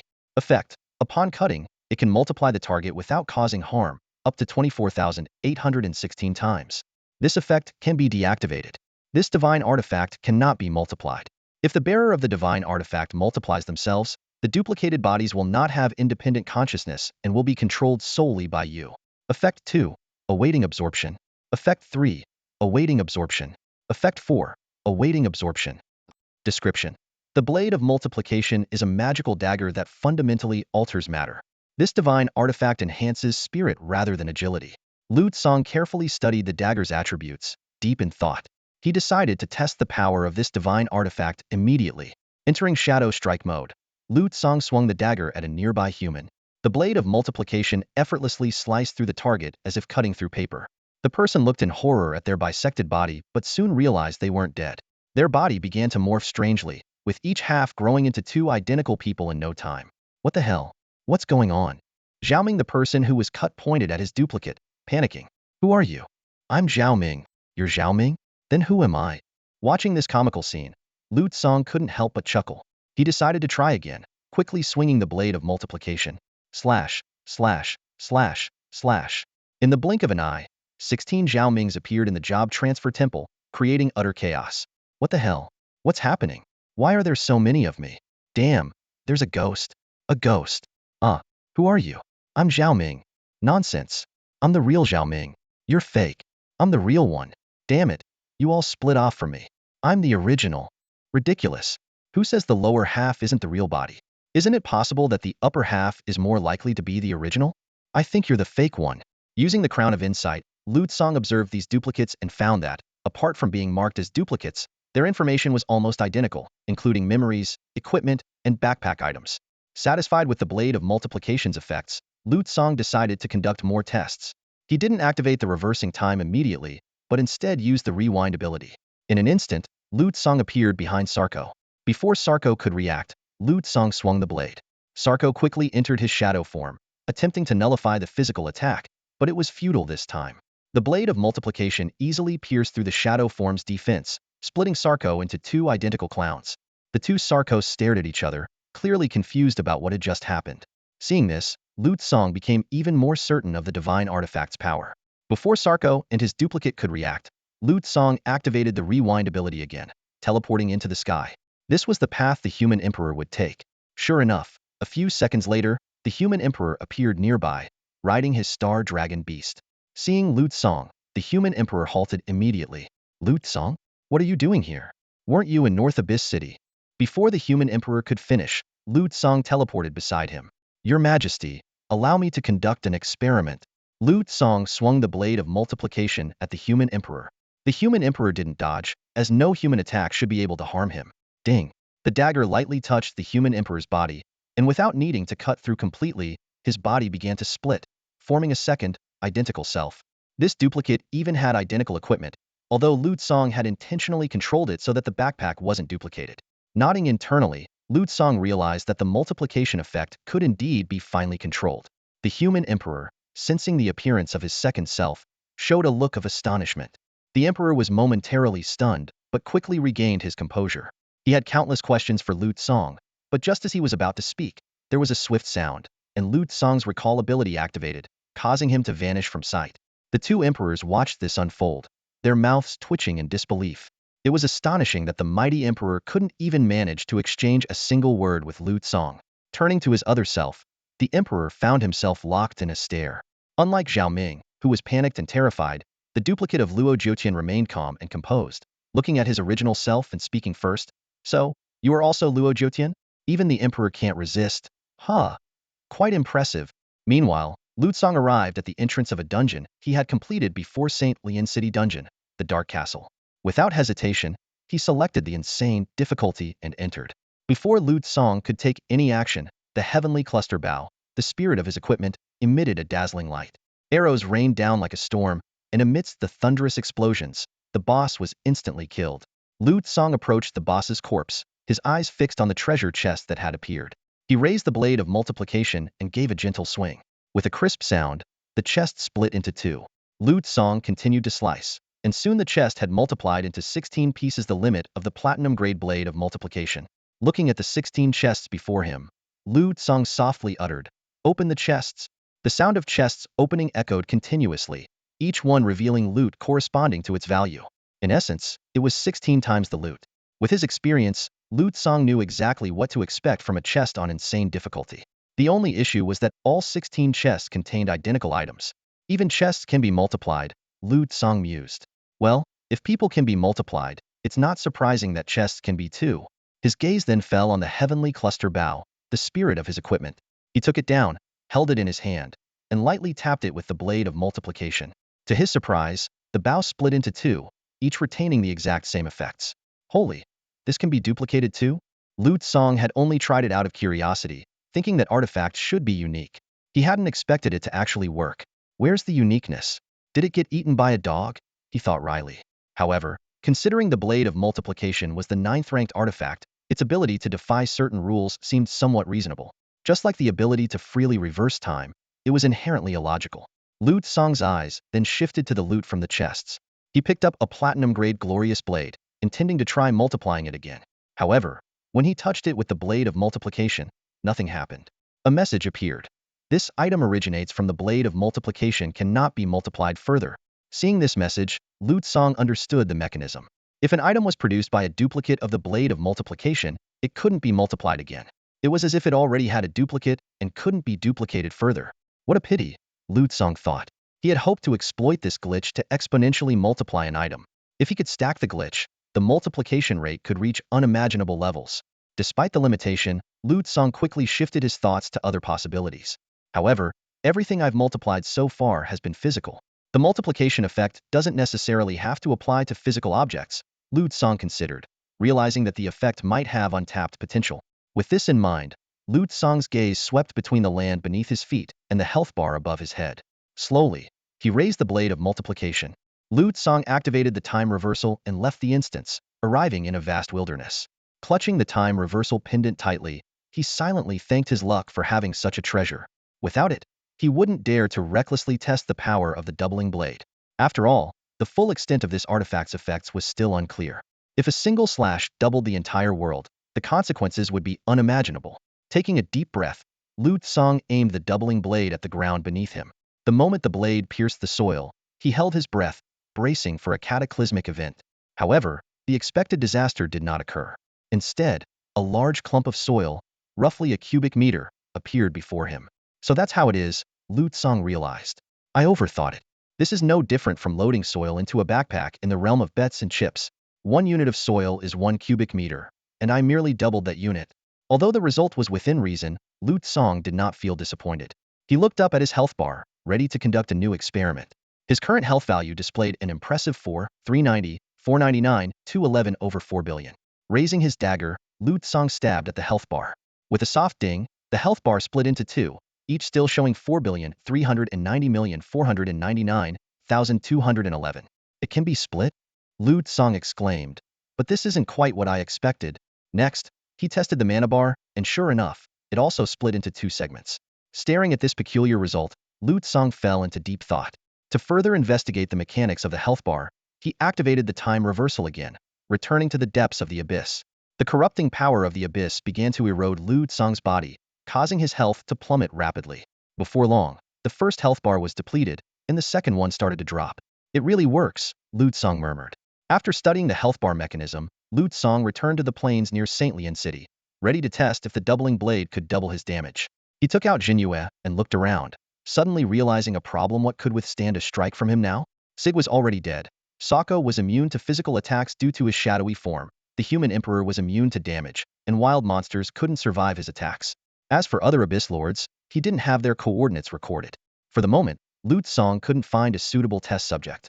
TSK, I guess I'll have to wait for another opportunity, Lu Tsong muttered to himself. Sooner or later, I'll encounter an enemy that won't die from one hit. Although he could unequip his gear and try again, he had other ideas worth experimenting with. Lu Tsong decided to temporarily set aside the damage test and activated the enhanced armament specialization effect, applying it to the doubling blade. The artifact's effect immediately changed, increasing the maximum doubling factor from 16 to 32. It works as expected, Lu Tsong marveled. Enhanced armament is truly powerful, especially for high-ranking equipment. He then began experimenting with the doubling blade everywhere. He split the spirit of equipment into 32 parts, expanded backpack slots by 32 times, and doubled equipment slots, skill slots, and specialization slots. With each cut, Lu Tsong felt more and more awed by the artifact's terrifying power. The specialization slots extended into a full row, and the materials in his backpack were divided into 32 parts. Using the time reversal, Lu Tsong traveled across the world, slicing through instances, passersby, equipment, items, monsters, and even himself.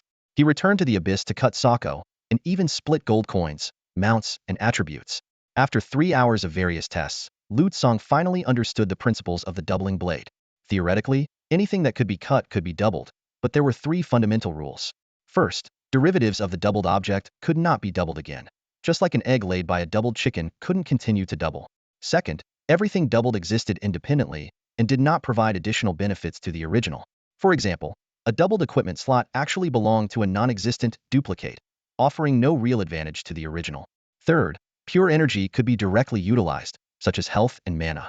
This explained why the health bar could be used, but it didn't mean the health cap was increased. Rather, it meant having 2 identical health bars. During Lu Tsong's 3-hour study, the entire world fell into chaos. 32 human emperors scoured the land for Lu Tsong's whereabouts. 32 Sakos gambled merrily in the abyss, and the world teemed with 32 instances, bosses, guild leaders, elven maidens, and more. Ultimately, after fully comprehending the doubling blade's effects, Lu Tsong couldn't help but marvel at the formidable power of this 9th-ranked artifact. It would be a great pity if its full potential couldn't be unleashed. As soon as the sound of the reverse time clock activated, time rewound to the moment when Lu Tsong first obtained the blade of multiplication. Letting out a long breath, he finally sorted out his thoughts. He gazed down at the blade of multiplication in his hand, deciding not to use it rashly this time. Instead, he carefully stored it in his backpack. Fully aware of the artifact's effects, he resolved to use it only when absolutely necessary. Next, Lu Tsong turned his attention to his newly acquired class specializations. Simplified Divine Gear allowed him to select a piece of Divine Gear from the Divine Gear Codex and simplify its crafting requirements, albeit at the cost of significantly weakening the artifact's effects. Additionally, the simplified artifact would no longer be included in the Divine Gear rankings. Attribute theft granted him the ability to steal attributes from others' equipment and transfer them to his own. The potential of these specializations was evident. Moreover, Lu Tsong had also acquired a temple keystone, which could be used to establish a dedicated temple within his controlled territory, providing unique benefits to those who worshipped him. However, Lu Tsong realized that he currently had no territory of his own. He pondered that his first priority should be to escort the human emperor to Baiyuan City.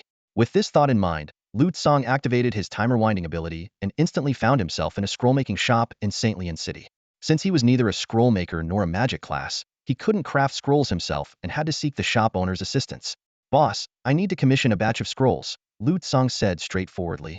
The shop owner asked if he had a ready-made recipe, to which Lu Tsong nodded and handed over the scroll-making formula.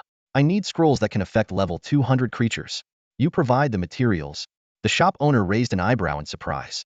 "Friend, this formula is quite novel and effective. However, to make scrolls effective against level 200 creatures, you'll need at least a 4th-tier scroll master. One scroll, including material costs, will be 1 billion. Without hesitation, Lu Tsong nodded and transferred 10 billion gold coins immediately. "Make me 10 scrolls. If you can make more, I'll pay extra." The shop owner agreed with pleasure and suggested adding Lu Tsong as a friend to notify him when the order was ready. After a moment's consideration, Lu Tsong agreed. Just as he was about to leave, his timer winding ability activated again, and his figure instantly vanished. The shop owner was about to send a friend request when he noticed the applicant's name Lu Song. The scroll materials in his hands fell to the floor as he exclaimed, "Holy crap! It's God Lu." Back in reality, Lu Song lightly touched the back of his hand with the blade of multiplication, instantly creating an identical clone of himself. He was amazed to find that he could control both bodies simultaneously, and the clone had no independent consciousness, being fully under his control.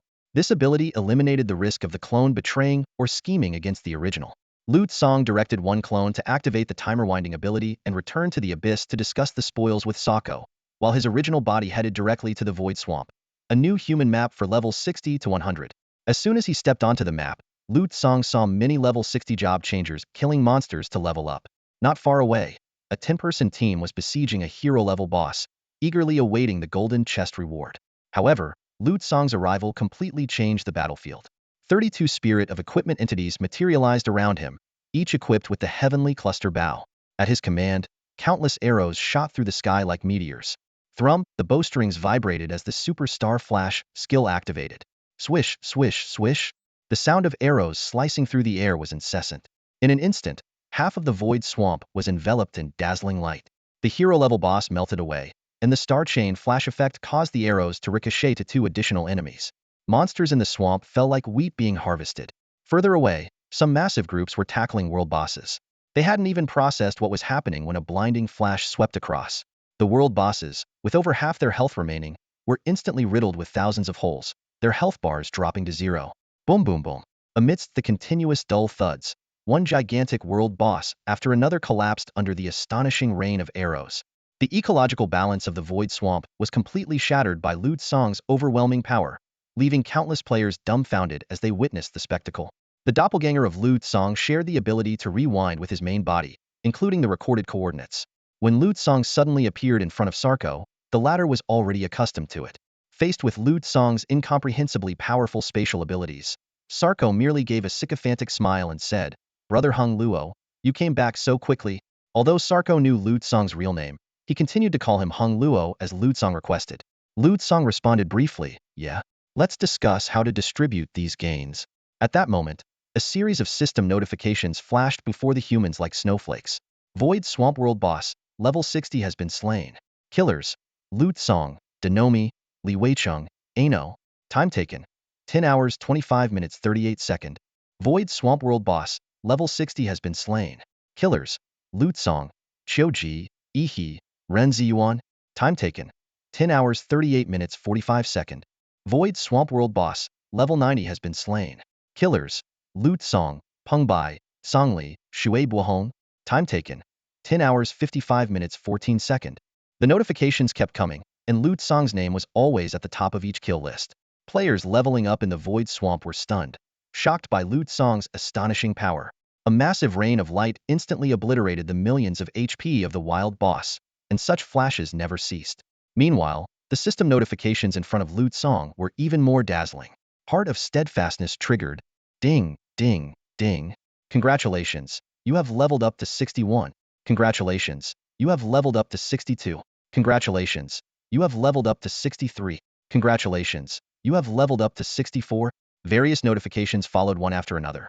Heart of Steadfastness triggered, stacking HP, slaying world boss, gaining experience points, leveling up, and even notifications for slaying hidden bosses.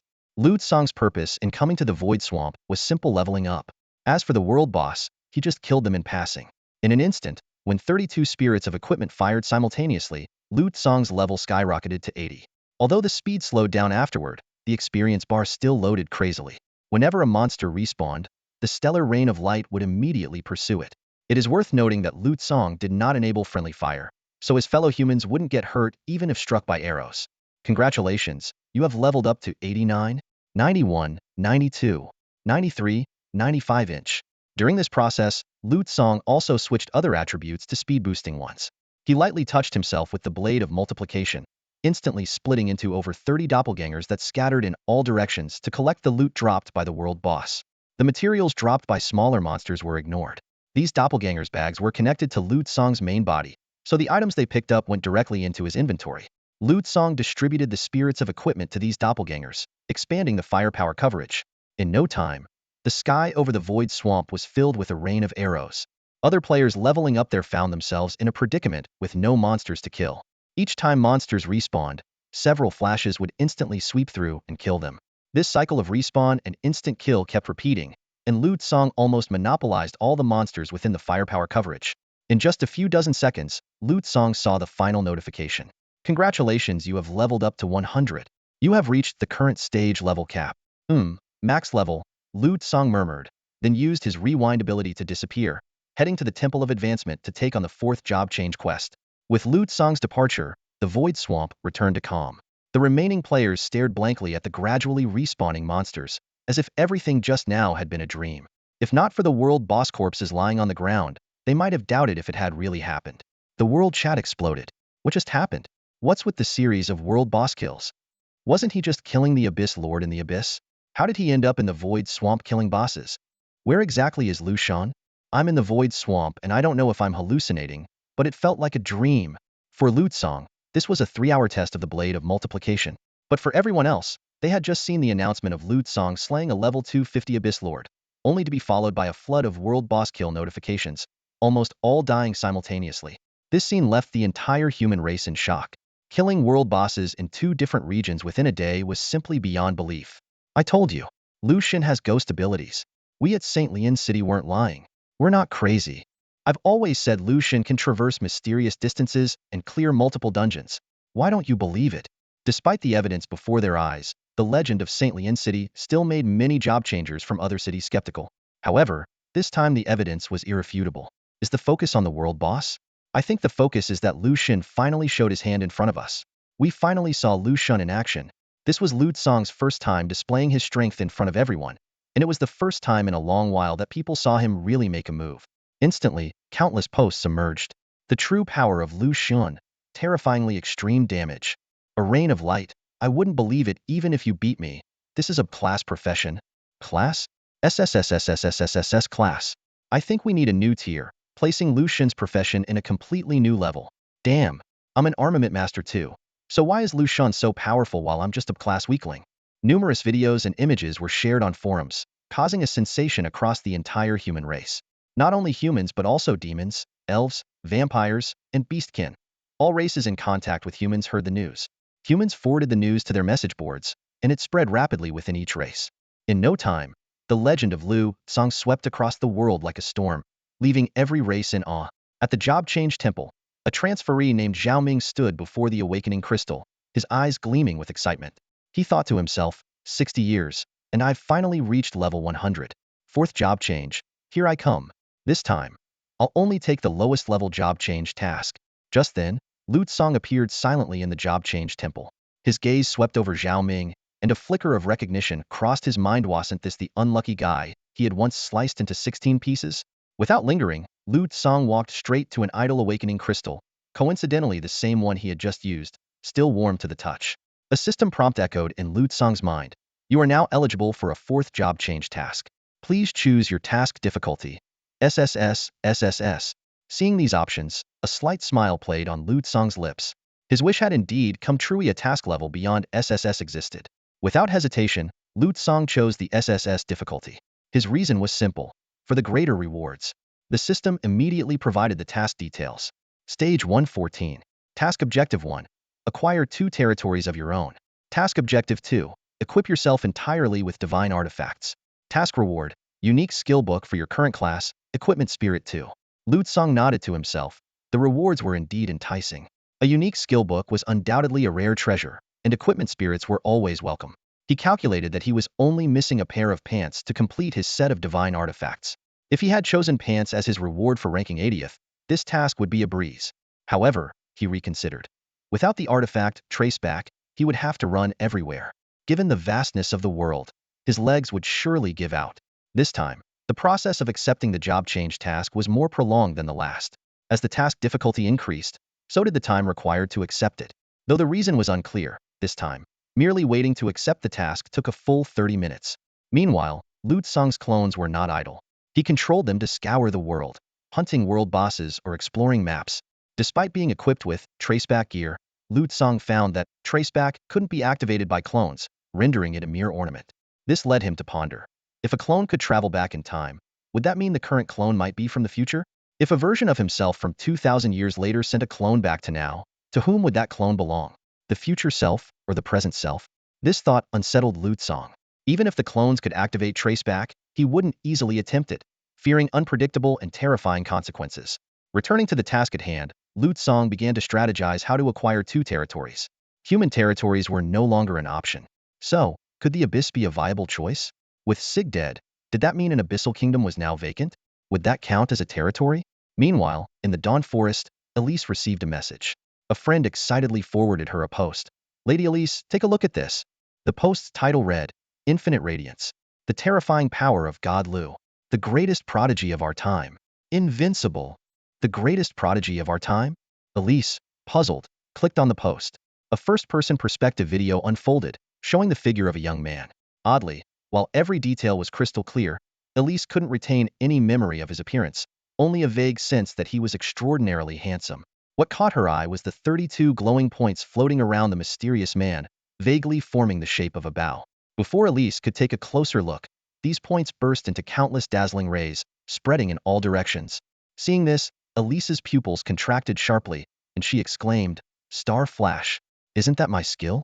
However, upon closer inspection, Elise realized that while this star flash was similar to the effect she achieved with her heavenly cluster bow, it was fundamentally different. This star flash was far more powerful. The star streaked through its target and exploded like fireworks, transforming into 5 straight beams of light with astonishing power. Iris instantly realized that this skill's strength surpassed even her own star flash, exceeding the abilities of an SS-class profession. Her keen archer's vision identified the outline of the bow formed by those light points. There was no doubt it was the celestial bow. Watching the video, Iris felt a surge of confusion. Could Lu Tsang be related to Tsang? Was he also a disciple of Tsang? She couldn't fathom that Lu Tsang was Tsang himself. After all, one was a newly transitioned mortal, and the other a deity of the highest order worlds apart. Driven by curiosity, Iris silently prayed to the deity. Sensing her prayer, Lu Tsang immediately had one of his avatars, who was exploring the map, connect to the Temple of Transformation. In the next moment, he stood atop the temple. This attempt confirmed the feasibility of using avatars. In fact, except for being unable to activate reverse causality, the avatar was almost identical to the main body, both controlled by Lu Tsang's consciousness. Dawn has arrived, honorable deity. I wish you a pleasant morning, Iris greeted with the unique salutation of the elves. Lu Tsang nodded slightly in acknowledgement. Iris, no longer as reserved as during their first meeting, reported, I am about to complete my second job transition task. My kin are proud of me for becoming a disciple of the deity. Well done, Lu Tsang nodded gently, and Iris's face lit up with joy at his words. She continued, honorable deity, there is a human named Lu Tsang who possesses power far beyond his peers. I wanted to report this to you. After speaking, Iris paused, not daring to ask further for fear of offending the deity. Lu Tsang felt a secret delight. He hadn't expected his actions to catch the attention of his disciples. He decided to arrange an appropriate identity for himself, one that would allow him to interact with his followers on equal terms and prepare for the establishment of a temple in the future. The Lu Tsang you mentioned is my heir, the successor to my divine position, Lu Tsang said with a relaxed tone and a smile. It seems he's made quite a stir. Since you brought him up, it's time for you to meet him. As soon as he finished speaking, Lu Tsang's main body and avatar switched places. The main body remained atop the temple, playing the role of the true deity, while an avatar appeared on the platform near Iris. The avatar looked at Iris and smiled. Lu Tsang, the heir of Tsang, and his spokesperson. He is arguably the strongest of the younger generation among humans. Iris suddenly understood. Her doubts instantly resolved. No wonder Lu Tsang was so powerful. He was the heir to a god, the future successor of a deity. This millennial catastrophe involved even a god's heir, indicating the seriousness of the situation. She also realized the deity's extensive plans, involving not only the elves but extending to humans, possibly encompassing the entire world. Realizing she should introduce herself, Iris said, Iris, full name Iris St. Jetlika Kumaloni Li Luluai. Perhaps, I should now rename myself Iris St. Jetlika Li Tsang, as I am now a follower of Tsang. She explained the meaning of her name and added, I am a disciple accepted by Tsang, though I don't know what number I am. Lu Tsang gently explained, the first. You are the first disciple accepted by Tsang. As for the name, Tsang doesn't concern himself with such details. Then, in front of Iris, Lu Tsang presented 40 perpetual stones as an offering to the Tsang atop the platform. Praise be to you, Tsang. I offer you the rare treasures I have found. The Tsang on the temple nodded slightly, and the perpetual stones vanished instantly. Seeing this, Iris felt a pang of tension. She had borrowed Song's power many times, but had only offered Black Star Meteorite once. Realizing that even Song's heir needed to offer treasures to please the deity, she felt her own offerings were inadequate. Remembering Song's saying, every gift has a hidden cost, Iris decided to prioritize gathering materials for offerings. She immediately bowed and said, "Praise be to you, the Supreme Song. I am currently undertaking my third job transition task. Once completed, I will offer materials that please you." Lu Song was secretly pleased with his performance. "Very well. If you have any questions, you can ask my heir, who is also my spokesperson. Meeting him is like meeting me. The millennial catastrophe is approaching." With those words, the temple of transformation disappeared. Iris returned to reality, repeatedly pondering the deity's final words. She then searched for Lu Song and sent a friend request. Once it was accepted, she cautiously sent a message, "This is Iris." Lu Song replied, "I know. We just met in the Temple of Transformation." Relieved by the confirmation, Iris continued, "I have only recently become a disciple and am unsure what the deity likes. I wanted to ask for your advice." She decided to ask Lu Song first. If he didn't know, she would then consult the deity. She dared not ask such questions lightly, fearing the deity might request something beyond her capability, leaving her in a difficult position. Besides, Song had advised her to ask his spokesperson first. Faced with Iris's question, Lu Song felt a surge of joy. Finally, he had successfully guided Iris to seek him out. At the Temple of Transformation, Lu Song no longer held himself above others as a deity. Instead, he interacted with his followers as an equal. This shift in identity made it easier for him to ask for the items he needed without worrying about compromising his divine status. Lu Song recalled the entries in the Divine Equipment Compendium. As his level reached 100, the compendium unlocked up to 79 items, revealing more divine artifacts. He pondered that obtaining 35 pieces of Phantom Spirit Hide and 35 Mystic Herb would be ideal. These rare materials could only be sourced from the forests of the Elven race. With the Blade of Multiplication in his possession, Lu Song's need for materials significantly decreased. Each piece of material could be amplified 32 times in his hands, greatly enhancing his crafting efficiency. He mentioned to Elise that with these materials, combined with Abyssal Corrupted Blood and the Thousand-Faced Hide available in the trading market, he could craft the 83 Redranked artifact, the Thousand Illusion Hide. In Sig's treasury, Lu Song and Sarko had already reached an agreement on the distribution of treasures. The principle was simple. Each would choose their desired treasures, and if there were any overlaps, they would resolve it through a bet. Naturally, Lu Song would personally use his time reversal ability to ensure victory in these bets. The process of selecting the spoils was swift. Lu Song primarily chose materials, as he had little need for other equipment, scrolls, or potions. The subsequent bets were unsurprising, with Lu Song easily winning and leaving Sarko to ponder his failures. Just as Sarko was about to propose another deal, he suddenly received a message from the Abyssal Sovereign. The Sovereign questioned whether Sarko was involved in Sig's death.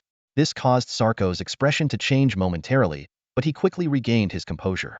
Sarko did not continue the previous conversation, but instead sent a mental message to Lu Song, asking if he was willing to meet the Abyssal Sovereign. Lu Song thought for a moment and readily agreed, even showing an eager attitude. Sarko was shocked by Lu Song's reaction. He couldn't help but wonder, what kind of being is this man? Having just killed an Abyssal Lord with Abyssal blood still on his hands, he agreed to meet the Abyssal Sovereign without a trace of fear. Could it be that he didn't even consider the Abyssal Sovereign a threat? Not even the Abyssal Sovereign scares him, and there are billions more like him among the human race? The human race is truly terrifying. When Sarko had just communicated with the Abyssal Sovereign, he revealed everything he had seen and heard, warning the Sovereign to be cautious. Nevertheless, the Sovereign insisted on meeting Lu Song. Sarko was powerless in this matter. Just as the human emperor reigns supreme among humans, in the Abyss, the Abyssal Sovereign has the final say. However, Sarko thought to himself, knowing the strength of the human race, the Abyssal Sovereign probably wouldn't trouble Lu Song, right? "All right, Hung Luo, I'll take you there," Sarko said, trying to maintain his composure. "Our Sovereign is very hospitable. He always says that if you meet a human, you should treat them as your own brother." Lu Song responded with a calm smile. The Crown of Insight silently informed him that Sarko's words were all lies. The Abyss is vast, but thanks to the teleportation arrays, no place is too far. With a series of hums and buzzes, after just a few hundred teleports, Lu Song and Sarko arrived in the realm of the Abyssal Sovereign. During this journey, the Rewind silently recorded the coordinates of hundreds of teleportation nodes. In the future, Lu Song could use the Rewind to travel to most places in the Abyss at will. They finally arrived at an entrance to a different space. Sarko introduced, "Hung Luo, this is the realm of our Abyssal Sovereign. The Sovereign usually doesn't meddle in the affairs of the Abyss. Whatever battles we fight, whatever schemes we use, whoever we kill, it doesn't concern him. He won't punish us for those things. In fact, if we manage to kill an abyssal lord, he will reward us. Lu Tsang noted that the rules of the abyss were drastically different from those on the surface, embodying the principle of survival of the fittest to the extreme. He asked nonchalantly, "Oh? Then why is the abyssal sovereign getting involved this time? Does he want to reward me?" Sarko quickly plastered on a flattering smile and replied, "The sovereign has never seen a human before and wants to meet someone from the surface. But don't worry, Hung Luo, our sovereign appreciates strong individuals. He definitely won't hold it against you for killing Sig." At this moment, Sarko found himself in a difficult position, caught between the abyssal sovereign and Hung Luo, both of whom he couldn't afford to offend. Moreover, for some reason, after Hung Luo killed Sig and returned to him, Sarko had a strong intuition that Hung Luo had become significantly stronger. However, despite this strong feeling, Sarko couldn't discern what changes had occurred in Hung Luo, thanks to the concealing effect of the Chaos Hiding Ring. They entered the ultimate realm of the Abyss, a kingdom teeming with countless abyssal creatures. The two exchanged idle chatter, mostly inconsequential small talk. Lu Tsang's focus was more on sensing everything within this realm. Holding the blade of amplification, Lu Tsang had now reached level 100, with his attribute values increasing to 1,892,872 points in mental power. The Crown of Insight had 946,436 points in mental power. Combined, his mental power reached a staggering 2.7 million points. Compared to his previous range of only 600,000 kilometers, the Crown of Insight's detection range had now expanded to 8.1 million kilometers, rivaling Sarko's range. Of course, in terms of attribute values, the Abyssal Lords still held an advantage, as the disparity between level 100 and level 250 equipment was immense. After numerous teleports, they quickly arrived at a chaotic palace. Compared to Sarko's realm, this place exuded a stronger abyssal aura. The black and red colors intertwined, and the palace itself was constructed from the piled-up bones of countless abyssal creatures. It wasn't a traditional palace, but rather a massive conglomeration of bones. Sarko whispered to Lu Tsang, "When the position of abyssal sovereign was vacant, everyone fought for it. What you see here are the remains of those who died at the hands of the sovereign, now part of the palace." At this moment, Sarko seemed like a diligent tour guide. As Lu Tsang stepped into the palace built from bones, he immediately saw the abyssal sovereign. The system instantly displayed the sovereign's information. Yuan Jin, Abyssal Sovereign. Level, 251. Class, Forbidden Demon Tree SSS. Level 251. And it wasn't even the maximum level. If it were, there would be a max mark. This indicated that the Abyssal Sovereign could still level up. The Abyssal Sovereign, towering over 1,000 meters, resembled both a gigantic tree and a humanoid figure. Behind him, countless tendril-like arms, or perhaps pure tendrils, intertwined. His lower body was a mass of enormous roots, connected to the entire palace and even extending into the void of the abyss. Numerous eyes covered these tendrils, constantly swiveling to observe everything around. His upper body vaguely resembled a human torso, but was also tightly intertwined with black tendrils. In front of the Abyssal Sovereign was a massive dining table, with its end right in front of Lu Tsang. He noticed a bowl of black soup in front of him, and the system immediately provided a prompt.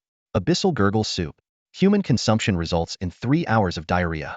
Duration and negative effects reduce with higher levels.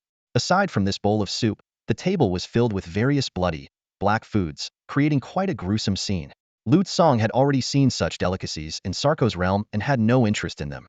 As Lu Tsang's senses swept through the space, he detected the presence of several abyssal lords, some lurking in the shadows with ill intentions. However, they seemed to refrain from acting due to the orders of the Abyssal Sovereign.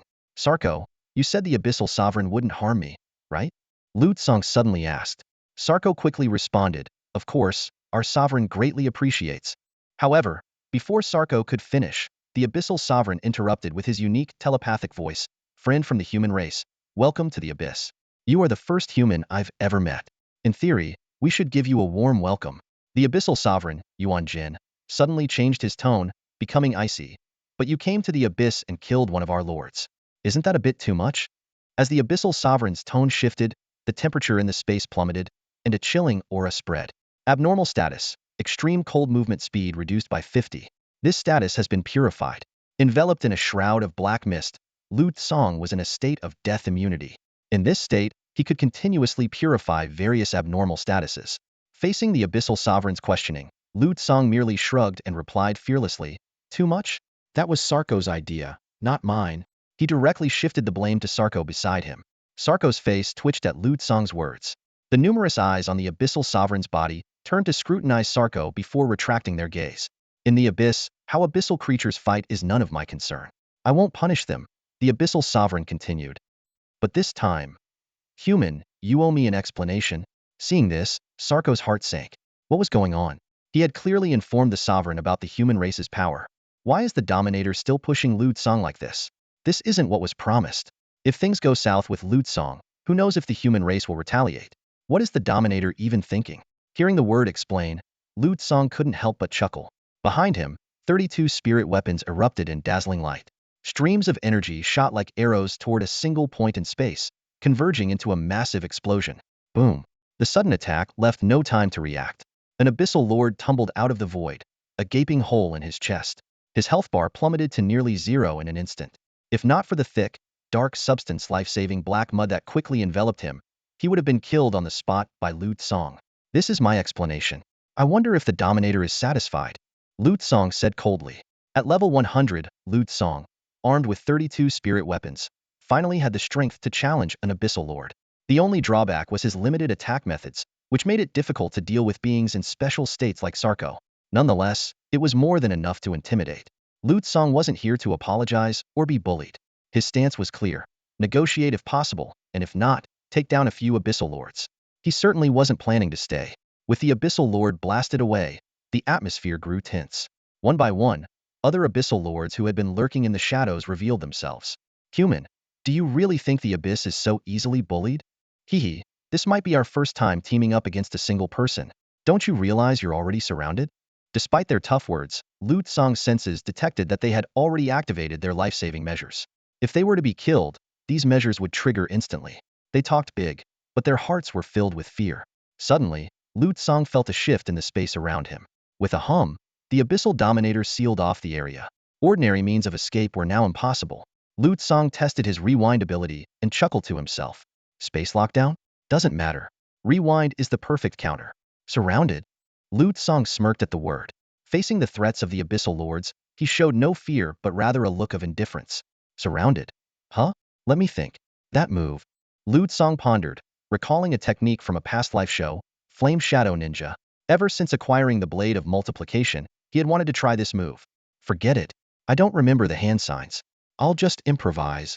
Then, Lu Tsang crossed his index and middle fingers to form a cross. Shadow Clone Technique. Boom boom boom boom. In an instant, 30 Lu Tsangs appeared in the hall. The abyssal lords were stunned, completely baffled as to where these Lu Tsangs had come from. The space was supposedly sealed. How was this possible? Each Lu Tsang had spirit weapons floating behind them, with bows drawn.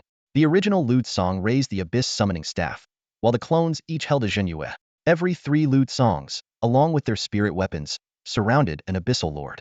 Seeing this, the abyssal lords couldn't help but gulp. Their keen instincts told them that these newly appeared Lu Tsangs had identical combat power to the original. Lu Tsang lightly swung the abyss summoning staff, summoning one Emperor tier demon after another, each at level 200. Now, who's surrounding whom? Lu Tsang sneered. As the abyss summoning staff waved, the spirit of equipment manipulated the doubling blade with a speed imperceptible to the naked eye, slicing through one abyssal creature after another with precision.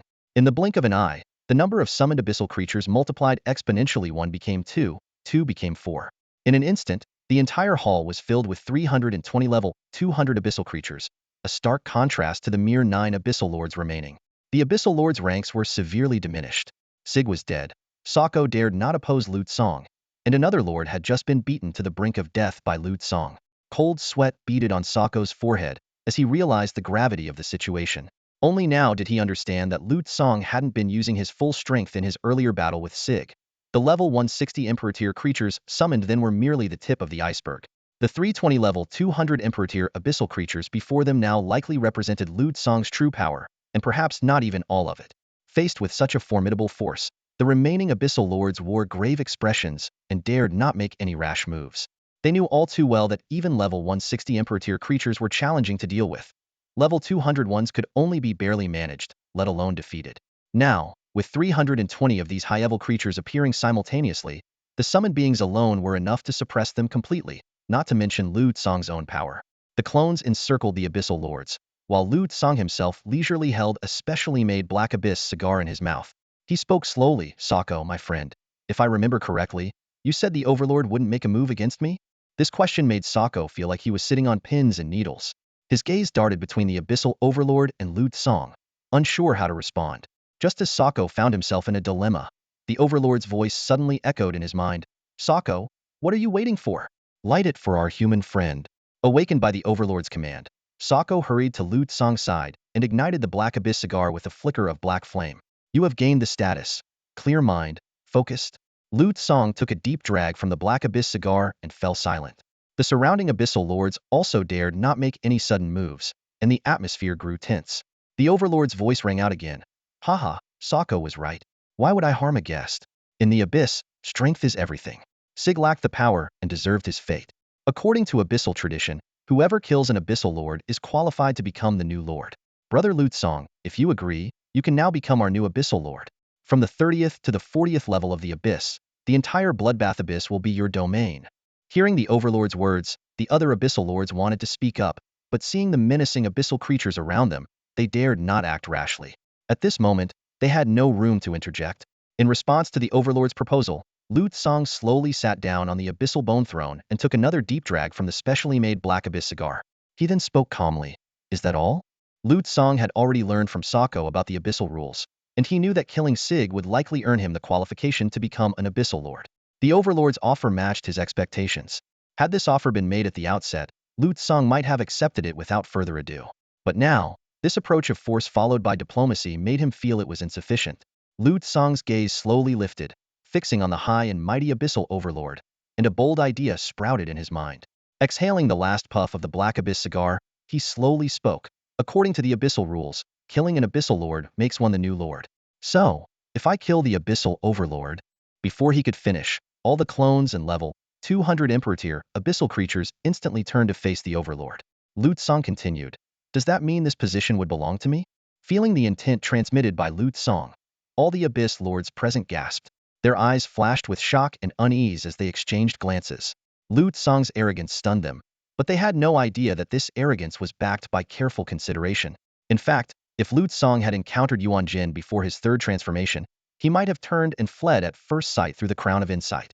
Yuan Jin possessed abilities that specifically countered Lu Tsong, forcing him to approach with caution. Yuan Jin's skill list was intimidating. Essence Drain, Endless Darkness, Disarm, Armor Break, Dark Bind, Abyssal Fear, Deep-Rooted. His 5th tier specialization included Homogenization, Dark Infusion, Forbidden Magic. His 4th tier specialization had Void, Magic Tree Prison, not to mention his Dominion privileges, Abyssal Assimilation, Endless Abyssal Blood, Abyssal Origin. Abyssal Assimilation could quickly corrupt and assimilate external beings into abyssal creatures, making purification nearly impossible. Endless Abyssal Blood granted Yuan Jin unlimited health in the Abyss. Abyssal Origin made him uncontrollable within the Abyss. However, these abilities no longer posed a fatal threat to Lu Tsong. What truly concerned him were Yuan Jin's Disarm and Armor Break skills. Disarm could make an opponent lose their weapon, while Armor Break could randomly dismantle 1 to 3 pieces of non-weapon equipment. These controls were not considered abnormal states and could not be purified, which was particularly troublesome for Lu Tsong. But now, things had changed. After his 3rd transformation, Lu Tsong acquired the Blade of Multiplication, and his artifact attributes had reached 10, activating a new Supreme Artifact effect. The 10th Supreme Artifact Attribute Eternal Divine Gear might not be as powerful as Absolute Crit, 80 cooldown and immunity, but it addressed Lu Tsong's biggest weakness. This attribute ensured that no entity could manipulate, alter, steal, or strip Lu Tsong's equipment, and that the equipment's effects would function properly in any environment, even under divine-level interference. This solid protection allowed Lu Tsong to face equipment targeting skills without fear. Even in environments where equipment effects couldn't manifest, his safety was assured. In a world where abilities to counter equipment were not common but not rare either, survival was paramount for Lu Tsong. Although Yuan Jin, the Abyssal Overlord, acknowledged Lu Tsong's strength, he didn't believe he could lose to a human in the Abyss. He coldly warned, Human, do you know what you're saying? On your surface world, I might not know my exact ranking, but in the Abyss, I am invincible. Don't mistake my recognition for your arrogance. Lu Tsong's expression remained calm as he casually replied, Nothing much, just wanted to give it a try. After all, I've never fought someone like you. As soon as he finished speaking, a thought from Lu Tsong spread out, and all his equipment spirits erupted in a brilliant light. Beams of light pierced through the Abyssal Overlord's body. These were the beams of star convergence. While Lu Tsong and the Lords were in a standoff, his equipment spirits had been secretly charging up, more subtly than Lu Tsong himself, making it harder to detect. Boom, boom. However, after just 3 critical hits, the remaining beams passed through Yuan Jin's body, showing green recovery values. 26,932 billion absorbed. 25,932 billion absorbed. 27,932 billion absorbed. What was more shocking was that the previous attacks hadn't harmed Yuan Jin at all. As his dominion privileges indicated, endless abyssal blood granted him infinite health in the abyss. He didn't even have a health bar. The entire abyss was his health bar. Seeing this result, Lu Tsang sighed, realizing he couldn't kill Yuan Jin at this point. Almost simultaneously, countless spike-like roots appeared in the space around Lu Tsang, aiming to pierce him. Thud. A root penetrated Lu Tsang's body, nearly depleting his health bar in one hit. However, Lu Tsang, with his absolute immunity, would not die from this. Facing Yuan Jin's counterattack, Lu Tsang slowly closed his eyes and thought, indeed, I can't beat you now. Maybe next time. Reverse time. Ding. Click. The clock chimed, and reverse time rewound the events by 2 minutes. Brother Lu Tsang, as long as you're willing, you can immediately become a new Lord of the Abyss. From the 30th to the 40th levels, the entire Bloodbath Abyss will be your territory. Facing the Abyssal Overlord once more, Lu Tsang's spirit wavered slightly. This was the first time he had suffered a fatal attack. He threw a specially made abyssal scroll grass onto the bone-white ground, stomped it out, and looked at the surrounding Abyss Lords. Is this the Abyss's way of dealing with me? Just offering a lordship position to brush me off? Lu Tsang sneered. The earlier fight was just a small test. Judging by the skill descriptions, the opponent is indeed strong. But just reading descriptions without testing them leaves me itching. Now it seems this overlord is too strong. To kill him, I'd probably need a special artifact, like the Desecration Dagger, which can erase him on a spiritual level if it hits. Though he couldn't win, Lu Tsang didn't show any fear after the rewind. He continued, we humans have a term, compensation for mental distress. I wonder if the overlord understands my meaning. The intent transmission conveyed his meaning accurately. Yuan Jin understood and didn't turn hostile in this timeline. He laughed, indeed. We were at fault, scaring our friend. Our lord was just hiding to give you a surprise. Taking it to heart would be too formal, wouldn't it? Haha. Of course, if our human friend wants something, just ask. We abyssal beings aren't stingy. Hearing this, Lu Tsang's eyes lit up. He began to inventory his backpack and the spoils from the Sig Kingdom. The materials for making the 1,000 illusion skin weren't complete, and he still lacked the corrupted black blood. Many artifacts required abyssal materials for creation. The higher the artifact's rank, the rarer the materials needed. After all, artifacts should be the equipment of true gods. If divine equipment could be made from common materials, it would be odd. Of course, Jin Yu was an exception among artifacts. After quickly taking stock of his materials, Lu Tsang had a rough idea. He said, Overlord, I'd like just a little bit of materials. I need 350 portions of corrupted black blood, 35 million abyssal creature souls, 200 eggs of legendary abyssal monsters, and... Hearing Lu Tsang's request, Yuan Jin's roots twitched. He roared, Human, do you know how precious these items are in the abyss? Lu Tsang merely shrugged at Yuan Jin's outburst. With a cold snort and some anger, Yuan Jin explained, corrupted black blood can only be obtained by me. I can't tell you how, but know that in the abyss, it takes 5 years to get a single drop.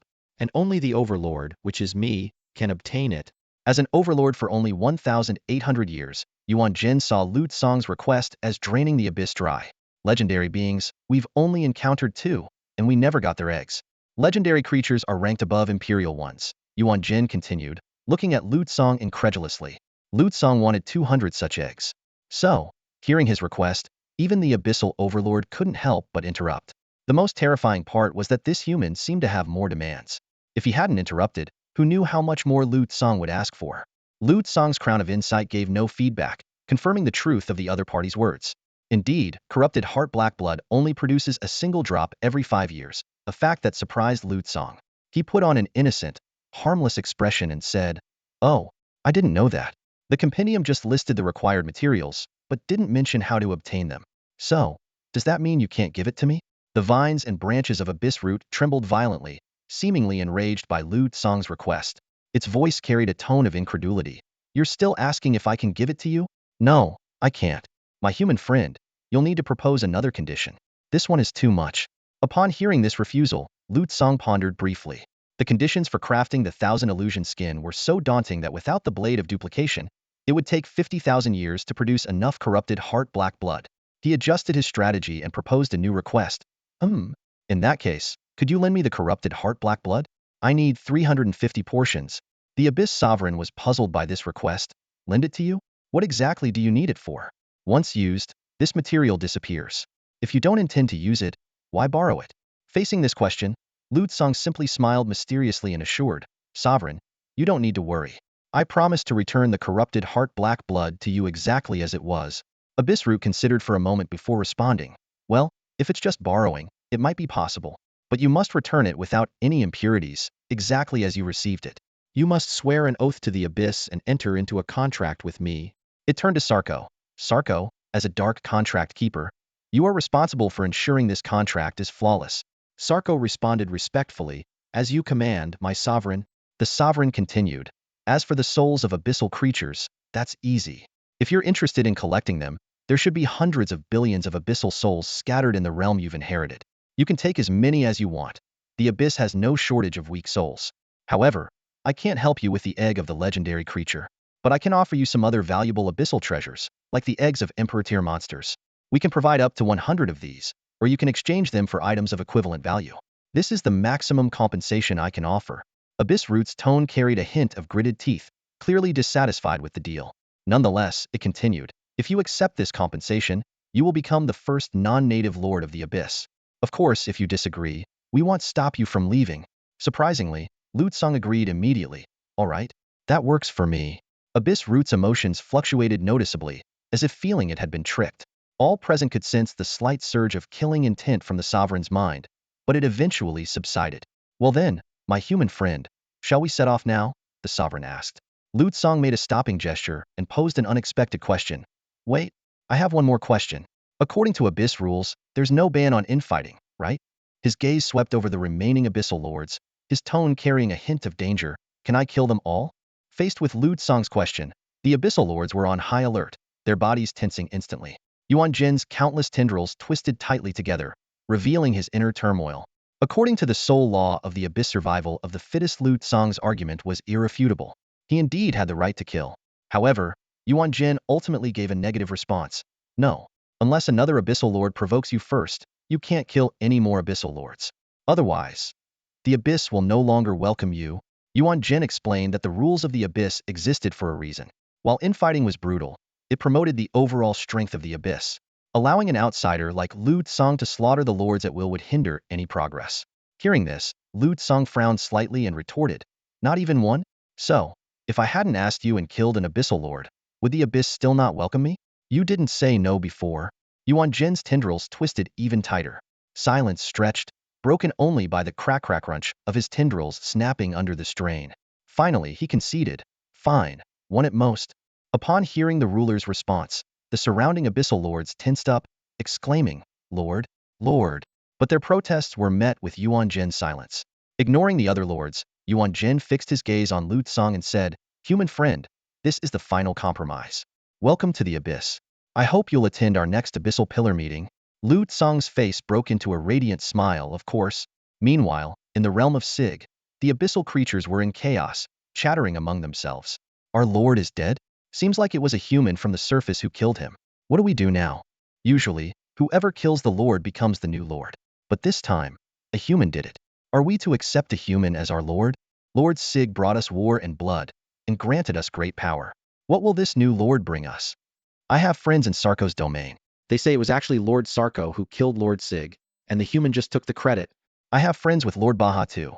They say this human has been taken to the ruler by Lord Sarko, and might already be nothing but a corpse in the ruler's palace. I've heard humans are small and weak, only a bit over a meter tall. He might not even be noticeable in the ruler's palace. I wonder who the new lord will be.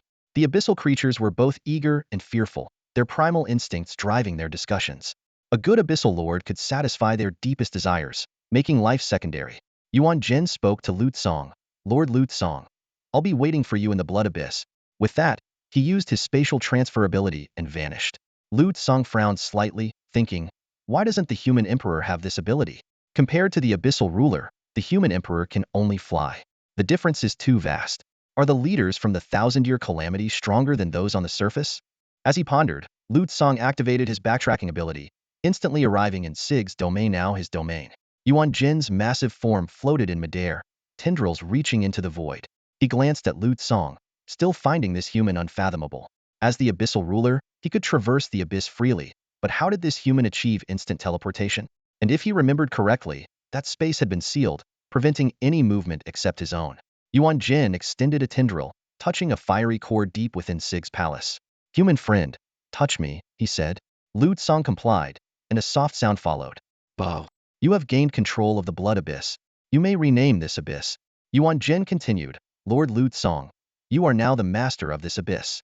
I hope you govern your territory well. With that, he flickered and disappeared.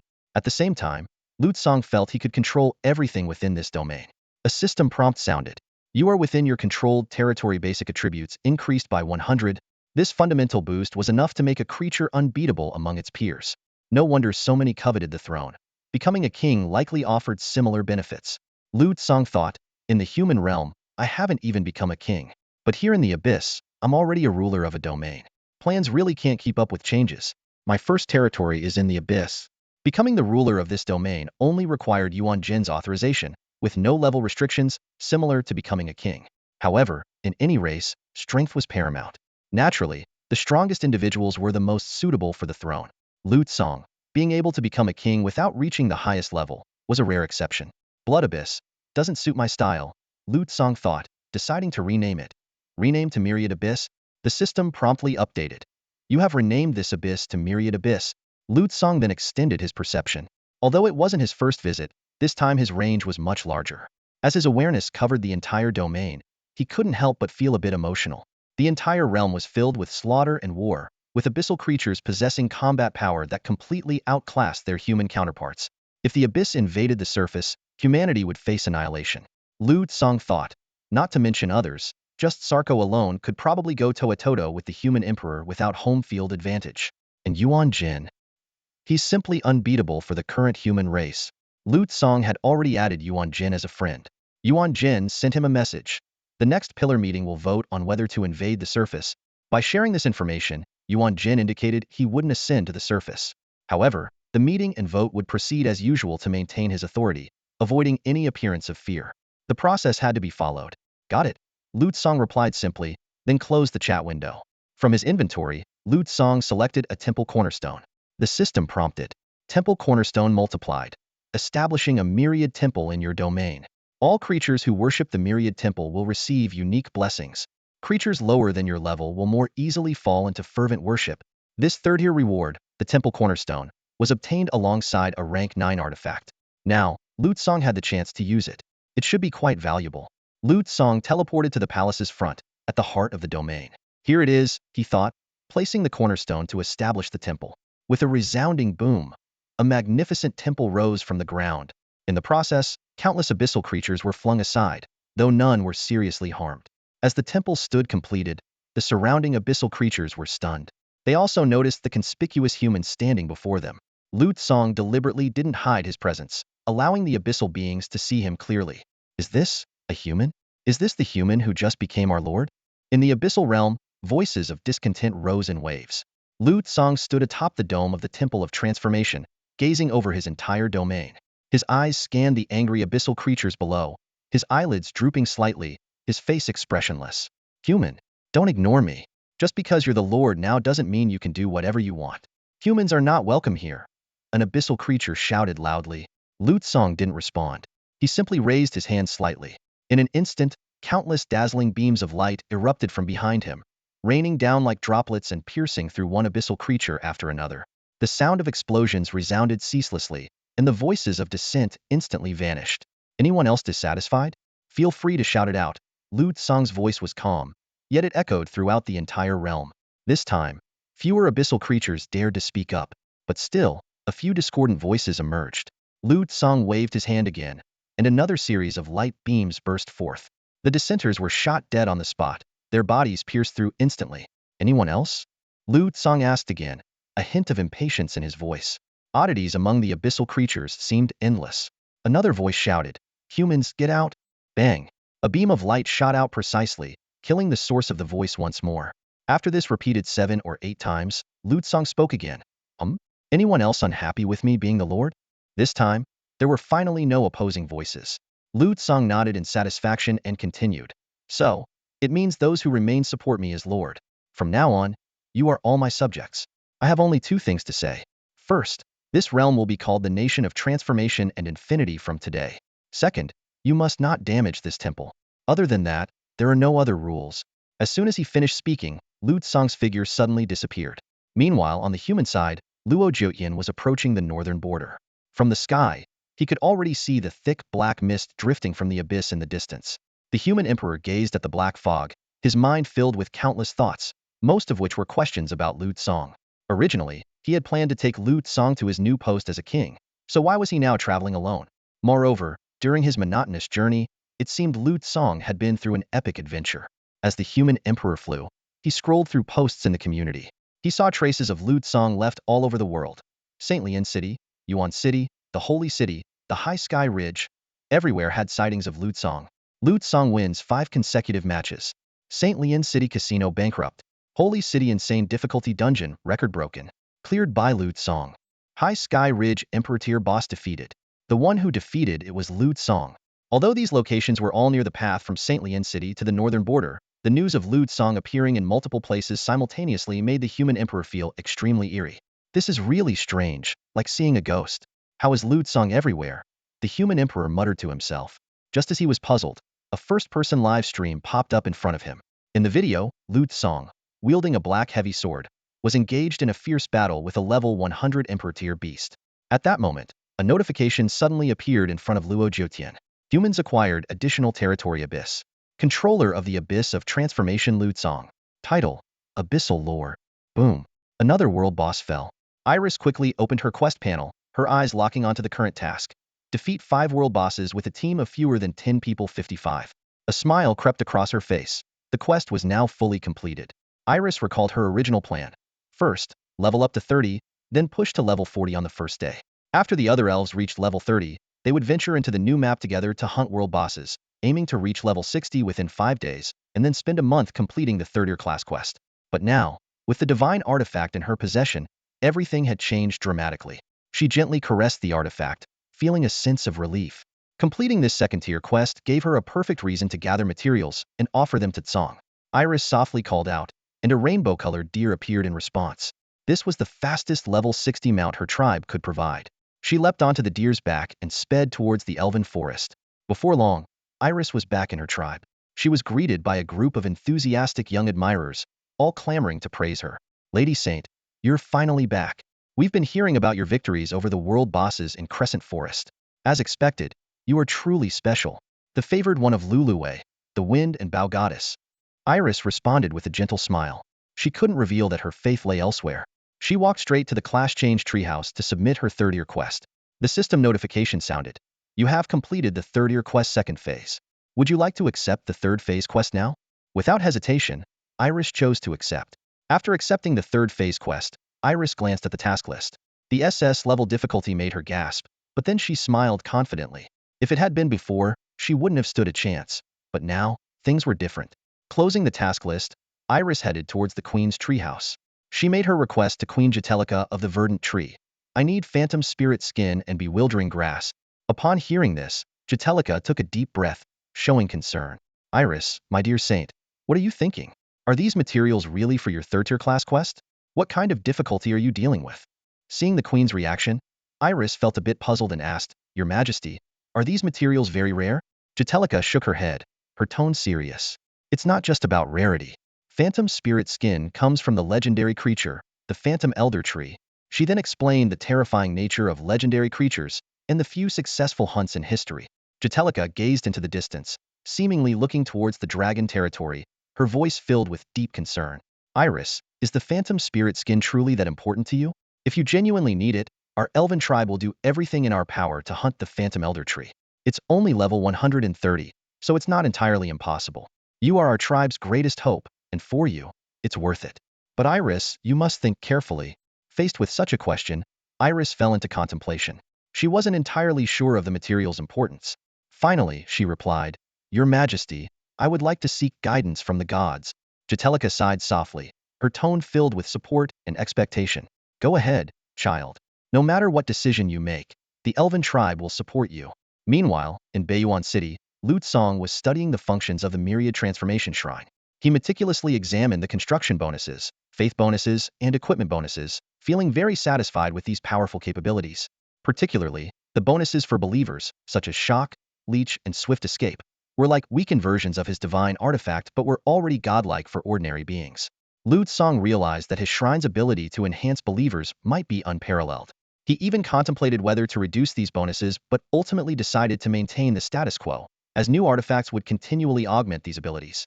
After reviewing all the functions, Lu Tsong approached the statue and began reciting the text inscribed at its base.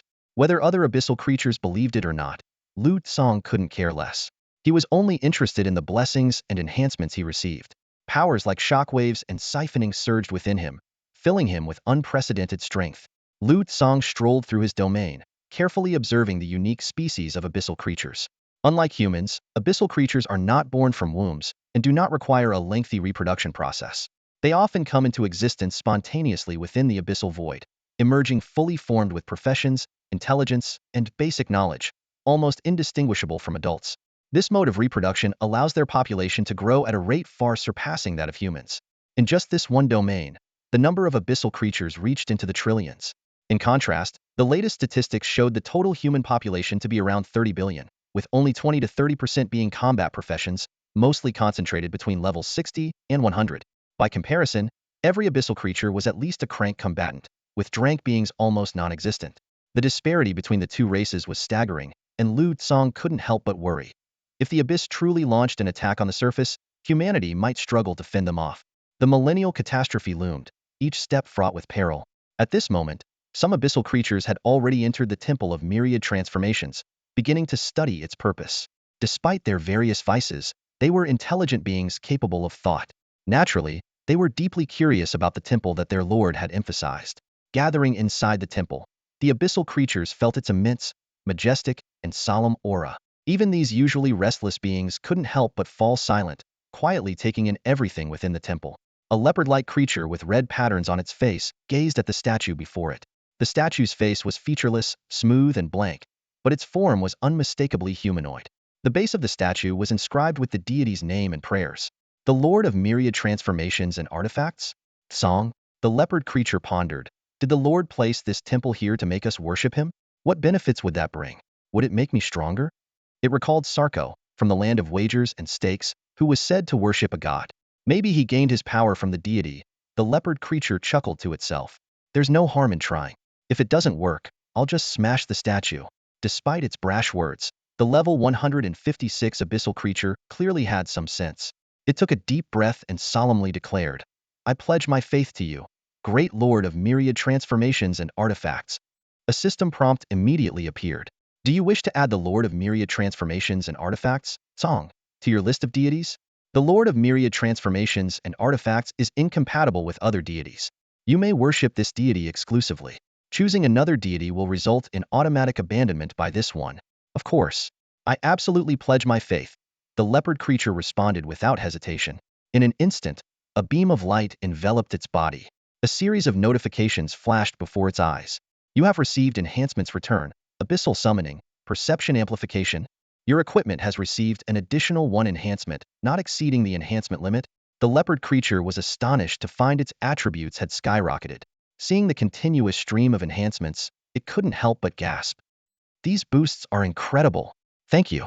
Thank you. Great song. It exclaimed sincerely. For abyssal creatures, becoming stronger was the ultimate joy. After expressing its gratitude, the leopard creature eagerly dashed out of the Temple of Myriad Transformations, itching to seek revenge on its enemies. In the lawless abyss of myriad transformations, strength was the only guarantee of safety.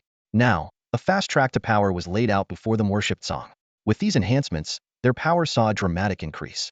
Even just in ranged attacks, they gained an extra 4 shots, effectively turning one attack into 5. For some abyssal creatures, this was akin to a 5-fold damage boost.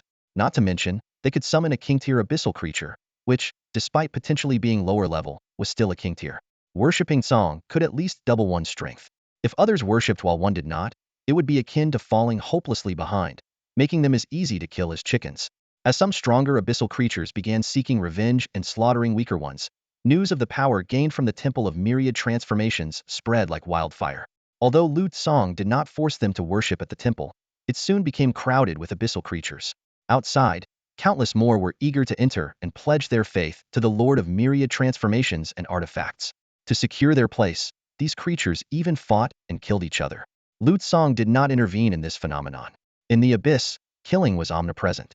Moreover, according to the abyssal rules he had just learned, for every abyssal creature killed, a new one would be born. The total number wouldn't change, so why bother? Despite the temple having numerous spacious entrances on all sides, it still couldn't accommodate the massive influx of abyssal creatures coming to worship. The number of faithful skyrocketed. 1 million, 2 million, 3 million, 10 million, 20 million, 50 million. As the number of worshippers increased, Lute Song received his first feedback from their faith. Number of worshippers has reached 1 billion. You have received blueprint for the foundation stone of the Temple of Myriad Transformations. Next milestone, 10 billion inch. Seeing this reward, Lute Song's eyes twitched slightly. So the foundation stone isn't a one-time thing. It can be made, he mused. Checking the manufacturing conditions. Requirements for creating the foundation stone of the Temple of Myriad Transformations. Stone X 1 million, any artifact X1. Lute Song glanced at the pile of materials for the Zhenyue in his inventory and couldn't help but feel grateful. Zhenyue, you're a lifesaver. Just then, a notification popped up. Elise had sent him a message. After Lute Song left, Sarko remained in the sovereign's palace. He bowed and inquired, Master, why did you test Lute Song in this manner? What if the humans truly attack us? Yuan Jin's tendrils swayed slowly as he replied in a deep voice, Sarko, if what he says is true and there are billions among the humans stronger than him, then what authority does one Lute Song hold? We are facing the threat of the entire human race. Sarko hastily added. But, my lord, Lute Song mentioned that humans have difficulty entering the depths of the abyss due to certain special reasons. I have already reported this intelligence to you. He spoke the truth, Yuan Jin responded. But how the abyss interprets it is not his concern. Sarko, his information is ultimately too limited. There are many aspects of his answers that can be scrutinized. Unclear strength doesn't necessarily mean immense power, and strong combat ability doesn't always equate to high levels. You are still too one-dimensional in your thinking. This is why I had to test Lute Song. Yuan Jin continued to explain. If he has sufficient strength but hasn't truly acted, it means he doesn't want to turn hostile yet. Testing him now won't completely enrage him and can be settled with a bit of compensation. But if we don't test him and he turns out to be all show and no substance, wouldn't the abyss be deceived by just one person? From what we see now, he indeed has strength. Being able to suppress 9 abyssal lords alone is enough to dominate in the abyss. Yuan Jin pondered for a moment. Even if his level is low, it should be over 200. Not to mention those billions. The lowest among them are at least level 240. With thousands being over 100 levels higher than him, we cannot underestimate the humans. Meanwhile, Lute Song received a message from Iris. She addressed him respectfully, Lord Lute Song. Lute Song exhaled in relief. Just get to the point. No need for formalities. It's rare to speak plainly. If you revert to the ceremonial speech from the Temple of Myriad Transformations, I can't handle it. Iris nodded. Understood. I just inquired about how to obtain the Phantom Spirit Skin. It can only be acquired by hunting legendary creatures, specifically the level 130 legendary creature the Phantom Ancient Tree. The enigmatic grass grows beside this tree. Hearing this, Lute Song couldn't help but feel exasperated. He had already chosen the equipment with seemingly the least requirements, yet the difficulty of obtaining them was still high. Just the corrupt heart black blood was already troublesome, and the phantom spirit skin from the elves was no easier. Thinking about his profession specialization, Lute Song sighed. Although he could simplify the creation of divine artifacts, if the simplified artifacts were not recorded in the divine equipment rankings, they wouldn't be considered divine artifacts, greatly reducing their benefits to him. So far, this specialization ability had been almost useless. Do you have more information on this legendary creature? Lute Song asked, confident in his own strength. Defeating abyssal lords should make him stronger than an average level 200 human. As for comparing himself to the human emperor, he wasn't sure, but he could take a look with the crown of insight. Iris replied, Lord Lute Song, I can inquire more about the Phantom Ancient Tree for you. Lute Song nodded in agreement, then closed the chat window, took out millions of stone materials from his backpack, and chose to synthesize the base stone for the Temple of Myriad Transformations. He teleported to a wilderness area within his realm and began constructing the temple.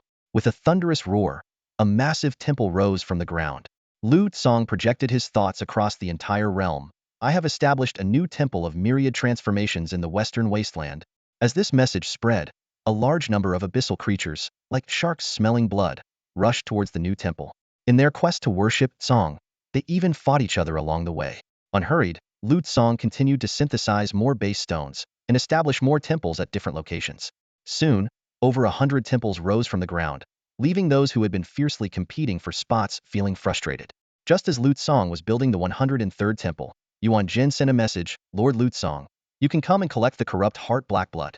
But remember, you must return it, and quickly. I can only lend it for 3 days at most. Lu Song smiled and replied, no problem, I won't need that long. Good.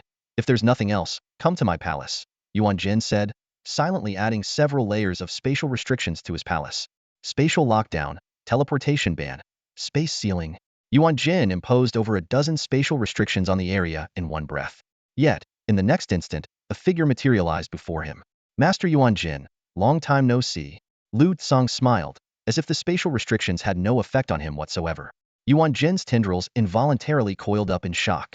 As the ruler of the abyss, he held immense authority, yet he couldn't confine a mere human, especially when space manipulation should have been easily restricted. Outwardly, however, Yuan Jin maintained a calm demeanor. Haha, Lord Lu Tsang, your spatial abilities are truly extraordinary.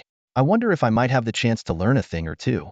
Yuan Jin probed, actually, I can use skills from other professions as well? If Lord Lu Tsang is willing to teach, I might just be able to pick it up. As the Forbidden Demon Tree, an SS-class profession, it was no secret in the abyss that Yuan Jin could utilize skills from other professions.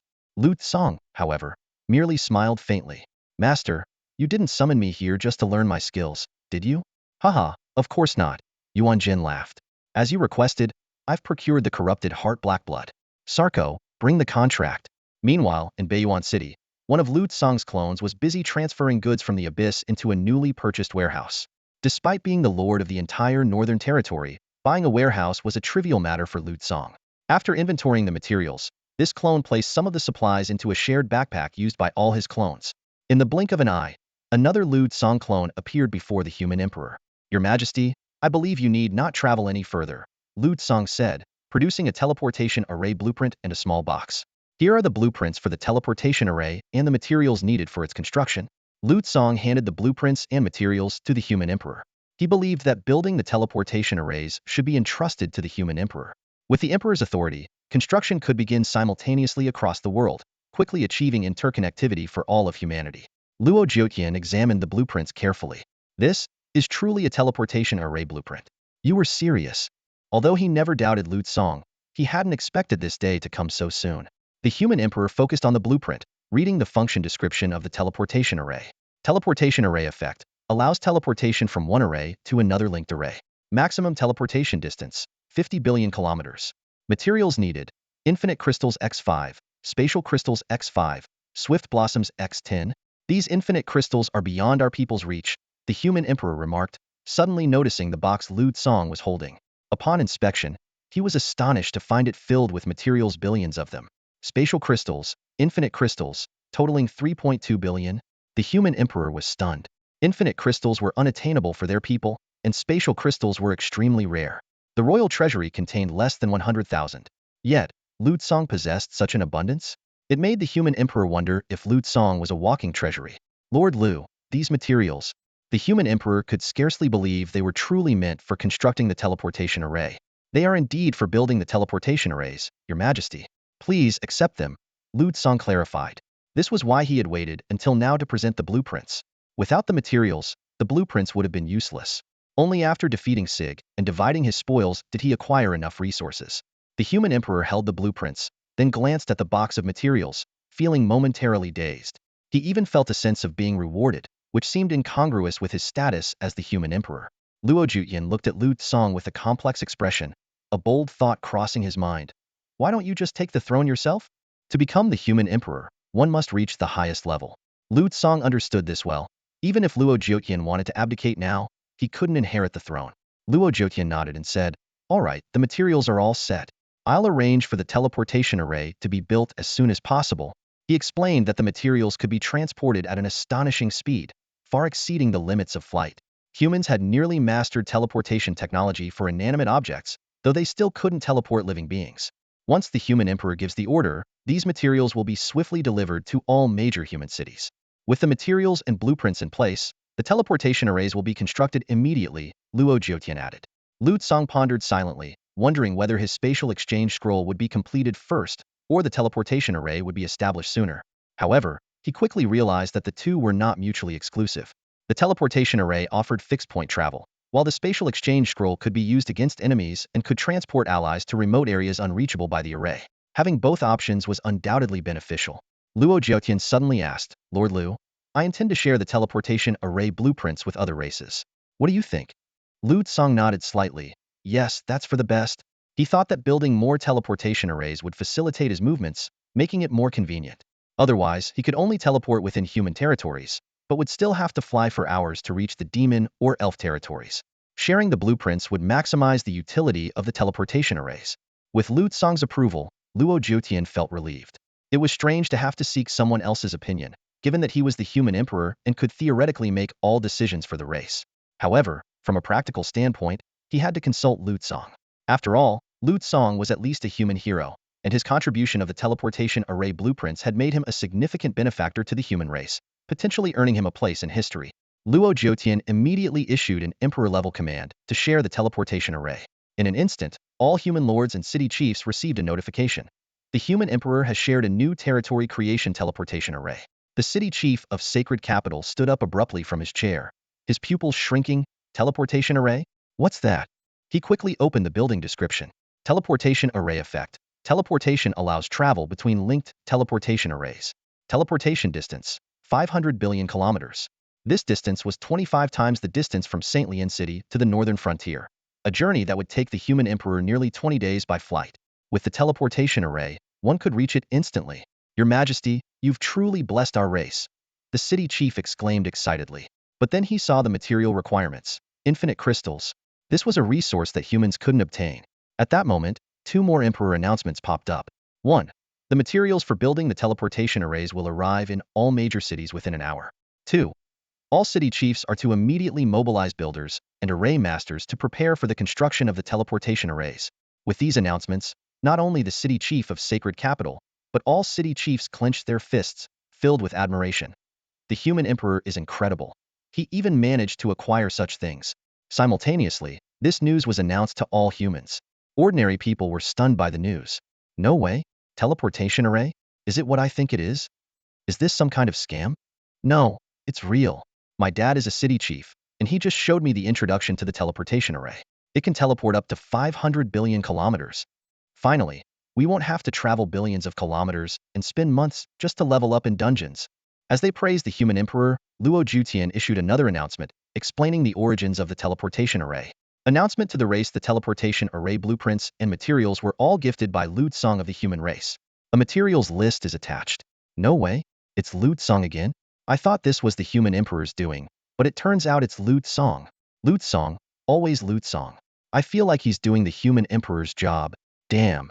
I used to doubt if Lu Tsong could be a good lord, but now I fully support him. You only support him as a lord? I support him to be the human emperor. However, when they saw the materials list, they were once again shocked. Wait, this materials list? Infinite crystals? 3.2 billion? Damn, my dad works in abyss exploration. Infinite crystals are only found deep in the abyss and are mostly theoretical because no one can reach those depths. Spatial crystals are also only found in the abyss. These materials are rare even in our national treasury. How did Lu Tsong get them? But then they recalled the previous announcement: Lu Tsong had killed an abyss lord. Damn, what has Lu Tsong been doing? Did he rob the abyssal treasury? Meanwhile, in the abyss, a contract was being formed. Sarko, as a dark contract holder, had significant advantages in all aspects of contracts, surpassing even the abyss overlords. After the contract was completed, Sarko said to Lu Tsong, Brother Lu, if you fail to return the corrupted heart's black blood intact, you'll have to pay the corresponding price. The price is your life. If you break the contract, you'll lose all vitality within 10 seconds. And because it's a contract, it's considered voluntary. So even abilities like death immunity won't work. Lu Tsong nodded slightly. All right, that's fine. He knew that even if he broke the contract, there was a process for it to take effect. If it came to that, he could activate reversal in an instant. Therefore, he wasn't worried about the consequences of breaking the contract. Yuan Jin checked the contract once more and confirmed. All right, no issues. All right then, Brother Lu Tsong. I'm officially entrusting you with this corrupted heart black blood, Yuan Jin said, extending a tendril carefully carrying a writhing black liquid. Lu Tsong took the unusual substance and examined it closely. It wasn't ordinary blood but a thick, black liquid with worm-like entities squirming within. He touched it lightly, feeling a strange energy emanating from it. A system prompt flashed immediately. You have obtained corrupted heart black blood. In that instant, both Song and his clone activated their recall ability simultaneously. The main body and the clone swapped places instantly. The clone remained in place, while the main body appeared in a wilderness area in the northern region. The task for this clone was straightforward. Explore the map for the main body, expand the recall range, and hunt down high-tier demonic beasts. Meanwhile, Song's other clones were busy with various tasks. Some were shopping, some were gathering intelligence, some were clearing dungeons, and others were synthesizing materials. After confirming he was alone, Song took out the blade of multiplication. He had no intention of using this artifact in front of the Abyssal Sovereign.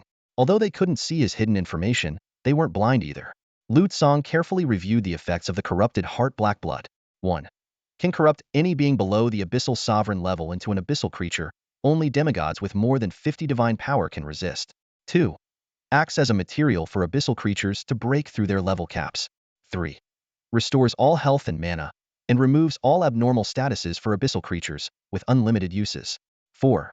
Grants immunity to death once, fully restoring health and mana, and removing all abnormal statuses. 5. Grants abyssal creatures experience equal to their experience bar limit, with the next use requiring an additional quantity. 6. Direct use corrupts the user into an abyssal creature, boosting all attributes by 500 for 1 day, with all skills gaining abyssal pollution effects. Abyssal creatures suffer no side effects and experience even stronger effects. TSK. No wonder they were reluctant to give it to me, Song mused. This thing is practically a life-saving artifact, and it can directly level up. I heard it takes human experts over 100 years to go from level 199 to 200. This stuff maxes out the experience bar instantly. Not to mention the 6-fold attribute boost. No wonder the Abyssal Sovereign can break through to level 250. Song began using the blade of multiplication to cut the black sludge. Quickly, it split into 2, then 4, then 8. Eventually, he had 32 times the corrupted heart black blood, totaling 11,200 portions. I'll give Yuan Jin back 350 portions, and keep 10,850 for myself. After crafting the 1,000 illusion skin, I'll have 850 portions left. Now I have more corrupted heart black blood than the Abyssal Sovereign, Song thought with glee, storing the excess in his backpack. The top-tier artifacts are truly freeloading wonders, Song reflected. The recall and blade of multiplication's freeloading abilities are almost on par. After finishing, Song activated recall again, instantly returning to the Abyssal Sovereign's presence. The speed of the swap was so fast that even Yuan Jin didn't notice. Thank you, Abyssal Sovereign. I now fulfill the contract by returning the corrupted heart black blood to you, Song said respectfully. The Abyssal Sovereign was momentarily stunned. Returned so quickly after receiving it? What is this human up to? Song presented the corrupted heart black blood to Yuan Jin. This is the original. Yuan Jin took it and confirmed its authenticity, then frowned. Human, I don't understand your actions. However, one of your demands is now fulfilled. Have you decided what else you need? Song's eyes wandered over Yuan Jin's equipment. All diamond quality gear with impressive attributes. For example, the deep black breath bark armor had a trait that increased maximum health by 70. Song calculated internally. The attribute stealing ability he just acquired could steal traits from this level 250 diamond gear. While not as good as artifacts, they were still quite impressive. Song pondered for a moment, ultimately suppressing the impulse to directly seize the equipment entries from Yuan General. Such an action would be too blatant. Now is not the time to openly confront Yuan General. Instead of risking a direct confrontation, it would be wiser to target other Abyss Lords for their equipment, which would likely be just as valuable. Turning to Sarko beside him, Song was about to speak when a sudden message interrupted his thoughts. At the same time, Queen Jayatelica of the Elves received an important message from the human emperor. It concerned the friendly relations between humans and elves, whether forest elves living in the woods or night elves who are active at night. Both maintained close ties with humans. This explained the existence of Sanctrian City, a joint settlement of humans and elves. The message mentioned that blueprints and materials for a teleportation array were en route to the elves and instructed them to begin construction immediately upon receipt. Jayatelica carefully reviewed the detailed information attached to the blueprints, knowing that the human emperor would not joke about such matters on the eve of the Millennium catastrophe. The Elven Queen quickly responded, "Thank you for the blueprints. The elves will surely repay this kindness after we overcome the Millennium catastrophe." She understood the value of the teleportation array, especially in the face of the impending catastrophe. She couldn't help but imagine that if such an array had existed a millennium ago, the battle against the divine monsters might not have been so devastating. The human emperor humbly replied, "Rather than thank me, you should thank Song of my race." He found the blueprints and procured the materials. Without him, there would be no teleportation array. Jayatelica committed the name to memory and immediately issued an urgent notice to all elves. Attention, elves. The humans are sending us blueprints for a teleportation array. Prepare to receive them. Array masters and architects, stand by.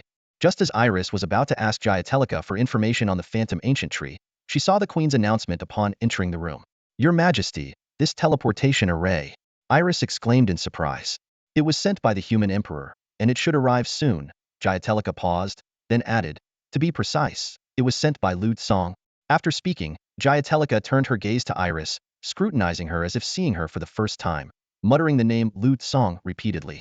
Iris, you and he are of the same generation. What do you think of this Lu Tsong? Jayatelica suddenly asked. Iris couldn't help but smile wryly at the question.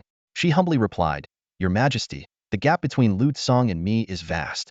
At the very least, I could never achieve the feat of slaying an Abyss Lord. Jayatelica nodded slightly, thinking that even she wouldn't dare claim the ability to kill an Abyss Lord. She pondered aloud. Could this Lu Tsong be, like you, a disciple of the gods? Iris shook her head slowly. I don't know. By the way, Your Majesty, I need information on the phantom ancient tree. I need your authorization. Jayatelica sighed slightly. Iris, it seems you really need the phantom spirit skin. The information on the phantom ancient tree is classified as SS level within our race. However, as our saintess, you are entitled to it. She searched for a file and forwarded it to Iris. Once you decide to confront the phantom ancient tree, let me know. Iris, make your decision quickly. The Millennium Catastrophe could strike at any moment. After briefly skimming the intelligence, Iris immediately forwarded it to Lu Tsong with a note. Lord Lu Tsong, the Queen just issued an announcement. The elves are preparing to build a teleportation array, and it seems to be related to you. At that moment, Lu Tsong's main body was gambling with Sarko in the abyss. Sarko had lost to Lu Tsong again, and Lu Tsong graciously accepted several pieces of equipment from him. Seeing Iris's message, Lu Tsong paused the gambling and began to review the file she had sent. The document detailed the Phantom Ancient Tree, a nature-type entity, level 130, of legendary rank. Located in the Black Mist Canyon within Elven territory, its health constantly fluctuates, seemingly linked to the seasons, with no confirmed minimum or maximum values. The lowest recorded health was 1 billion, but in this state, any damage dealt to it would only be 1 point, and it would have extremely high regenerative abilities. Its maximum health could reach 500 trillion, in which case damage dealt to it would be amplified. Its domain ability is Phantom Toxic Mist, which causes unavoidable hallucinations upon entry, removable only by extremely high-level purification abilities. Known attack methods include Vine Whip's physical, Poison Storm's a mix of wind and poison elements, with 13 physical attack types, 64 magical attack types, and 12 special attack types, including 3 extremely high-level spells. Tisk, is this not everything? Lu Tsong mused as he read the information, increasingly convinced of the legendary monster's outrageous nature. To put it in perspective, it would take hundreds of thousands of Emperor-rank monsters to defeat a single legendary monster of the same level. Similarly, millions of level 100 job changers couldn't defeat Lu Tsong. They simply weren't on the same level. However, the fact that the Human Dragon Coalition's 300,000 job changers could win indicated that the legendary monster's health wasn't insurmountable. Since it wasn't like Yuan Jin, whose health had no upper limit, Lu Tsong believed he had a chance to kill it. The Phantom Ancient Tree's dossier spanned 300 pages, detailing its discovery, the elves' historical attempts to probe it, and extensive research on its attributes, countering strategies, and vulnerabilities. After reviewing the entire document, Lu Tsong made a quick assessment and sent a message to Iris. Iris, tell your queen not to deploy troops. Don't touch my boss, and keep others away. Once the teleportation array is built, I'll see if I can kill it. Lu Tsong said this mainly considering his second-ring fourth-turn quest. Although he didn't know the quest content, if it required him to solo a legendary monster, having others interfere would disqualify it. Additionally, as the queen mentioned, battling a legendary monster often resulted in heavy losses. Since Lu Tsong had no enmity with the elves, he didn't want them to suffer significant casualties. Furthermore, eliminating a legendary monster would remove a hidden threat for the elves, who knew when the legendary monster might become a danger. If he succeeded in defeating it, the elves would owe him a favor, and favors were always valuable. Of course, Lu Tsong only said he would try, not making any guarantees. After all, there could be undiscovered mechanisms. If he couldn't kill it alone, he could always form a team later, treating it as a reconnaissance mission. While Lu Tsong meticulously planned everything, Iris blinked in surprise at his message. What? Lord Lu Tsong plans to solo a legendary boss? Abyss Lords were beyond common understanding. People on the surface had no idea how strong they were. But legendary monsters were well-known entities. In comparison, it seemed the god's heir had grown incredibly powerful. That's it for today, old buddy Sarko, Lu Tsong said. deftly gathering the playing cards and pocketing the 2 diamond quality items Sarko had lost to him. These items, a sighing dagger, gloom spirit boots, a black source enhanced staff, and an erosion crown were gear Sarko had outgrown, not his current top-tier equipment. Though Sarko had a penchant for gambling, he knew his limits. After losing dozens of times, he had become cautious and refused to wager his most valuable items, opting instead for smaller bets to keep things interesting until he felt confident enough to beat Lu Tsong. Lu Tsong examined the gear closely, particularly the Gloom Spirit Boots. This was a level 220 diamond quality item, yet to be enhanced. He calculated that enhancing the item would require corresponding quality enhancement stones. The higher the item's level, the more challenging the enhancement, but the results would be extraordinary. Without hesitation, Lu Tsong transferred the attributes of the Gloom Spirit Boots to his own recall boots. The ultimate Gloom Spirit Phantom effect immediately manifested. A shadowy figure resembling Lu Tsong appeared beside him, indistinguishable from the real one to enemies. This effect perfectly complemented his Chaos Concealment Ring, significantly boosting his combat capabilities. Lu Tsong continued to optimize his other equipment. He added the Abyssal Summon Augmentation attribute to his Abyssal Summon Staff, increasing the base attributes of his summons by 70. The crown was enhanced with Mind Erosion, which inflicted mental damage and short-term fear on enemies, with a cooldown of just 0.6 seconds, effectively addressing his shortcomings in psychic attacks. Meanwhile, the human emperor arrived at a nearby city and found the fluid state array obtained from slaying divine beasts at a logistics transit point. This array could convert material into light streams for near-instantaneous transport, almost as fast as true teleportation.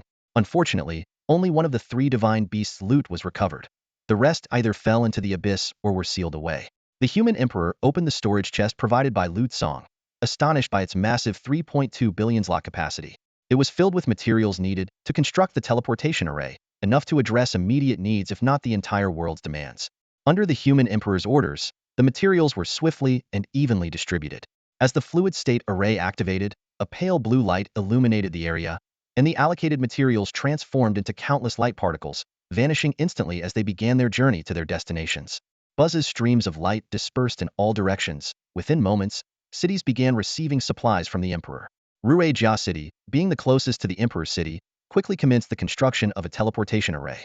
The long-prepared formation masters and architects sprang into action, using blueprints to deconstruct and accelerate the construction process. Half an hour later, the teleportation array in Rue Jia City was completed. The news spread rapidly, and declarations of successful teleportation array constructions echoed across the world. Lianqi City, teleportation array completed. Shuamong City, teleportation array completed. My City, teleportation array completed. Cities of various races also reported their success. Elves, Dawn Forest, teleportation array completed. Demons, Burning Basin, teleportation array completed. Vampires, Ancient Night City, completed. Beastmen, Terry City teleportation array completed. Meow. For a solid 2 hours, announcements of completed teleportation arrays came from every race and major city worldwide. During this time, the teleportation array in Beiyuan City was also completed. Emperor Luo Jiutian stepped onto the teleportation array bound for Beiyuan City. With a faint buzz, a flash of light, and he appeared directly inside Beiyuan City, instantly traversing billions of kilometers. Stepping out of the teleportation array, Luo Jiutian looked southward, chuckling to himself, "This is much faster than flying on my own." Beiyuan City was bustling like never before. The city was now home to over 100 teleportation arrays, with an extraordinary flow of people. The reason was simple. Lu Tsong was to be crowned king in the northern region, refugees from the southern border needed a place to settle, and admirers of the legendary Lu Tsong flocked to the city, hoping to catch a glimpse of him. These factors combined to swell the city's population to unprecedented levels, forcing Beiyuan City to issue a notice, restricting unnecessary travel to the city. The emperor concealed his aura to avoid causing a commotion among the crowd. Just as he was about to contact Lu Tsong mysteriously appeared before him without any warning. "Emperor, we meet again," Lu Tsong said. The emperor seemed accustomed to Lu Tsong's sudden appearances and responded calmly, "Lu Tsong, if you keep calling me emperor, I'll have to call you Lu Shan. I can't bear being addressed as emperor by you anymore. Just call me Old Luo. Before I became emperor, everyone called me Old Luo, but after ascending the throne, few have dared to call me that." He continued, "By the way, the supplies you requested have been sorted and delivered from the national treasury. That was expedited as much as possible. You know, moving such a large quantity of rare materials from the treasury involves a lot of procedures." Lu Tsong nodded slightly, understood. Luo Jiutian went on, "Once I activate your kingly authority, you will officially become the king of the northern region. Given your track record, no one would dare oppose it." After activating the authority, You can go directly to the warehouse in Baiyuan City to collect your materials. But, Lu Song, I still have some questions for you. Lu Song had anticipated this. Go ahead. Did you go to the abyss? Yes, that's no secret. Although Luo Jiotian had many questions, he decided to focus on the most crucial one for now, fearing Lu Song might disappear again. How is the abyss? Hearing this, Lu Song paused slightly before deciding to tell the truth. Very strong. Every lord in the abyss is powerful. The combat strength of abyss creatures far exceeds that of humans of the same level.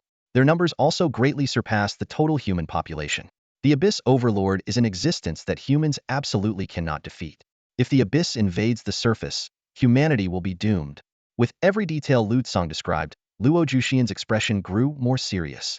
Just as he was about to ask another question, Lu Song added, however, the abyss won't come up. During the time humans were establishing teleportation arrays, the abyss held their second pillar meeting. This time, except for one war-crazed abyss lord, all others voted against invasion. Lu Song, you mean, they are afraid of me. So now, the abyss fears humanity and doesn't dare come up. It's complicated to explain, but that's the truth, and it's a simple reason. Hearing this, Luo Juxian's mouth twitched slightly. You scared the abyss lords? Just how terrifying is your power? Meanwhile, Lu Song used his insight crown to observe Luo Jutian.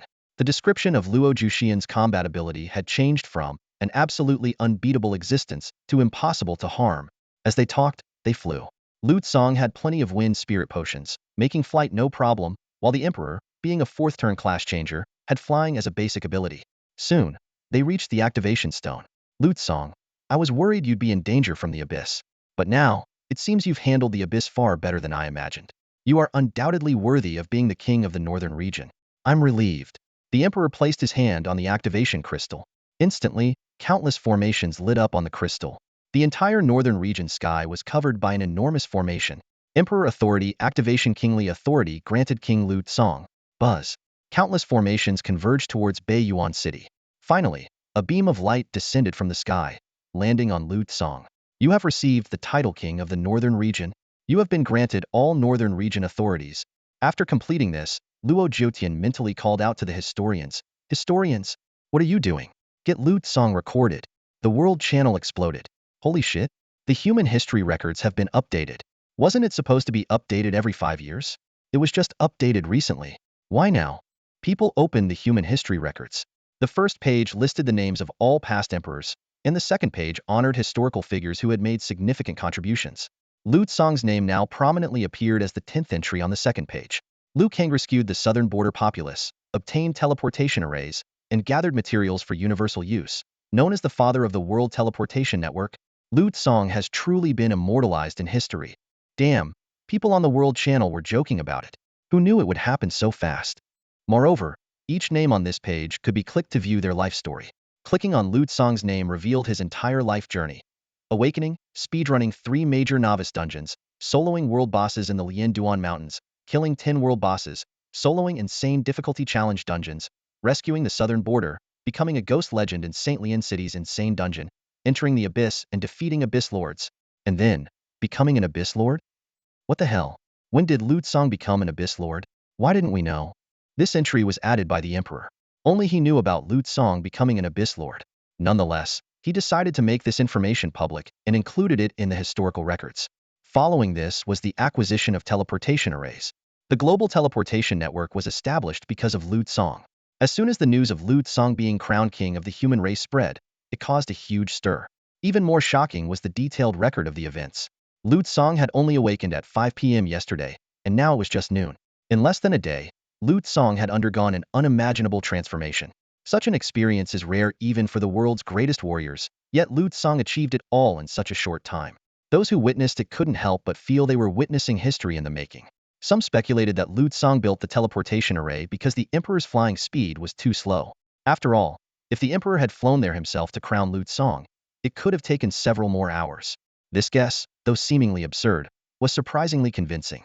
If the Emperor had flown any slower, Lu Song's record might have been broken. Is this the real reason for the spread of teleportation arrays? Someone half-jokingly said. Turns out, it's because the Emperor flies too slowly, hindering Lu Shun's progress.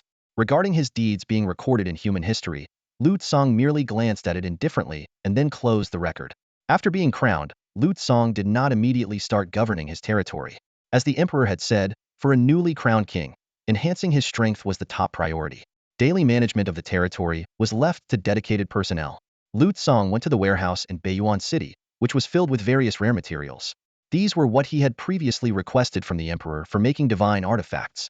Although the artifacts made from these materials were of lower rank, even the lowest rank divine artifacts were far superior to ordinary equipment. Looking at these materials, Lu Tsang couldn't help but think, I should take on new disciples. His Wanhua Jishur could grant each weapon a skill, but it was still far inferior to the divine skills provided by SS-level professionals. The difference between weapons of the same level with and without skills was like night and day. Lu Tsang thought of his Zhenyu. If it had a skill, it might not be much weaker than the current Tian Song Jigong. Of course, due to Zhenyu's relatively simple materials, its actual effect might be weaker than other divine artifacts of the same level. The strength of Tian Song Jigong was largely due to Elisa's skills. If I don't take on new disciples soon, I won't have any skills to pair with new weapons, Lu Tsang pondered. But SS-level professionals are rare. Finding one and taking them as a disciple is easier said than done. He wasn't willing to take on S-level professionals as disciples either, as he considered their strength too low. Lu Tsang began to inventory the materials. The current materials were just enough to synthesize a new divine artifact, while other materials were still lacking. He listed the available materials: a platinum quality light sword, any light sword with multi-slash attributes, a light sword with light speed combo attributes, and various grasses like Jian Qi grass, Jian Wu grass, Jian Yi grass, Jian Shi grass, Jian Xian grass, along with the bones of 5 sword saint professionals. These materials could be used to synthesize the 98th ranked light sword phantom. While Lu Tsang was focused on the materials, in the Black Mist Canyon, a cat-eared girl with light green hair and a dark green longbow on her back stood at the edge of a cliff, gazing at the distant phantom demon tree. The area around the phantom demon tree was heavily guarded by numerous elves. Lulawaizama, this is quite the challenge, the cat-eared girl muttered to herself. But why are there so many elves guarding here? Are they planning to attack the phantom demon tree? As she pondered, her cat ears twitched slightly. Several elves suddenly approached and shouted, "Who are you? Beast man? Stay away from the phantom demon tree. This area is sealed off. Leave now." The cat-eared girl narrowed her eyes, her hands moving like lightning. Thwack, thwack, thwack. Several arrows shot through the elves' thin garments, pinning them to the nearby wall with powerful force. Sorry about that, the cat-eared girl apologized softly, then leaped off the cliff, disappearing into the abyss below. Intruder! There's an intruder! Capture her! The shouts of the elves echoed through the forest. A girl with dark green hair and cat ears darted through the woods like the wind, her body surrounded by a barely visible aura. These elves are so troublesome, meow meow, she muttered, eyes fixed ahead as she sped towards the ancient phantasm tree. The elves quickly surrounded her, each exuding the aura of a level 100 master, clearly all 4th-tier experts. Despite the encirclement, the cat-eared girl remained unfazed. She deftly pulled a green longbow from her back, her movements as fluid as a dance. Lulawaizama, I'll try not to harm your followers, meow, she whispered, knocking an arrow. Enchanted arrow. Sleep arrow, she murmured. Instantly, thousands of blue arrows rained down. Thud thud thud thud thud. The arrows hit the airborne elves with precision, who were poised to capture her. Zzzzz, one by one.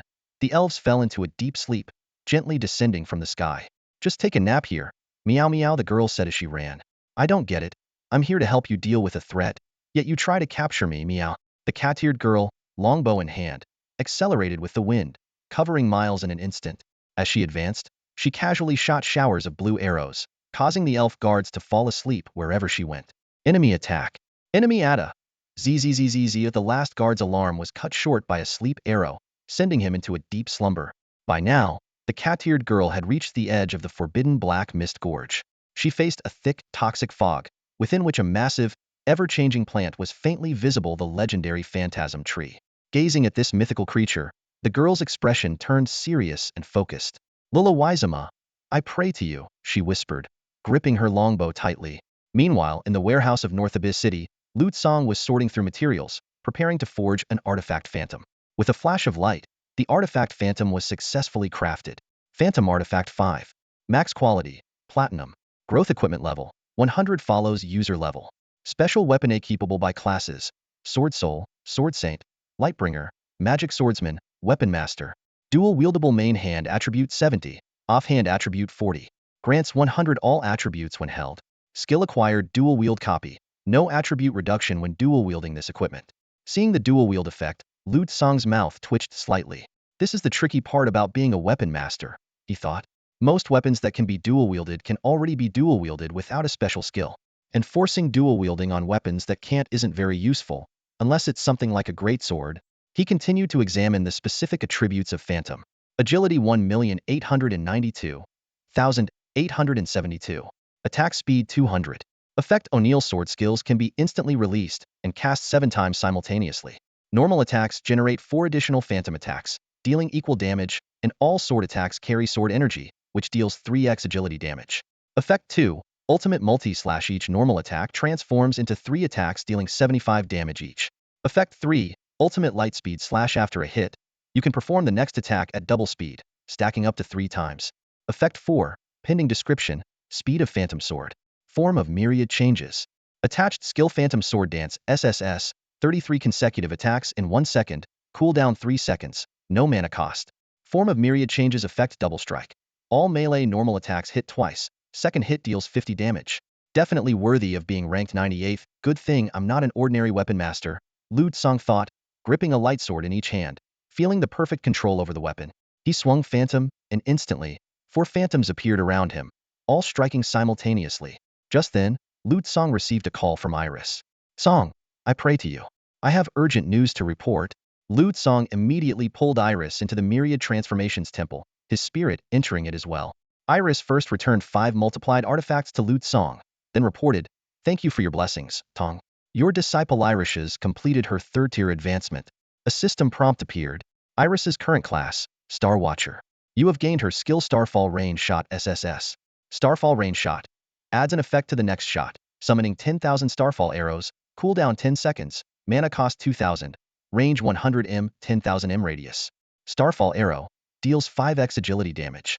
Form of myriad changes has triggered Starfall Range Shot SSS Starflash Range Shot God. Super Starflash Range Shot. Adds an effect to the next shot, summoning 10,000 Super Starflash arrows at the hit location, cooldown 10 seconds, mana cost 2,000, range 100 m, 10,000 m radius. Seeing the new skill evolve into an even more powerful form thanks to the form of myriad changes, Lu Tsong couldn't help but marvel. The next disciple must be prioritized.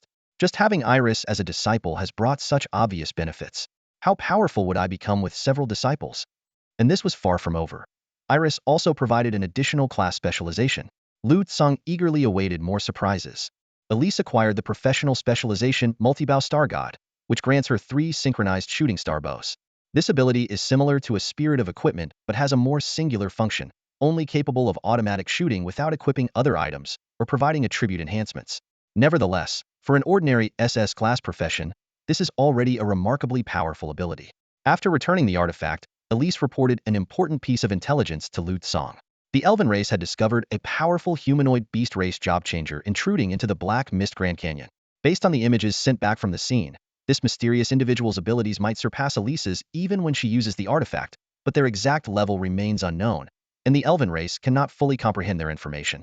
Faced with this situation, Elise cautiously inquired whether Lu Tsong was aware of this matter.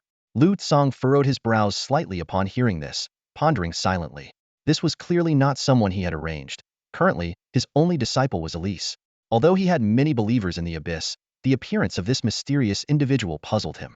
Even more concerning was that this powerful entity seemed to be heading towards the Black Mist Grand Canyon, possibly aiming to seize the boss. Lu Tsong briefly responded to Elise, stating that he would have Lu Tsong handle this matter. Then, he deactivated the Myriad Transformation Shrine, and Elise returned to her tribe. As soon as he left the Myriad Transformation Shrine, Lu Tsong activated his retrospective ability, instantly arriving in the Elven Territory's Maze Forest. This was the nearest teleportation point to the Black Mist Grand Canyon. Beyond this point, teleportation arrays could not be established. Lu Tsong quickly confirmed his direction and sped towards the Black Mist Grand Canyon at an astonishing speed. Upon reaching the vicinity of the Phantom Demon Ancient Tree, Lu Tsong saw a cat-eared girl floating in the air, preparing to shoot an arrow at the tree. His insight crown quickly scanned the girl's information. Show me. Level 199. Job change rank 4th transition. Race: beast-like humanoid cat beast man. Profession: SSS Storm Watcher. Faith: Lulu Way of Wind and Bow. Weapon: temporary artifact projection, Hurricane Gauntlets. Equipment: temporary divine gear projection, Wind God Robe. Temporary divine gear projection, Wind God Boots. Accessory equipment: temporary divine gear projection, Breeze Amulet. Skills: Wind God Hurricane Barrage, Wind Ring Repulsion, Wind God Gale Burst, Bow God Eternal Lock, about God chaotic enchanted arrows. Most notably, her identity, Xiaomi, the first disciple of Lulu Wei of Wind and Bao. Just as Xiaomi was about to release her arrow, Lu Tsong summoned the Abyssal Guardian to shield her. Zayuma's wind arrow instantly shattered the Guardian's shield, and she turned to look at Lu Tsong, releasing wind ring repulsion to push away the regenerating shield. Zayuma's long dark green hair fluttered in the wind, her golden vertical pupils fixed on Lu Tsong. She realized she couldn't detect Lu Tsong's information and coldly questioned, "Hey, you over there, human?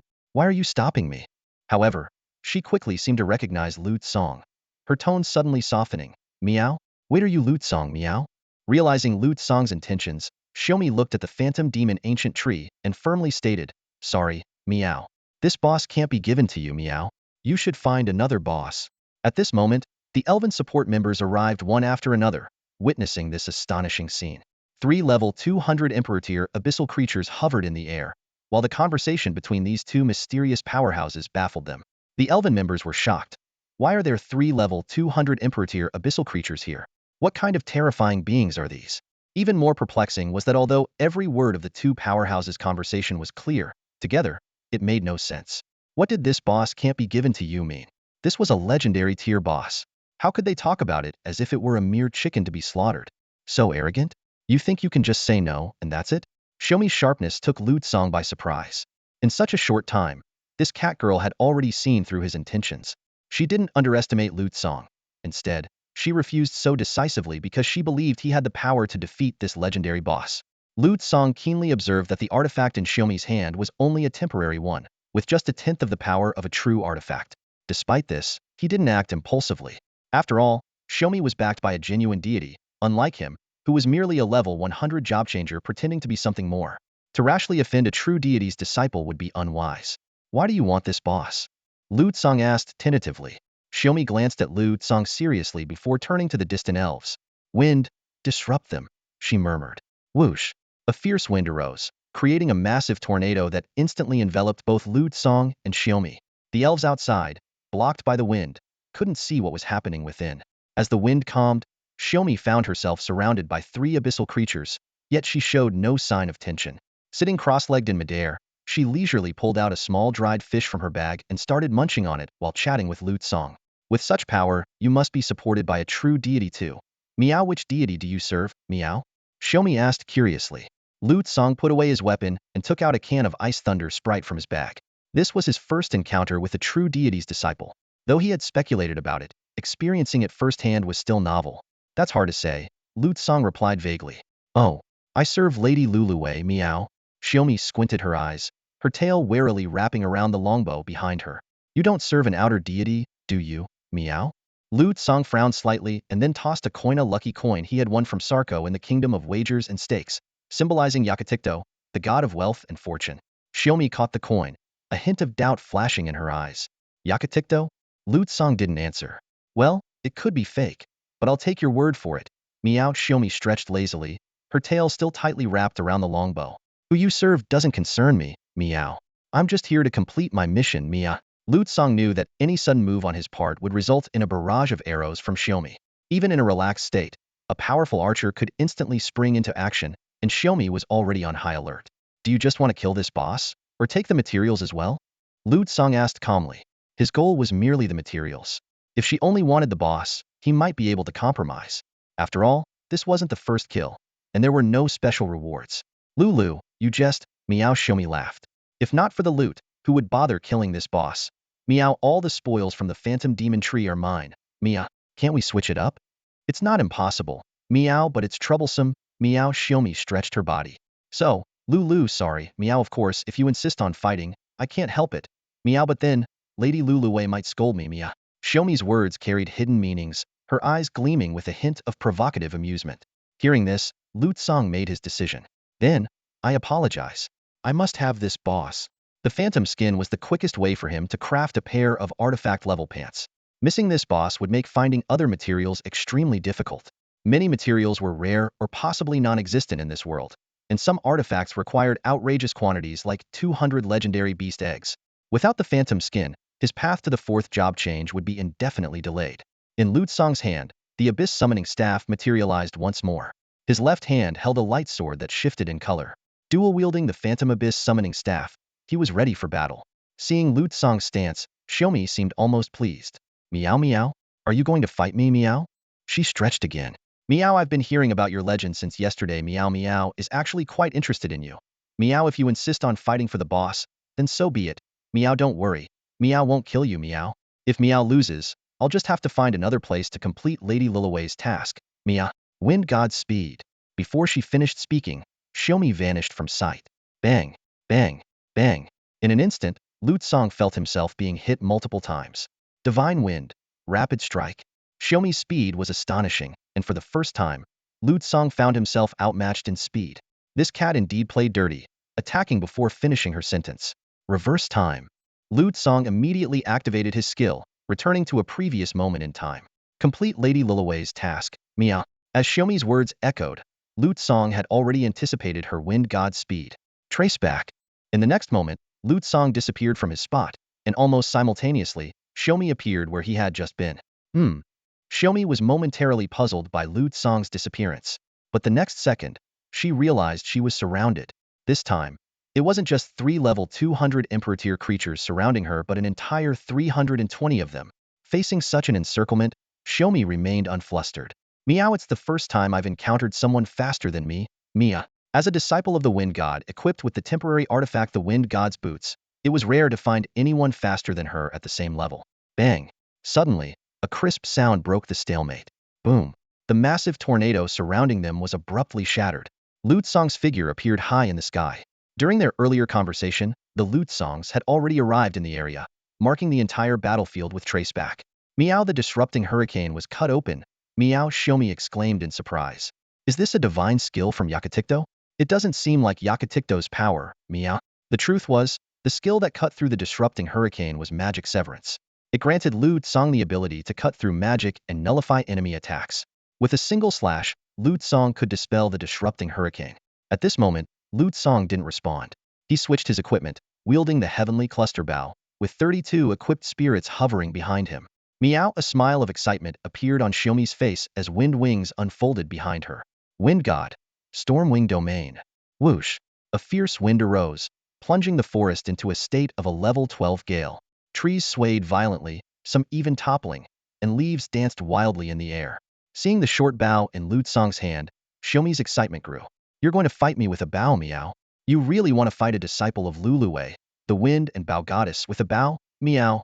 As she spoke, Xiaomi rapidly retreated, creating distance. Bow God. Enchanted arrow rain. Buzz. A magic circle formed in front of her longbow. Whoosh. In the next instant, millions of arrows rained down towards Lu Tsong's location. However, Lu Tsong's figure instantly vanished without a trace. Arrows rained down like a torrential waterfall, striking the abyssal creatures below. Simultaneously, the ground split open, and hundreds of tentacles, as thick as tree trunks, burst forth, sweeping towards Xiaomi. These were the tentacles of the abyssal entangler, which had stumped Sig, now at level 200, with speed and size far surpassing their previous state. However, in front of Xiaomi, these tentacles seemed unusually slow. With a swift movement, the tentacles on the ground exploded instantly, a series of blasts echoing one after another. The power of the Wind God's multi-strike arrow rain was fully displayed, obliterating the black, entangling roots in an instant. Hundreds of abyssal creatures couldn't catch sight of Xiaomi. Her speed was dazzlingly fast. With the Wind God's boots enhancing her, Xiaomi moved like a ghost, impossible to lock onto. The arrow rain wreaked havoc, but the archer remained unseen. This was the true strength of a disciple of Lilawei, a perfect blend of speed and ferocious arrow rain. Facing such a fierce assault, Lu Tsong swiftly retreated. Xiaomi paused briefly in midair, only to find Lu Tsong following closely behind. Suddenly, 32 spirit-infused bows activated simultaneously, their strings humming. The Star Flash Rain shot ability was instantly applied to all arrows, unleashing an astonishing storm of arrows. Golden arrows pierced the sky, each strike causing a violent explosion, with golden ripples spreading rapidly. The terrifying power of 150x 32x 10,000 Star Flash Arrow Rain was unleashed in an instant, with countless streams of light descending from the heavens, seemingly piercing through the earth and sky. Xiaomi looked up, her pupils contracting. She exclaimed, "Meow? What kind of monster is this? Lu Tsong's arrows outnumber mine. Who's the real heir of the wind and bow god?" The Star Flash arrows were as swift as light, making evasion nearly impossible. Xiaomi dodged urgently, escaping the attack zone in an instant. In the distance, the dense arrow rain had formed a pillar of light piercing the heavens, creating a massive crater in the solid ground. Yet, before Xiaomi could admire this violent spectacle, Lu Tsong had already closed in. She realized with horror that another arrow rain was forming above her. So fast. How can he be faster than me? Was I predicted? No. How could he know my moves? Xiaomi was shocked. Her prized dynamic vision couldn't track Lu Tsong's movements. The Star Flash rain shot was launched again, this time a double strike. The 6 artifact attributes not only provided an 80 cooldown reduction, but also granted an extra skill release opportunity. The spirit-infused bows activated once more, raining down 48 million arrows instantly. This time, Xiaomi wasn't slow to react but had inadvertently moved into the arrow rain's coverage. The streams of light engulfed her completely. Even with the evade arrow blessing reducing 90 of ranged damage and distorting trajectories, Xiaomi couldn't fully dodge the Star Flash attack. She accelerated urgently, trying to shake off Lu Tsong, but he shadowed her relentlessly, continuing his precise shots. Worse still, the previously fallen Star Flash rain erupted again, launching a second attack. Trapped in the arrow barrage, Xiaomi took splash damage, her health plummeting to just over 100 billion. In the distance, the elves trembled in fear as the 2 powerful figures flashed across the sky amidst the howling wind and falling arrows. In mere seconds, tens of millions of arrows rained down. Xiaomi dodged at high speed again, preparing to counterattack with the wind god's piercing strike. However, just as she was about to strike, a sudden pain shot through her back. She turned sharply, realizing with shock that there was another Lu Tsong behind her. The damage from the Phantom Sword Dance instantly drained Xiaomi's health to 0. Lu Tsong forcibly retained her last sliver of life and said, "It seems, I'm just a bit stronger than you.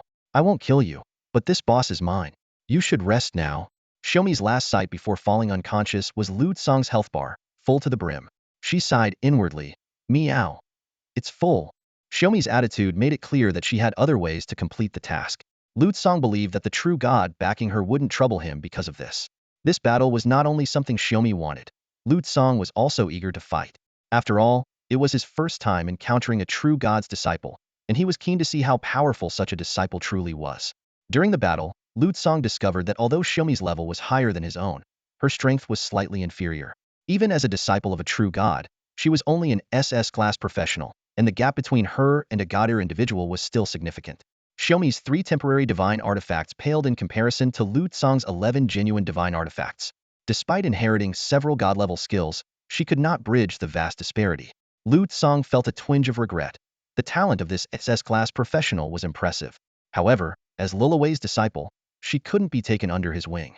Defeating her was sufficient. Directly seizing someone else's top disciple would be akin to having someone steal his own disciple, Iris.